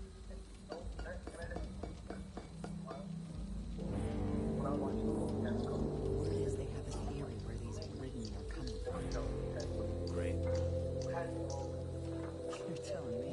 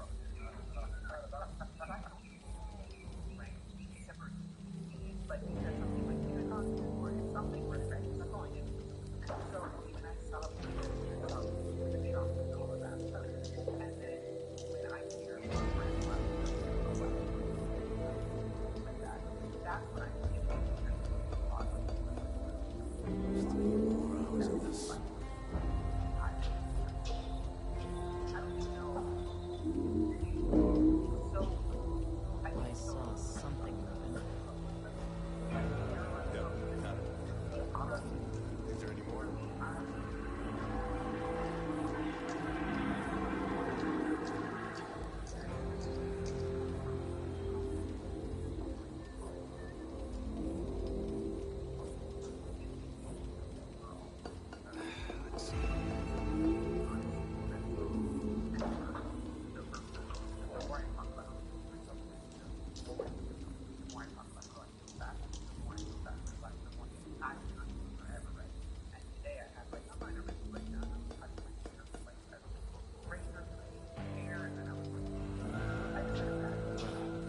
Sort through all this stuff.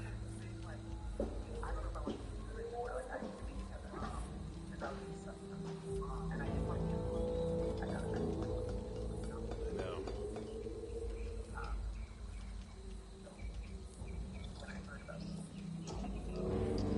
Rumor is they found a truck filled with crates. Wow, business is good today.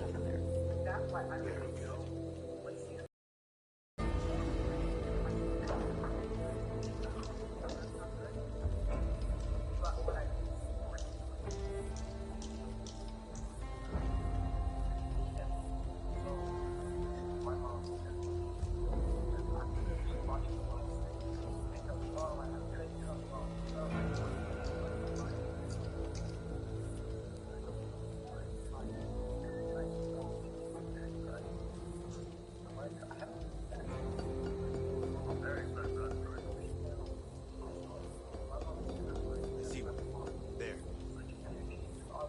Got him.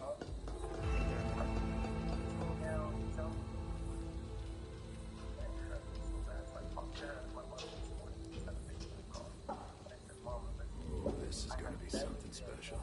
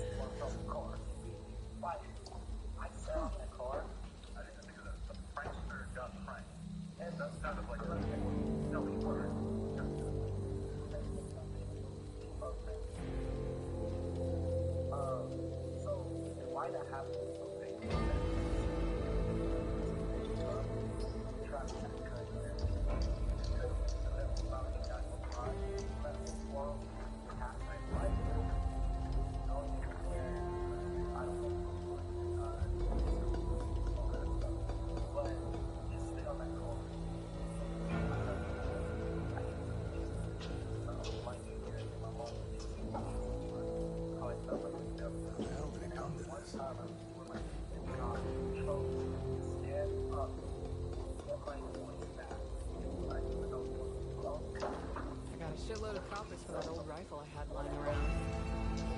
Yeah? It's good. Makes me glad too. I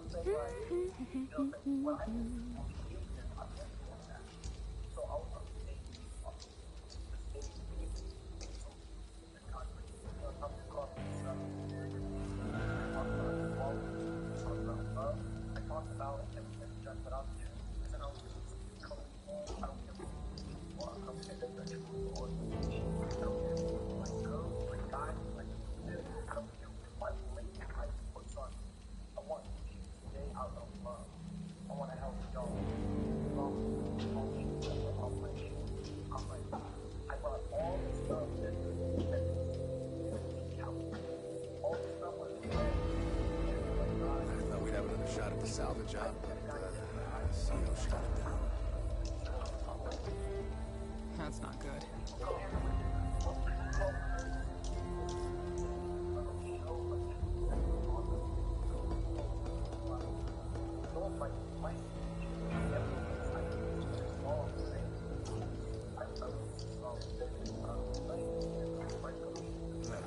Sort through all this stuff.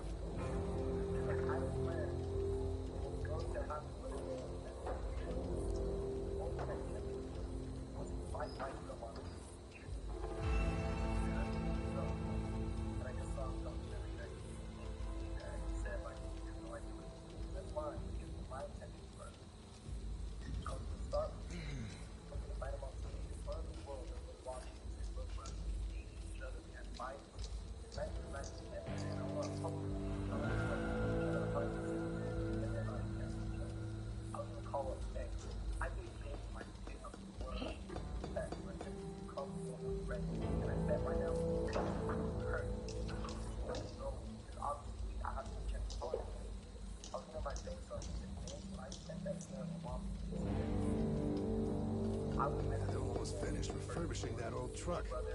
It's been forever since it broke down. Nice.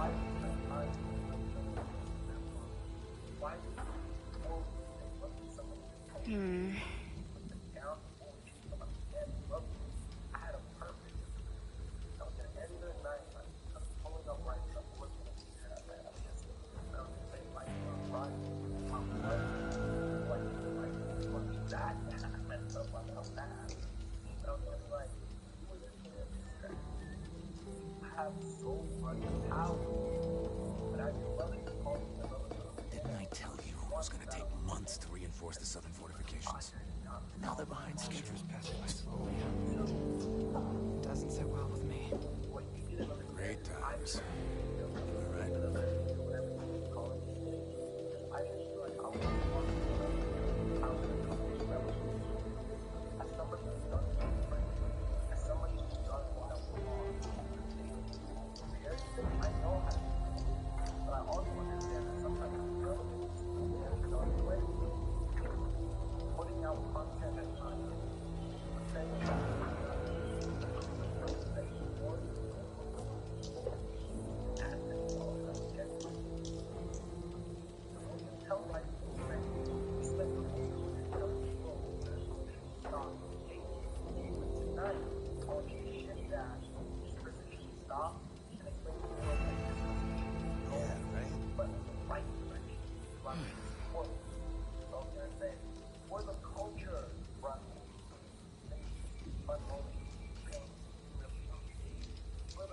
Hear they found those missing people near the gas station? The ones from last week? What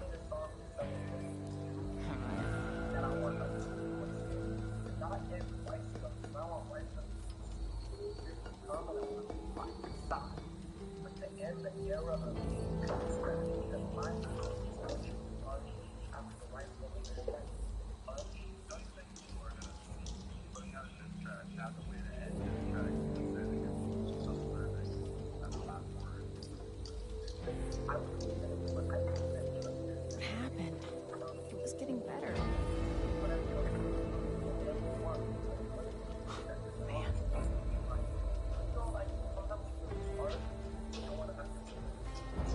Remember the collapse? This might actually be worse.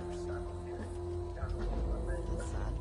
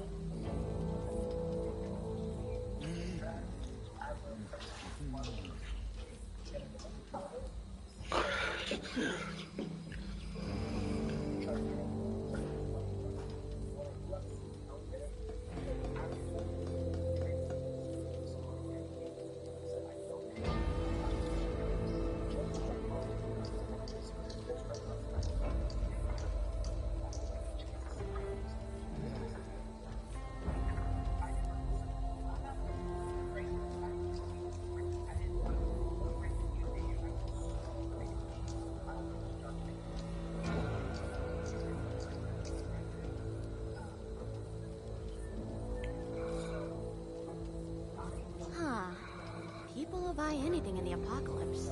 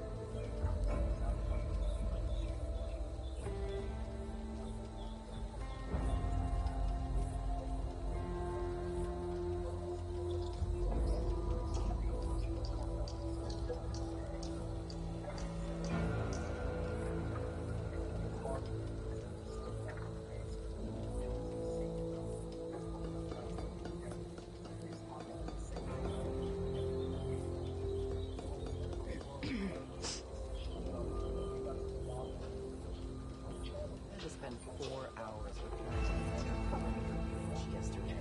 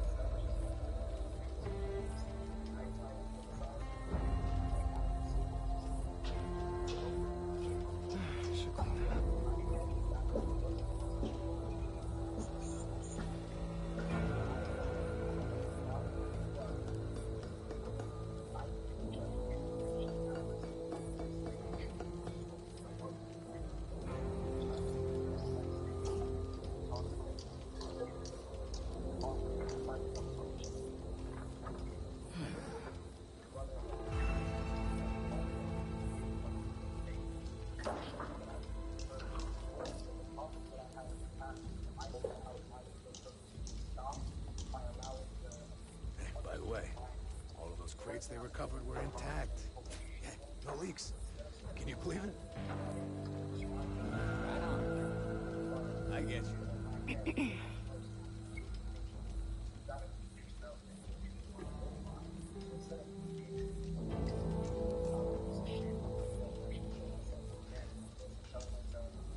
Can you cover my patrol later?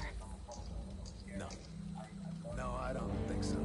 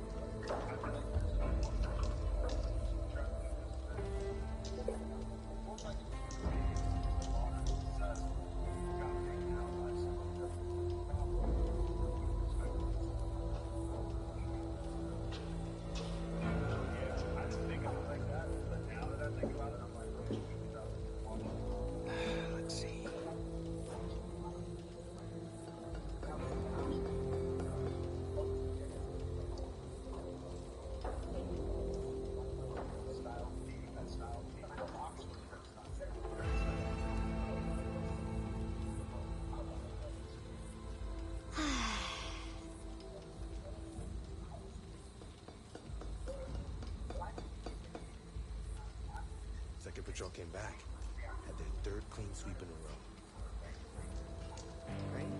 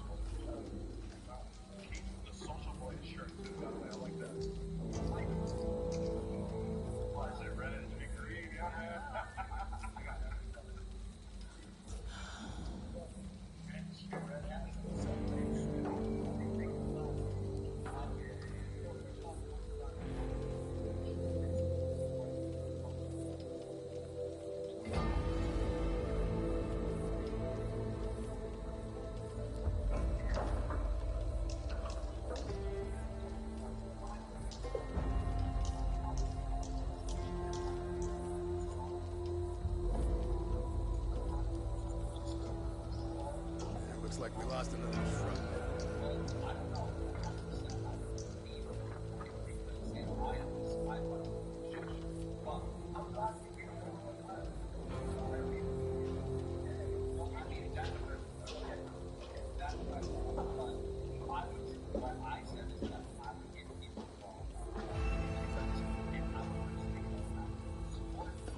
This time I give credit.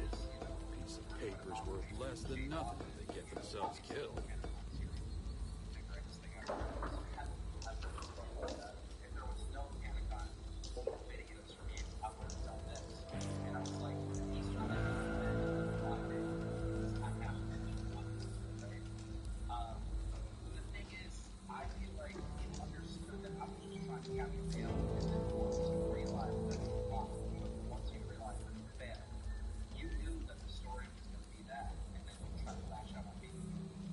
What really worries me is what's gonna come next.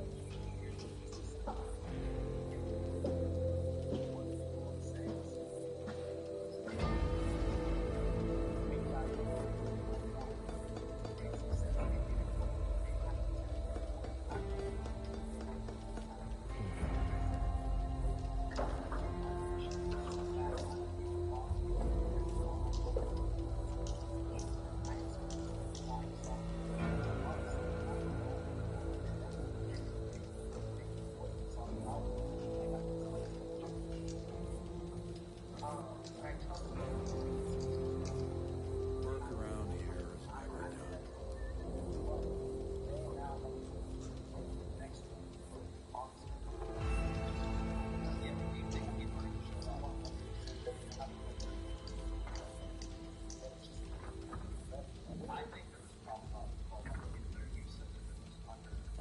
Next time you buy supplies, you grab me a few extra mags?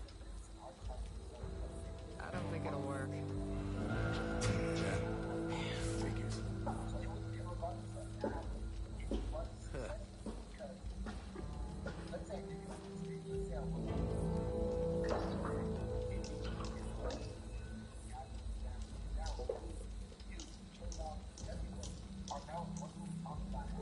Can't wrap my head around it all.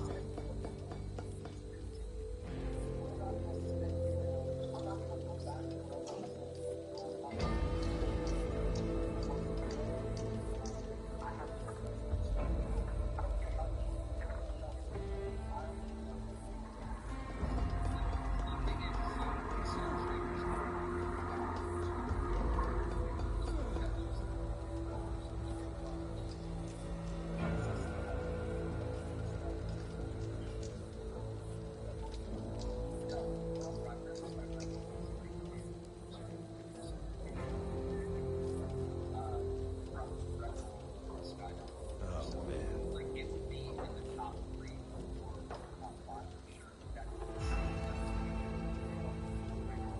Can't believe I sold out of those.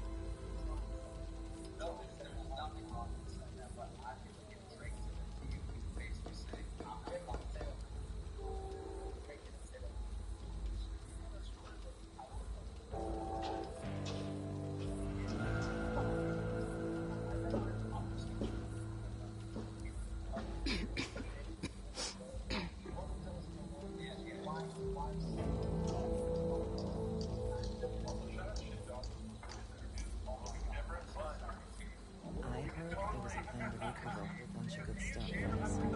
Hour-long conversation before this started happening.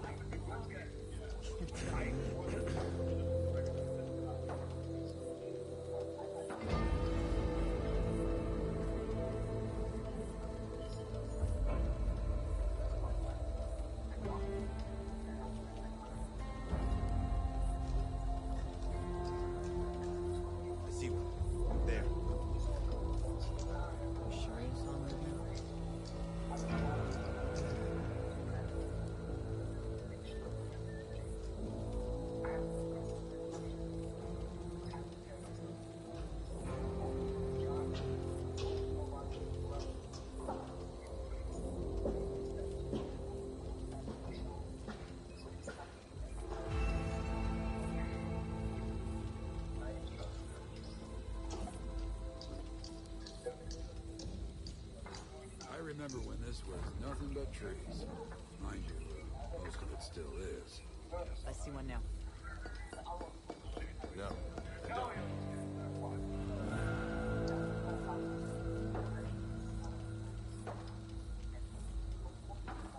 Hey, second unit came through, apparently. We got a new shipment in. All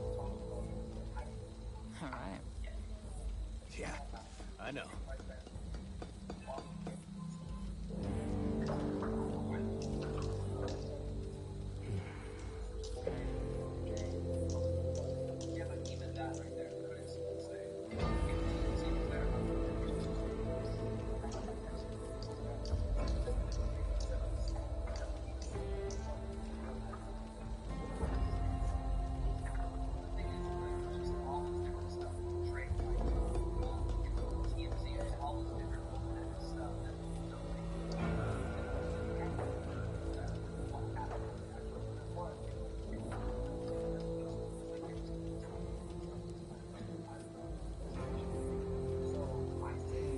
Keys somewhere. Can you help me look for them? I'm afraid not.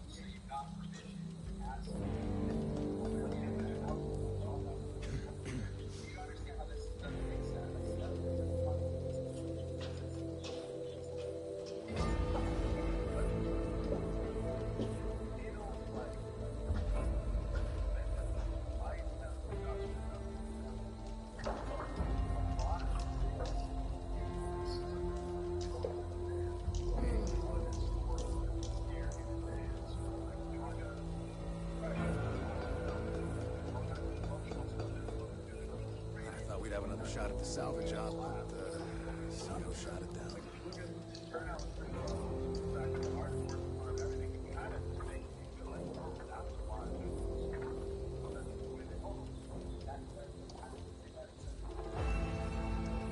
Can't believe I sold out of those.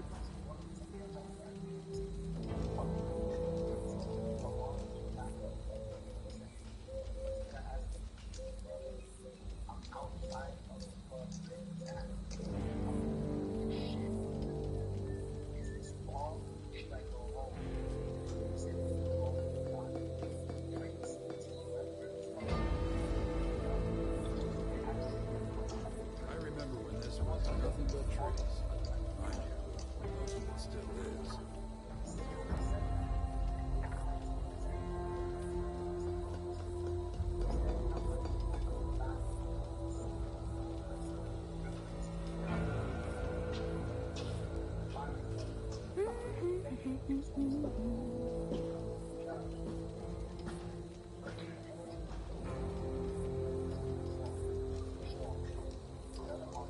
rebuilding that old carbine I found last week. Good news. Telling me.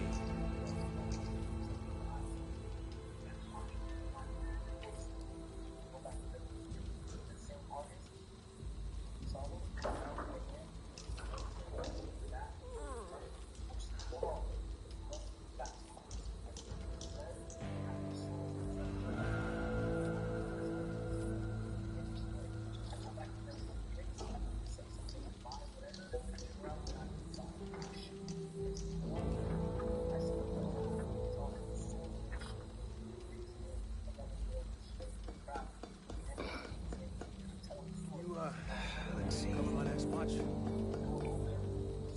I can't help you. Next time's on me. I don't think so. Can't.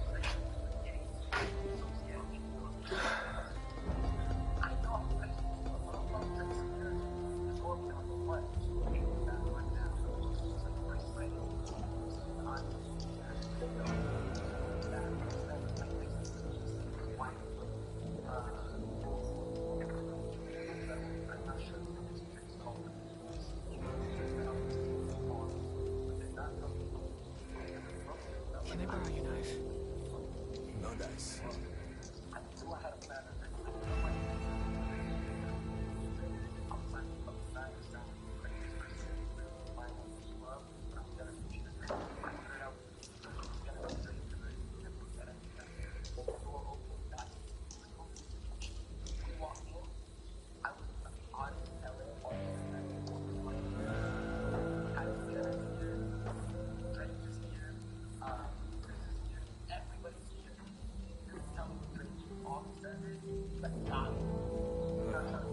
Sort through all this stuff.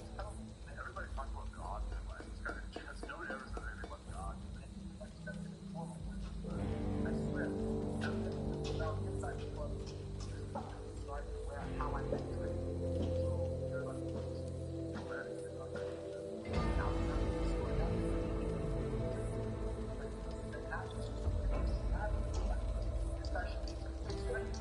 I sound crazy right now.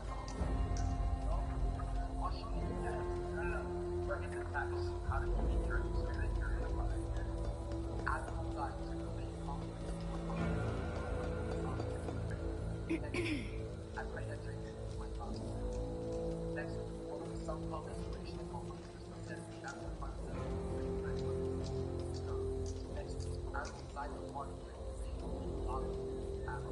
Next week,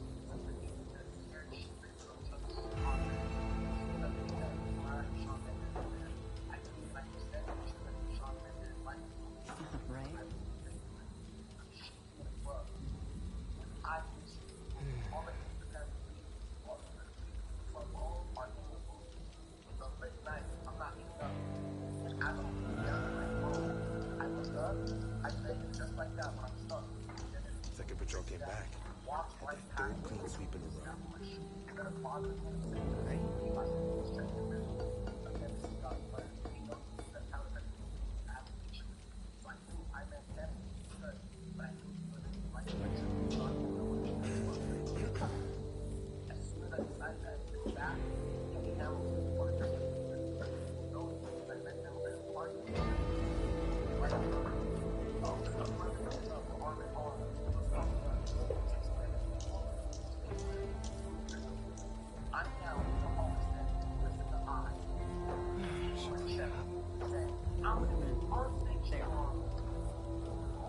Can't see it.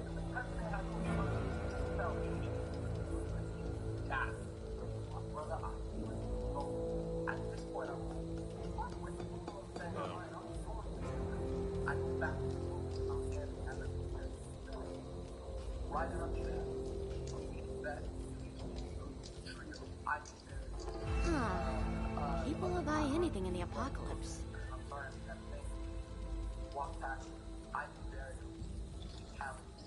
If I don't replace those gaskets, machines won't last a year. That does not make you feel good. Kills me.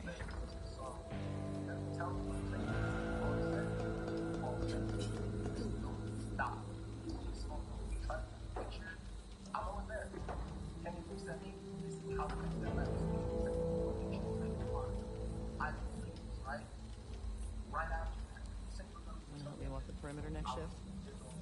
I don't think so.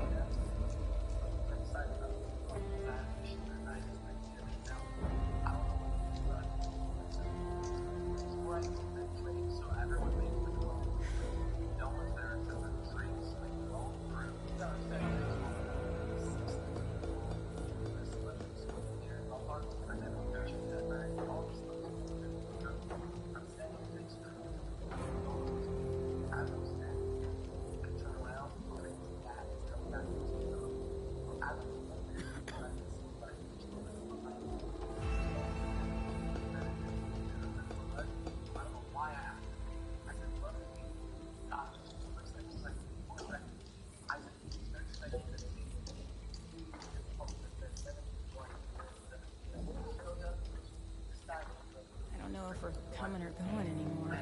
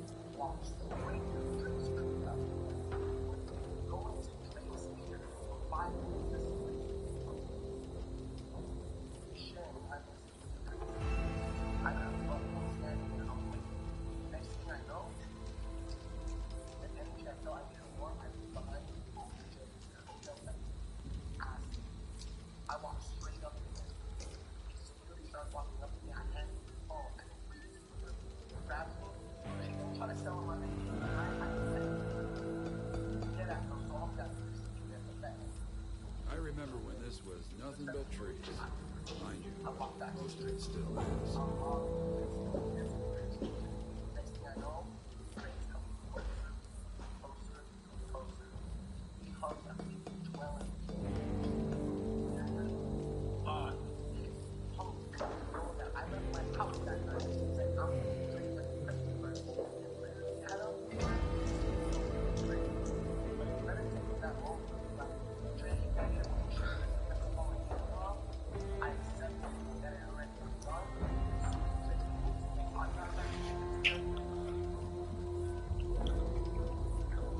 Okay, guys, so I got an update for everybody who's maybe interested in what's going on with the Patreon. First things first, we started the Patreon.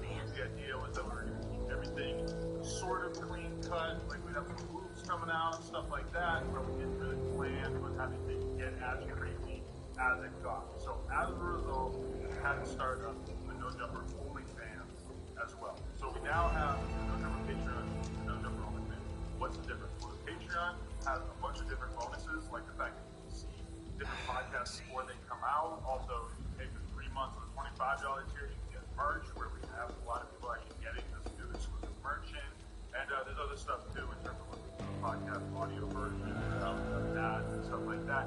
But we do have multiple episodes, such as C-Mac eating rice off of that girl's ass, and the new one where we have Morgan Lee actually reacting to her getting gangbanged. All this stuff was a little bit too explicit, so we're going to be putting that stuff on the OnlyFans. And as a result, now we're raising the floor up to $5. If get in on the ground floor for the Patreon. Moved on up to 10, but even the Patreon and the OnlyFans are both 10. But if you're already paying $5 on the Patreon, all you have to do is stay subscribed, and it will not go up to $10. And grandfather in at the $5 rate. You don't have to pay $25 to get that bonus uncensored episode because we're having a really hard time thinking of stuff that would be more uncensored than the stuff we're already doing. So, we have the OnlyFans, we have the Patreon. The only difference is that the OnlyFans is going to have the fully uncensored content. All the stuff that we weren't able to put on the Patreon, obviously we didn't think that was right that we were charging people and not giving them the stuff that they wanted to see. So now we just have two options, the Patreon and the OnlyFans. And there's a lot of different benefits for each. If you're just into the horny stuff, just get the OnlyFans. If you want to get the regular podcast episodes early, or you just want to support us, or if you want to get the exclusive merch or anything like that, get the Patreon. Anyway, it's a work in progress. We're working really hard to make this stuff as good as possible, and we do have a ton of banger episodes coming soon. So thank you very, very much to everybody who made the Patreon thing a success. And we'll just continue with music. If you have any questions, just ask away down below, and we'll answer. Patreon.com/NoJumper and OnlyFans.com/NoJumper. Pretty easy.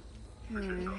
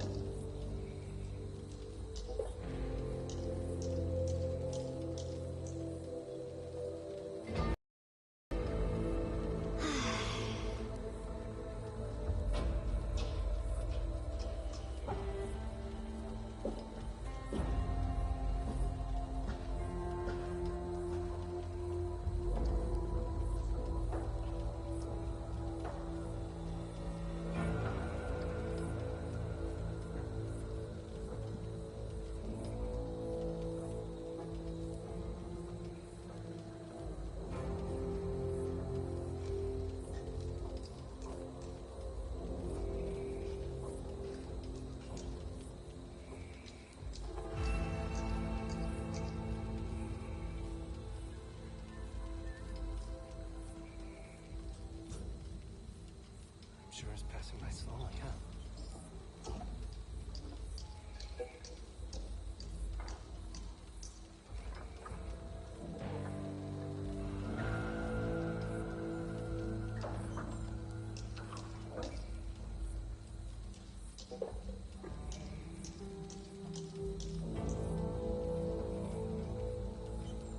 Gonna need to do another inventory soon.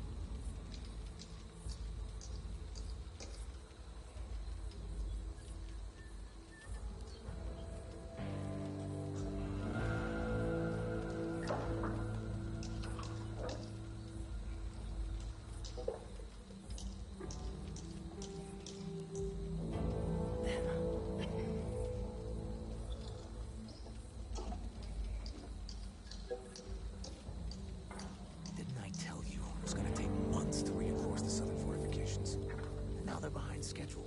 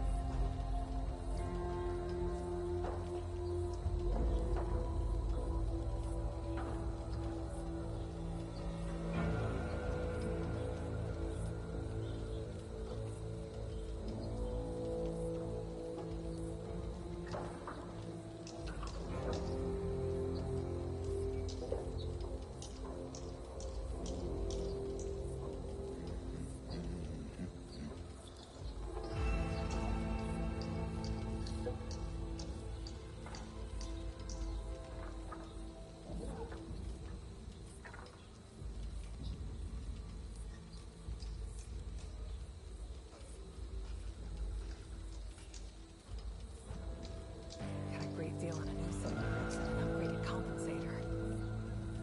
That's great. Oh, it cheered me up.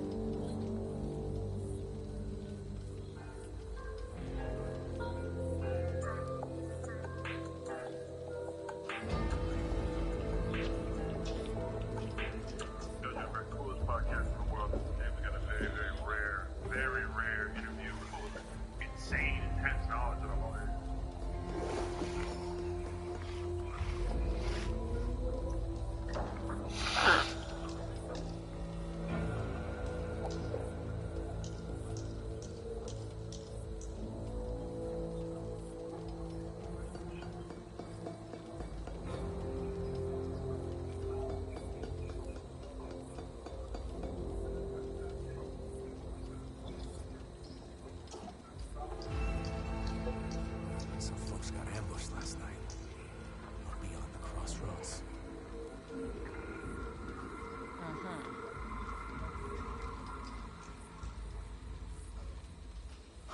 Man.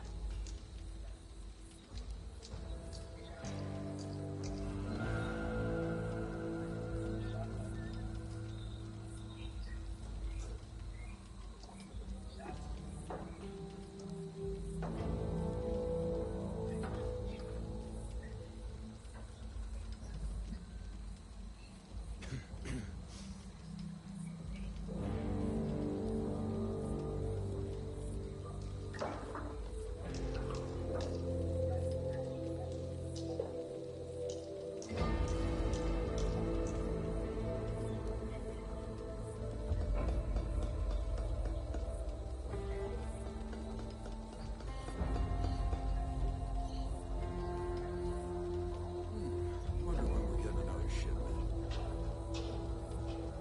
Hey, we're already over our food. I saw something moving. Right on. Side too. Yeah, I heard that. Need any extra shells? I got you covered.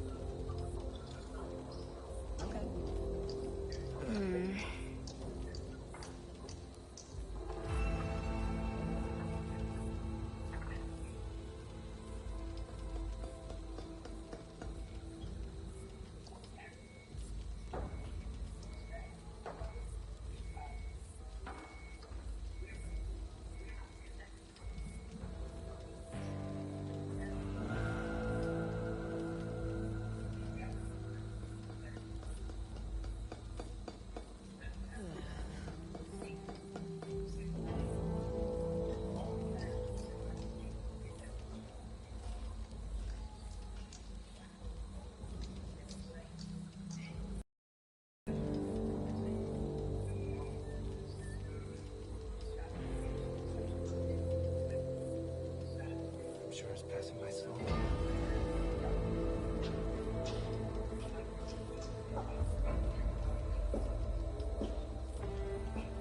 The crop's gonna be good.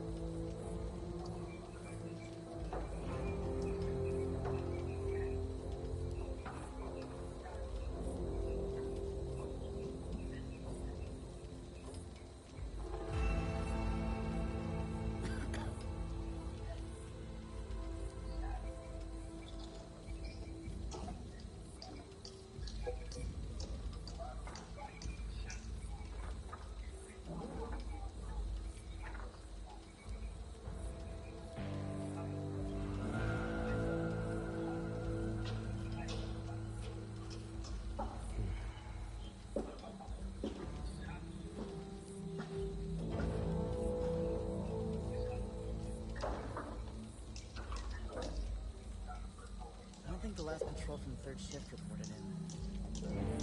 Hurts you.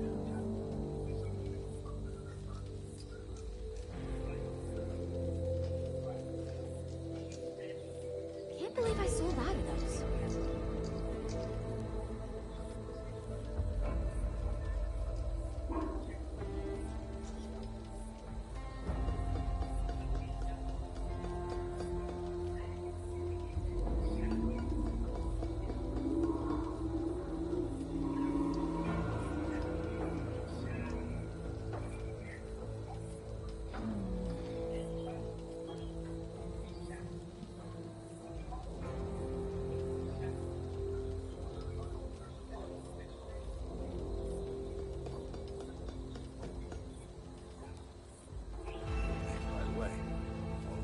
They recovered were intact.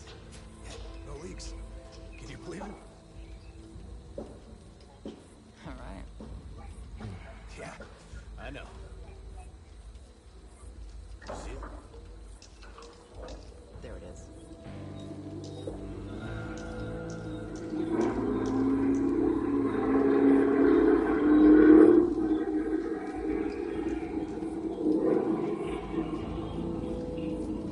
Gonna need to do another inventory soon.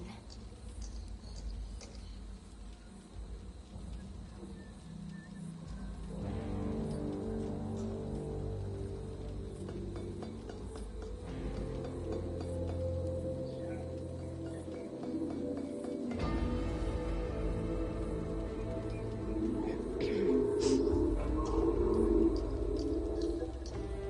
you cover my patrol later? No, I don't think so.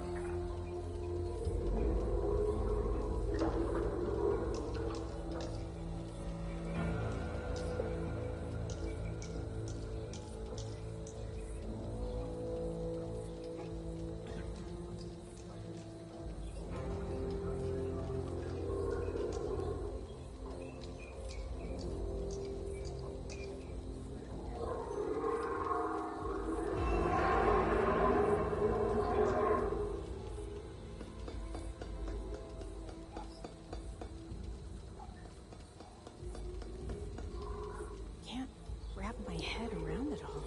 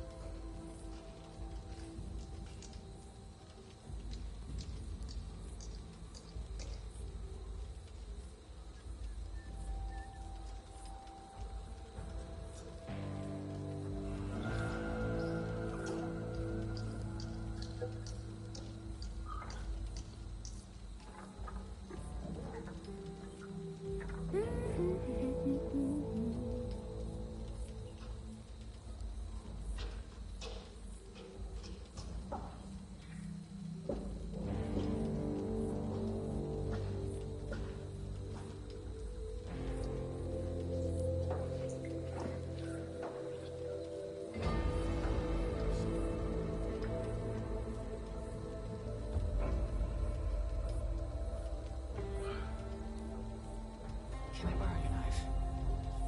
What's wrong?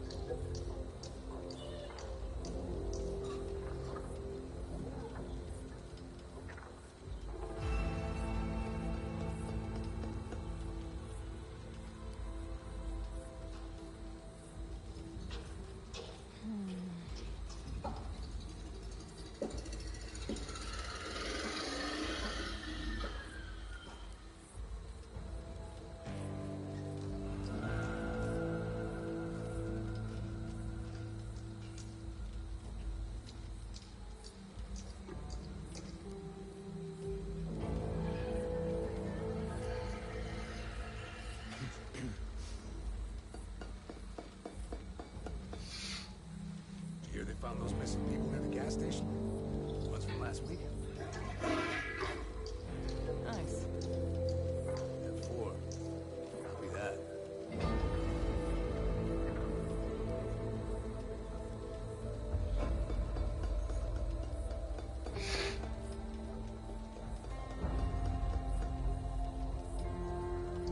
I don't know if we're coming or going anymore.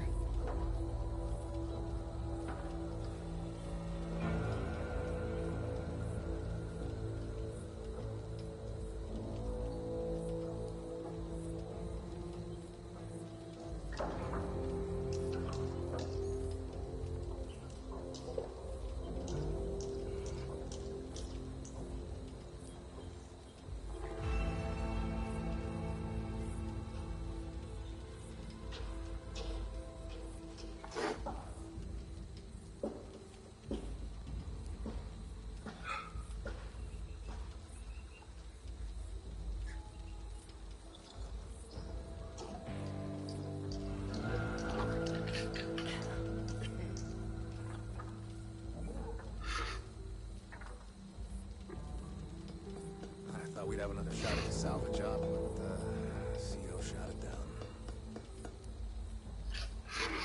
Just when things were looking. Tell me about it.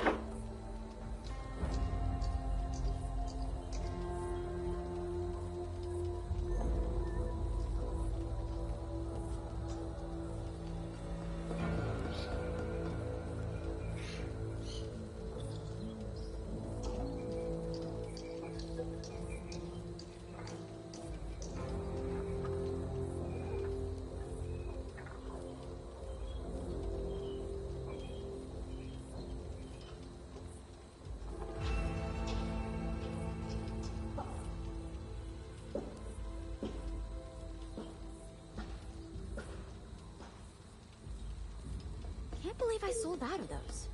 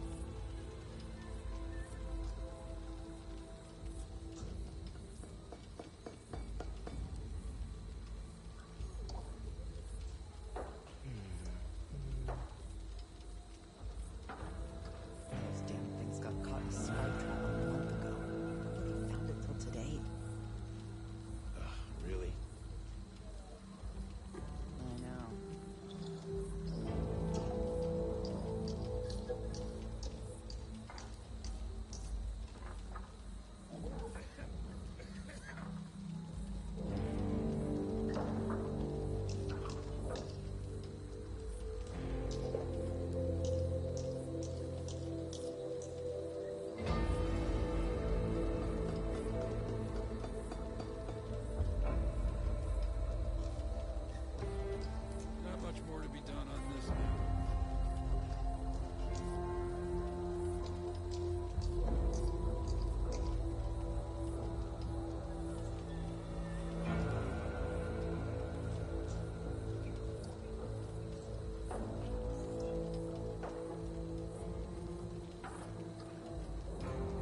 Sure is passing by slowly, huh? Can you be a pal and grab me an extra set of bandages? No.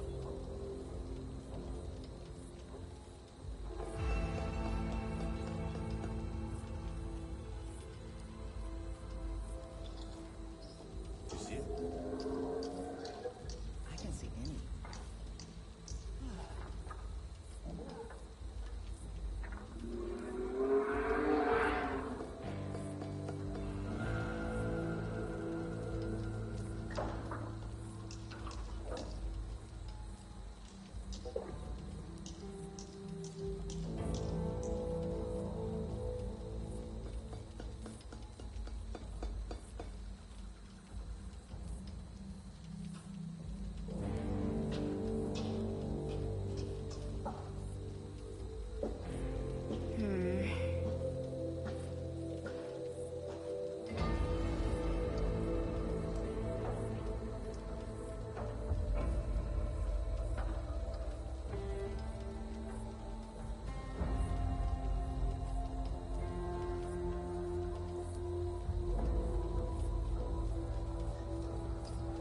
Nature's really coming back these days. Most of humanity's gone. Okay. Yeah, right?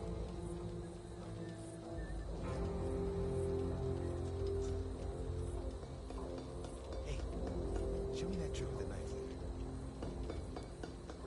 Sure thing.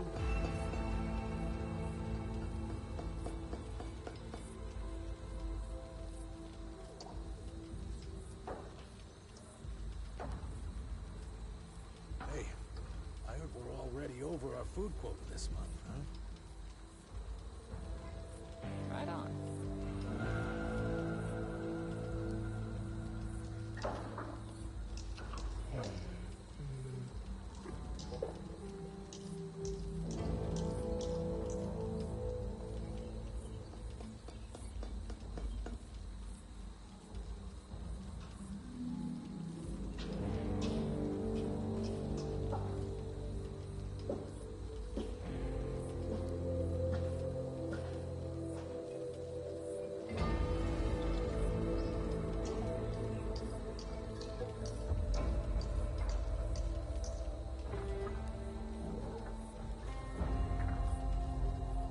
Now I heard they might be affecting the water supply.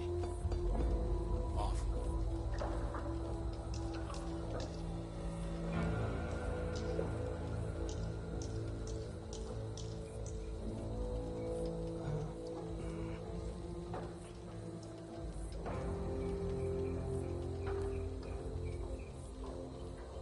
Didn't I tell you it was gonna take months to reinforce the southern fortifications? Now they're behind schedule. That's not good. Sure. Can't believe I sold out of those.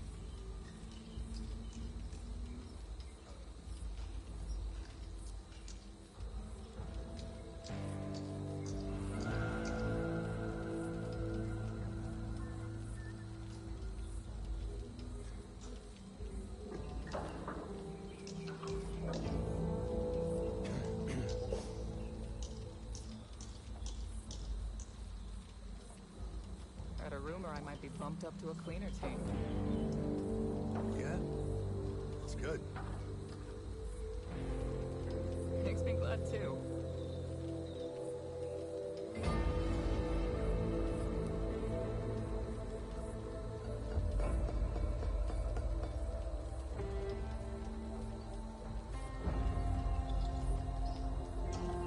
Work around here is never done.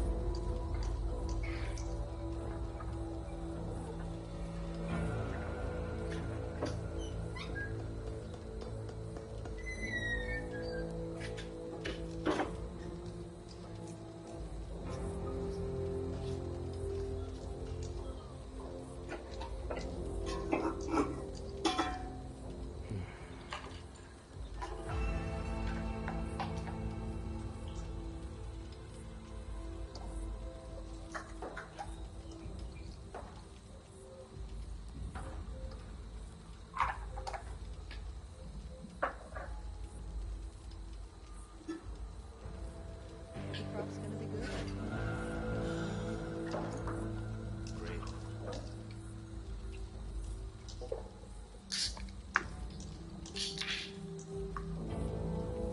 Hey, could you grab me a water next time you're at the canteen?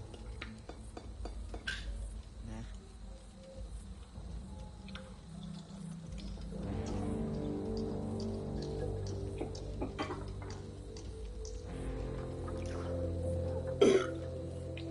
I'm sure it's passing by slowly.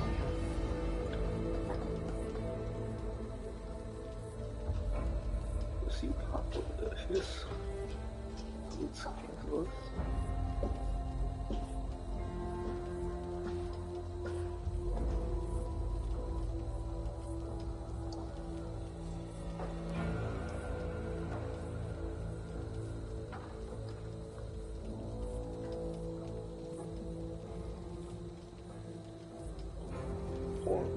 Pussy.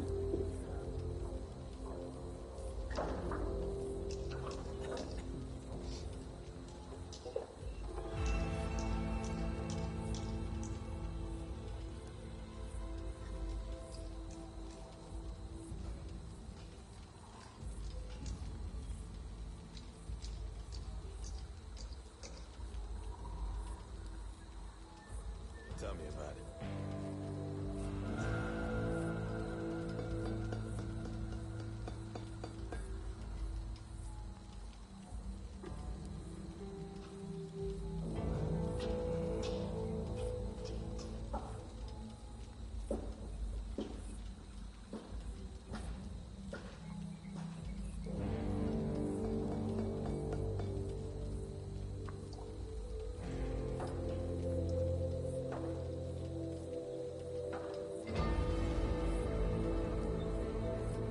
You know that 10th hospital they set up? That is already overrun. Unbelievable.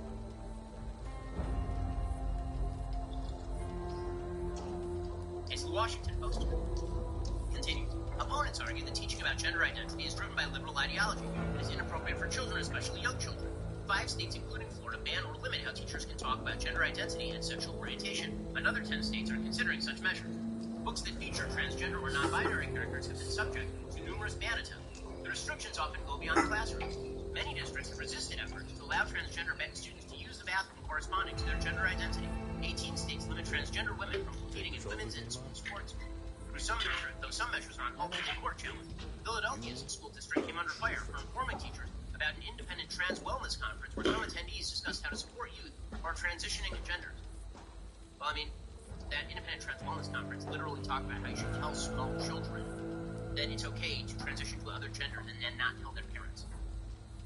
Classes that address gender identity are still an exception in American schools, but an increase in the number of young people identifying as trans or gender non-conforming has prompted many schools to change course and adopt lessons that would have been unthinkable just a few years ago. A Gallup survey released last year found 16% of young adults in Gen Z identify as LGBT more than any other generation. What a coincidence! It's a coincidence. Again, I love the idea the left is promoting that all of this is just naturally happening and it has nothing to do with us spewing garbage propaganda at kids for years on end, and then these kids going on horrible social media sites like TikTok and finding mentally ill people to create an echo chamber where they can be at someone.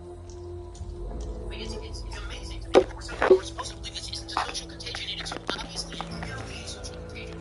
There's no question that this is a social contagion. It is not a social contagion. I honestly got to admit, I'm trying to logically sustain the idea this is not a social contagion. It's area specific. It is happening in coordination with specific ingestion of particular messages. Every major corporation in America. How is this not a social contagion? It's just insane. Gender's got a new delivery. If you want to refresh your loadout, now's your chance. Elementary school children. In some classrooms, lessons about gender identity focus on gender stereotypes. Students in first grade, for instance, may be prompted to consider there are no boy colors or girl colors. Some classes use the book I Am Jazz, the story of a transgender girl.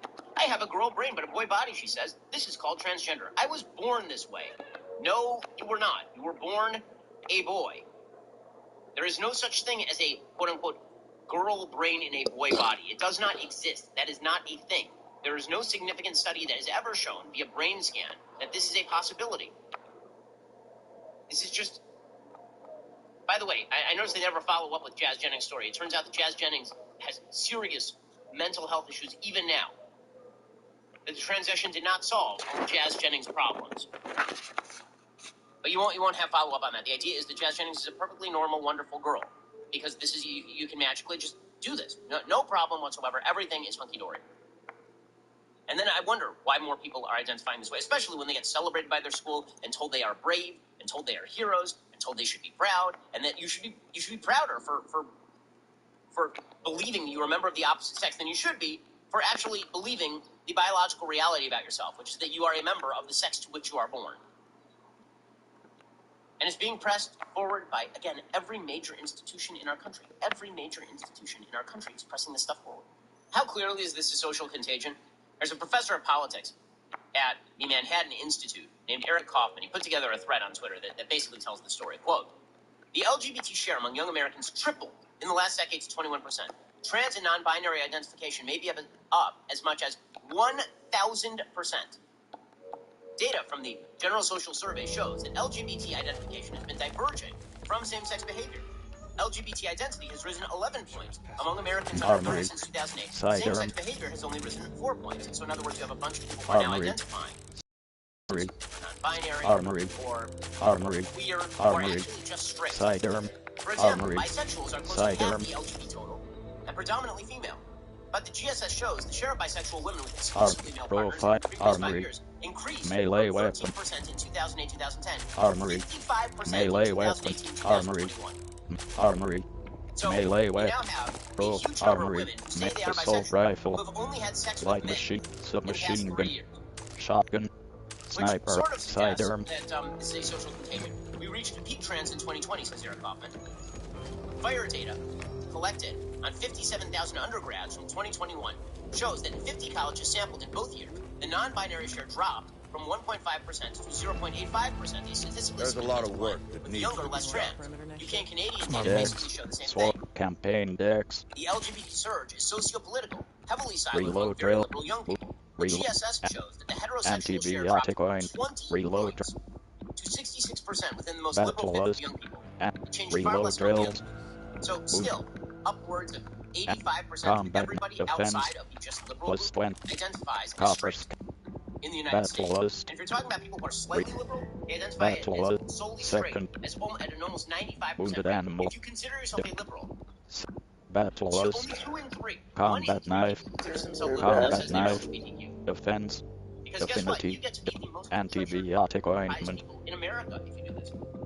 Political aspect is the most important for white and college educated. second chance, Fire data shows very defense, liberal white female students supports second the idea of chance, shouting down a speaker to prevent them speaking. antibiotic chance ointment, of being LGBT. defense, affinity, So if you're discipline, censorious, plus 20, nasty reload liberal, drill, it's okay to shut down wounded speakers, and good shot, you're copper LGBT. cabin, By save contrast, deck, almost check, none of the deck, sworn 1,360 decks, very conservative male students with Christian affiliation in the fire data say they're LGBT.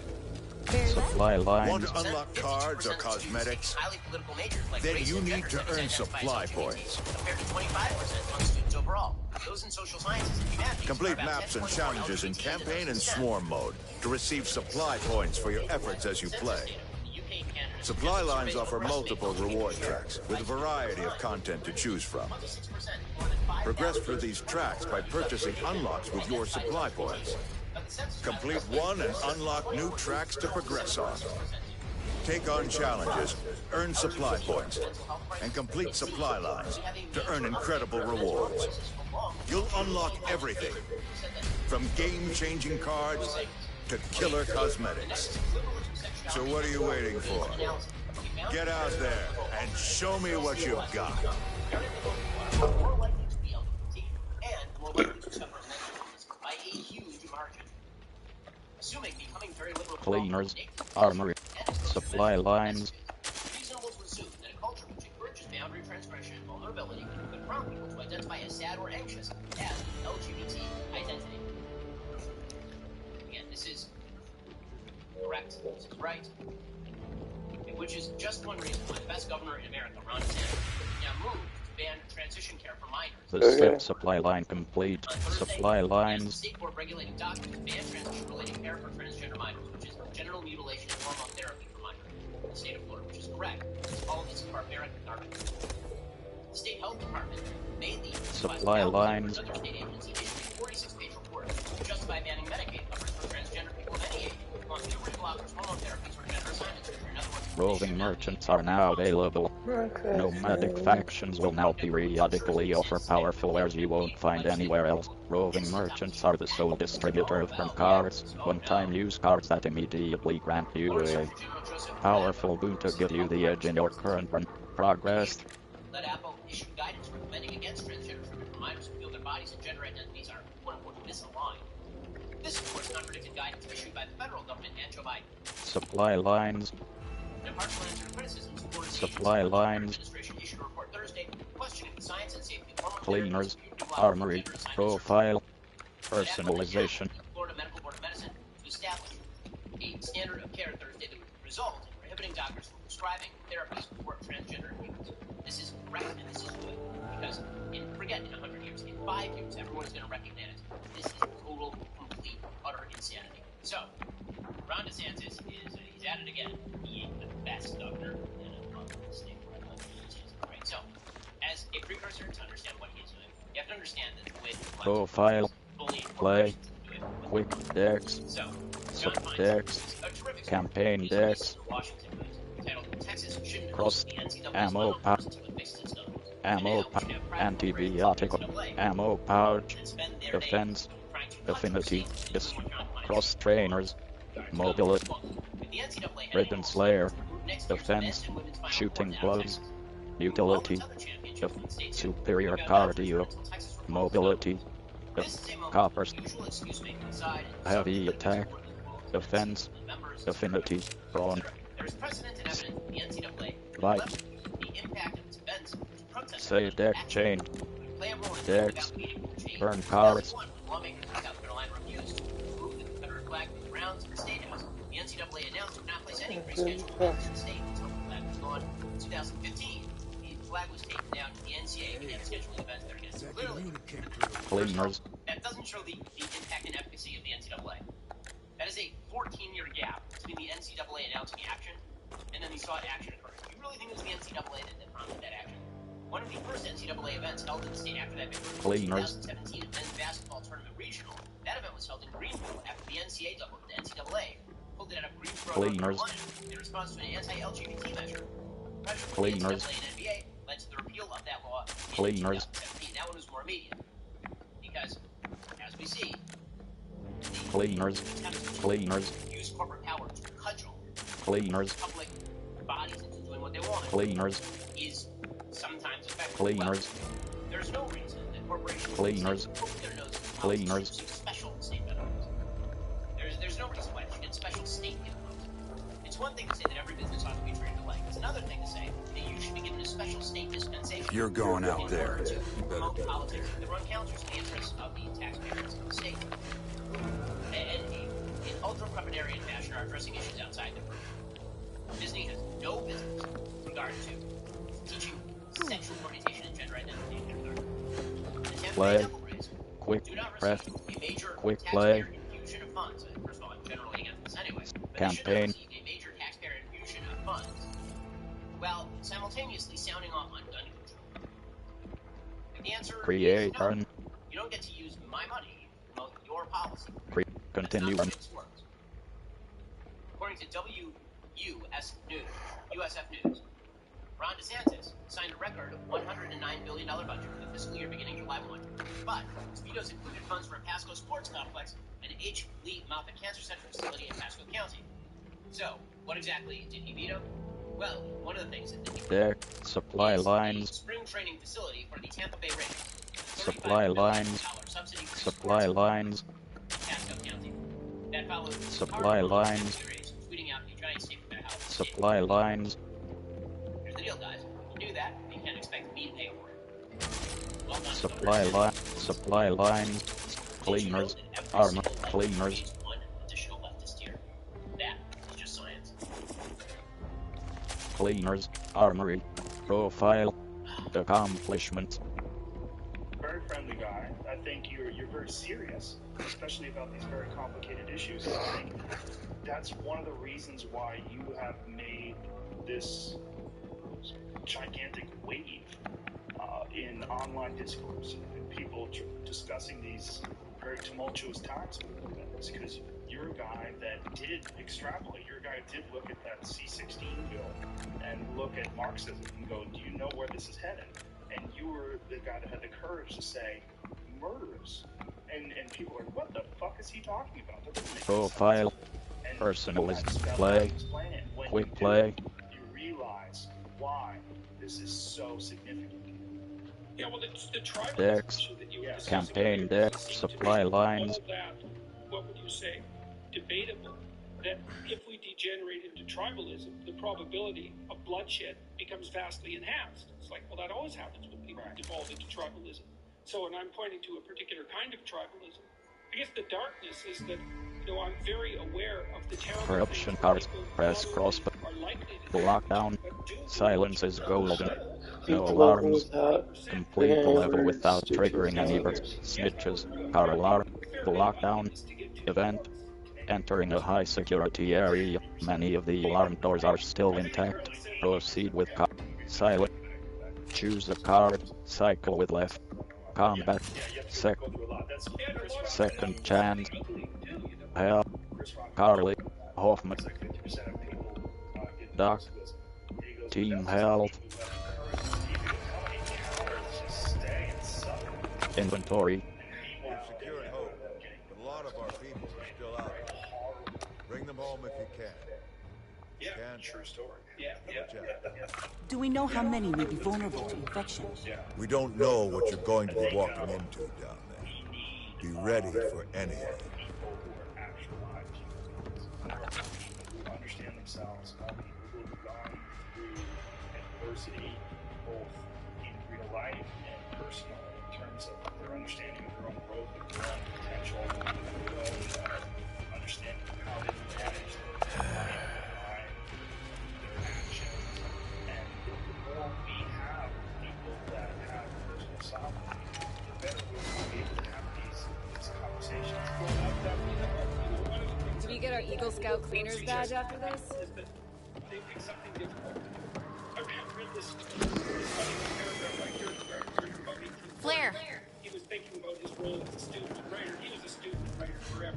Yeah, he was really part of that. And he said that he wasn't one of these people who was capable of inventing something wonderful. It's life easier for him.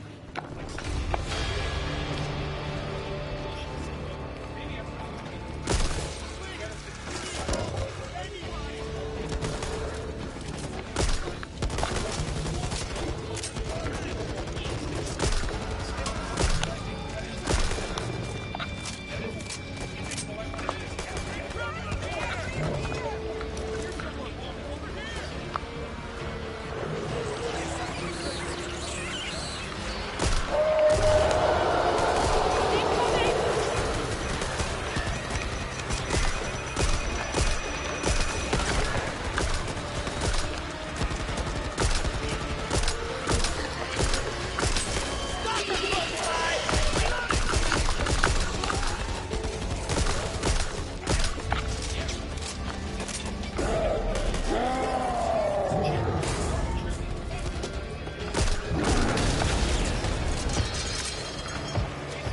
It'll be back.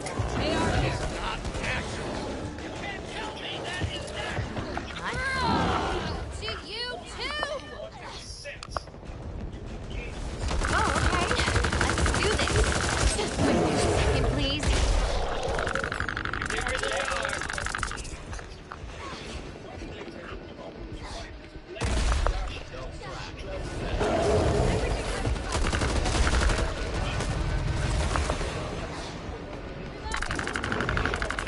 Need to reload.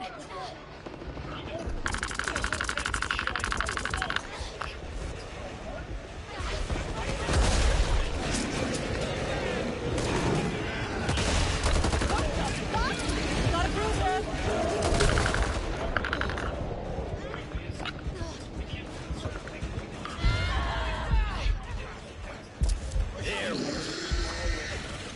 Thanks. Fuck is this on me? Did you do that on purpose? Oh, sorry! That's probably smart, right?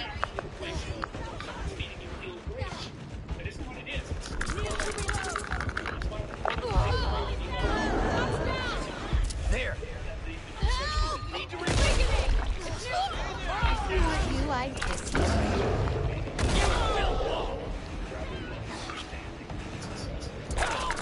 Hey, I'm over here. Get me up.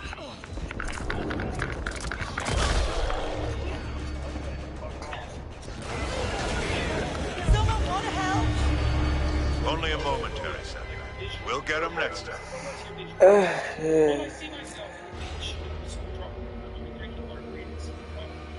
First, that's not a plan. That's a travel poster. It's like, okay, let's walk through this. All right, so you go down to this tropical country, and you go sit on the beach. Press cross button to ready up. Press options button to open system menu. Press triangle button to rate match. Do it for 6 months? You'll be dead. Yeah, well, you'll be this like pathetic, sunburned, like fat. Yeah. Unhappy, hungover, cirrhotic. Yeah, it's like that's your vision. So how long can you have a margarita on the beach? Like maybe you could do that once every 6 months for like 10 minutes, something like that. It's not a vision. It's true, but when you are working, Resume. Sign out. Sign options. Navigate. Yes, I Quick use offensive item.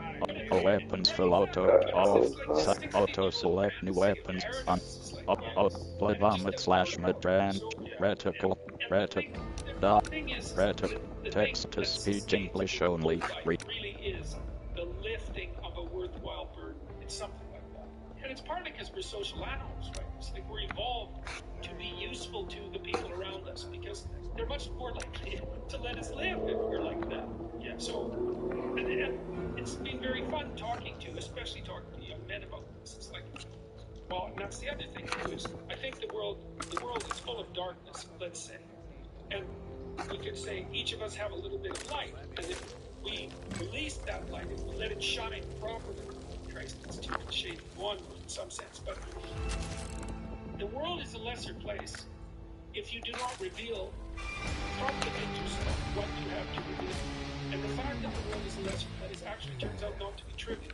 Like if you are everything you could be, more people will die, more people will suffer, more evil will be unconstrained, more tyranny will reign, more chaos will remain chaotic and dangerous, all of that. Do you mean this in the sense of like the old proverb of the wings of a butterfly and blood will become a hurricane?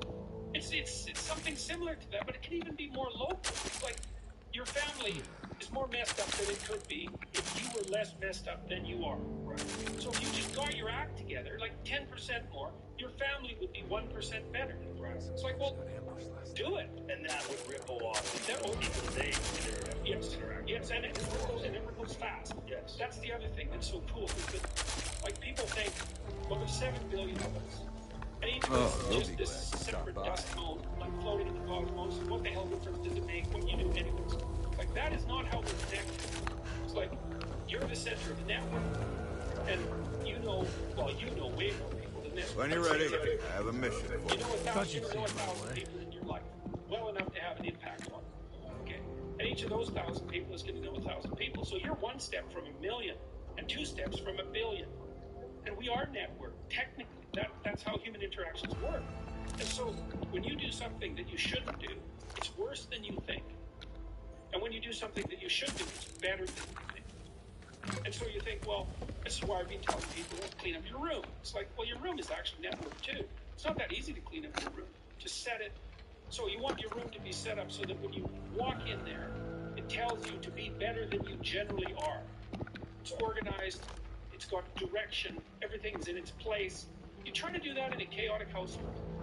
Now, I've watched people do this because I had students do these sorts of things as assignments. I'd say, look, pick a small moral goal, clean up your room, and just write down what happens as a consequence.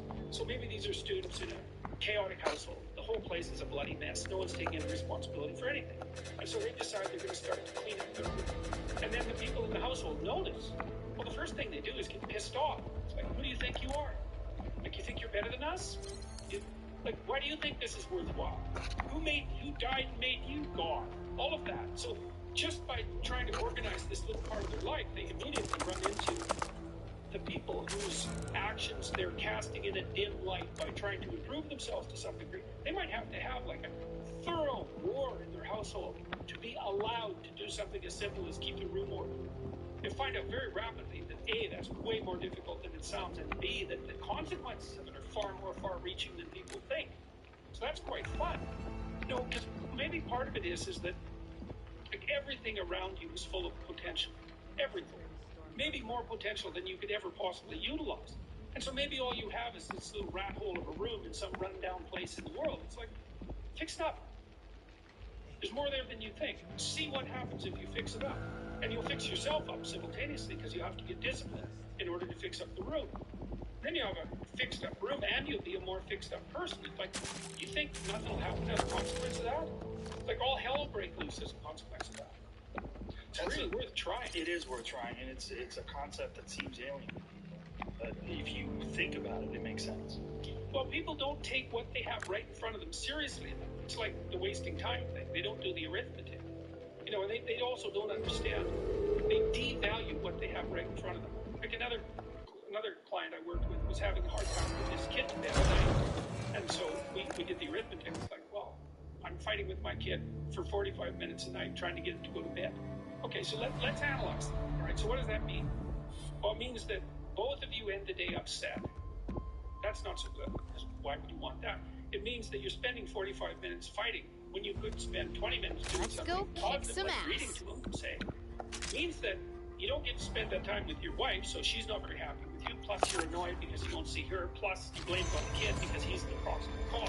It's like, that's pretty damn ugly. Powers out. And then let's do the arithmetic. It's like 7 days a week, 45 minutes a day. Let's call that 20 hours. 20 hours a week. 240 hours in a year. 6, you're spending a month and a half of work weeks fighting with your 4-year-old son. Think you're going to like him? You don't like anyone you spend a month and a half a year fighting with. It's a bad idea. Fix it. It's important. Get him to bed. Make him peaceful. You do it like these things that repeat every single day. That's a motif in this book too. Your life isn't margaritas on a beach in Jamaica. That happens now and then. Those are exceptions. Your life is how your wife greets you at the door when you come home every day. And that's like 10 minutes a day. All right, collect your breath, collect yourself. Then let's get out of here. That's an hour and a half or an hour. Rover 2, this is Hope 1. Do you copy? Up to our necks in it, but still kicking. Over. Need all cleaners back at the Ville. Pronto. Hard copy? We're on our way. Hope 1 out. Time to get moving.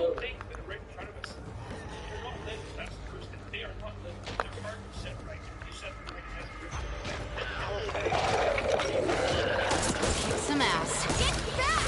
Ooh, that went right through to my funny bone. Nasty's ahead.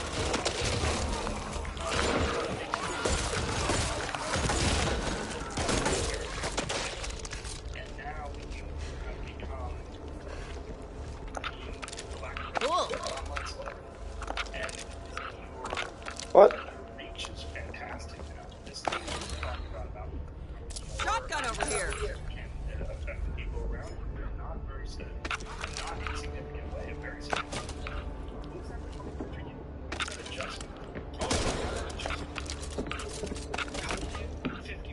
So for 53 Yeah, I had a little bit of exposure. I did some work with a station in Canada. I had wide open flashes of public appearance that compared to, oh yeah, this is crazy. In your face! Do we have a plan? Or are we, winging it as usual? And it never runs out of bullets!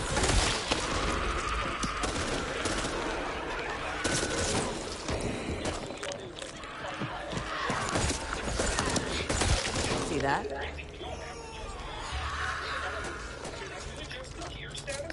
There.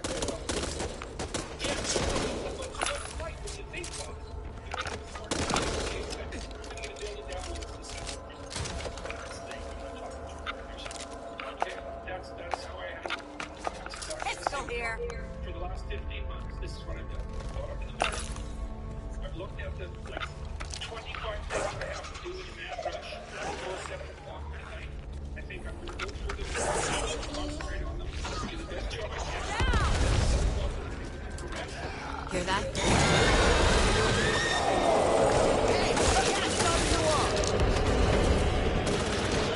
Holy shit.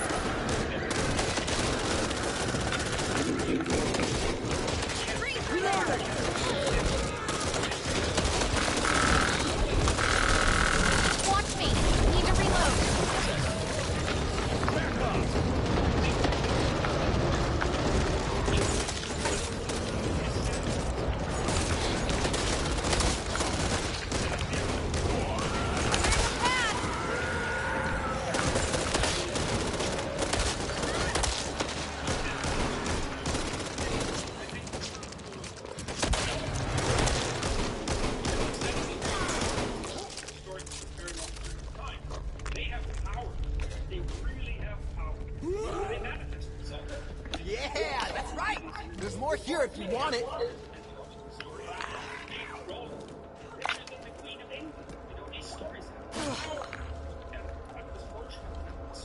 AR here.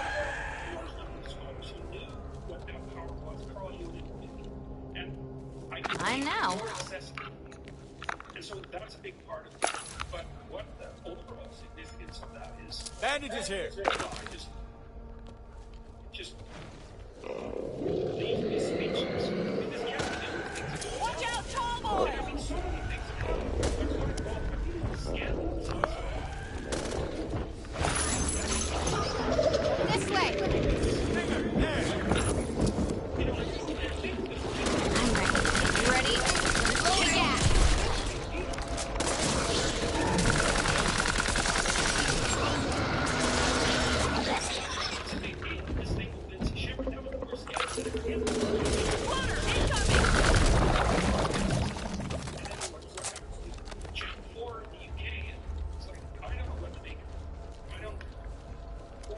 What I'm trying to do is Grenade. I'm sorry. Did that ruin your day? Do not say anything stupid. That's hard. Or too stupid. Yeah. Whatever it is.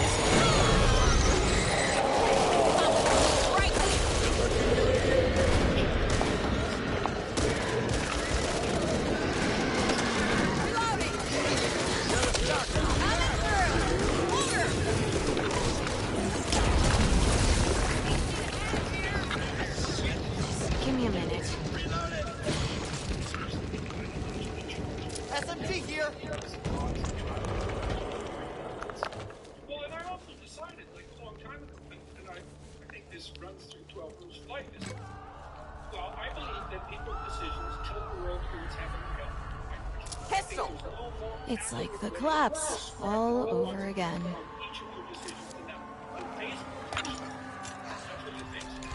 That's what you face potential. It's not material reality. It's potential. AR here. Cool. Glad we're done there.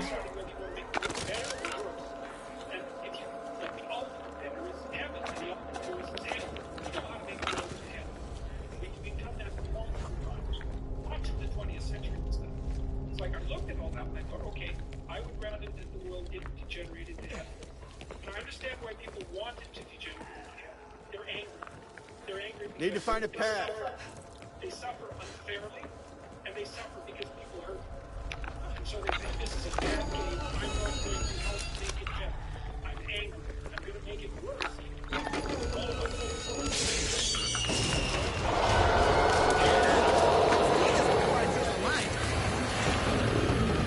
Let's do this. Big trouble when it gets the bullets back in the gun. Excuse me.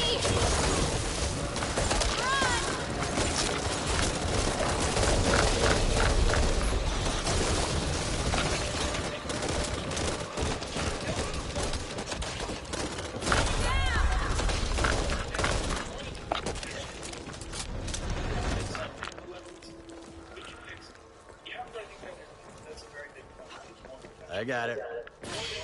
Thanks, Jim. We're not going to run out of potential. No, we're not. This idea of the family thing is one of the reasons why people get upset at other people's success. They get somehow. I'm not meant for this life. I mean, I'm meant for life. Don't get me wrong. I love the living. Time to go. Think we've got company locked.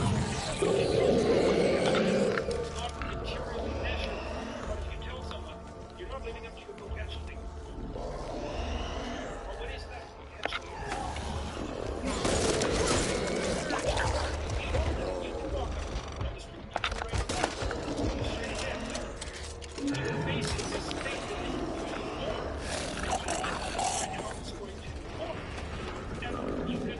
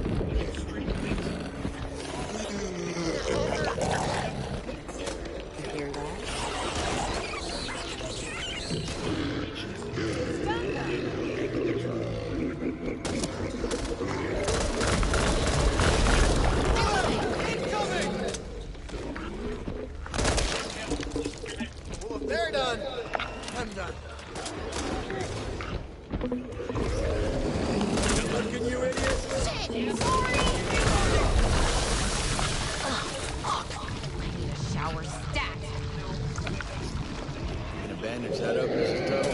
Wait till your arm drops off.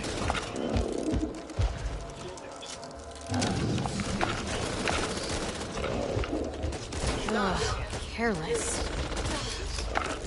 Gotta patch myself up. Had worse bites from a minnow. I'm flattered, but I'm just not dating you. Mom's down! Look there. If y'all are not too busy, use a hand. Grateful to Thanks, you. hon. Thanks, Mom. Here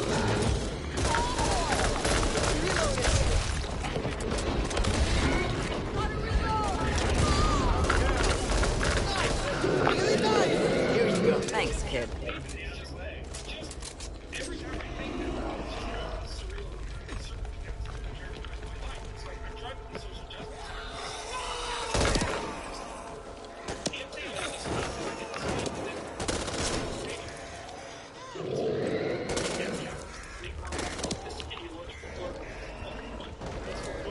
Is anyone still out there? We need help. They've got us trapped. Oh, thank God. We thought we were the only ones left. We could really use some assistance. We're pinned down in the old...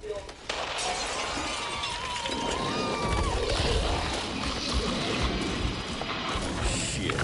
Jesus, where did they all come from? Cover me! Reloading! Follow me! Reloading!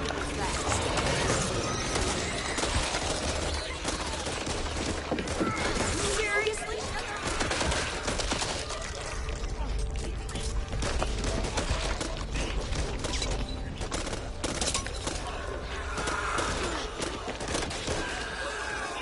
Ooh, that went right through to my funny bone.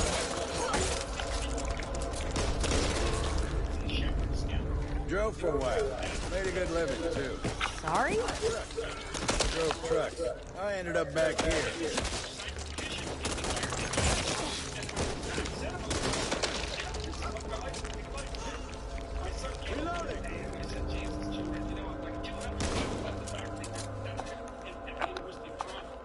Need this.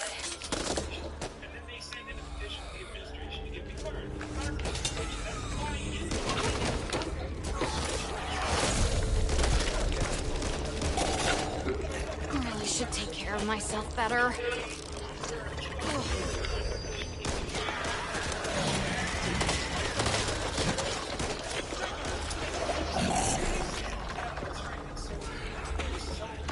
This way.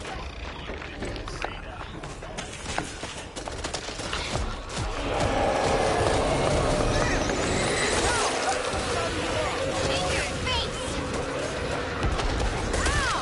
That doesn't hurt.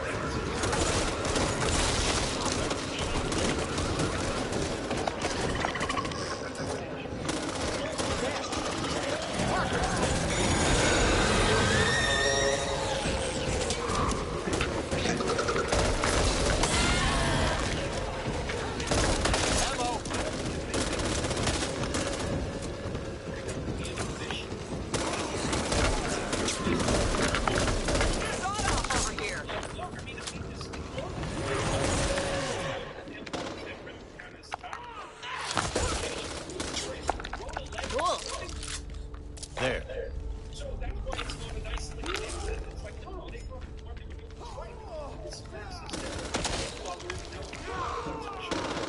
I was worried about you guys for a moment, but I knew we had it. Evangelo, want to patch that up? Shut the fucking door! The same type of group thing that's going against Lindsay Show. Yeah, and then why should they try to paint her as a radical and wing her in the... She certainly is.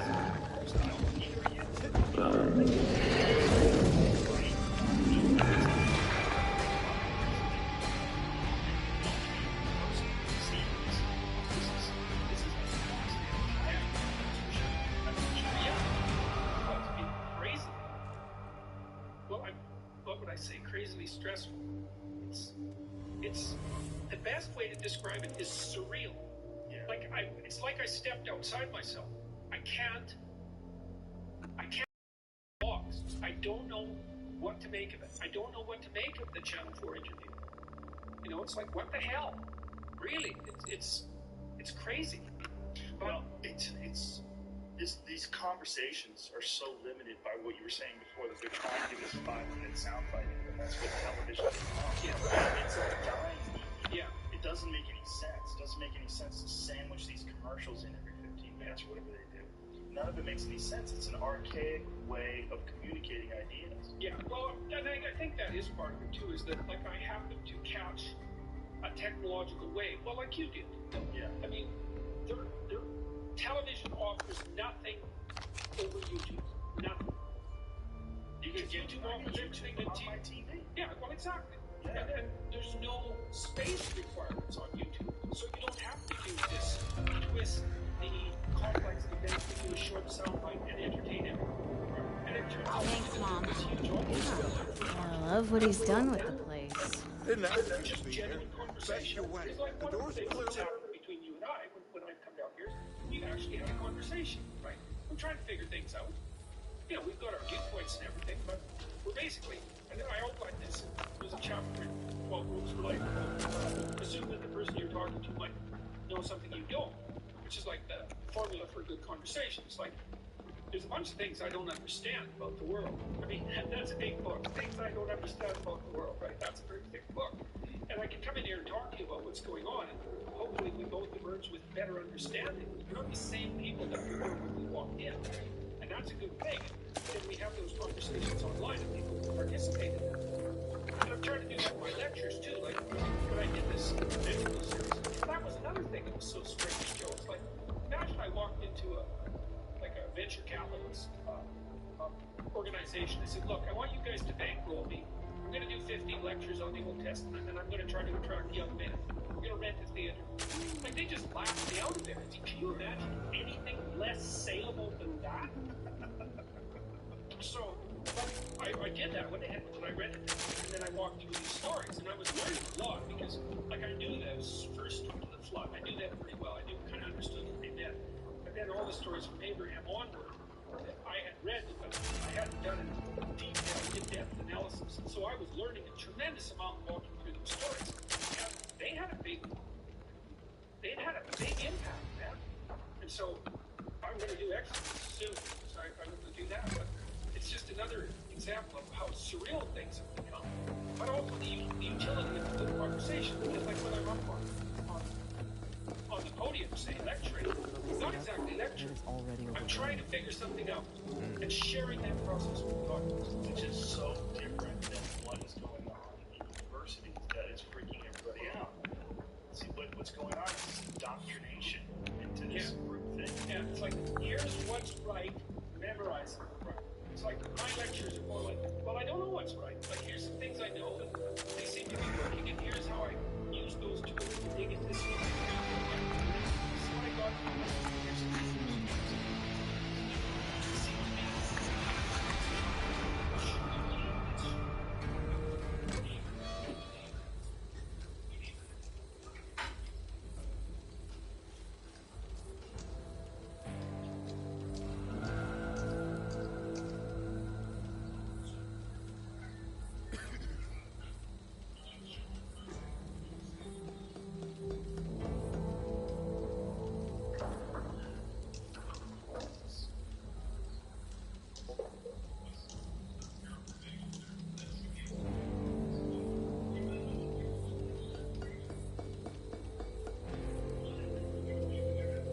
Wow, business is good today. Hydroponics almost burst the other day. Doc was on deployment, so they had to do it themselves, without anesthesia. Really brightens my day. That's what I said.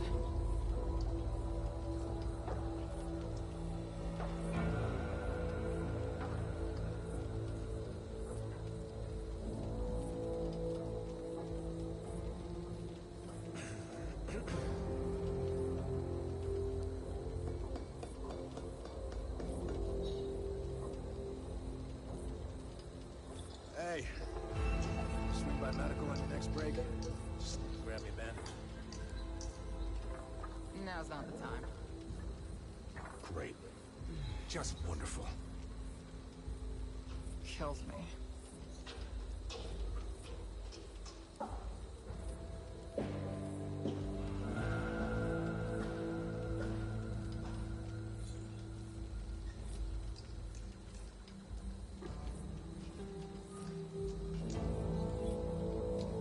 gonna need to do another inventory soon.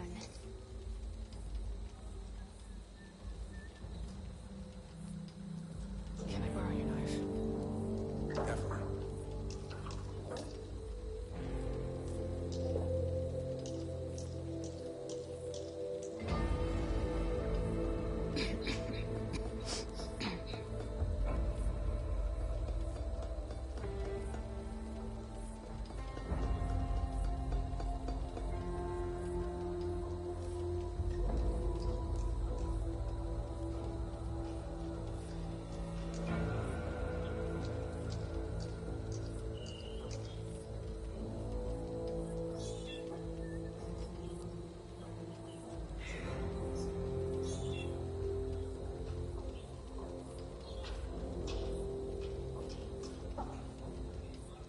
Lost 50 coppers yesterday betting on this stupid forecast.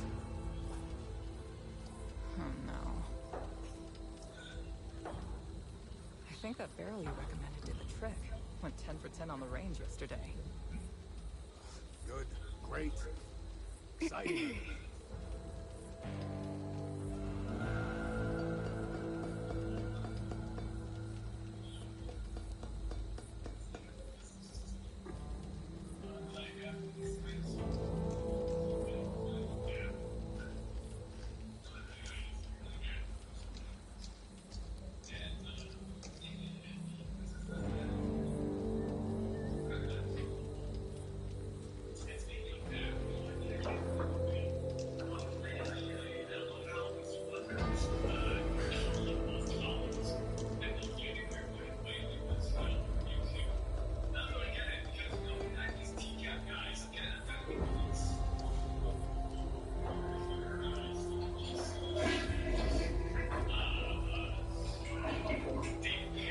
Spit sinker, spitter, I mean, and because the other guy,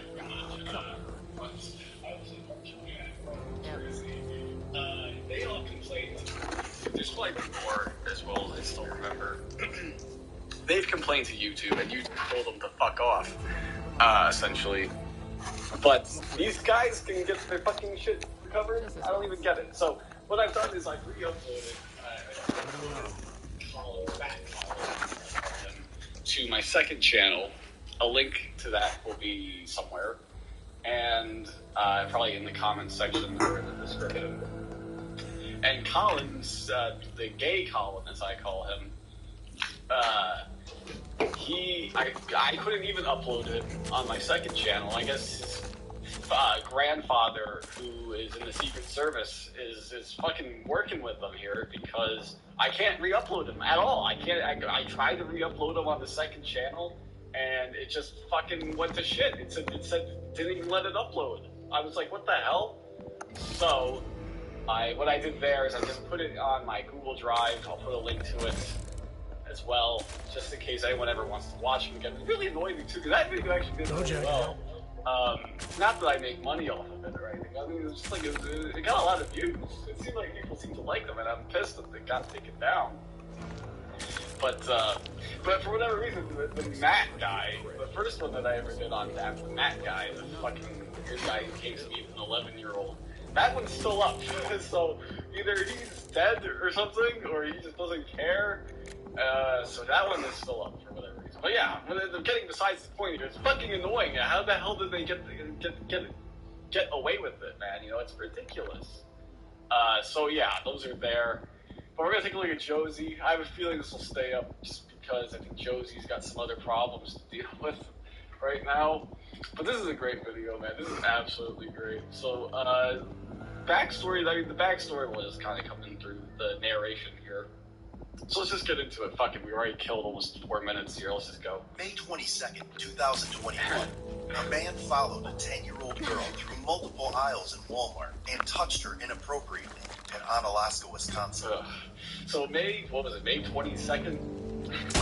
Past 1 year anniversary for that. But then also notice here that it's October 29th, 2021. This is really good police work all around. You know, it doesn't matter if it takes them 5 months to get to the bottom of it, man. They're gonna get to the bottom of it. So I got even gotta respect that.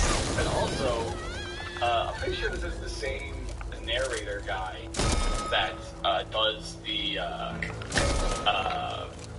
like the JCS videos. It sounds like him, at least. I don't know if it is, but I'm pretty sure it is. Multiple aisles in Walmart and touched her inappropriately in Onalaska, Wisconsin. The man was later identified as 30-year-old Josie Amon. The girl immediately... Josie Amon. Okay, so I gotta make sure I just want to Google that just later. There he is. There's our boy. Oh, Josie. Her mother about what happened, then confronted Josie. Which is good, you know, it's good that the girl, the 10-year-old girl, had some sense, I should say, to go right to the mother about it, right there in the store, too. He reportedly left the store and left the parking lot in a pickup truck. According to the report, the mother witnessed the assault. Cases. I said, hey, when are you available? He's like, yeah, pretty busy. I'm not available till 6 today. Pretty busy all weekend. I'm like, tell me when you're available. He's like, oh, Monday after 2. I'm like, where do you work? Just like, make a note of it. Surveillance video showed the... So I love that little banter right there between the officers. They're like, oh, man, I'm trying to track this Josie guy down. He keeps fucking blowing me off. I'm just going to ask him, where did he work? To drop by and surprise him. See? It's pretty good. Mother chasing Josie, but there was no monitoring in the aisle where the assault allegedly occurred. A few days later, police reviewed the video. Here we go. Oh, it's gonna be so good. Observed Josie go to the Subway store inside of Walmart. Is it just you today, or you got help?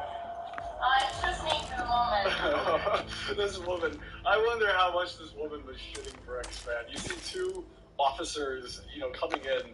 I know I would be shitting a brick, and I wouldn't have, I don't have time to do anything, I would be shitting a brick, but, I mean, I can imagine that she is probably shitting a brick, too, and imagine she's like, oh, shit, imagine she actually has some shit, like, oh, shit, they find the guns and drugs that are in my car, oh, shit, something like that, but no, and then afterwards you see her, like, fucking cheesing it out of there to try to cover her shit. Oh no, they're just here for Josie, the fucking loser. Okay, that's fine. Does the name Josie ring a bell? Yeah. Is he here? Okay. I got time. Oh man, this is gonna be such a great surprise, man. Josie probably just chilling in the back, probably fucking jerking off or something. I don't know. Whatever Josie does, I guess, but nothing good, as you know, as you can imagine. So, just oh man, Josie, there's some guy. I wonder. It's funny too. I wonder if this woman actually hated Josie, which I'm sure is probably the goal. I'm sure most people probably hate Josie. If Josie went back there, it's like, oh man, I'm gonna fuck with Josie here. I'm not gonna say that there's officers here for him. I'm gonna say that there's just, two guys that want to see him. They look friendly enough, Josie. So don't worry about it, just to get him, just to give him a big surprise, make the surprise even bigger for him. Is he here? Okay. I got time. Subway staff provided a receipt of the transaction, but it did not I wonder what was going through her head. Like, oh man, I wonder what happened here. Did somebody die and they're coming to give them the news or something? I don't know. Oh no, it's even worse. The Onalaska police had a subpoena for records served on Subway to request the video debit card information. The records received under the subpoena implicated Josie. The downfall. Subway. It's all Subway's fault, Josie. 5 months. Those fuckers. You had to go get a goddamn sub. You would have gotten away with it, you dumb fuck. You had to just fucking go get a shitty fucking sub. I hope it was worth it, man. Police confronted Josie at his place of employment. And Subway blows, man. I haven't had Subway in so long. It fucking sucks. There he is. Bah. You can see him coming here. Ooh. Hey, Josie. Officer Flack. This is a little bit more urgent for me, so I decided to hold that. This woman, I wonder, like, oh man. I love what he's done with the place. Didn't ask you to be here. Please Best you went. The doors are clearly marked. is just Unless like too you're buying. small for him. But like, just look at the way his arms are. Just get what you need to get out. Why are his arms?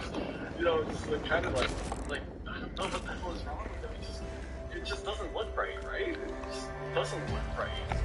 I mean, yeah. Kick some ass. We talked about an incident where you're my suspect. Okay. I love this. The whole thing just staying there. Get on the ground. No, I have no idea. Ding ding, we got a winner.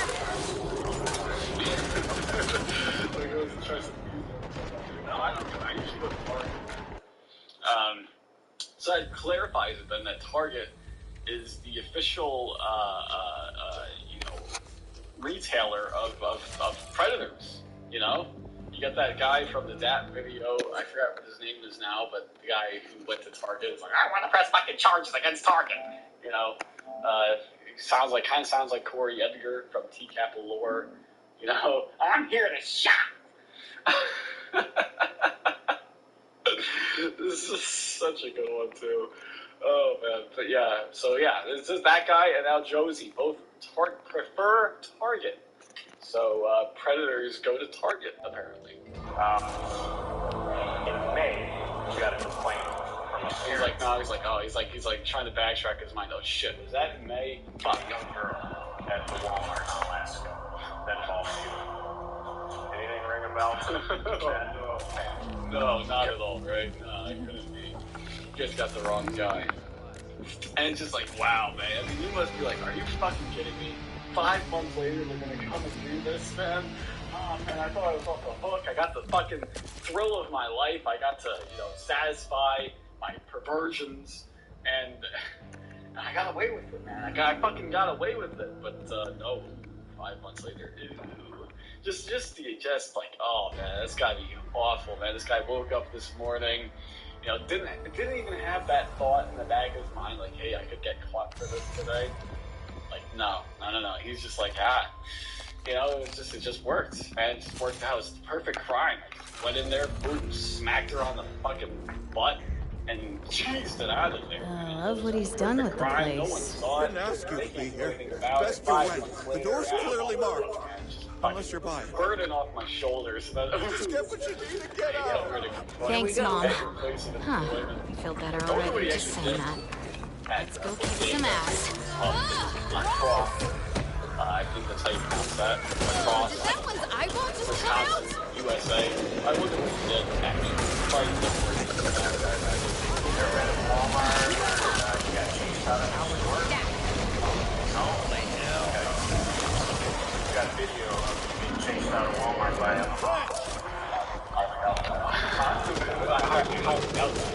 got the balls on Need to reload. I think they know, Joe. I don't think they would be coming to you in this stage of the investigation. They weren't sure. And that's funny too, because I was playing LA Noir game, I guess like 10 years ago. I never played it when it came out, so I'm playing it through now. It's kind of okay. It's not. I don't see the hype for it personally, or the hype that it got at the time. I don't really see the hype. It's very repetitive, very boring, in my opinion. But I'm gonna finish it. But it's just But anyways, yeah. So my point here is that I've been playing a lot of LA Noir. It's crime-solving detective games. So I like to imagine that, being a case in the game. Driving through from Walmart, interviewing the mom, And it never runs out of bullets. coming back,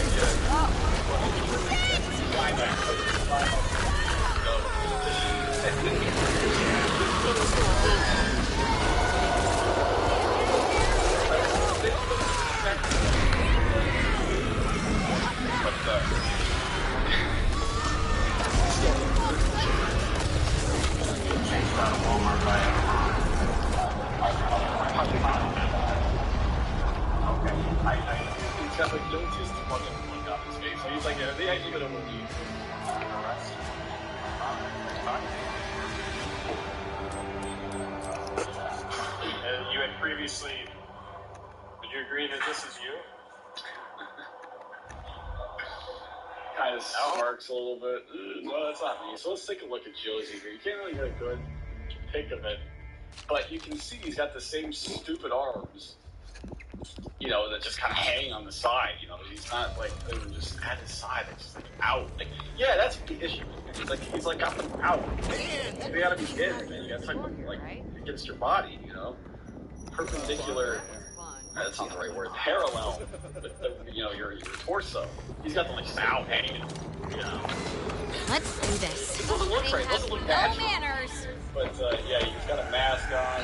Ding ding, we Yeah, got a he's winner. got his shirt on its way too tight on, too small. Okay. What's your drive?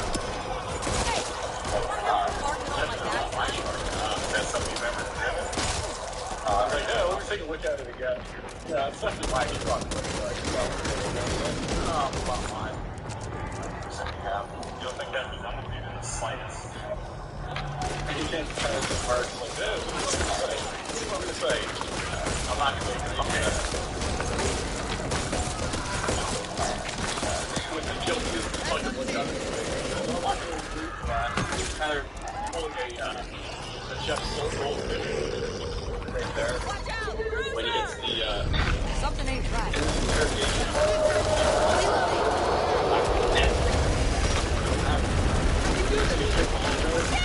I'm out of here!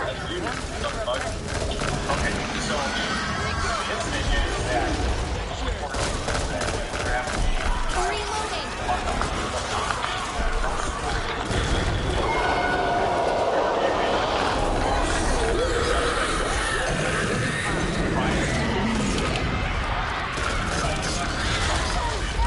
I've got you.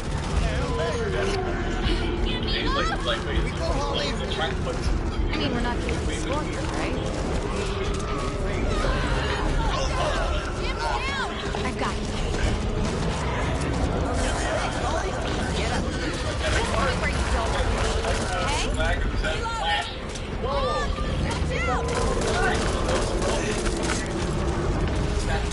Okay?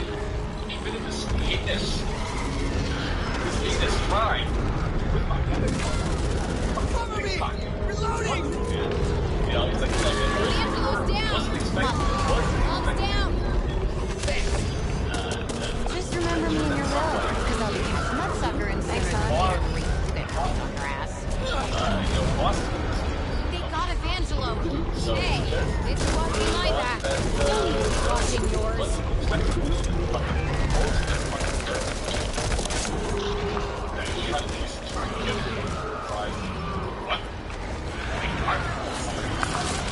Think you could give me a hand here? Anyone? Dead.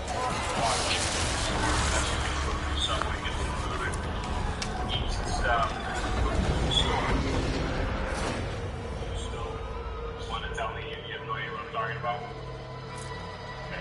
Are you the only one that would have your other parts? You share with me a lot, like.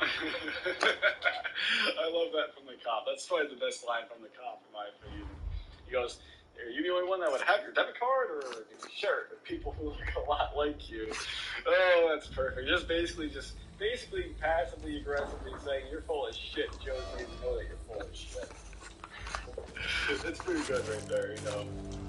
Having some fun with it too, you know. That's pretty good. Well, look who's here. And it doesn't have anything to say. Just kind of mumbles something. You're a lot like you.